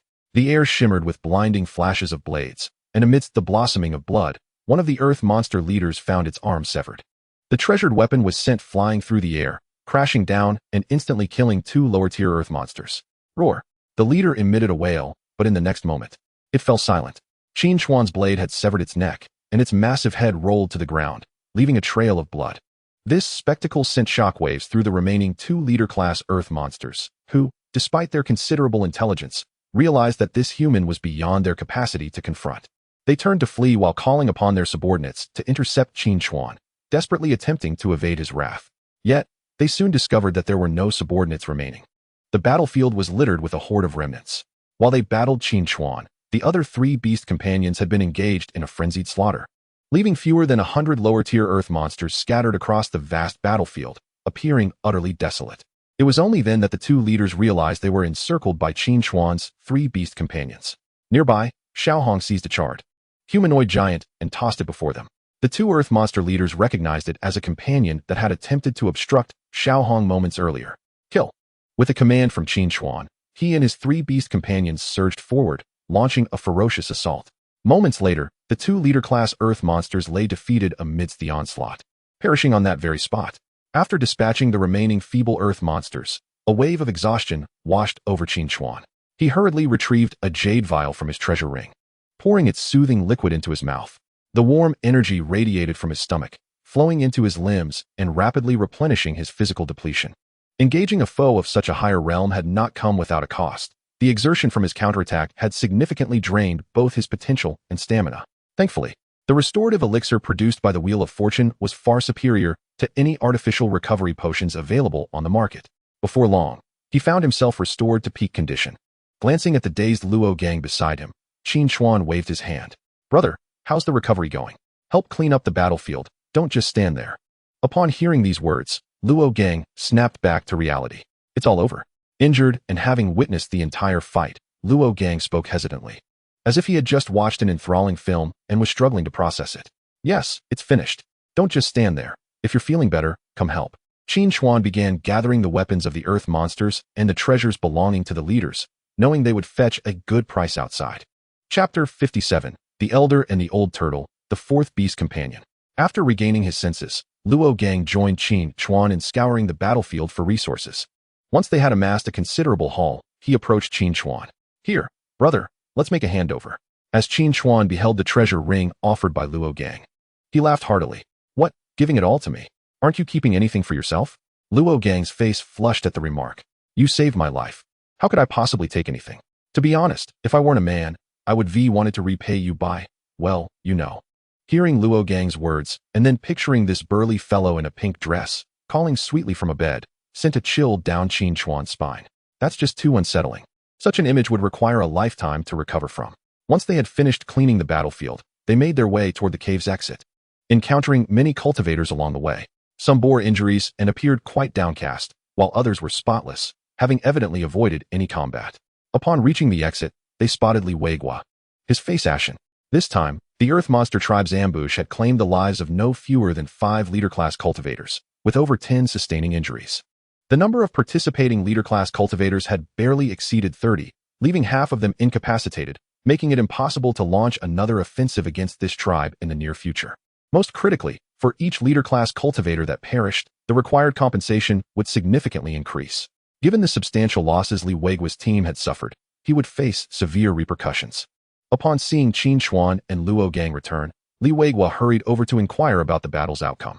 Noticing the bloodstains on their clothes, he initially presumed they had narrowly escaped, but upon hearing Luo Gang's account, he was utterly astonished. It was known that among those who had been surrounded, only the mightiest, Jiang Shuijiao, who had graduated from a prestigious martial arts academy and was an 8th-level leader-class cultivator, had managed to escape, while the others barely managed to flee, let alone eradicate those earth monsters. Listening to Luo Gang's recounting, Li Weigua realized that without Qin Chuan, they would have lost yet another leader-class cultivator. With this thought, his gaze towards Qin Chuan softened considerably. Qin Chuan, your performance in this mission was exemplary. The remuneration in Star Essence Stones, along with additional rewards, will be duly provided. After this, he continued to inquire about specific situations from other cultivators. Haha, brother, you saved my life this time. I won't say any more pleasantries. If you ever need help in the future, I, Luo Gang, will not hesitate for even a second. Luo Gang clapped Qin Chuan on the shoulder, only to wince in pain as it tugged at his injury. Following this disastrous plan, the group of leader-class cultivators could only depart in despondency, knowing it would be some time before they could regroup. Qin Chuan received 15 Star Essence Stones, while the other cultivators, despite not completing their mission, were granted a third of the compensation, particularly the families of the deceased, who would receive substantial indemnities. Li Weigua faced stern criticism from the authorities, leaving him in the worst spirits among the gathered crowd. Upon exiting, Qin Chuan exchanged contact information with Luo Gang before bidding him farewell. In the following days, Qin Chuan entrusted Zhuang Tong with handling the spoils he had acquired in the secret realm, allowing him to rest alongside his 3 beast companions. After days of slaughter within the secret realm, it was essential to unwind rather than dive straight into cultivation. Qin Chuan spent tens of millions of Jojo coins procuring the finest and most delectable beast feed for his companions, then took Linger to enjoy various attractions in Fengsheng for several days. Once adequately rested, he returned to his meditative state, preparing to resume his cultivation. Before doing so, he ventured to an old park in Fengsheng, a location he had visited a couple of days prior, where he intended to sign for his 4th beast companion. The park appeared to be several hundred years old, with various antiquated facilities bearing the marks of time. It was rarely visited, and apart from a few elderly individuals shuffling about, it seemed almost forgotten. The modern youth had long been consumed by advanced electronic devices and the demands of labor, lacking the time or inclination to wander here. Approaching a small pond, Qin Chuan spotted an elderly man seated on a stone by the water's edge, feeding the fish. A school of carp eagerly competed for the food he tossed, while an old turtle lingered nearby, its head bobbing above the surface, slowly inhaling air but not partaking in the meal. Old man, we are both aging. Blackie, you have grown old, and so have I. The old man tenderly caressed the head of the ancient turtle, a flicker of melancholy glimmering in his eyes. It had been a considerable time since He Zi had last eaten, and he understood that this was an indication that his old companion's life was nearing its end. For a common grass turtle, Hazy had lived for over 70 years, a remarkable testament to longevity. Having lived for so many years himself, he felt it was sufficient. He would accompany his dear friend in its final moments. Qin Chuan approached and sat beside the elder, who greeted him with a warm smile. "Young man, you are here again. Why, is your sister not with you today?" Qin Chuan nodded and gently stroked the old turtle's head, which offered no resistance nor attempt to evade. "My sister has gone to school. Uncle Lu, you arrived quite early today. There was no choice. My old companion is nearing its end, so I strive to spend as much time with it as possible." Uncle Lu chuckled as he handed Qin Chuan some food, and together they fed the fish in the pond. The elder and the old turtle had spent decades in this ancient park, each providing companionship to the other. Now, one was aging, while the other was gradually approaching its demise. Witnessing such a poignant scene inevitably stirred feelings of sorrow. The fleeting nature of life was encapsulated in the phrase, "The most beautiful faces fade, as flowers bid farewell to trees." Life was indeed such a melancholy journey as one aged. Qin Chuan had long listened to the elder recount his past, of his youthful days as a soldier, battling ferocious beasts, only to be left with chronic ailments. Eventually, his beloved beast was slain, and his abilities waned until he became an ordinary mortal. With the generous pension bestowed by the state, he returned to his homeland, where he married and raised children. As they grew, his children followed in his footsteps, becoming cultivators and enlisting in the military, only to face tragic fates at the hands of the beasts. His wife, upon receiving the devastating news, succumbed to grief, leaving him utterly alone in this world. The only solace he found was that the pet turtle he had gifted to his child in their youth had not perished but instead had transcended the limitations of ordinary beasts, surviving alongside him for all these years. Yet now, even this sole companion was preparing to depart, moving ahead of him.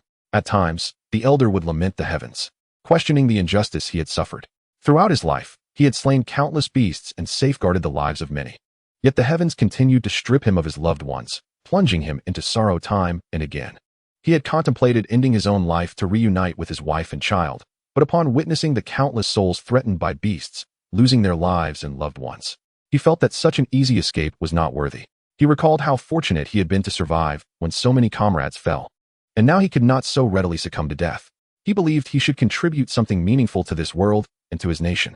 Thus, he donated his pension and his son's compensation to underprivileged children, ensuring that the talented could become true cultivators, while those without such gifts could complete their education and contribute to the realm of Jiuzhou. When his funds ran dry, he set up a small stall on the street, selling his own concocted delicacies, which were favorites of his wife and child. After closing up shop, he would scavenge for scrap or take on odd jobs, striving to shine a little light and warmth in this world, thus proving his existence, until he could no longer muster the strength to move. He came to this dilapidated park to serve as its caretaker, keeping company with the ever-growing turtle. And so it remained until now. Despite having shared his past with Qin Chuan once, the elder found himself involuntarily reminiscing about his dashing and handsome son, as well as his virtuous and beautiful wife. Whenever he spoke of them, a joyful smile would illuminate his wrinkled face, reminiscent of withered tree bark. Qin Chuan listened patiently and attentively, embodying the role of a devoted listener. "Child, could you do me a favor?" The elder suddenly spoke, tears welling in his eyes as he smiled at Qin Chuan. He gestured towards the old turtle by the pond. "Hazy may not last long. Perhaps it will leave me today." The elder's trembling hand stroked the ancient turtle, whose gaze was clouded, its life force growing ever fainter. "Could you help me move Hazy's body later? I am too old, and it has grown so large that I can no longer lift it." He sighed heavily, his eyes brimming with sorrow. However, Qin Chuan shook his head in response, leaving the elder helplessly sighing, pondering why Qin Chuan would refuse such a simple request. Was it because he deemed Hazy unclean? Or perhaps he believed that moving a corpse was inauspicious. Yet, he did not press the matter, the light in his eyes dimming as if he too were preparing to depart this world. "Uncle Lu, Hazy need not die. You shall have a longer life." Qin Chuan summoned Shaoqing. A massive azure python appeared beside the pond, startling the fish into fleeing to the farthest corner, while only the old turtle opened its murky eyes, appearing remarkably sluggish. The elder was taken aback at the sight of such a colossal beast summoned by Qin Chuan, astonished that this seemingly high school-age child was indeed a cultivator, and a powerful one at that. "I wish to take Hazy as my beast companion. Would you consent?" Qin Chuan spoke slowly, and upon hearing this, the elder trembled with excitement, tears cascading down his cheeks. "Do you truly mean it?" he stammered, his aged frame swaying like a candle flickering in the wind. A cultivator, especially a powerful one, would never consider binding an ordinary beast as a companion. Doing so would only hinder their growth, as they would expend their own potential to nurture the weak. No one would be foolish enough to do that. Yet, Qin Xuan did not provide a direct answer to the elder, but instead demonstrated his intentions through action. Xiao Qin conjured a contract array, which emerged beside Hazy. The turtle sensed the vibrant life force within the array. As long as it did not resist, it could attain a new lease on life. Instinctively, Hazy did not resist as the array enveloped it, and moments later, a powerful surge of energy flowed into Hazy, reshaping its very being. Its body grew larger. Vitality rapidly restored.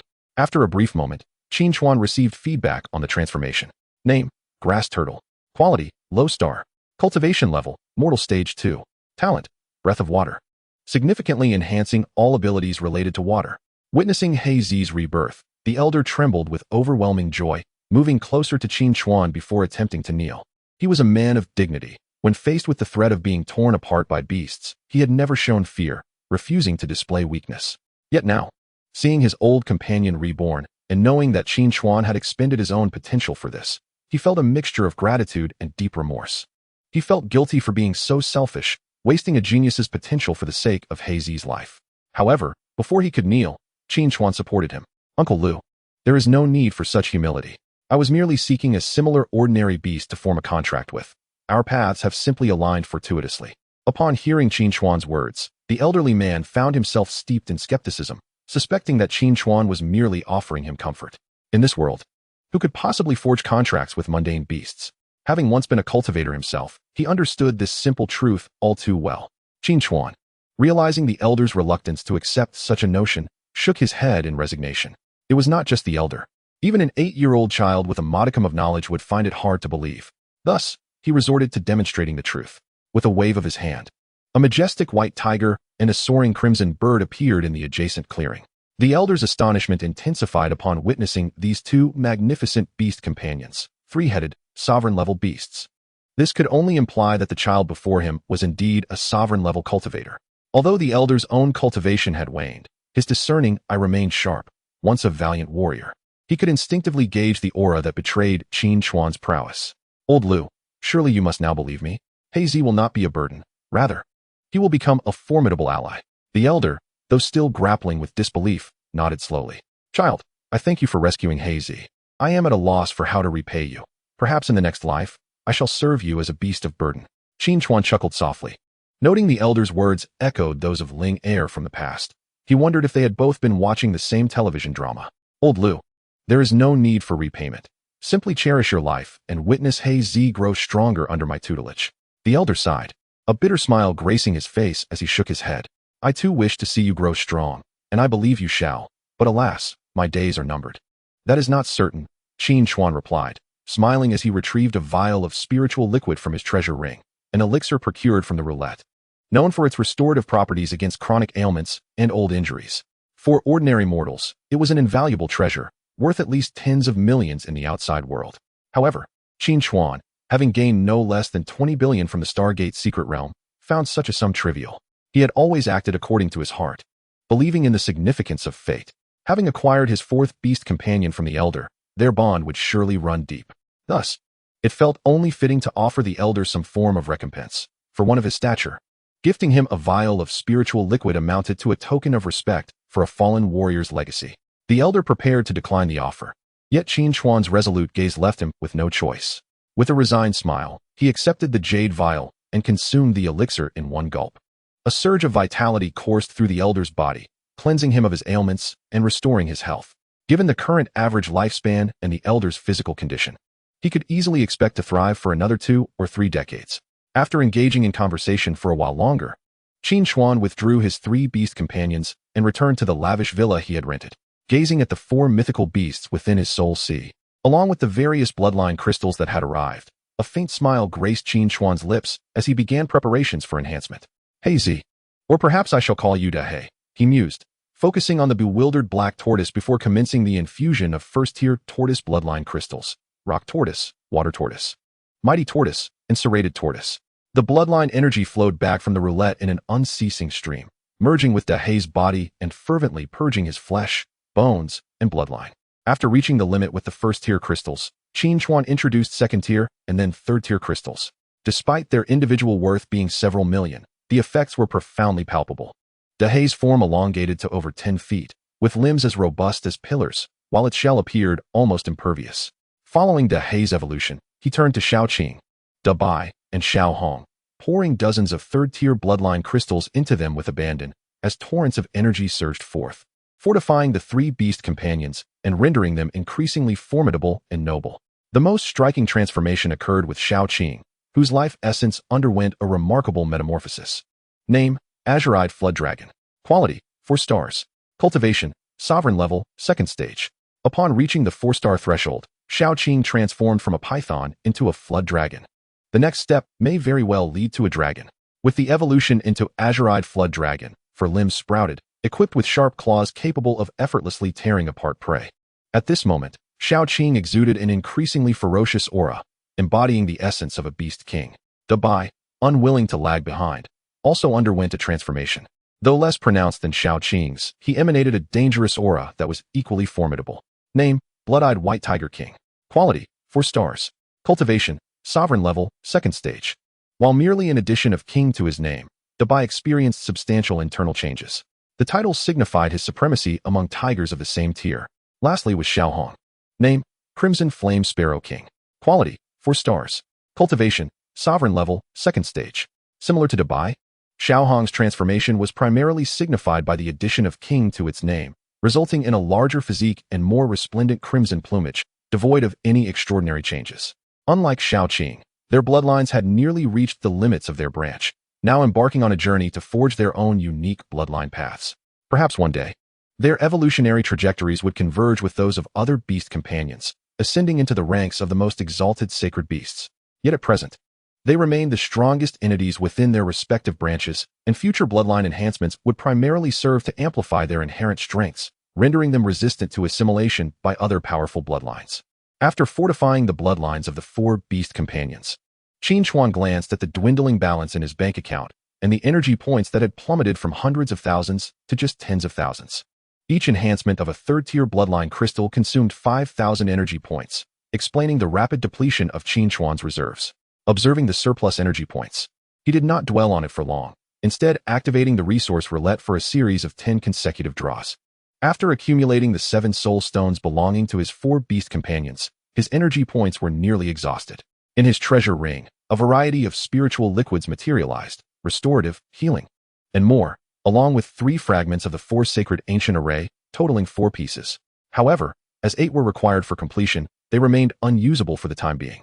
The power of the 4 sacred ancient array was said to be terrifying, capable of uniting the strengths of the 4 beast companions to effect a qualitative change. As for the specifics, Qin Chuan would need to gather all the pieces and put them to the test to uncover the truth. Any speculation at this point was merely conjecture.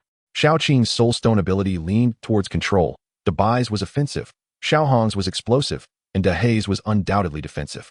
Furthermore, one of these abilities provided collective defense, capable of enveloping the other 3 companions in a formidable shield. Having gathered a diverse array of beast companions, Qin Chuan was now akin to a formidable elite squad in his own right.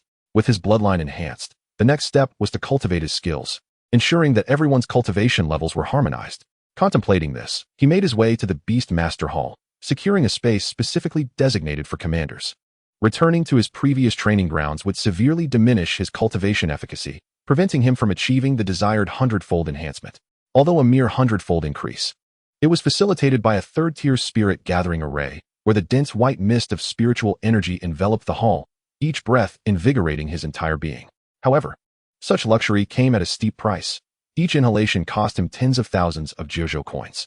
A 3rd-tier spirit gathering array with a 100-fold enhancement demanded a staggering 10 million Jojo coins for just 8 hours. Who could afford such extravagance? Even ordinary commander-level cultivators hesitated to indulge, save for Qin Chuan, who possessed a roulette. Thanks to the roulette, he could at least recover his cultivation 1,000-fold. And with the innate talents of his 4 beast companions, his cultivation speed had surged to the level of a 7-star genius. In the entirety of the Jojo Kingdom, with nearly 1 billion inhabitants, there were merely 1,000 such prodigies, each a paragon of excellence. And yet, an unremarkable youth like Qin Chuan had transcended social strata. How could this not evoke awe and reflection? In the ensuing days, Qin Chuan continued to hone his martial techniques and laws, while his 4 beast companions devoted themselves to focused training. As time passed, their cultivation rapidly escalated. Commander level 2, Commander level 3, and ultimately Commander level 9. This was Qin Chuan's current cultivation level, and among his 4 beast companions, aside from Dehei, who matched him, the other 3 had all ascended to Commander level 10. Naturally, they were not far from breaking through to the general level, but such speed was extraordinary, akin to being propelled by a rocket. Had his bank balance not dwindled below 10 million, he would undoubtedly strive for a breakthrough to general status. However, the resources required for such an advancement were no trifling matter. In these past few days, he had expended the dozen or so star origin stones he possessed to achieve his current results. With his funds exhausted, it was time to venture out and earn more. Observing the 4 massive beast companions whose sizes could be measured in zhong, Qin Chuan found himself both amused and exasperated. Realizing that returning to the Beast Master Hall for training would be impossible, the hall's capacity was capped at Commander level 10. Exceeding this threshold would likely cause the hall to burst at the seams. Withdrawing his 4 beast companions, Qin Chuan stepped into the outside world and inhaled a deep breath of ordinary air. Strangely, after becoming accustomed to the rich spiritual energy, the normal air seemed somewhat inferior. Upon exiting, Qin Chuan checked the official website of the Fengqing Development Bureau and found that there were indeed mission recruitments, targeting the same great tribe as before.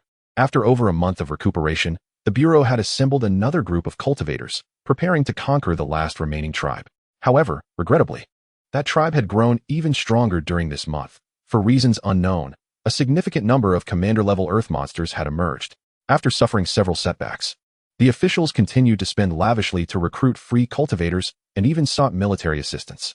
Qin Chuan registered without hesitation and received the task information. Following the instructions, he returned to the colossal cave. Upon his arrival, he encountered a familiar face, the robust and brawny Luo Gang, accompanied by his gorilla. Brother Qin Chuan, good to see you again. Luo Gang greeted, attempting to embrace him, only to be evaded by Qin Chuan. How's your injury? Back out on a mission so soon? Luo Gang shrugged, a wry smile on his face. What can I do? With no money, I must push myself. Training is as costly as burning money. If I don't go out, I'll be left to drink the northwest wind. After a brief conversation, Qin Chuan gleaned a clearer understanding of the current situation. Unlike before, with military support, they were no longer employing a strategy of piecemeal attacks, but had opted for a direct assault, aiming to crush the tribe head-on.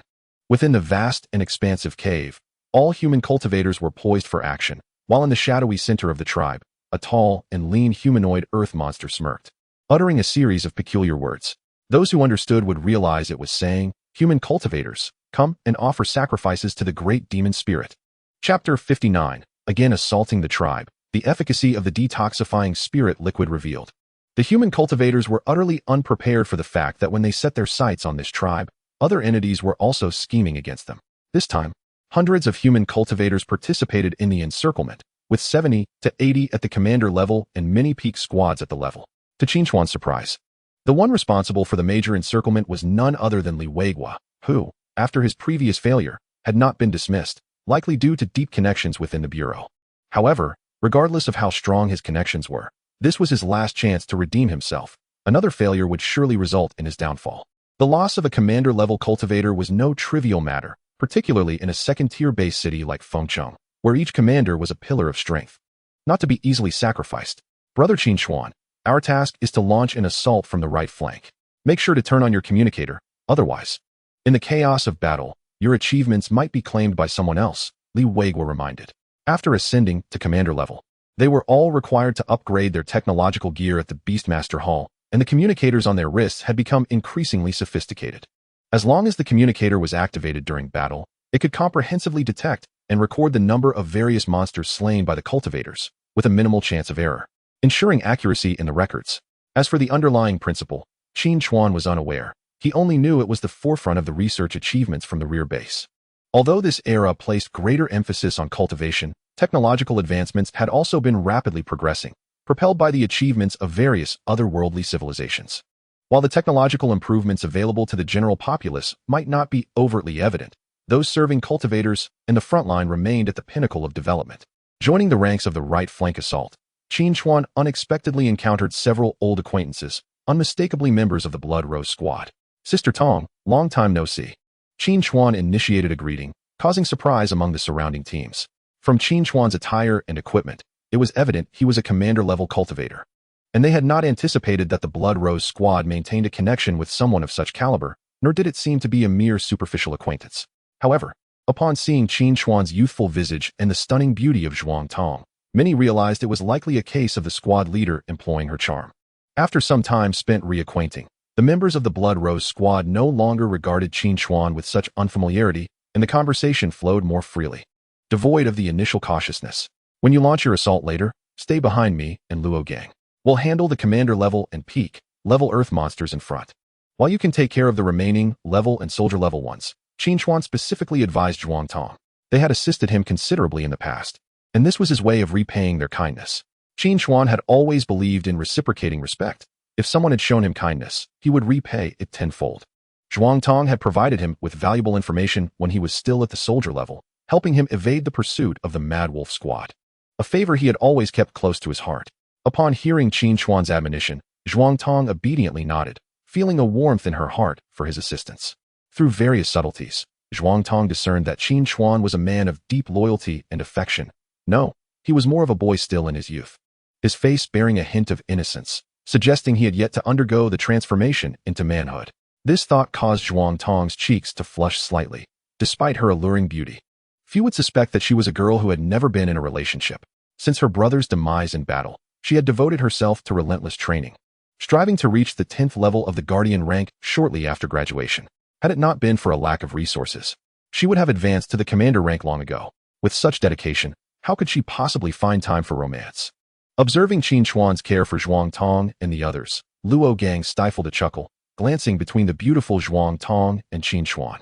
Feeling as though he had come to an understanding, a muscular titan, a paragon of masculinity, stood nearby. Yet here he was, sporting a smile reminiscent of an ant, inexplicably smitten.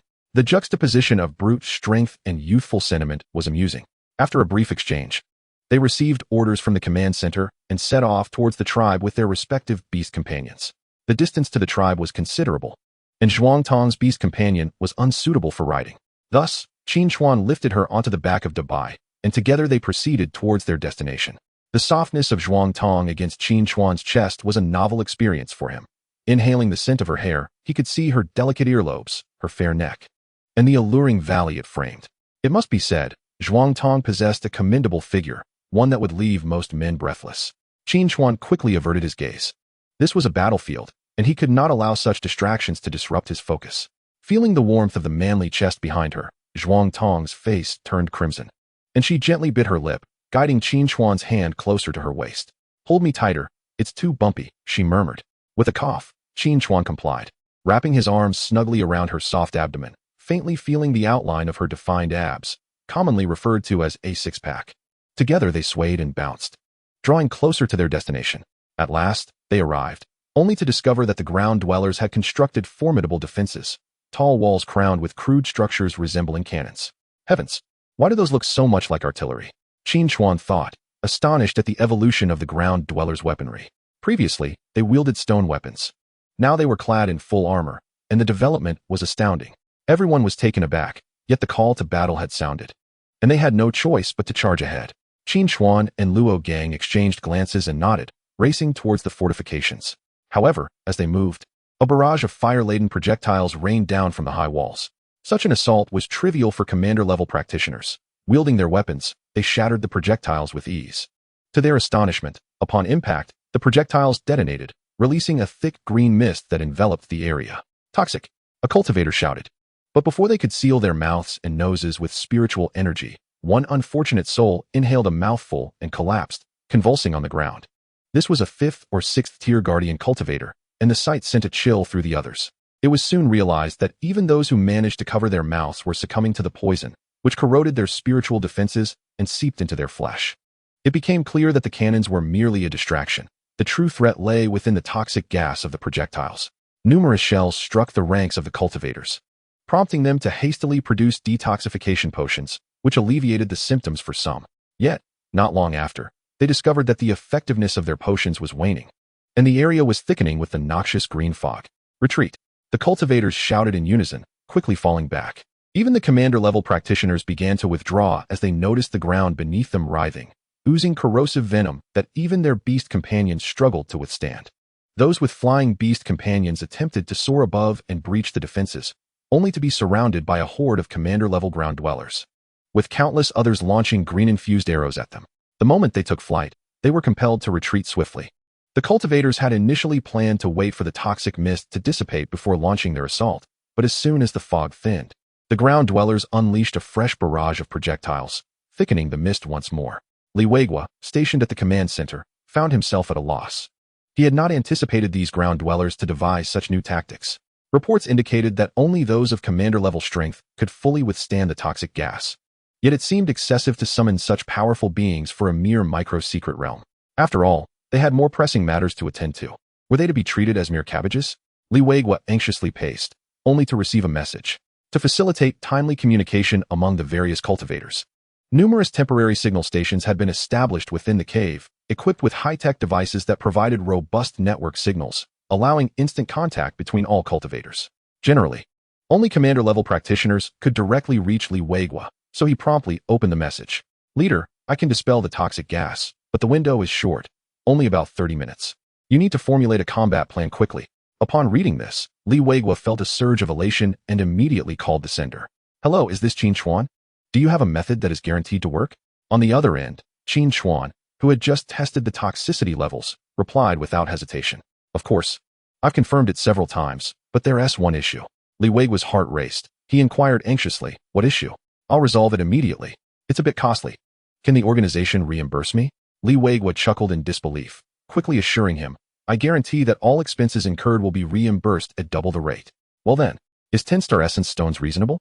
I'll give you 15. Deal. Both were delighted. Qin Chuan thrilled at the prospect of earning a significant sum, while Liwegua rejoiced at the continuation of the battle, relieved to have secured his position. For the official, star essence stones were a trivial matter. A micro-secret realm could yield thousands, and he had ample resources at his disposal. Chapter 60. The Aesthetic of Qin Chuan's Slaughter. After hearing Qin Chuan's description, Liwegua formulated a new plan, choosing to concentrate their efforts on a single point of attack rather than dividing their forces. The cultivators rallied around Qin Chuan, and Liwegua excitedly patted him on the shoulder. You'll lead the charge, and everyone will follow in your wake. By the way, do you need some armor? Liwegua retrieved a set of formidable armor from the treasure trove, a top-tier white-grade ensemble valued at approximately 20-star essence stones, equivalent to around 2 billion Jojo coins. Contemplating his role as the vanguard to withstand the brunt of the assaults, he donned the armor without hesitation, prioritizing precaution despite his confidence. From the boots to the knee guards, arm guards to the breastplate, and finally the helmet, every piece was of the highest white-grade treasure, providing such robust defense that even a novice in the general realm would struggle to breach it. Once clad, he emerged before the others as a fully armored warrior, exuding an air of authority and intimidation. Many commanding-level cultivators gazed upon him with envy. With this armor's enhancements, Qin Chuan's achievements would surely double. Ready? Let us commence. Liwegua signaled to the group, who were now entirely focused, turning their attention to Qin Chuan. Nodding in affirmation, Qin Chuan mounted the back of the colossal white beast, its immense weight presenting no burden. He then retrieved a vial of detoxifying elixir from the treasure, sprinkling it over the beast before applying another onto himself. The onlookers expressed surprise, initially expecting Qin Chuan to employ some elaborate method to dispel the toxic fog. Is this it? Just this? Liwegua felt a twinge of concern. Although he was familiar with Qin Chuan's methods from their previous experiments, anxiety was unavoidable. Everyone follow me. With a commanding voice, Qin Chuan dashed into the toxic mist, channeling his spiritual energy into the long blade in his hand, striking outward with precision. The ensuing spectacle astounded the crowd, for the toxic fog dissipated under Qin Chuan's relentless slashes, unable to regain its former strength. He forged ahead, each swing of his blade, empowered by the detoxifying elixir, cleaving a path several dozen meters wide. This elixir, drawn from the Grand Wheel, possessed a formidable capacity to neutralize toxins, especially the third-grade variants. And Qin Chuan was fortunate enough to have procured several vials of the fourth grade. As he led the charge, the other cultivators followed closely, advancing towards the towering wall ahead. The creatures above, witnessing this display, began bombarding Qin Chuan with projectiles. However, such attacks were beneath his notice. Without even utilizing his spiritual energy, he effortlessly deflected the bombs mere meters from his position. At times, even before he could act, the mighty white beast unleashed a roar of fury, its metallic power detonating the projectiles from 100 meters away. Wherever he passed, the toxic gas retreated. Arriving at a damp, muddy expanse bubbling with venomous liquid, The toxicity was palpable. Ahead lay the towering wall, with various ground creatures poised menacingly above. A smirk curled Qin Shuan's lips as he retrieved several vials of the fourth-grade detoxifying elixir, activating them with his spiritual energy, instantly neutralizing the toxicity in the area. Now, it's your turn to emerge, Xiaohong. Quietly muttering, he summoned the massive red bird, which appeared from thin air, seizing his shoulder and soaring towards the towering wall. Many commanding-level cultivators, unwilling to be outdone, summoned their own flying beasts, ascending the wall to engage in battle with the ground creatures. The wall, constructed of piled rocks, spanned hundreds of meters, a testament to the construction prowess of the creatures, having erected such a formidable structure around their tribe in just over a month. Although they were all beastly entities, their strength far surpassed that of ordinary humans. The task was not without its challenges. Upon reaching the top, Qin Shuan was immediately surrounded by a dozen commanding-level ground creatures and hundreds of others. Xiaohong unleashed a torrent of flames, incinerating many, while the more resilient creatures struggled against the sticky flames engulfing them. Seizing the opportunity, Qin Shuan summoned 3 additional beasts, Dabai, Shaoqing, and Dahei. The roar of the tiger reverberated as a colossal white tiger descended upon the throng of ground creatures, its paw crushing several into a pulp. The deep, resonant cry of a massive azure serpent echoed as it whipped its tail, severing heads and limbs among the ground creatures. A gargantuan black tortoise, silent and steady, advanced unscathed despite the onslaught, expelling a stream of water that pierced through a dozen creatures. With the arrival of these 4 formidable beasts, a veritable massacre unfolded, leaving the onlooking cultivators in sheer disbelief. Goodness, for commanding-level beasts? This fellow is employing a beast combat style. It was their first encounter with such a practitioner, and many felt compelled to capture the moment in photographs. The notion of beast combat was not surprising, yet they marveled at the power of each of his summoned creatures, each one formidable in its own right. Don't flatter yourself. Your beasts pale in comparison to his. Just look at that azure serpent, that white tiger, the black tortoise, and the fiery bird. He must be aiming to gather a quartet of sacred beasts. Nevertheless, it was merely a fleeting thought, for summoning for beasts had nearly reached its limit. Stop dawdling. Can't you see the ground creatures are nearly wiped out? If you don't act quickly, you'll miss your chance. As discussions swirled, the group sprang into action. As time passed, the number of fallen ground creatures atop the wall grew, blood pooling into rivulets. Other cultivators, aided by various contraptions, began to scale the wall, initiating a thorough cleansing of the remaining creatures. This tribe was now home to nearly 100,000 ground creatures, the last bastion within this cave's secret realm. Should they be eradicated, the sanctuary would be rendered entirely safe. The cacophony of battle and the roars of beasts echoed throughout the region, limbs flying and blood splattering as countless lives were extinguished. Clad in heavy armor, Qin Shuan's every strike resulted in the demise of numerous ground creatures. Those that dared to approach him, especially the commanding level ones, found themselves falling to his relentless onslaught. 3 strikes for the weaker ones, and perhaps 2 more for the stronger. With his current prowess, wielding hundreds of martial techniques to augment himself, his formidable skills rendered him virtually unstoppable against any creature beneath the commanding level. His 4 beasts were similarly unmatched. Below the general tier, they faced virtually no opposition. Their bloodlines, evolved to their utmost limits from 1st to 3rd tier, endowed them with maximized attributes. Even Dabai, once defensively weak, now stood among the elite in terms of defense against similar beasts, while Dahei, typically less aggressive, had seen his offensive capabilities reach their zenith. Even beasts of higher quality struggled to match their might in many respects, not to mention those of equal caliber. Together, Qin Shuan and his 4 beasts functioned as a relentless meat grinder on the battlefield, an area devoid of life within a 10-meter radius. Ground creatures that ventured too close were swiftly dispatched. The other cultivators instinctively kept their distance from Qin Shuan, wary of accidental injury, despite knowing that such a mishap was impossible given his control. However, they had come to perceive him not as a man, but as a humanoid executioner, a merciless machine of slaughter. Indeed, he truly lives up to the moniker of the butcher. It was an unexpected utterance from a certain cultivator. Instantly, others recalled the feats of Qin Shuan during his initial foray into the realm of commanders, where he exterminated countless monsters from the external caverns. At that time, his accomplishments were widely discussed, earning him the infamous nickname of Butcher among those who ventured into this mysterious realm. Though unflattering, it aptly reflected his ruthless demeanor in battle. Which other commander-level cultivator could match his fervor, as if he bore an ancient grudge against the beasts, fearlessly engaging them without concern for his own safety? Generally, one would not recklessly seek out confrontation with monsters without sufficient motivation. Of course, there are exceptions for those obsessed with combat. who thrive on battle to enhance their prowess and are deeply enraptured by it. In the eyes of many cultivators, Qin Chuan undoubtedly embodies such a battle fanatic, a bloody butcher. Li Weigua observed Qin Chuan's frenzied slaughter with astonishment, realizing that this individual had remarkably ascended to a high rank within the commander level. He distinctly remembered that only a short while ago, when he had sought to recruit this fellow, Qin Chuan had only just entered the commander level.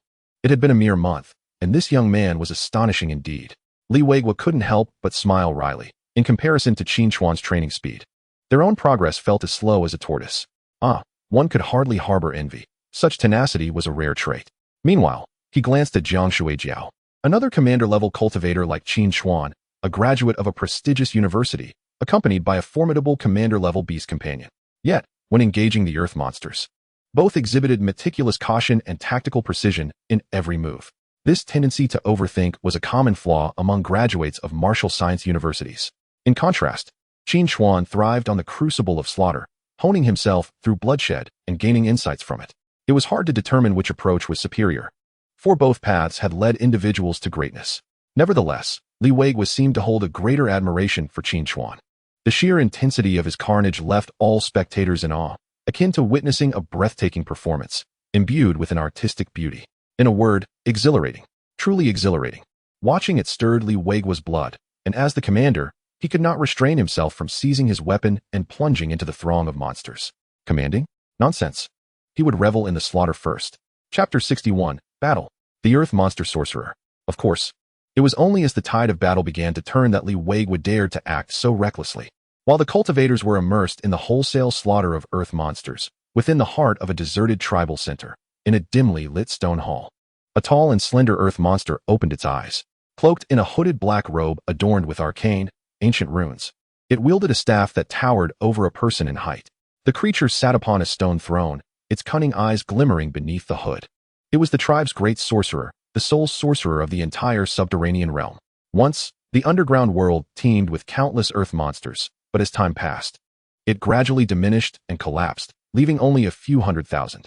At any given moment, there could only be one great sorcerer among the earth monster race, the solitary sage among them, tasked with communicating with their creators, the illustrious demon spirit clan. The earth monsters were born to serve the demon spirits, their most loyal servants, enduring the harshest labor, braving the most severe punishments, and subsisting on the most meager and wretched sustenance. Despite this, their loyalty to the demon spirits remained unwavering and resolute. O great demon spirit, my most esteemed master, I sacrifice their lives in hopes that you may hear my humble calls in your slumber. Awaken, my master. The gates to another world have been flung open. Please showcase the might of your demon spirit lineage. The earth monster rose, shaking its head and waving its staff while chanting in a peculiar cadence. As it recited, an inexplicable energy surged throughout the tribe, activating the previously arranged magical array within the towering walls. At this moment, most of the earth monsters atop the walls had been slaughtered. With thousands of corpses littering every corner, the surrounding air thick with the acrid scent of blood. The blood that flowed like a stream began to be absorbed, and the bodies sprawled on the ground gradually withered, their internal energies dissipating rapidly. It was not just the corpses. Even the human cultivators standing atop the walls sensed a palpable anomaly, the glow emanating from the ground revealing the presence of a magical array beneath. Everyone, remain calm. This magical array does not possess lethality. Li Weigua wiped the blood from his face, attempting to reassure the others. He had studied magical arrays and understood their general functions. Upon hearing his words, the cultivators became somewhat less agitated, though they remained wary. Li Weigua also observed the changes beneath their feet, all aware that the energy from the corpses was being drained, but to where, they could not ascertain. This energy was converging towards the center of the tribe, where something peculiar undoubtedly awaited. A commander-level cultivator with a small sprite perched on his shoulder sensed the energy fluctuations acutely. After hearing his words, the others turned their gazes toward the center of the tribe, where a dense black cloud began to rise ominously above the buildings, the oppressive atmosphere encroaching upon them. Captain Li, what should we do? Shall we venture forth to investigate? A cultivator inquired. Li Weigua furrowed his brow for a moment before nodding in agreement. Let those with flight capabilities scout the area. Upon his command, over a dozen cultivators mounted their flying beast companions, among whom only 2 were at the commander level. Qin Chuan also climbed onto the back of his fiery steed, retracting his other companions. Qin Chuan, do you wish to join us? Perhaps it would be wise to rest for a while. Li Weigua asked cautiously. After all, Qin Chuan had been remarkably fierce earlier, single-handedly slaying at least 20,000 earth monsters, including no fewer than 20 at the commander level. This earned him the admiration and envy of the other cultivators, who respected his ferocity and envied the substantial rewards he would undoubtedly receive. I'm quite all right. I wouldn't mind taking a look, Qin Chuan replied with a smile. With his 6th-tier martial technique, he could replenish a small portion of energy with each monster he defeated, thus conserving his stamina far better than the other cultivators, who frequently resorted to potions for recovery. The other 2 commander-level cultivators included Jiang Shuijiao, a graduate of a prestigious university with a formidable black giant eagle as his beast companion, and another of indeterminate species.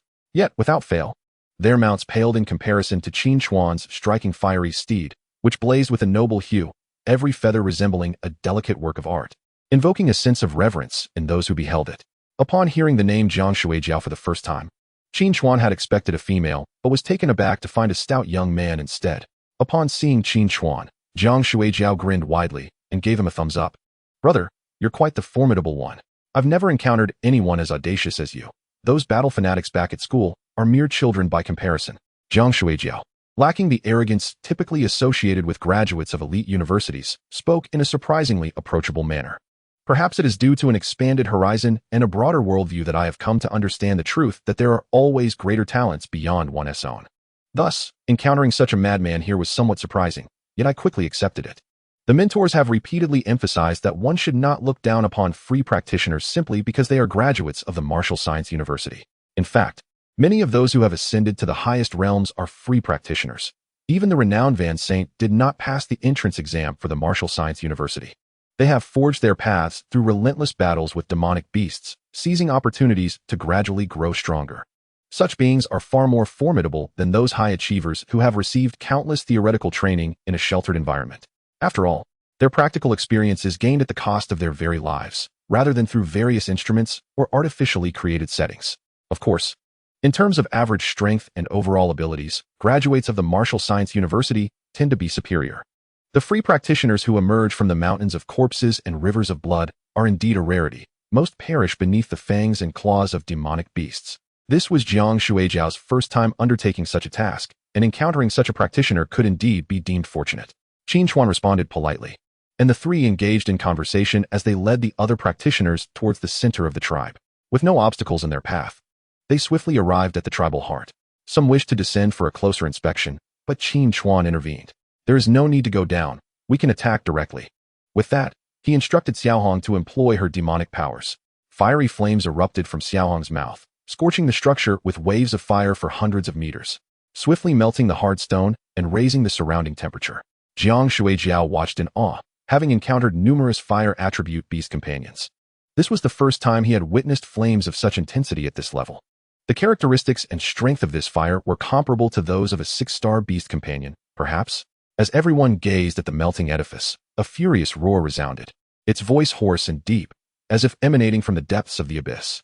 Soon after, a chilling black mist surged forth, transforming into venomous serpents that lunged towards them. Observing this, Xiaohong unleashed another demonic spell. Fire feathers ascend. Her demonic energy surged, morphing into fiery red feathers that soared towards the serpents. As they collided, the fire feathers exploded, incinerating the serpents in an instant. You wretched creatures dare to disrupt the awakening of the demonic spirit. You shall pay dearly.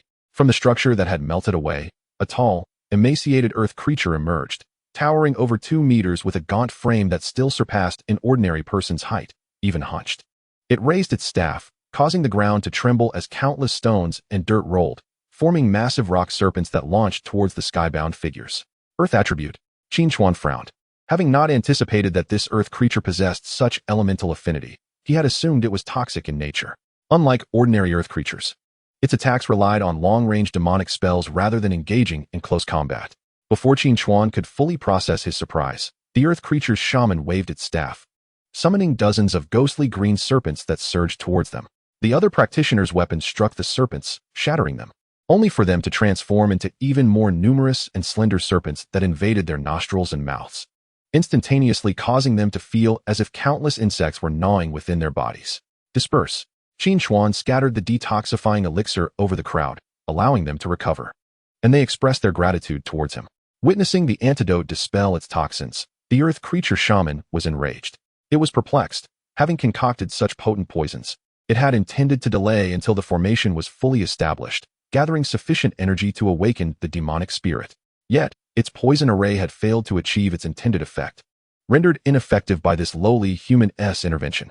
Fuming, it incessantly chanted spells, its body swelling rapidly until it transformed into a giant more than 10 meters tall.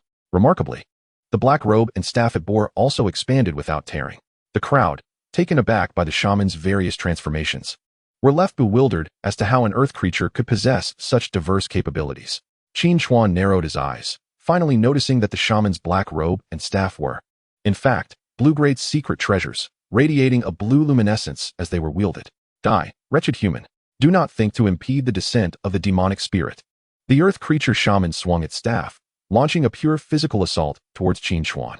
Qin Chuan quickly raised his blade in defense, the weapon emitting a cracking sound as it nearly shattered under the force of the blow. This is no child's play. Qin Chuan hastily directed Xiaohong to retreat further, but was intercepted by a multitude of rock serpents. Countless attacks surrounded him, leaving him with no means of evasion. If that is the case, then let us engage in this battle. Qin Chuan's eyes narrowed, a glimmer of murderous intent flashing within. Chapter 62, the blue-grade secret treasure acquired. He swung his blade, unleashing a torrent of blade energy that cleaved through several rock serpents, reducing them to rubble. With a flick of his hand, the Soul Sea trembled, and his companions, Dabai, Xiaoqing, and Dahai, emerged in succession, landing on the ground and charging towards the earth creature shaman. In comparison to the giant shaman, the three of them were no less imposing. Dabai unleashed a roar of the demonic king, the sound waves rippling towards the shaman. Yet, the black robe glowed with brilliance, the flowing runes rendering the sound waves ineffective, as if they had never even touched him. Observing this, Qin Chuan's brow furrowed. The two blue-grade treasures the shaman possessed were indeed extraordinarily powerful. Moreover, the earth creature shaman itself was formidable. Even a typical tenfold leader-level opponent would struggle against it. The combination of the two made the shaman entirely unafraid to contend against Qin Chuan and his 4 leader-level beast companions. Meanwhile, the other 2 leader-level practitioners had finished dealing with their own troubles and turned their attention towards the earth creature shaman. Due to the terrain, Xiaoqing's demonic spells had little effect, forcing her to rely solely on raw physical strength, with Dahai's protective demonic shield bolstering her. Xiaoqing manifested black energy plates that adhered closely to her body, absorbing a significant portion of the shaman's attacks, before swiftly entangling its legs. Simultaneously, Dabai lunged at the shaman's head, aiming to crush it with a single strike.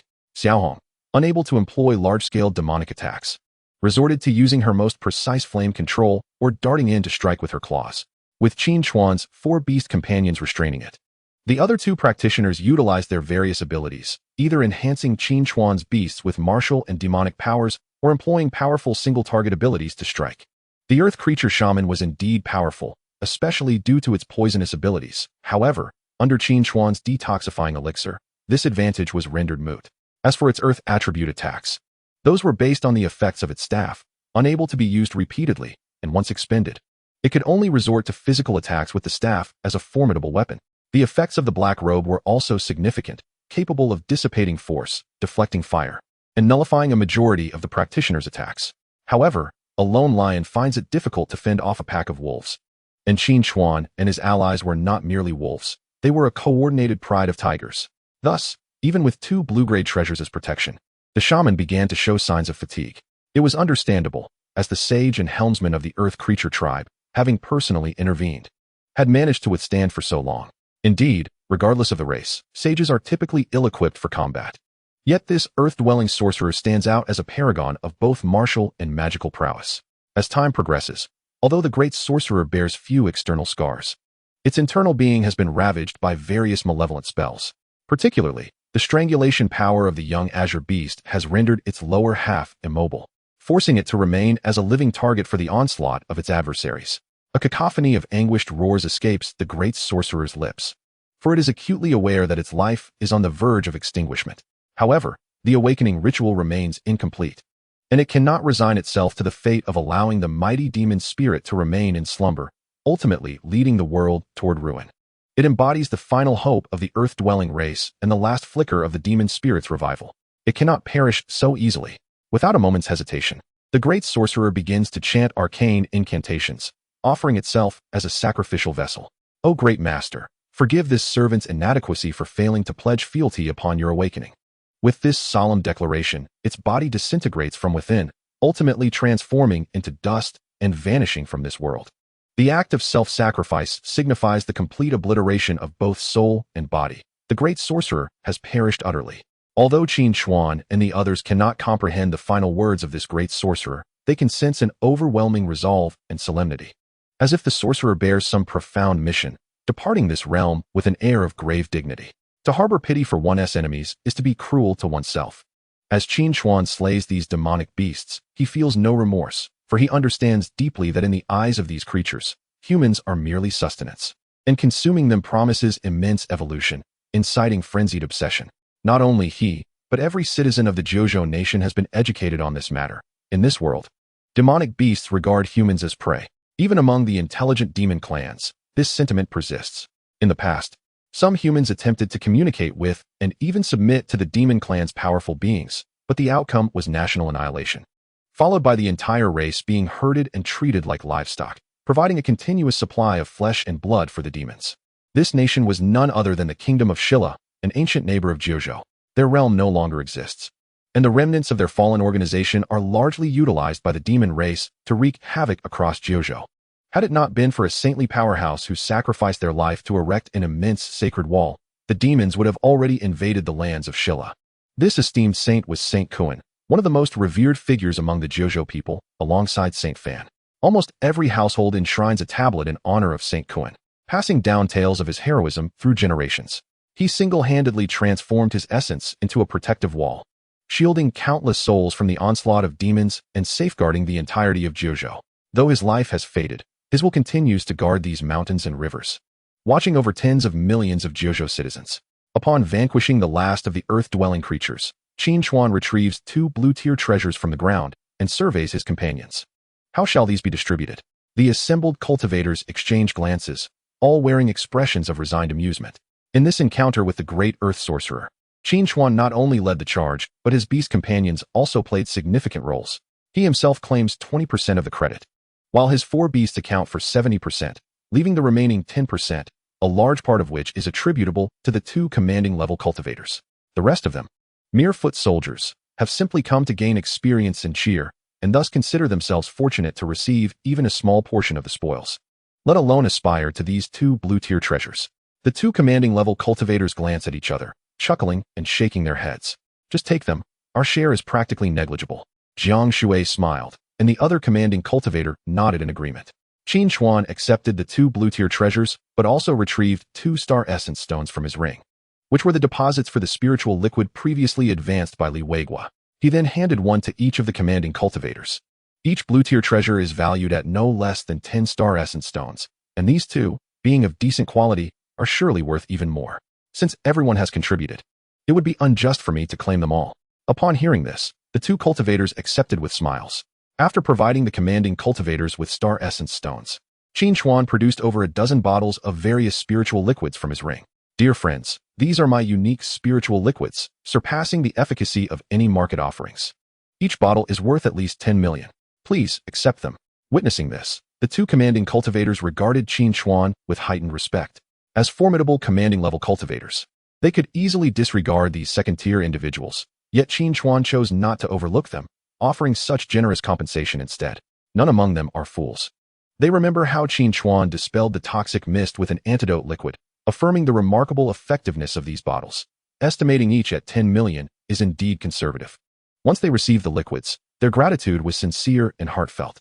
After the distribution, Qin Xuan turned his gaze toward the tribe, sensing an unsettling undercurrent of dark, ominous energy within. Xiaohong, unleash your mightiest demonic technique and obliterate this place. At the command, Xiaohong summoned her demonic power, preparing for an extended duration, until a fire cloud manifested above, enveloping the sky. Then, meteoric stones, each the size of a human head, rained down amidst roaring flames, crashing into the structures below. This was Xiaohong's most formidable area attack, rarely witnessed due to its lengthy preparation time. Moreover, the toll on her energy was immense. In mere moments, her demonic power was completely depleted, leaving her panting and exhausted. All right, return and rest, Qin Xuan said, gently patting Xiaohong's head. She affectionately nuzzled him before retreating to the Soul Sea space. We may depart. The other cultivators, sensing the dissipating malevolence, nodded in agreement, and they began their journey back. Qin Chuan initially intended to ride on his great white beast, but Jiang Shui insisted he join her on her beast. Typically, a cultivator's beast is reserved solely for their own use, and unless an exceptionally close bond exists, it is nearly impossible for others to ride. Jiang Shui clearly deemed Qin Chuan worthy of friendship, seeing him as a commendable companion. Not wishing to refuse the invitation, they returned to the vicinity of the high walls together. Upon their return, Li Weigua hurried to inquire about the details, and they recounted their experience truthfully. He promptly dispatched several cultivators to investigate further, ensuring no lingering threats remained before departing with the group. With this matter settled, it was time to fully develop the Stargate. The value brought by this miniature Stargate to the Fengqing base city is sufficient to elevate it to the status of a first-tier base city. Li Weigua, having made significant contributions, despite a previous setback, now finds his merits outweighing his faults, resulting in substantial benefits. Consequently, he was in high spirits and, including the task's remuneration and various rewards, generously presented Qin Chuan with a full 100-star essence stones. With such a considerable resource at his disposal, Qin Chuan's sole focus now turns to one endeavor: to ascend to the next level. Should he succeed, he would secure a prominent position within the entirety of Jiuzhou. The existence of the general rank is undeniable. Even the most diminutive figure among the core personalities of the 9 provinces possesses the capability to safeguard a base city. Contemplating this, Qin Chuan's heart swelled with excitement. Chapter 63. The Awakening of the Demon Spirit, Base City, Crisis. However, ascending to the general rank is no trivial endeavor. It demands abundant resources, complete mastery of one's cultivation, and the undertaking of a process that is both paramount and profoundly intricate: self-inquiry. If the chasm between the rank of sentinel and commander is as vast as the sky and the earth, then the gulf separating the commander from the general is not merely one of elevation, but rather an abyssal divide, akin to the distance between the cosmos and the void, so immense that it defies description. Some even assert that it is only upon reaching the general rank that one truly embarks upon the path of cultivation. Only those above the general rank are worthy of being called cultivators. What does self-inquiry entail? It is the act of questioning oneself. Why do I cultivate? What is the purpose of my cultivation? How far can this path lead me?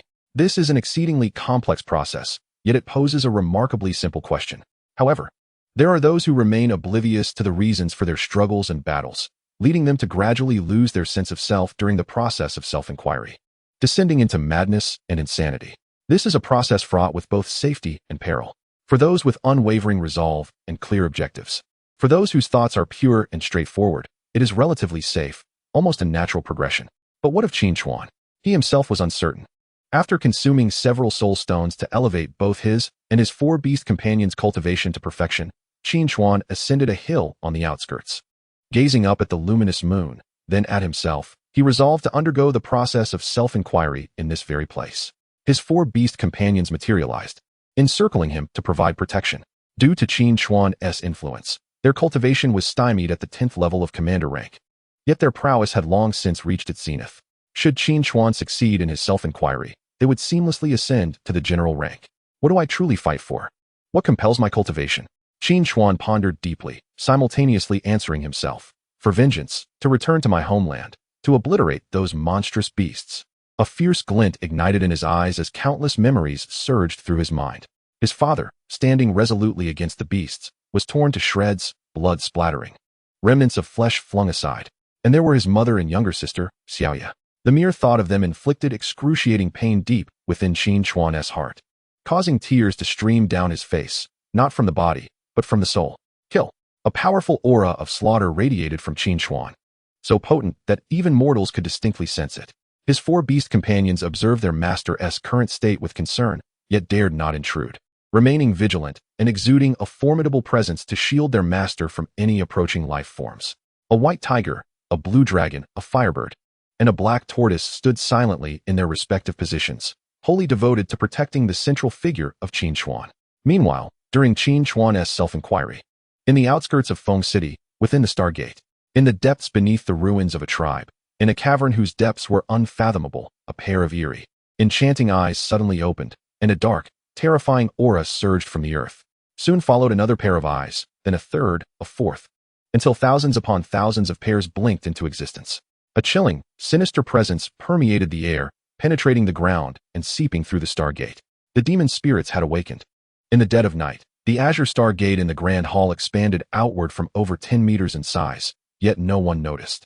This was merely a stargate from which danger had been thoroughly eradicated, with fewer than half the guards remaining, and those on duty were somewhat lax.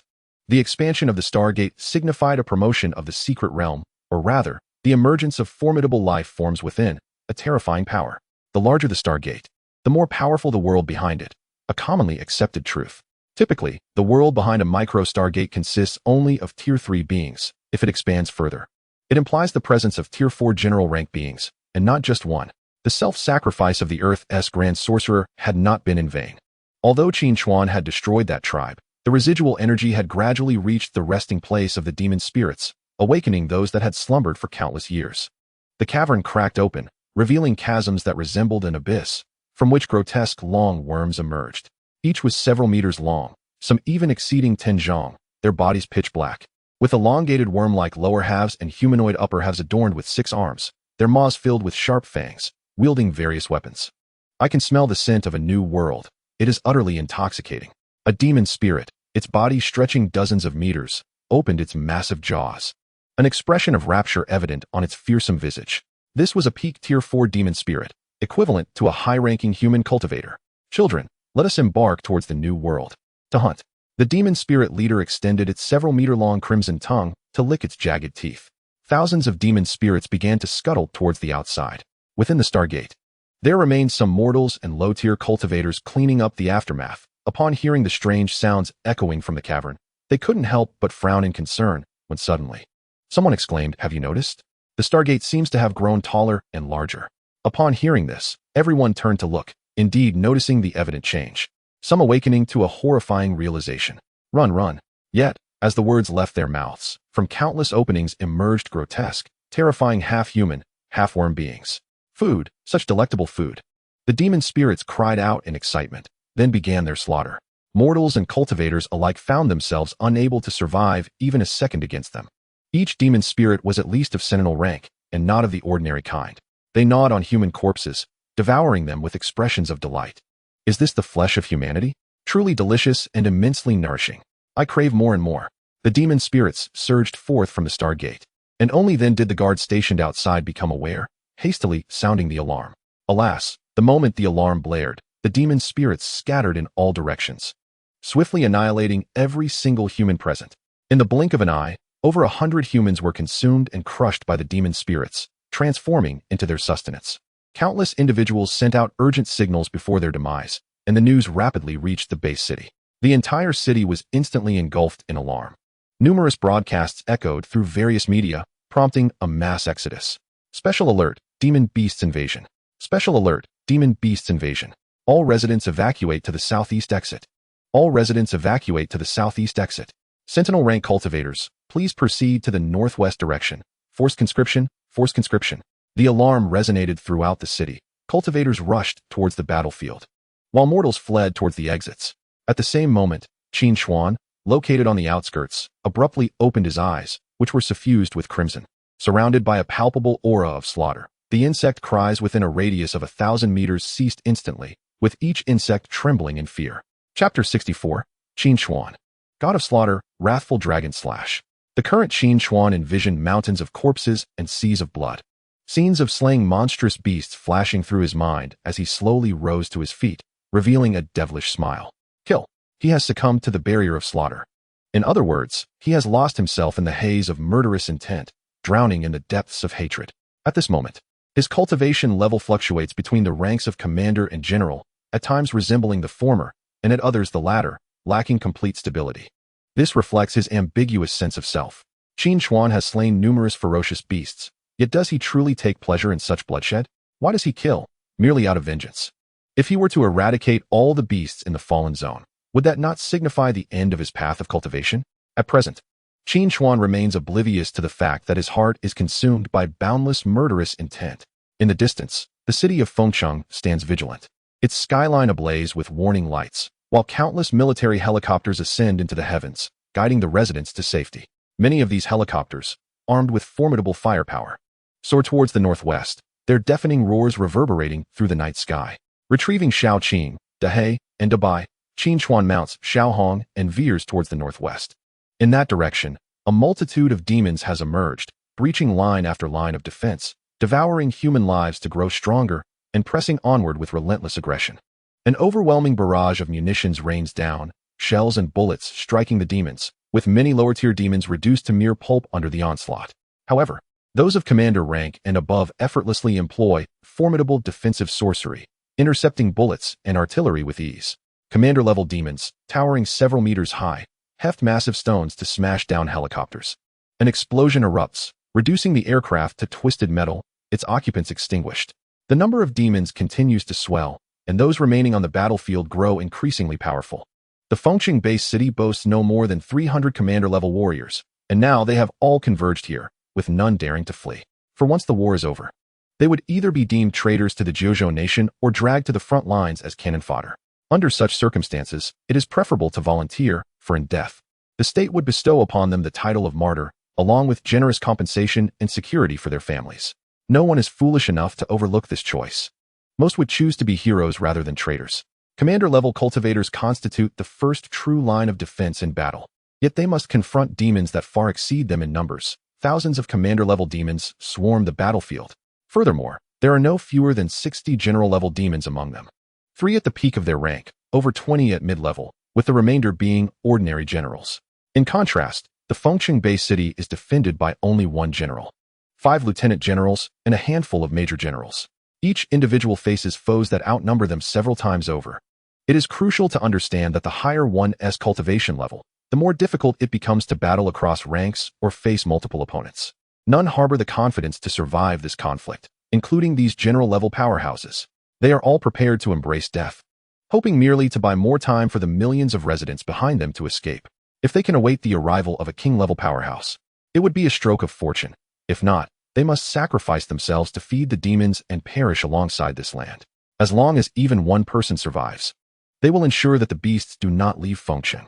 Amidst the chaos of war, commander-level cultivators and their beast companions clash relentlessly with the demons, fighting with all their might, recklessly consuming various potions in hopes of briefly enhancing their strength to slay one more beast. Yet, despite their efforts, many demons breach the lines to pursue fleeing mortals. Among them are both commander and general-level entities. The demons weave through the residential districts, plunging into crowds to commence a massacre. For the mortals, there is little distinction. They are no more than ants, their deaths effortless for the demons. The creatures seize individual humans, tossing them into their maws, blood spilling from the corners of their mouths as they chew with delight. The demons wear expressions of sheer pleasure, for to them, this is the most delectable food in existence. Delicious morsels, do not flee. One commander-level demon hurls a fork, piercing through several fleeing humans. It strides over, lifting the fork, and devours its catch in one gulp. This scene unfolds in various corners of the area, which lies closest to the Stargate and is also the most impoverished. In the evacuation protocols of the base city, such regions are the last to be considered, for they lack elite talent, predominantly comprising the elderly, the weak, and the infirm, most of whom are ordinary people from the fallen zones. Tragically, they are also the closest to the site of the disaster. No matter how swiftly mortals may run, they cannot outpace the demons. Countless vehicles begin to depart Fengqing base city, filled with residents, mostly women and children, while men, apart from a few top talents, largely remain behind to await their fate. Yet, compared to those currently being slaughtered by the beasts, they still cling to hope. In a small building, a girl trembles, curled up in a corner of her room. Outside, the air is filled with the thunderous roars of demons and the anguished screams of humanity. She dares not step outside. A mere child, she cannot escape this horror. Brother Qinchuan, where are you? Xiaohong, where are you? Crackling sounds resonate as a demon crawls along the wall, wielding a knife and fork, its nose sniffing the air, catching the scent of humanity. With a roar, the demon reaches into a room, seizing a trembling human and tossing them into its mouth. Some time ago, Qinchuan rushed to the battlefield, his eyes alight with a bloodthirsty fervor. He plunged into the throng of demons, releasing 4 beast companions before embarking on a frenzied rampage. Cloaked in a blue-hued black robe acquired from the Earth Spirit Warlock, he wielded a blue-grade treasured blade, a weapon exchanged by Li Weiguo upon hearing that Qinchuan's previous weapon had been damaged. This blade is known as the Breaking Army. With a single stroke, he cleaved a commander-level demon asunder. Without pausing, he continued his slaughter. Each swing of his blade claimed the life of a commander-level demon. As for those below that rank, he spared them not a glance, barreling through them and leaving destruction in his wake. The black robe enhanced his defensive capabilities and immunity to demonic arts, rendering lower-tier foes unworthy of his time. The demons, who had been mercilessly slaughtering human cultivators, were taken aback. They had never encountered such a terrifying human, as if he were born solely for the purpose of killing. His blade never faltered, dispatching one foe after another with relentless speed, as if pausing even for a moment would lead to his own demise. The human cultivators, too, were astonished. They had never witnessed a practitioner like this. He dispatched those below commander rank with a mere collision, then darted towards the next commander-level demon without even a second glance. The overwhelming murderous aura emanating from him was palpable even from 100 meters away. As he continued his rampage, a swirling mass of black malevolence enveloped him, rendering him akin to a demon from the depths of hell. I know him. It's the bloodthirsty butcher, Qin Xuan. Damn it. It's my idol, Commander Qin Xuan. How could I not recognize him? Crap. Commander Qin Xuan is said to fight 100 foes alone in the secret realms, invincible among commanders. He has arrived. Our chances of survival have just increased. Regrettably, Commander Qin Xuan is not of the general rank. Otherwise, he could have slain dozens of formidable beasts, alas. Upon seeing Qin Xuan, a chorus of astonished exclamations arose from the assembly of cultivators, yet he paid them no heed, his gaze fixated solely on the grotesque demonic spirits. He was determined to annihilate them, to eradicate these beasts entirely, to reduce them to mere pulp. The demonic beasts must perish. A palpable aura of murderous intent, intermingled with dense, dark malevolence, enveloped Qin Xuan. Anyone daring to encroach upon his 100-meter radius, be they of the guard level or commander level, met their demise at his blade. Even those at the 10th tier of the commander level could not withstand his onslaught. In his current frenzied state, bolstered by the power of the breaking army, none could oppose him except those of the general rank. A mere swipe sufficed for an ordinary commander-level beast, while the peak commander level would fall after at most 3 strikes. The ground was littered with the corpses of demonic spirits, a scene that not only captivated the attention of human cultivators, but also drew the notice of the demonic spirits themselves, observing this human, shrouded in thick, dark malevolence. The more intelligent demonic spirits could not help but ponder, are we the beasts, or is this human the true beast? This human exhibited a ferocity surpassing even that of the powerful demonic spirit race, and the oppressive aura emanating from him instilled a deep-seated dread within the demonic spirits, as if it resonated with an ancestral fear from eons past. In those distant times, the demonic spirits were but ordinary insects, at the very bottom of the insect hierarchy, preyed upon by other insect and beast races. As the saying goes, the tall tree attracts the wind. Furthermore, this was a battlefield. Extraordinary prowess often invites peril, for it only leads to confrontation with more formidable adversaries. A novice commander-level demonic spirit approached, wielding a steel fork several meters long, thrusting it fiercely towards Qin Xuan.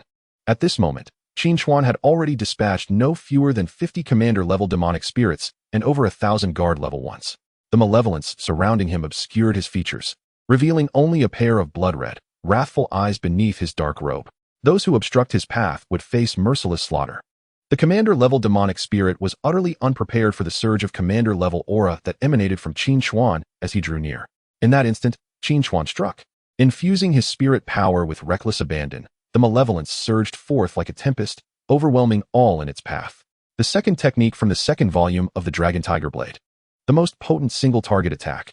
The Wrathful Dragon Slash. The frenzied blade energy extended over 10 meters, cleaving upwards towards the demonic spirit. Moments later, the onlookers beheld the once mighty commander-level demonic spirit, who had claimed countless human cultivators, being bisected by a single stroke. Chapter 65, The Four Saints Command. Forming ranks to slay demons. Viscous green blood streamed down like a river, the disdain lingering in the eyes of the commander-level demonic spirit. Yet its life extinguished in an instant. With a commander-level body, it was slain in one strike. This spectacle also captured the attention of General Lu Xiang, who was valiantly battling 3 peak commander-level demonic spirits, as well as the numerous majors and lieutenants who were desperately resisting other commander-level foes. This child, standing on the brink of breakthrough, does he lack clarity in his path? The more complex the thoughts, the more trials endured, the harder it becomes to transcend. The history of this child. While General Lu Xiang engaged with his beast companion against the 3 peak commander-level demonic spirits, he felt concern for Qin Xuan. However, in the next moment, he would find himself in need of worry. Among the 3 demonic spirits he faced, one was a demonic spirit leader, whose strength surpassed the others by several folds. Had it not been for General Lu Xiang's own formidable power, placing him among the top 100 generals, a typical peak general would find it impossible to contend against 3, let alone 5 or 6. After all, the leader's innate strength was that of a few against many. On the battlefield, the overall situation still favored the demonic spirits. Not everyone could match General Lu Xiang in facing multiple foes while maintaining a stalemate. Other human cultivators, after repeatedly consuming physically damaging potions, were merely able to cling to life. A pervasive atmosphere of despair enveloped all human cultivators. Yet upon witnessing Qin Chuan's victory over the commander-level demonic spirit, clarity dawned. Overcoming the strong with the weak. This is what defines us as human cultivators. Is it not?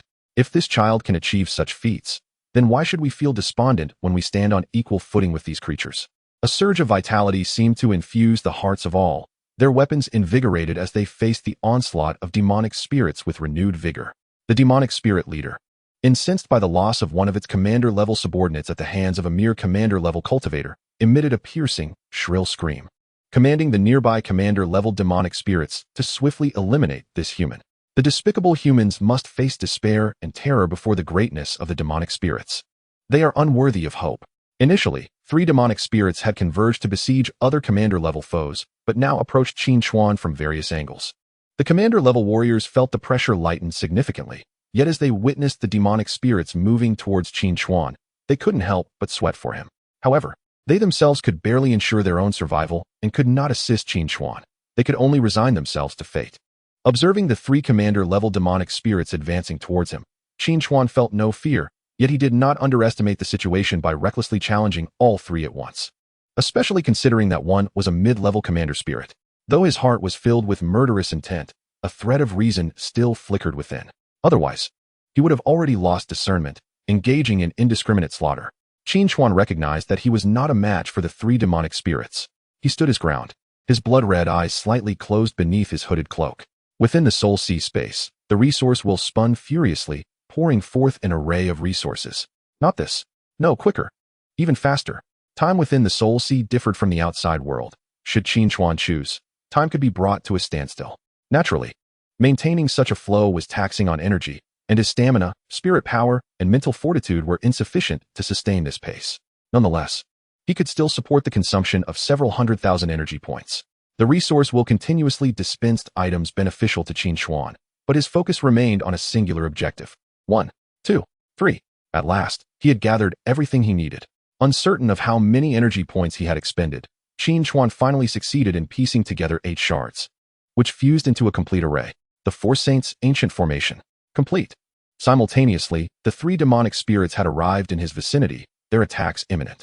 Die, despicable human. The 3 demonic spirits screeched, their terrifying assaults poised to obliterate Qin Chuan. Kill. Black mist billowed around Qin Chuan, the accumulated malevolence dividing into 3 streams, ensnaring the 3 demonic spirits. The ability to absorb malevolence not only replenished oneself during battle, but could also serve as a life-saving shield in critical moments. At the cost of exhausting all his malevolence, he would achieve a moment of extreme eruption. Qin Chuan did not hesitate to expend this malevolence. As long as he could slay more beasts, he would soon replenish it. In recent days, including those he had just slain, he had already dispatched over 10,000 demonic beasts. This explosive surge of malevolence was sufficient to reach the commander level. Certainly, this could only hinder the 3-headed demon's spirit momentarily. It would not be long before Qin Chuan found himself ensnared in peril once more. Yet, a brief delay sufficed. Qin Chuan gazed intently at the ancient array disc in his hands, channeling his spiritual energy into it. Countless esoteric runes flickered and flowed, drawing forth a continuous stream of energy from the cosmos to coalesce around the array. The energy's intensity surged rapidly from the soldier level to the guard level, then ascended to the commander level, ultimately reaching the pinnacle of the commander tier. Not enough. Qin Chuan's eyes burned crimson as he fixated on the array disc. The energy he could amass was intrinsically tied to his own level. He had yet to attain the true commander rank, thus he was constrained at this juncture. Nevertheless, he relentlessly propelled the disc, which emitted a resonant hum, as if cautioning him that he had reached his limit. Yet, Qin Chuan did not relent, feverishly depleting his physical strength, spiritual energy, and mental fortitude. Blood streamed from his nostrils, yet he stubbornly continued to activate the array. The energy at the pinnacle commander level could only suffice against ordinary commander-level demon spirits, but that was woefully inadequate. Crack! Qin Chuan gritted his teeth, fresh blood seeping from his wounds, yet he remained undeterred. He sensed energy from his entire being flooding into the array. As if he were being ground down in a mill, his flesh fracturing and his soul unraveling. "Break for me," Qin Chuan bellowed, blood trickling from his ears, the sound echoing as if his eardrums were on the verge of bursting. It seemed that his unwavering determination had swayed the ancient array, which began to tremble, and its energy level surged to the commander tier. A smile broke across Qin Chuan's face as he wiped the blood from his visage. The dense, dark malevolence encircling the three-headed demon spirits began to dissipate, and they were on the verge of breaking free from their constraints. What awaited Qin Chuan next was the wrath of the demon spirits.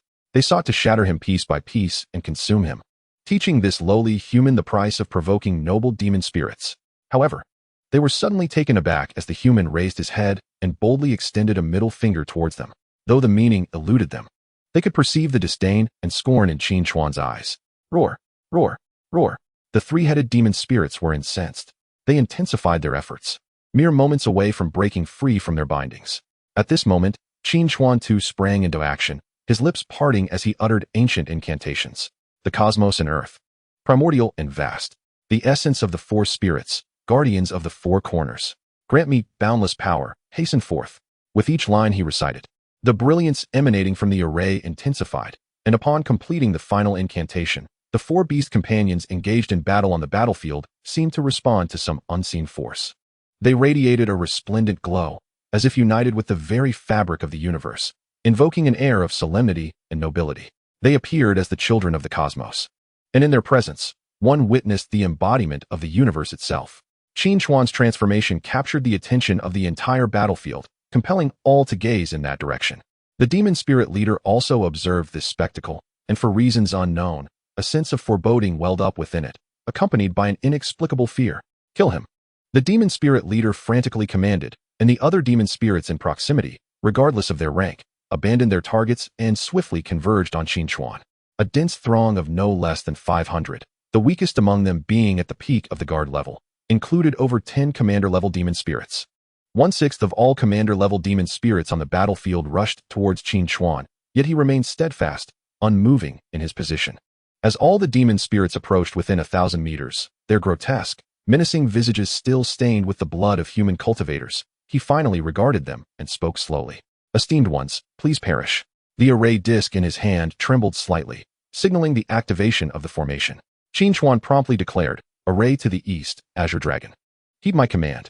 No sooner had he spoken than a fearsome azure-scaled dragon materialized to the east, its surface aglow with formidable and terrifying energy. All life flourishes. As Qin Chuan chanted, Shaoqing unleashed its demonic power, intertwining with the earth, conjuring an abundance of flora in the eastern lands. These plants grew wildly, swiftly enveloping the battlefield, ensnaring any demon spirit that dared to step within, rendering their struggles futile. The vegetation, seemingly fragile as grass and vines, bore divine strength, proving countless times more resilient than steel. Wooden thorns pierced their bodies, while seeds germinated within their flesh, shattering bones and disrupting their vital organs. The guard-level demon spirits were ensnared and strangled within a breath, while the commander-level ones withered under countless assaults, their strength waning and lives rapidly extinguishing. This scene left countless onlookers, including the formidable demon spirits, utterly astounded, halting their advance as they hesitated whether to continue forward. The dignity of the demon spirits is not to be trifled with. Kill that despicable human. Chapter 66. Brother Qin Chuan, do not die, the demon spirit commander ordered. And the demon spirits from the other three directions, no longer daring to hesitate, surged towards Qin Chuan, albeit with diminished fervor. Qin Chuan disregarded their changes, continuing to methodically rotate the array, uttering further incantations. "Array to the west, white tiger, heed my command." In an instant, a majestic and formidable white tiger appeared before all. And like the Azure Dragon, the radiance emanating from this tiger invoked a sense of reverence. It was as though they embodied the very essence of nature. Divine beings birthed from the earth. Though fear lingered in their hearts, the demon spirits pressed on, unwilling to relent. Meanwhile, Qin Chuan persisted, continuing his incantation. "Array to the north, black tortoise, heed my command." "Array to the south, Vermilion Bird, heed my command." A colossal tortoise, as large as a mountain, descended, leaving 4 deep impressions upon the ground. The black tortoise too exuded a sacred radiance, instilling dread in those who beheld it. Simultaneously, in the southern skies, a noble red bird unfurled its wings, radiating like a blazing sun, illuminating the land with its brilliance. The emergence of these 3 beast companions did not deter the demon spirits. They were compelled to fulfill their leader's command and slay this human. As the distance between them closed, mere inches separating them from the three beast companions, Qin Chuan continued, "All things shatter. All things drown. All things burn." The surrounding world quaked, and countless energies became frenzied. Simultaneously, profound transformations unfolded in the three directions. In the west, the mighty white tiger roared, its sound waves suddenly coalescing into a tangible essence, transforming into countless razor-sharp blades that enveloped the area. The blades swiftly pierced through the demon spirits. The closest ones reduced to mere fragments, their bones and flesh obliterated, leaving only a mist of blood in the air. The weak were annihilated in an instant, while those slightly stronger, those surviving, faced a far more tragic fate. The blade of metal, sharp and unyielding, pierces through their skin, transforming into even finer and sharper daggers. One becomes 100 morphs into 1,000, and 1,000 into 10,000. Once the skin is broken, the inevitable consequence is the shattering and fracturing of the body, disintegrating step by step into dust, gradually dissolving into mere remnants. On the other side, in the south, flames suddenly engulfed the space, turning it into a hell of blazing inferno. Anyone who dared to step within would find their blood evaporating, bodies melting, spontaneously igniting until they were reduced to ashes. For the weak, death came without pain, vanishing from existence in the blink of an eye. The stronger one was. The more intense the suffering endured, especially for those of the high-ranking demons, forced to watch their own bodies burn, their blood boiling and evaporating like water in a fire. They desperately exerted their magical powers to resist, attempting to distance themselves from this perilous realm, only to realize that their vision was becoming increasingly blurred, their senses waning. Their very nerves were melting away. In the north, dark water surged forth from the earth, slowly rising.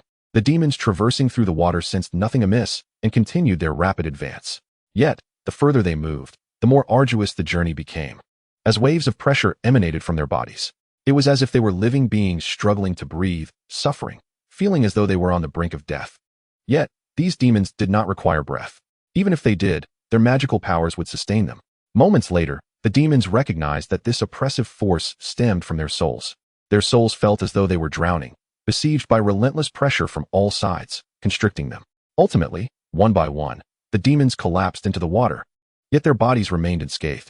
The liquid appeared as ordinary water, indistinguishable from any other, but those submerged within understood the profound despair it entailed. Their deaths were peculiarly eerie, hauntingly silent. The ancient tortoise moved languidly, unlike the other beasts. Its movements were not flamboyant, nor did it make a grand entrance. Yet, it was the most unnerving, sending shivers through the very souls of those present. The realm was shrouded, enveloping a 10-mile radius, a forbidden zone where no creature dared to tread. To do so would mean certain death. Suddenly, the battlefield fell silent. Both humans and demons focused their attention on the young man at the center. What manner of being was this? A commander? A general? No one could elucidate. Just moments ago, Qin Chuan's attack had swept away more than a dozen high-ranking demons, instantly alleviating the pressure on the human cultivators. What had once seemed like an unavoidable demise now appeared to hold a glimmer of hope. Yet, that hope shattered in an instant. After commanding his four beasts to unleash a series of attacks, Qin Chuan's complexion turned ashen, and he coughed up blood, his body teetering dangerously close to collapse, propped up only by the long knife in his hand. Upon witnessing this, all the demons breathed a sigh of relief, including their leader. The human cultivator's earlier assault had reached the pinnacle of high-ranking power. If he could maintain such strength, it would mean an additional formidable general for the humans. It was already a strenuous effort for them to restrain this powerful general with 3 against 1. This detestable human was inexplicably strong. If another general were to join the fray, it would spell doom for the other demons.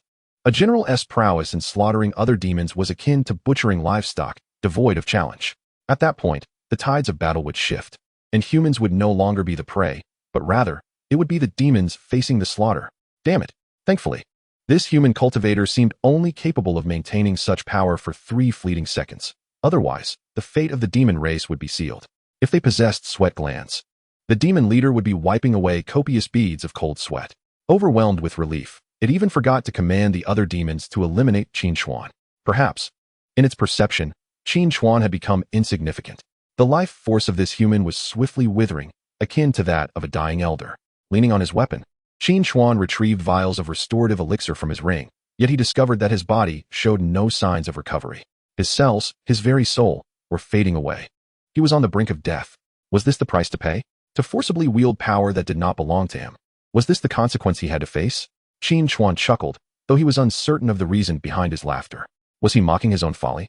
Forcing the four sacred ancient array to break through the fourth tier, unleashing attacks at the level of a general? Yet, if he were merely at the peak of commander rank, the array's power would grant him only the combat strength of an ordinary general, which would be of little use. How many high-ranking demons could an ordinary general truly slay? Among the dozen he had just defeated, at least 3 were mid-tier generals. Was this not a tremendous gain? Observing his gradually withering body, akin to the bark of an ancient tree, Qin Chuan offered a bitter smile, the crimson hue of his eyes dimming considerably. As he gazed at the 4 beasts swiftly surrounding him, a gentle smile emerged. In that moment, he recalled much, reviewing his memories with less bitterness and more tranquility. He suddenly awakened to the realization that his existence was not solely for the purpose of slaughter, but for something greater. At that moment, the little red beast emitted a cry, filled with worry and anxiety.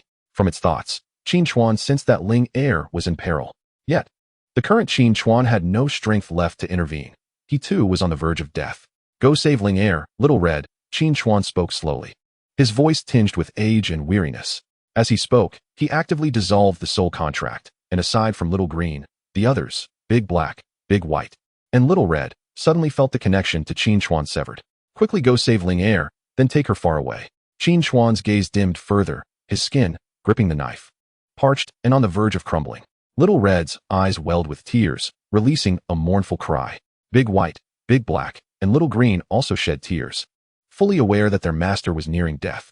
The master voluntarily severing the soul bond provided them with an opportunity to escape. Little Red trembled, unwilling to depart, while Qin Chuan summoned the last of his strength to roar, "Get out! All of you leave me! I do not need your company in death." Qin Chuan's entire body slumped against the knife's back, his strength nearly extinguished. Yet, despite his furious outburst, not a single beast departed. Little Red, go save Linger. Quickly, tears dripped from Little Red's eyes, pooling on the ground, releasing steamy warmth. Little Red understood that this was its master's final wish. It could not allow him to die with regrets, nor could it abandon Linger. With a powerful flap of its wings, Little Red soared towards a direction. Big Black, Big White, you must leave. Do not accompany me to my doom. I am sorry, Little Green. You are my fated companion, and I cannot release you. Forgive me. Little Green leaned close to Qin Chuan, supporting him to prevent his collapse, tears streaming from its large eyes. Their intelligence has reached considerable heights, and they are no longer mere emotionless tools. Baymax lay beside Qin Chuan, its enormous head yearning to nuzzle him as it had in days gone by. Yet fearing it might inadvertently harm him, it could only cautiously withdraw, emitting sorrowful whimpers. Dahei's dull gaze was filled with profound sadness as it turned to the nearby magical spirits, apprehensive of their potential to disturb its master. However, the surrounding magical spirits had already been frightened by the earlier scene. Without the command of their leader, none would dare tread upon this land. Witnessing Qin Chuan's condition, the human cultivators felt an overwhelming wave of sorrow, yet in the next moment, they had to set aside their grief and focus entirely on the impending onslaught of the magical spirits. Will Commander Qin Chuan perish? It is all these damned beasts that have brought about his demise. He was my idol. He is a hero of our human race. Tears streamed down the faces of some human cultivators as they glared furiously at the magical spirits. Stop crying. Grasp your weapons tightly and slay a few more beasts to honor Commander Qin Chuan. Let his death not be in vain. You wretched beasts. I shall fight you to the end. Meanwhile, Xiaohong had also arrived at a residential area where numerous magical spirits had broken through, and many weaker human cultivators were struggling to fend them off, but it was akin to a battlefield, with a retreating momentum. Look, there's a Firebird. Focus on dealing with the beasts. Don't worry about anything else. A group of elite cultivators was intercepting a peak magical spirit, yet despite their numbers, they were being steadily pushed back, on the verge of being slaughtered. Suddenly, a red shadow flashed by, and then everyone saw the head of the magical spirit being torn apart. The red shadow did not linger for a moment. It continued to soar until it spotted a girl lying on the rooftop of a small building, radiating a rich emerald glow, while a magical spirit loomed nearby, eyeing her hungrily. For some inexplicable reason, the magical spirit appeared fearful, hesitating to advance, as if it had just witnessed something terrifying. Without a second thought, Xiaohong pounced, effortlessly shredding the magical spirit with a single claw, then settled beside the girl, channeling gentle energy to awaken her. The girl slowly opened her eyes and, upon seeing Xiaohong, her face lit up with joy. Xiaohong, Linger exclaimed, embracing the head of Xiaohong. Did you come to save me? Where is Brother Qin Chuan? Is he all right? Did Brother Qin Chuan send you to rescue me? Linger's face beamed with happiness as she gazed at Xiaohong. I knew it. Brother Qin Chuan would never abandon me. He is the best person in the world, and you, Xiaohong, would never forsake me either. Linger spoke with exuberance, yet she soon noticed that Xiaohong did not share her joy. Sorrow was evident in its eyes. Xiaohong, what's wrong? Linger, being a perceptive child, sensed something was amiss. Is it Brother Qin Chuan? A hint of panic flashed across her face. That can't be. Brother Qin Chuan is so powerful. He promised me he would become a great saint-level expert. It can't be true. Xiaohong, you're not deceiving me, are you? Tears began to well up in Linger's eyes. Yet, she understood that Xiaohong would never lie to her. Take me to Brother Qin Chuan. Please, take me to him. Linger implored, looking at Xiaohong, who shook its head in response. Xiaohong, don't you want to be with Brother Qin Chuan? Are you going to abandon him? Please, take me back. Linger bit her lip, and a sudden determination flickered in her gaze. At that moment, she seemed not like a mere child, but rather mature, like an adult. Xiaohong appeared to be moved by Linger's words. Its little companion was still by their master's side. It shouldn't he leave like this? Linger mounted Xiaohong's back, and they soared toward the battlefield in the northwest. Before long, they arrived at the war-torn site, witnessing a scene akin to a forbidden ground, where Qin Chuan lay motionless. Linger rushed to Qin Chuan's side, embracing his withered body, tears streaming down her cheeks. Brother Qin Chuan, I want to let you die. I want to allow it. Chapter 67. Qin Chuan, Resurrection. The meaning of guardianship. Amidst the blood-soaked battlefield, a small girl clung to the fading form of a young man.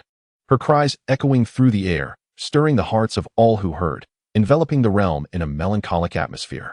Surrounding her were 4 towering beast companions, their eyes reflecting the same sorrow. Meanwhile, human cultivators continued to fight fiercely against the magical spirits, their crimson blood mingling with the dark blue, viscous blood of the spirits, blurring the lines between them. In the distance, General Lu Xiang battled fiercely against 3 peak magical spirits, each ordinary attack leaving deep craters in the ground, with nearby buildings reduced to rubble and dust swirling everywhere. As the situation on the battlefield grew increasingly dire, General Lu Xiang felt a heavy weight on his heart. Although their fortunes had improved slightly after Qin Chuan had slain 10 commanding-level foes, time had eroded those gains, and they were slipping back into despair. After all, these cultivators had relied on reckless potions to enhance their strength, barely keeping pace with the multiple magical spirits. Yet, even the strongest potions had their limits, and it seemed they were nearing the end of their effectiveness. Watching his fellow cultivators, who were now succumbing to the effects of the potions, bleeding and staggering, filled General Lu Xiang with profound sorrow.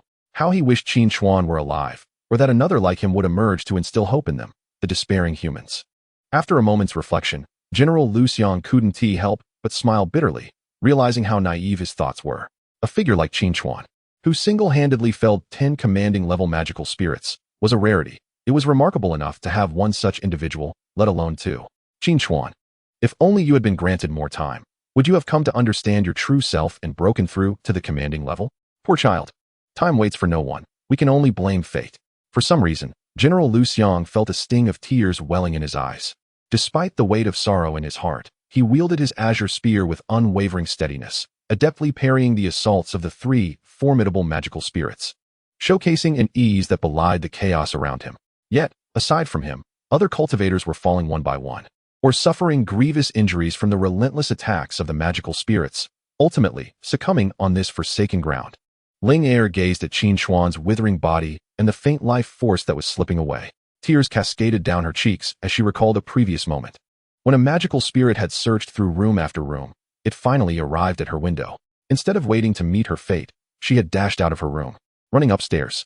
However, the magical spirit had locked onto her presence, relentlessly pursuing her step by step. Linger's heart plummeted. Despite calling out for Qin Chuan and Xiaohong in her mind, she knew that no one could save her now. The small body sprinted desperately, while the massive form of the magical spirit crushed everything in its path, intent on capturing the delectable little girl before it.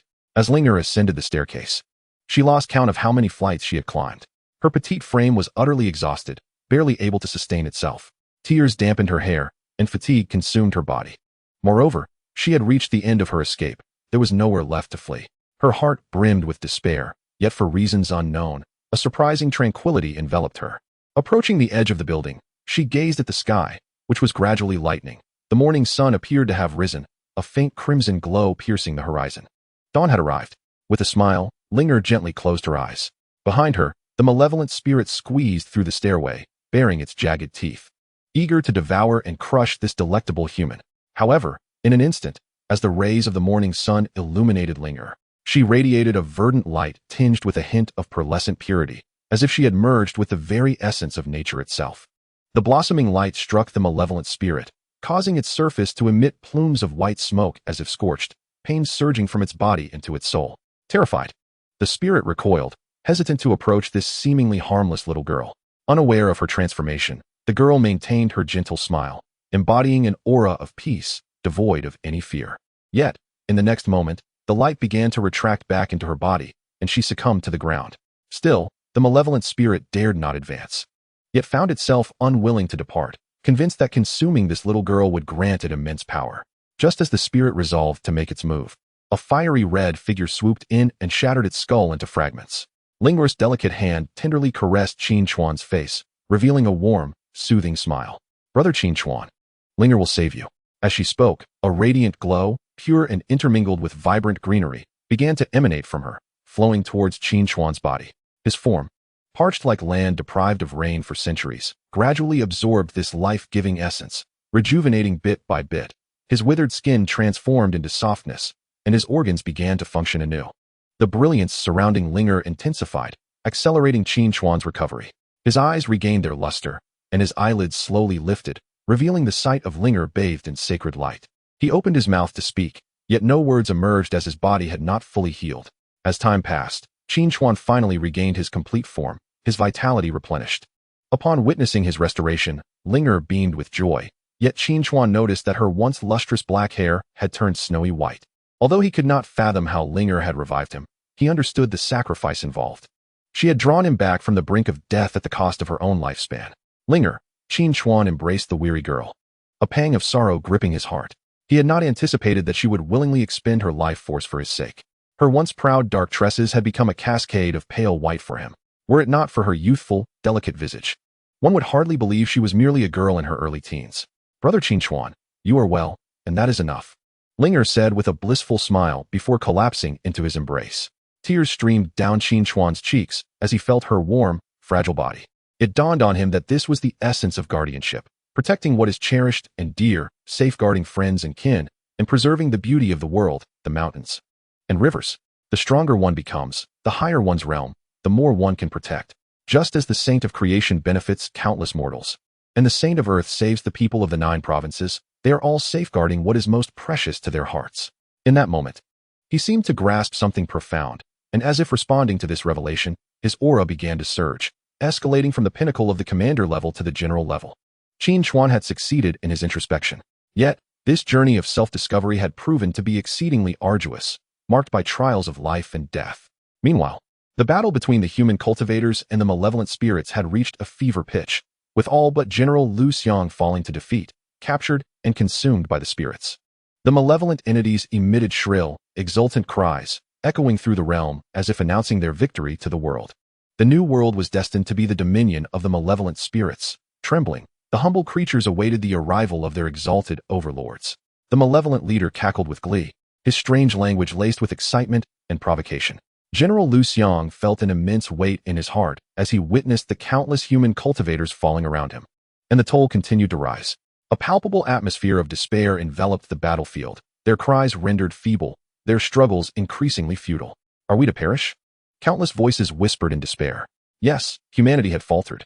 Just hours into the battle, the base city still harbored over 1 million souls yet to evacuate. They were on the brink of facing the malevolent spirits' frenzied slaughter, destined to become their next meal. The most formidable cultivators of Fengcheng base had gradually fallen in battle, buying time, yet it was far from sufficient. The jubilant roars of the malevolent spirits reverberated from the northwest, reaching the evacuation point, where countless individuals awaited. They heard the cries of the beasts but received no response from the human cultivators. Despair enveloped their hearts, and many wept openly. They understood that the human cultivators had likely met with total defeat, and the beasts were celebrating their victory. With the cultivators fallen, it would soon be their turn to confront the terrifying, grotesque beasts. Many who had previously complained about the cultivators' privileges, deeming themselves inferior, now realized that without the cultivators standing in front of them during battle, they would have perished long ago. Once the cultivators succumbed to the beasts' onslaught, they would be utterly defenseless, at the mercy of slaughter. Observing the dire situation on the battlefield, Qin Chuan resolved to act. Cradling Linger's frail body, he summoned an ancient array, which began to float and accumulate energy, ascending swiftly from soldier to guardian, then to commander, and finally to general.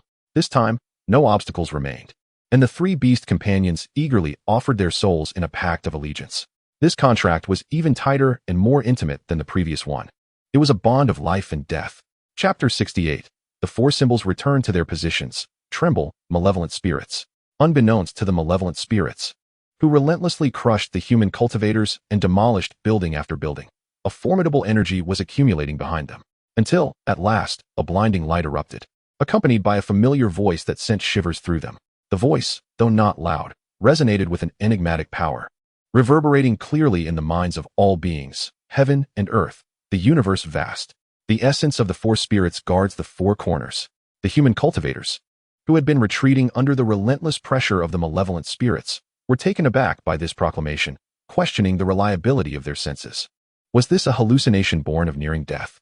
Or perhaps, Commander Qin Chuan had not perished. In their desperate eyes, a flicker of clarity suddenly flashed, and then they fixated on the sky behind, where a terrifying force seemed to rise slowly. Had they broken through, standing tall from the brink of death? General Lu Xiang, engaged in a fierce battle with three peak-level demons, revealed a faint smile, his eyes brimming with profound admiration. Even someone as typically composed as he was could not help but feel a surge of excitement within him. The demon leader sensed this shift and felt its exhilaration extinguished in an instant. Retreat. Kill him, kill him. The demon leader commanded swiftly, as countless demon figures frantically rushed back, appearing panic-stricken and hurried.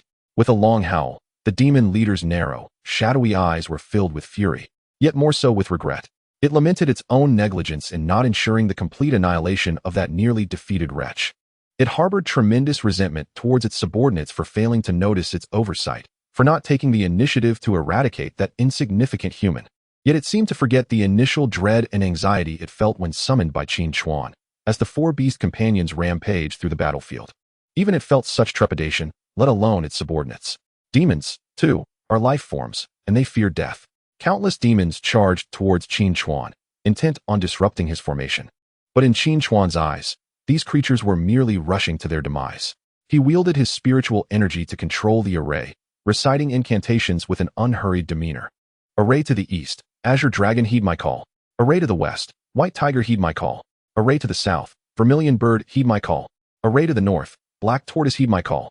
Countless verdant plants surged forth, with blades of metal raining down, flames scorching everything, and bizarre waters spreading across the land. This time, Qin Chuan intentionally manipulated the four types of attacks towards the advancing demons, exhibiting a sense of ease and comfort. This time, he controlled the ancient array as a mere commander rather than as a leader, thus free from any constraints or stagnation. The four attacks unleashed, and the demons rushing forth were akin to moths drawn to a flame, undoubtedly courting their own annihilation. The resilient blades of grass ensnared and strangled each demon, rendering their tough exterior utterly futile, as they were shredded to pulp from the outside in. Thousands of metal blades, akin to flying swords, rained down upon these demons, leaving them with no escape, piercing through their eyes, mouths, and every corner of their bodies, subsequently fracturing into finer shards that sliced through their flesh and bones, shattering their organs. The flames consumed everything, from their exterior to their interior, as the demons melted away like wax figures exposed to extreme heat, helplessly watching themselves dissolve. Their bodies ultimately reduced to heaps of black ash. Black waters rose from the earth, enveloping the demons in an appropriate manner, rendering them incapable of escape. Their souls drowned while their bodies remained unscathed, dying in a bizarre and tranquil manner. Amidst this chaos, whether it be the elite demons, the commanding demons, or the general demons, death was an inevitable outcome, differing only in the time and order of demise. The stronger their realm, the longer they could endure, and correspondingly, the greater the suffering they had to bear. The remaining demons dared not step into this area, their lengthy insect bodies retreating continuously, their numerous legs granting them rapid escape. It seemed that the farther they distanced themselves, the further they could flee from this terror. Useless wretches, kill him for me. Do not be afraid, you bunch of good-for-nothings. Witnessing the chaotic retreat of their subordinates, the demon leader was consumed by an indescribable rage. After all, it was merely an ordinary general, just a newly ascended human cultivator. What is there to fear? The demon leader instructed the other two peak demons and then charged towards Qin Chuan, eager to personally deal with this human. However, after its departure, the situation became perilous for the other two demons, as the threat posed by this human general instilled a deep-rooted fear within them after so long of combat. Shatter. Seeing the demon leader take matters into its own hands, General Lu Xiang intended to intervene, but the other two peak demons obstructed his path. Despite their trepidation, they resolved to block this human, confident that the leader would soon eliminate him in return. It was only a matter of holding on for a short while. The two peak demons remained assured. Useless, useless. You have utterly disgraced the dignity of the great demon race. The demon leader reached the fleeing demons, swinging its weapon to shatter the skulls of several commanding demons, simultaneously unleashing its authority, causing the retreating demons to halt. Damn human, daring to flaunt in front of the mighty demons with mere external power. The demon leader gazed at Qin Chuan from a distance, their eyes locking in the air. The demon leader's form stretched for dozens of meters, resembling a small building. Its weapon thicker than a utility pole, each of its upper arms wielding a weapon that bore the quality of at least a white-grade secret treasure. It moved its towering body, its numerous long legs propelling it forward at astonishing speed, covering thousands of meters in the blink of an eye. Yet Qin Chuan remained unfazed. The array before him humming, an inexplicable force intertwining with heaven and earth, as countless plants burgeoned beneath the demon leader's feet, ensnaring it firmly in place. The vegetation grew wildly, climbing up the demon leader's long legs, ultimately enveloping a significant portion of its body, encasing it in a verdant cocoon. However, in the next moment, the foliage around the demon leader's head began to fall away, and other parts of the vegetation were gradually torn apart. Given the energy level of these plants, they might inflict harm on an average peak demon, but this demon was exceptional among its peers, and such an attack could only restrain it for a brief period. As the plants continued to be torn away, the energy of the array swiftly diminished, yet Qin Chuan remained unruffled, holding the snow-white-haired Linger in his arms. He shifted the array's position to the southern sector, where the realm of fire lay. Xiao Hong soared high, releasing a thunderous cry, summoning a torrent of flames to assault the demon leader. The demon leader, ensnared by the vegetation, remained unperturbed, for it assessed that the energy attack of such magnitude could not breach its defenses. Despicable human, do not attempt to harm the mighty demon, you cannot. The demon leader mocked, yet as the flames approached, it suddenly found itself astonished, realizing the intensity of the flames was only growing stronger. In the distance, Qin Chuan's lips curled into a slight smile as he regarded the demon leader, a cold snort escaping his nostrils. Accept the searing pain of the inferno. What fuels fire? The five elements generate and restrain one another. Among the four sacred beasts, the Azure Dragon belongs to wood, and the Vermilion Bird to fire. As the array activated, the boundless vitality of the plants significantly enhanced the flame's burning potency. Tendrils of vegetation grew from beneath the demon leader's feet, akin to firewood in a pot, continuously elevating the temperature of the flames. The demon leader's surface was already charred, and it felt its internal organs beginning to boil, teetering on the brink of combustion. Damn it, damn it. The demon leader never anticipated that it would encounter difficulties against a mere fledgling human cultivator. In a fit of rage, it hurled several weapons from its grasp, piercing the air with a fierce whistling sound. Qin Chuan deftly maneuvered the array disc while constantly shifting his position. The sharp blades of metal clashed against the weapons, sending forth dazzling sparks into the air. Black water surged upward, impeding the speed of the projectiles, rendering them nearly immobile. Yet, these weapons seemed imbued with the demon leader's formidable power, swiftly shattering the blades and piercing through the inky curtain of water, hurtling towards Qin Chuan's location. However, during that brief moment of delay, Qin Chuan had already taken shelter with Linger and several beast companions, retreating to a safe distance. The weapons, measuring over 10 meters in length, sank deeply into the ground, creating a series of craters, while the buildings they struck were cleaved in half, collapsing in clouds of dust. One could only imagine that a direct hit would spell doom for even a typical pinnacle-level cultivator. Despite unleashing such a barrage of ranged attacks, Qin Chuan remained unscathed, further inciting the demon leader's fury. It channeled its demonic energy to dispel the flames clinging to its surface and the vegetation beneath its feet, only to discover that the flames were as viscous as liquid, impossible to eradicate from its form. Deciding to abandon the futile effort, it charged forward, intent on exterminating the wretched human. The demon leader barreled through one small building after another, its gaze fixed intently on Qin Chuan. Meanwhile, Qin Chuan continued to manipulate the array disc, employing the power of the four symbols to obstruct the demon's advance. However, he recognized that this was not a sustainable strategy. Having drawn the demon leader's attention, he could not afford to confront it directly. Though his offensive capabilities reached the pinnacle level, his other attributes lagged far behind. With one final surge of energy from the array disc, Qin Chuan managed to halt the demon leader momentarily, before hastily recalling Shao Qing and the others, leaping onto Xiao Hong's back and soaring away into the distance. Chapter 69, The Demon Leader's Pursuit. Xiao Hong spread its wings and took to the skies. With the demon leader hot on their heels after a fleeting delay, Qin Chuan strategically retreated toward the high-rise district, where the absence of life forces would impede the demon leader's speed. Otherwise, on open ground, the demon's velocity would soon catch up to him. Ascending to the heights of the sky would require time, and should he attempt it, he risked being intercepted mid-air by the demon leader, which could leap thousands of meters in a single bound. Qin Chuan dared not rely on achieving such altitude in a brief span. With Xiao Hong carrying him and Linger in his arms, they wove through the towering buildings of the base city, while the demon leader relentlessly pursued from behind. Each of its strikes shattered a high-rise, yet it never managed to touch Xiao Hong. As Qin Chuan's cultivation ascended to the pinnacle level, Xiao Hong and the others naturally evolved as well, now showcasing the remarkable strength of their perfected triple evolution. From a first-tier bloodline to a third-tier, they reached their limits through the enhancement of the bloodline turning wheel, evolving autonomously. This process differed significantly from the refinements achieved through higher-tier bloodlines. Xiao Hong and the others were more exquisite and powerful. Within the same tier and bloodline level, their weaknesses often became other beast ceilings. Moreover, speed was inherently Xiao Hong's forte. Even though the demon leader surpassed it by numerous small levels, its speed only marginally exceeded that of Xiao Hong. In the midst of the high-rise obstacles, the demon leader's speed advantage was nullified, leaving it to trail behind in impotent rage. As it pursued Qin Chuan, it failed to notice that the tide of battle had gradually shifted.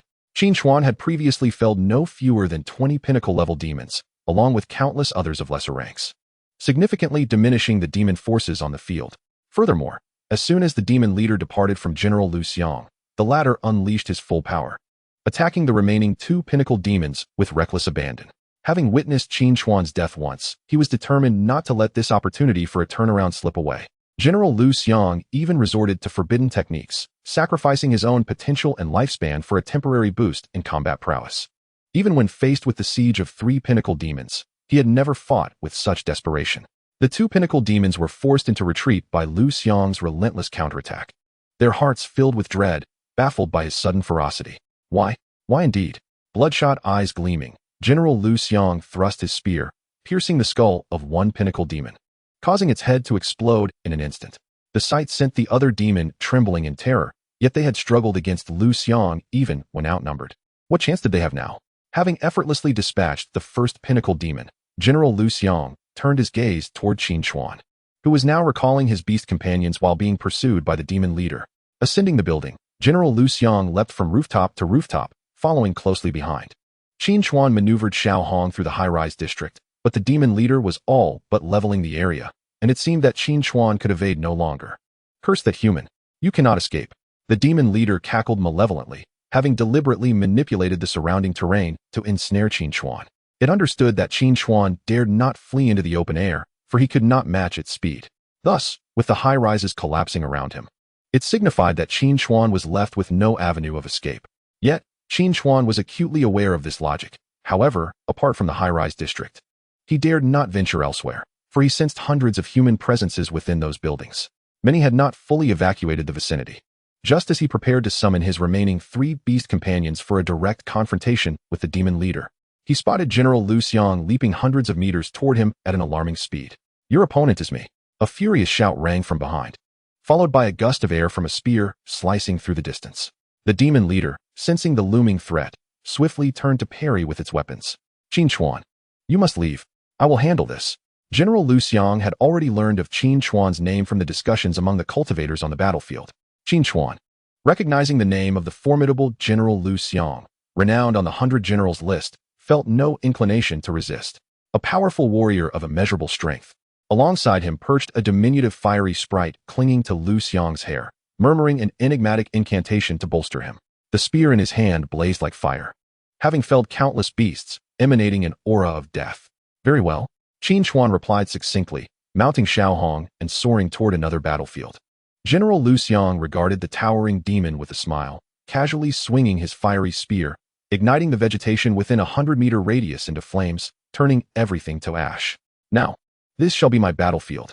General Lu Xiang felt an immense sense of tranquility deep within his heart. He knew his sole responsibility was to manage this monstrous beast. The rest would be handled by Qin Chuan, a fact in which he placed unwavering trust. Although this was their first encounter to General Lu Xiang, this young man embodied boundless potential, akin to a miracle. As General Lu Xiang engaged in battle with the leader of the demon spirits, Qin Chuan arrived on the battlefield. The sight of Qin Chuan's arrival incited a chorus of cheers from all the human cultivators. Leader Qin Chuan has returned. Fool, it's now Major Qin Chuan. Major Qin Chuan. Major Qin Chuan. Major Qin Chuan. Upon witnessing Qin Chuan's return, every individual felt as though they had received a potent boost of morale, their fighting spirit rekindled. Qin Chuan soared low on Little Red, gesturing with his hand, causing the air to tremble. Da Bai, Da He, and Xiao Qing thundered onto the battlefield, engaging ferociously with the host of demon spirits. Even Little Red unleashed powerful magical attacks, obliterating countless demon spirits in an instant. Qin Chuan refrained from employing the formation disc. In the chaos of battle, its indiscriminate lethality posed a risk to allies as well as foes. Moreover, at this moment, he found that he no longer required the formation disc to vanquish these demon spirits.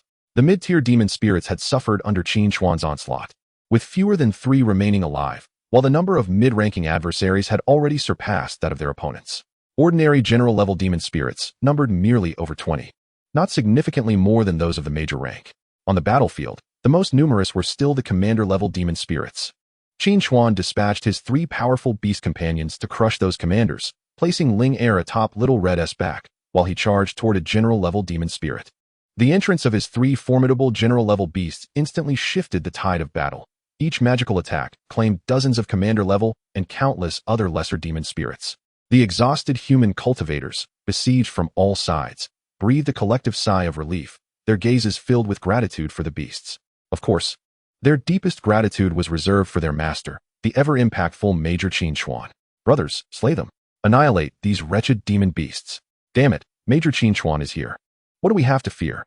Let us bring down these vile creatures. One major, along with his beast companion, found himself besieged by 3 ordinary 4th-tier demon spirits. Barely managing to fend them off, his nerves taut and unwavering. As an ordinary major, achieving this level of resistance was already commendable. Generally, demon beasts of the same rank possessed significantly superior abilities compared to humans. It was rare to find a genius capable of facing multiple foes at the 4th tier. Being able to contend against a pair of same-rank demon beasts alongside one's companion was already deemed excellent. This major had only managed such a feat through repeated consumption of special potions, sacrificing his own future for advancement. However, just as fatigue threatened to overwhelm him, he suddenly felt an unexpected lightness. Glancing to the side, he discovered that a fellow human cultivator had diverted one of the demon spirits away from him. He recognized the individual, Qin Chuan. Previously, he had heard about Qin Chuan's exploits from other cultivators on the battlefield and had witnessed a series of his actions. Yet, he soon found himself compelled to concentrate solely on his own adversary. He had never anticipated that Qin Chuan would return and alleviate some of his burden. Thank you. He prepared to express his gratitude and caution Qin Chuan about the general-level demon spirit. Aware that Qin Chuan had only just ascended to that rank and had previously relied on special items to slay demon spirits, implying that his personal strength might still be relatively weak. However, before he could complete his sentence, he witnessed a scene that left his eyes wide with astonishment. The demon spirit, having drawn Qin Chuan's ire, was poised to retaliate, but before its fury could manifest, it was met with an unrelenting barrage of attacks from Qin Chuan. Dragon and Tiger Blade, Volume 2, the ultimate single-target strike, Wrath of the Dragon. Empowered by the blue-tier secret treasure, the Breaking Army, and bolstered by Qin Chuan's current prowess, a single stroke unleashed a blade aura that stretched for over 10 meters. As the sharp wave of energy erupted, the ground was torn asunder. Yet, the blade's target was not the earth, but rather the demon spirit, which was subsequently shredded into countless pieces, its dark blood staining the ground. Without uttering a word, Qin Chuan swiftly dispatched one foe and set his sights on 2 more. The 2 4th-tier demon spirits were instantly gripped by an overwhelming sense of dread, their forms trembling as if ensnared by a demon. Chapter 70. This is Qin Chuan's battlefield. The major swallowed hard, realizing the stark disparity between individuals. The 3 demon spirits that had posed a threat to him were effortlessly slain. That strike was executed with such precision and decisiveness, utterly unrivaled. The major understood that had he faced such an attack, he would have been powerless to defend himself, destined to share the same fate as that demon spirit. Yet, fortunately, his adversary was not Qin Chuan. Even more fortuitously, this individual was his comrade. How fortunate indeed. At that moment, he noticed that the two general-level spirits had completely disregarded him, their undivided focus now fixated on Qin Chuan, their eyes brimming with palpable fear. After being ignored by the demon spirits, the major scratched his head, feeling a peculiar sense of shame, as if the spirits were brazenly belittling him, looking down upon him. Yet, inexplicably, he found it exhilarating, a delightful sense of leisure washing over him. He glanced at Qin Chuan, observing that the latter seemed to regard the two fourth-tier beasts with utter disdain, casually twirling his long blade. Then, in the next moment, blade energy surged forth with ferocity. Dragon and Tiger Blade, Volume 2, the most ferocious and swift strike, Tiger dances through the army. Qin Chuan's form moved with astonishing speed, leaving behind a series of afterimages. Countless blade auras instantly filled the field of vision. Moments later, the world fell silent. When the major opened his eyes again, he found Qin Chuan was already using spiritual energy to cleanse the blood from his blade. Behind him, the two peak demon spirits were being torn apart, their bodies gradually disintegrating from the top down, black blood oozing forth, while their heads plummeted from above, crashing to the ground as their bodies collapsed, sending up plumes of dust. The major, spectating the scene, swallowed hard once more, staring in a daze as Qin Chuan moved on, racing toward the next battlefield, targeting another hapless demon spirit. Qin Chuan resembled a savior. Wherever he appeared, the chaos transformed into a haven of safety and tranquility. As he sped through the battlefield, demon spirits inexplicably found themselves dismembered without understanding why. Nearby cultivators could only watch Qin Chuan's receding figure, repeatedly expressing their gratitude, unconcerned whether he could hear their words. Qin Chuan's focus was solely on general-level demon spirits, specifically the ordinary ones. While he could also defeat mid-tier general-level spirits if they presented weaknesses, his efficiency would considerably decline. Furthermore, the current quantity of spirits at this level was limited, and with insufficient mid-ranking personnel, he had little opportunity to engage them. Presently, with the enhancement of 2 blue-tier secret treasures and the full activation of various martial techniques, his combat prowess likely resided at the 5th or 6th level of the general rank. This level of strength was already remarkably formidable.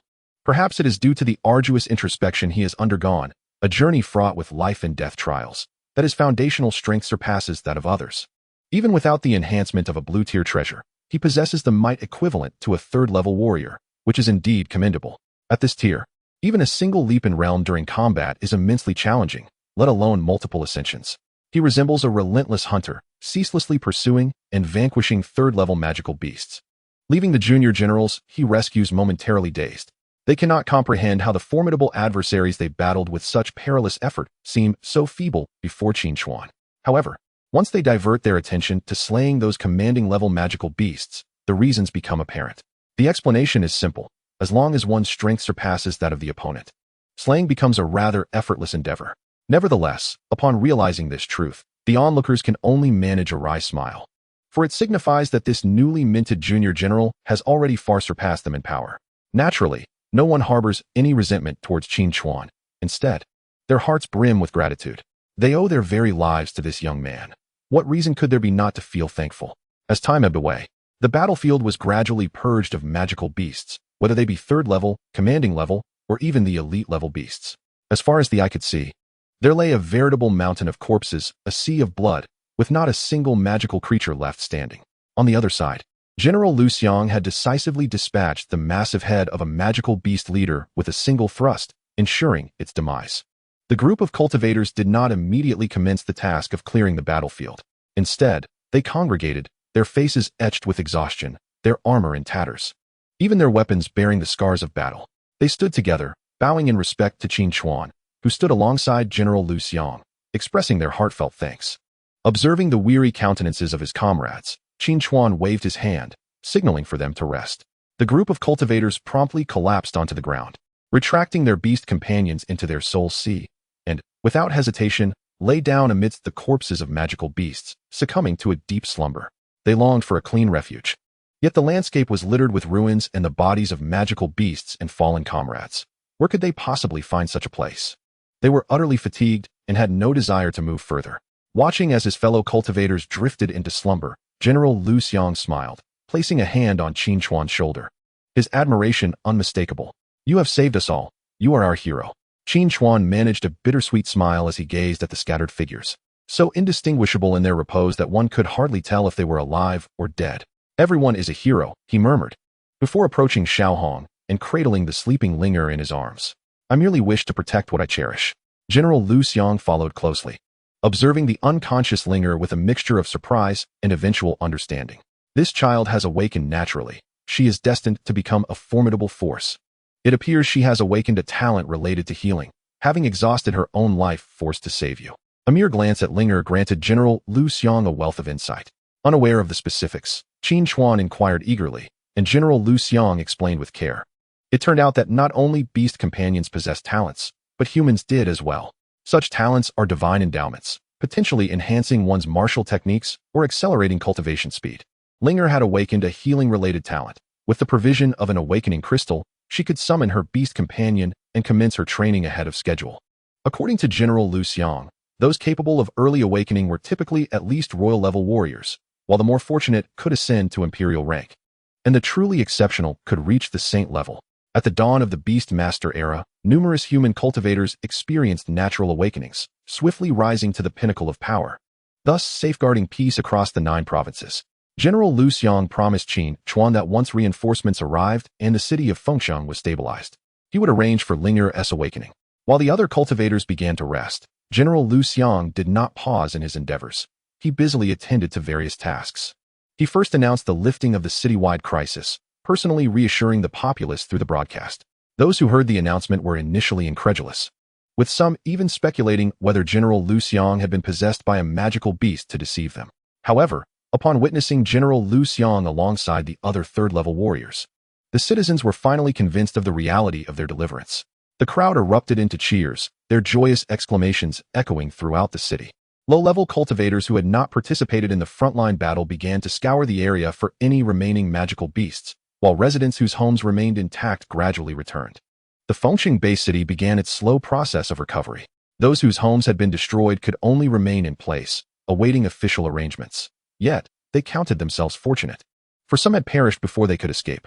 The moment Fengsheng base city was attacked, news swiftly reached the nearby cities, and countless reinforcements surged towards the site. Given the considerable distances between base cities, even third-level warriors, who could travel faster than vehicles, required at least 24 hours to arrive. As for royal-level beings, they were preoccupied guarding perilous star gates and various front lines, making it nearly impossible for them to depart. Furthermore, the dangers faced by Fengsheng base city could be resolved by a handful of generals. The nearest generals were hastening towards Fengsheng, some with flying beast companions, while others relied on their beasts for speed. If their beasts were not adept at speed, or if their speed was inferior to that of their masters, they were left to rely solely on their own legs. Among them was General Tsangyan from the Dazhao base city, whose beast companion was not particularly swift. However, his creature possessed a unique ability that spared him from running on foot, namely, the power to manipulate earth and redirect flow. He sat cross-legged within the fiery maw of his rock dragon, which melded into the ground, causing the earth to tremble and stones to part as if they were water. Thus, his progress was among the fastest, albeit at a considerable drain on his magical energy. General Tsangyan tossed bottle after bottle of top-grade potions designed to restore his beast's energy into the dragon's mouth, calculating that they must be nearing their destination. In the outskirts near Fengsheng base city, a fiery rock dragon burst forth from the earth, revealing the horrific scene of countless magical beast corpses and numerous human cultivators sprawled amidst them. Alas, I have arrived too late, General Tsangyan sighed, surveying the grim battlefield. Yet, in the next instant, he froze in surprise as several human cultivators lying among the corpses suddenly rolled over and yawned. He hastily released his aura to probe their status, only to discover that they were, astonishingly, still alive. And judging by the situation, it seemed that the threat of the magical beasts had indeed been averted. But according to General Tsangyan's calculations, the outcome should not have been so. There must be some crucial detail that had eluded him. General Tsangyan narrowed his eyes and descended to the ground, rousing a cultivator to begin his inquiries. Initially, the cultivator exhibited some displeasure, but upon realizing he was addressing a general, he immediately ceased his reluctance and divulged all the information he possessed. Upon hearing the account, General Tsangyan was momentarily taken aback, surprised that the events unfolded in such a manner. Qinchuan. That name sounds somewhat familiar, he mused. Chapter 71, Which Qinchuan? After concluding his inquiries, General Tsangyan proceeded to the central hall of Fengsheng, the venue where the commanding general oversees various affairs concerning cultivators. As he anticipated, General Lu Xiang was engrossed in discussions with staff regarding the aftermath of the battle in Fengsheng, completely occupied. Upon seeing General Tsangyan arrive, Lu Xiang greeted him with a smile, and the two entered the reception room together. Having known each other for quite some time, their conversation flowed pleasantly, with General Tsangyan acquiring further insights into the recent invasion of demonic beasts. At last, he recalled why the name Qin Chuan resonated with him. It was the same Qin Chuan he had once commanded, whose information regarding the Shanzhu Group's dealings with demons had been relayed to him by Lu Jiyang. Back then, General Tsangyan had even dispatched someone to investigate Qin Chuan, and his memories allowed him to recollect most of the details. It seemed that this Qin Chuan had also arrived in Fengcheng. Could it be the same individual? General Tsangyan pondered, yet quickly dismissed the thought. The Qin Chuan he had investigated was merely a low-ranking cultivator of mediocre talent, while this Qin Chuan was a distinguished major general. According to General Lu Xiang, this individual displayed exceptional combat aptitude, making the disparity between the two men starkly apparent. General Tsangyan couldn't help but lament internally. Indeed, the same name could belong to individuals with drastically different fates. Both named Qin Chuan. One a current major general, while the other, he feared, may not have survived the recent onslaught of demonic beasts. He held a certain fondness for the other Qin Chuan, as he had provided him with crucial intelligence. After receiving a report from Lu Jiyang, General Tsangyan discreetly ordered an investigation, which uncovered some traces. Unfortunately, the Shanzhu group operated with extreme secrecy, yielding no further useful information. Moreover, his investigation suggested that someone within the official ranks was aiding them. If these individuals were not identified and dealt with, they could become a significant blight upon the nation of Jiuzhou. Regardless of whether this Qin Chuan was the same as the one he had previously known, General Tsangyan resolved to meet him. It would be a disservice not to meet a hero who had saved an entire city. As time passed, other generals from various nearby base cities began to arrive in Fengcheng. Upon witnessing the state of the city, they were all taken aback. However, their visit was not in vain, as the upcoming martial arts examination was scheduled to be held in Fengcheng, making their presence timely for discussions. Historically, the martial arts examinations took place in Fengcheng due to its unique, specially transformed microrealm designated for testing. After gathering in a circle to listen to General Lu Xiang's account, the generals developed a keen interest in Qin Chuan, eagerly anticipating their imminent meeting. Meanwhile, Qin Chuan had returned to the residence prepared for him by General Lu Xiang, where he found Linger, who had just awakened with her flowing white hair. Observing Linger's silvery locks, Qin Chuan felt an inexplicable pang of sorrow. Noticing the expression on Qin Chuan's face, Linger promptly took his hand, her delicate features adorned with a reassuring smile. "Brother Qin Chuan, don't you think I'm still beautiful like this?" she asked. Qin Chuan nodded, gently ruffling her small head. "You are the most beautiful." This was not a mere platitude. Linger's face was indeed striking, a rare beauty. Now, with her hair as white as snow, she resembled a princess from a snowy realm, enchanting and noble, evoking a sense of tenderness. Yet, this beauty came at a cost. Linger's lifespan had dwindled to less than 10 years. In an era where the average lifespan of mortals reached a century, she had sacrificed decades of her own life to grant Qin Chuan a new lease on existence. Moreover, this loss would not be compensated even upon her awakening as a cultivator. Regardless of how powerful she became, her foundational lifespan had been irrevocably damaged. Unless she obtained a rare celestial treasure capable of extending life, her vitality would remain compromised. However, such treasures were exceedingly precious, often unattainable even by those of saintly rank, who themselves sought longevity. No one would refuse the gift of extended life. "Fear not, Linger. I will ensure you do not perish," Qin Chuan silently vowed. He had his own means of acquiring such celestial treasures, the resource roulette. He had seen medicines that could restore lost vitality, albeit with an alarmingly low probability of acquisition. Yet, he was confident that within a decade, he would procure such a remedy. If slaying 10,000 demonic beasts was insufficient, he would gladly vanquish 100,000, 1,000,000, or even billions. As long as he could mend Linger's affliction, he would be willing to eradicate every last beast in existence. After all, he harbored a deep-seated enmity towards them, especially considering that they had endangered Linger. This was a foolish girl who had sacrificed her own life to save him, and Qin Chuan would not betray her trust. After the death of his family, this was the first time he felt such a profound protective instinct. His heart now bore a new, inextricable attachment. "Linger, I swear, as long as I draw breath, I will not allow anyone to harm you in the slightest," he declared, stroking her head as she blinked her large, sparkling eyes and solemnly nodded. Once Linger was fully recovered, Qin Chuan brought her to the Beastmaster Hall, where General Lu Xiang awaited alongside other generals from various base cities. Their purpose was twofold: to meet Qin Chuan and to witness a natural awakener firsthand. It was said that such beings would inevitably rise to become formidable sovereigns in the future. Among those present, only General Tsang Yin was relatively young, with a chance to ascend. The others, despite appearing to be in their 30s or 40s, were actually in their 70s or 80s.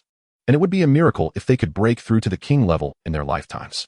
Though they all possessed 5-star qualifications, the chasm between generals and kings was vast. Their qualifications might barely meet the standard, filling in some gaps, yet they required more resources. Without substantial backing, accumulating the necessary resources would demand an extensive time frame. 10 or 20 years was merely a short span. However, considering the lifespan of general-level cultivators, which was at least 200 years, a few decades were not particularly long. Furthermore, it was rumored that as the Earth's spiritual energy revival progressed, everyone's lifespans would extend, with cultivators potentially doubling their longevity. However, the process of Earth's revival appears to have stagnated at a crucial juncture. As the world has witnessed little significant change for many years, it is worth noting that during the initial centuries, each day brought monumental transformations to the planet. Sea beasts emerged on land, ancient civilizations resurfaced, the land mass expanded dramatically, and spiritual energy gradually flourished. In Chapter 72, The Awakening of Linger, the healing system, Qin Chuan grasped Linger's small hand, and, after exchanging greetings with several generals, they entered a grand hall. At the center of the hall stood a translucent crystal, exuding an aura of mystery. This was the Awakening Crystal, a rare artifact capable of assisting ordinary individuals in awakening their beast companions to become cultivators. The annual yield of these crystals is exceedingly limited, rendering them exceptionally precious, beyond the reach of any faction other than the state. Though Linger had not yet reached the required age, she naturally awakened her innate talents, and her soul approached completion, fulfilling the prerequisites for awakening. In their conversations over the past few days, Qin Chuan learned that her innate talent was related to healing, possessing exceptional attributes of both light and wood. Should she specialize in healing martial arts, it would be akin to adding wings to a tiger. Even if one were reduced to a mere sliver of health, she could restore them to full vitality instantaneously. Of course, this potential hinges on the quality of Linger's beast companion. A low aptitude would imply limited prospects for her future. Generally, talent here refers to one's cultivation aptitude, while Linger's healing talent is classified as a special ability. The cultivation aptitude of cultivators is often linked to that of their beast companions, meaning the latter can influence the former. While a cultivator's aptitude is difficult to change, a beast can be enhanced through the quality of its bloodline. Linger possesses a formidable ability talent, yet her cultivation talent will only be revealed post the awakening of her beast companion. Watching her place her hand upon the crystal, Qin Chuan felt no apprehension that she would awaken a beast companion of lesser than 6 stars. Rather, he harbored hopes for a 9-star beast. Such an outcome would assure Linger's rapid ascent to a saint-level powerhouse, granting her the privilege of mentorship from other saint-level beings. They would readily provide her with precious longevity-enhancing artifacts, alleviating Qin Chuan's concerns about acquiring them. Though confident, he wished not to keep Linger waiting too long. Moreover, awakening a 9-star beast would undoubtedly illuminate her future. Regrettably, when Linger's beast egg hatched, the awakening crystal merely displayed a single line, 6 stars. Qin Chuan forced a wry smile, feeling a tinge of despondency within. However, he quickly self-mocked. A 6-star quality is already perched at the pinnacle of the entire Jiuzhou realm. Who was he to be dissatisfied? His own beast companion was merely of 4 stars. Looks like your sister can specialize in the healing system, General Lu Xiang remarked with a smile. Qin Chuan nodded. Linger beamed at the verdant little sprite floating beside her, eliciting a smile from Qin Chuan. As long as Linger was happy, that was all that mattered. The longevity elixirs would be his to acquire. After conversing with a few more generals, General Tsang Yin realized that this Qin Chuan was none other than the hero who had saved the Fengqing base city, leaving him utterly astounded. They engaged in a private discussion regarding the Shanchong group, with General Tsang Yin cautioning Qin Chuan to tread carefully, as there might be a formidable tiger lurking behind the scenes of the Shanchong group. Qin Chuan readily acknowledged this. Currently, he had little reason to return to Dezhou, and he would have no dealings with the Shanchong group. Naturally, if they sought him out, that would be a different matter. Upon returning home with Ling, Qin Chuan commenced preparations for his cultivation. His heroic deeds had saved the entire Fengqing base city, earning him a substantial amount of contributions and rewards in the form of hundreds of star essence stones. Moreover, upon learning that he could not access his contributions, General Lu Xiang applied to the higher authorities for special permissions for Qin Chuan. This permission was originally designed to protect certain contributions from premature claims by others, particularly for exceptionally talented children who had accomplished beneficial deeds for the Jiuzhou realm. There were always those with ill intentions who schemed to usurp the contributions of others. Now a major general, Qin Chuan need not worry about such matters. With this substantial contribution, he could easily break through to the king level without ever leaving his abode. However, his current plan was to cultivate while also venturing to the front lines or hunting monsters in the newly developed small star gates. The absorption of star essence stones was remarkably swift. A single stone provided 100-fold increase in spiritual energy for 8 hours, with absorption taking only a few minutes. Of course, there was a limit to the number of stones one could absorb each day. Otherwise, the body would shatter under the strain of the unique substances contained within. Star essence stones were procured by the state through various means, extracting special energies from the Stargate's secret realms, imbued with profound laws and pure, potent energy. The quantity of star essence stones a person could absorb daily was generally proportional to their innate aptitude. Currently, Qin Chuan's aptitude was insufficient to absorb even one stone. Fortunately, he did not need to cultivate himself. He could allow his beast companions to absorb the star essence stones. Were others to learn of Qin Chuan's method, they would undoubtedly express their astonishment. After all, most cultivators were reluctant to let their star essence stones go to their beast companions, instead opting to exchange them for additional resources.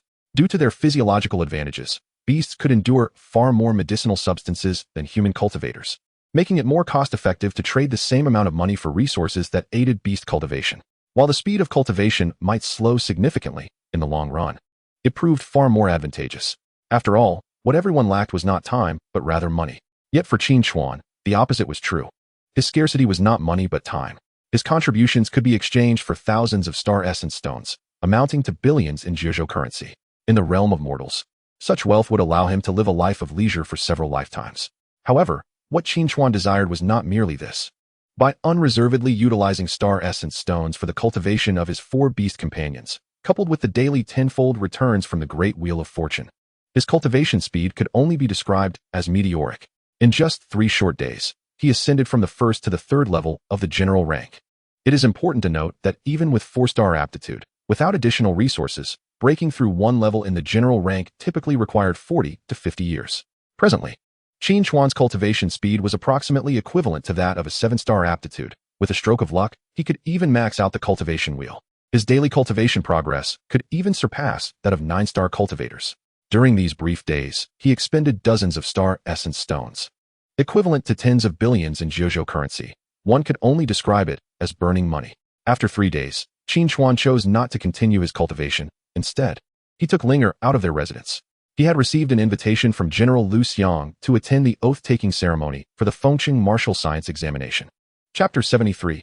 Teacher Lu, it has been a while. Initially, General Lu Xiang had invited him to serve as a vice-examiner, participating in the guarding of the examination's secret realm, but Qin Chuan had declined. He was reluctant to waste time on such matters, preferring instead to focus on cultivation and hunting monsters. At the departure square outside the Beastmaster Hall, a throng of over 10,000 candidates had gathered, many of whom hailed from various other base cities, including the Daizhou base city, where Qin Chuan had spent several years. Lu Jiang, serving as the leader of the Daizhou 9th High School, had also arrived at this momentous occasion. In the center of the square stood a raised platform adorned with several expansive chairs, reserved for the formidable generals participating in the oath-taking ceremony. Below the platform, rows of martial science students from various high schools were meticulously arranged in an orderly fashion. Among the students from Daizhou 9th High, Su Peng gazed enviously at the generals who had taken their positions atop the platform. I possess only a 3-star aptitude. It is unlikely that I will ever ascend to the rank of a general in this lifetime, he lamented, shaking his head and sighing repeatedly, his eyes betraying a deep-seated sense of discontent. Presently, he had attained the 5th level of soldier rank, placing him within the top 300 students participating in the examination. Yet, what did that matter? At best, he could hope to gain admission to a 2nd-tier martial science university, ultimately graduating as a mere commander. His life's pinnacle would be the peak of commander status. Without extraordinary fortune, the title of general would remain beyond his grasp. Beside him, Gao Shuexin also wore an expression of regret, though her cultivation far surpassed Su Peng's. Having reached the 9th level of soldier rank, enough to secure a position within the top 100 of this year's candidates, her fate would likely mirror Su Peng's, relegated to the status of a commander. Without the assistance of influential benefactors, the prospect of becoming a general was virtually unattainable for her. Lu Jiang observed the myriad expressions of envy and despondency among the students, reflecting on his own sentiments. Although he had previously asserted that everyone had the opportunity to refine the quality of their beast companions, He understood that such statements were merely motivational platitudes. Had it not been for external assistance, his own beast companion's quality would never have reached 4 stars. Yet, his innate talent for cultivation was limited to a mere 3 stars. Now in his 40s, he had been stagnating at the 10th level of commander for an extended period, uncertain of when he might finally break through to general rank. Achieving a 4-star beast quality only offered him a glimmer of hope. Without reaching a higher level of cultivation talent, his aspirations would remain exceedingly challenging to realize. In that moment, he was reminded of Qin Chuan. Qin Chuan, you are in Fengcheng. I wonder how you are faring these days. Ever since Qin Chuan's departure, Lu Jiang had been preoccupied with training the students, leaving no time to reach out. He also trusted that Zhuang Tong, the sister of his comrade from the Blood Rose squad, would take good care of Qin Chuan, leading him to dismiss any further concerns. Meanwhile, within the ranks of Dezhao First High School, Wang Ruohong stood beside Li Xiao, casting a gaze towards the generals on the platform that was imbued with a different sentiment. With my 4-star aptitude, I shall undoubtedly reach the rank of general. And certainly before I turn 50, I, Wang Ruohong, will become a major general. His eyes gleamed with ambition. Observing his nephew's fervor, Li Xiao patted him on the shoulder. Indeed, that is the goal you should strive for, not that so-called Qin Chuan. Upon mentioning Qin Chuan, Li Xiao recalled the fierce wind squad he had contacted. Though he was not well acquainted with them, he knew they could be hired for unsavory tasks. He had invested some funds to have them teach the Blood Rose squad a lesson, yet they accepted his money and subsequently ceased all communication. This infuriated Li Xiao. Had it not been for prior commitments, he would have certainly come to Fengcheng to confront them. The dignity of a commander was not to be trifled with. Those who dared to deceive Li Xiao would surely face consequences. Li Xiao had not forgotten his intentions for this trip to Fengcheng. He planned to seek out the fierce wind squad after Wang Ruohong completed his examination to settle the score. Unbeknownst to him, that squad had already met their demise several weeks prior. Hearing his uncle mention Qin Chuan's name, Wang Ruohong scoffed. In the past, I was short-sighted to contend with someone of such pitiful aptitude. Now, I have reached the 5th level of the soldier rank. That fool is probably scrounging for scraps in some forgotten corner. What level of soldier rank could he possibly be at now? Many of Qin Chuan's old acquaintances were present at the square, each reflecting on him to varying degrees. Once celebrated in Dezhao Bay City, he had since awakened to a lackluster aptitude, and even his momentary clash with the 4-star genius Wang Ruohong had only briefly rekindled his presence in the minds of others. Now, after several weeks had passed, Wang Ruohong still basked in his reputation as a prodigy, while the once notable Qin Chuan had all but faded from memory. Qin Chuan, accompanied by Linger, arrived at the entrance of the Beast Master Hall. The guards did not impede the progress of this seemingly ordinary youth. They recognized him, or rather, it was nearly impossible for anyone within Fengcheng to be unaware of Qin Chuan, the savior of their lives. Major General Qin Chuan, the guard greeted respectfully, to which Qin Chuan nodded before proceeding inside. Upon receiving Qin Chuan's acknowledgement, the guard straightened his posture, a flicker of excitement crossing his face. To have been acknowledged by the hero of Fengcheng was a conversation starter for any young cultivator. Qin Chuan led Linger to the entrance of Departure Square, where several dozen formations were neatly arranged, each with its respective leader standing in front. At a casual glance, he spotted a familiar figure. He had anticipated that schools from Dezhao Bay City would attend the examination in Fengcheng and was aware that Lu Jiang would be present. Qin Chuan made his way towards Lu Jiang, as many of the formation leaders furrowed their brows, puzzled by the audacity of this seemingly youthful individual to enter at such a serious juncture before the examination. The atmosphere was exceptionally solemn, and the presence of a young girl alongside him raised eyebrows. Only the teachers from Fengcheng Bay City recognized Qin Chuan and dismissed any notions of impropriety. If they were aware of the thoughts of their counterparts from other schools, they would surely scoff. In truth, there was no place within Fengcheng that was off-limits to Major General Qin Chuan. He was merely conducting an inspection of the formations. As Qin Chuan approached the upright Lu Jiang, he smiled warmly and greeted him. "Teacher Lu, it has been a long time.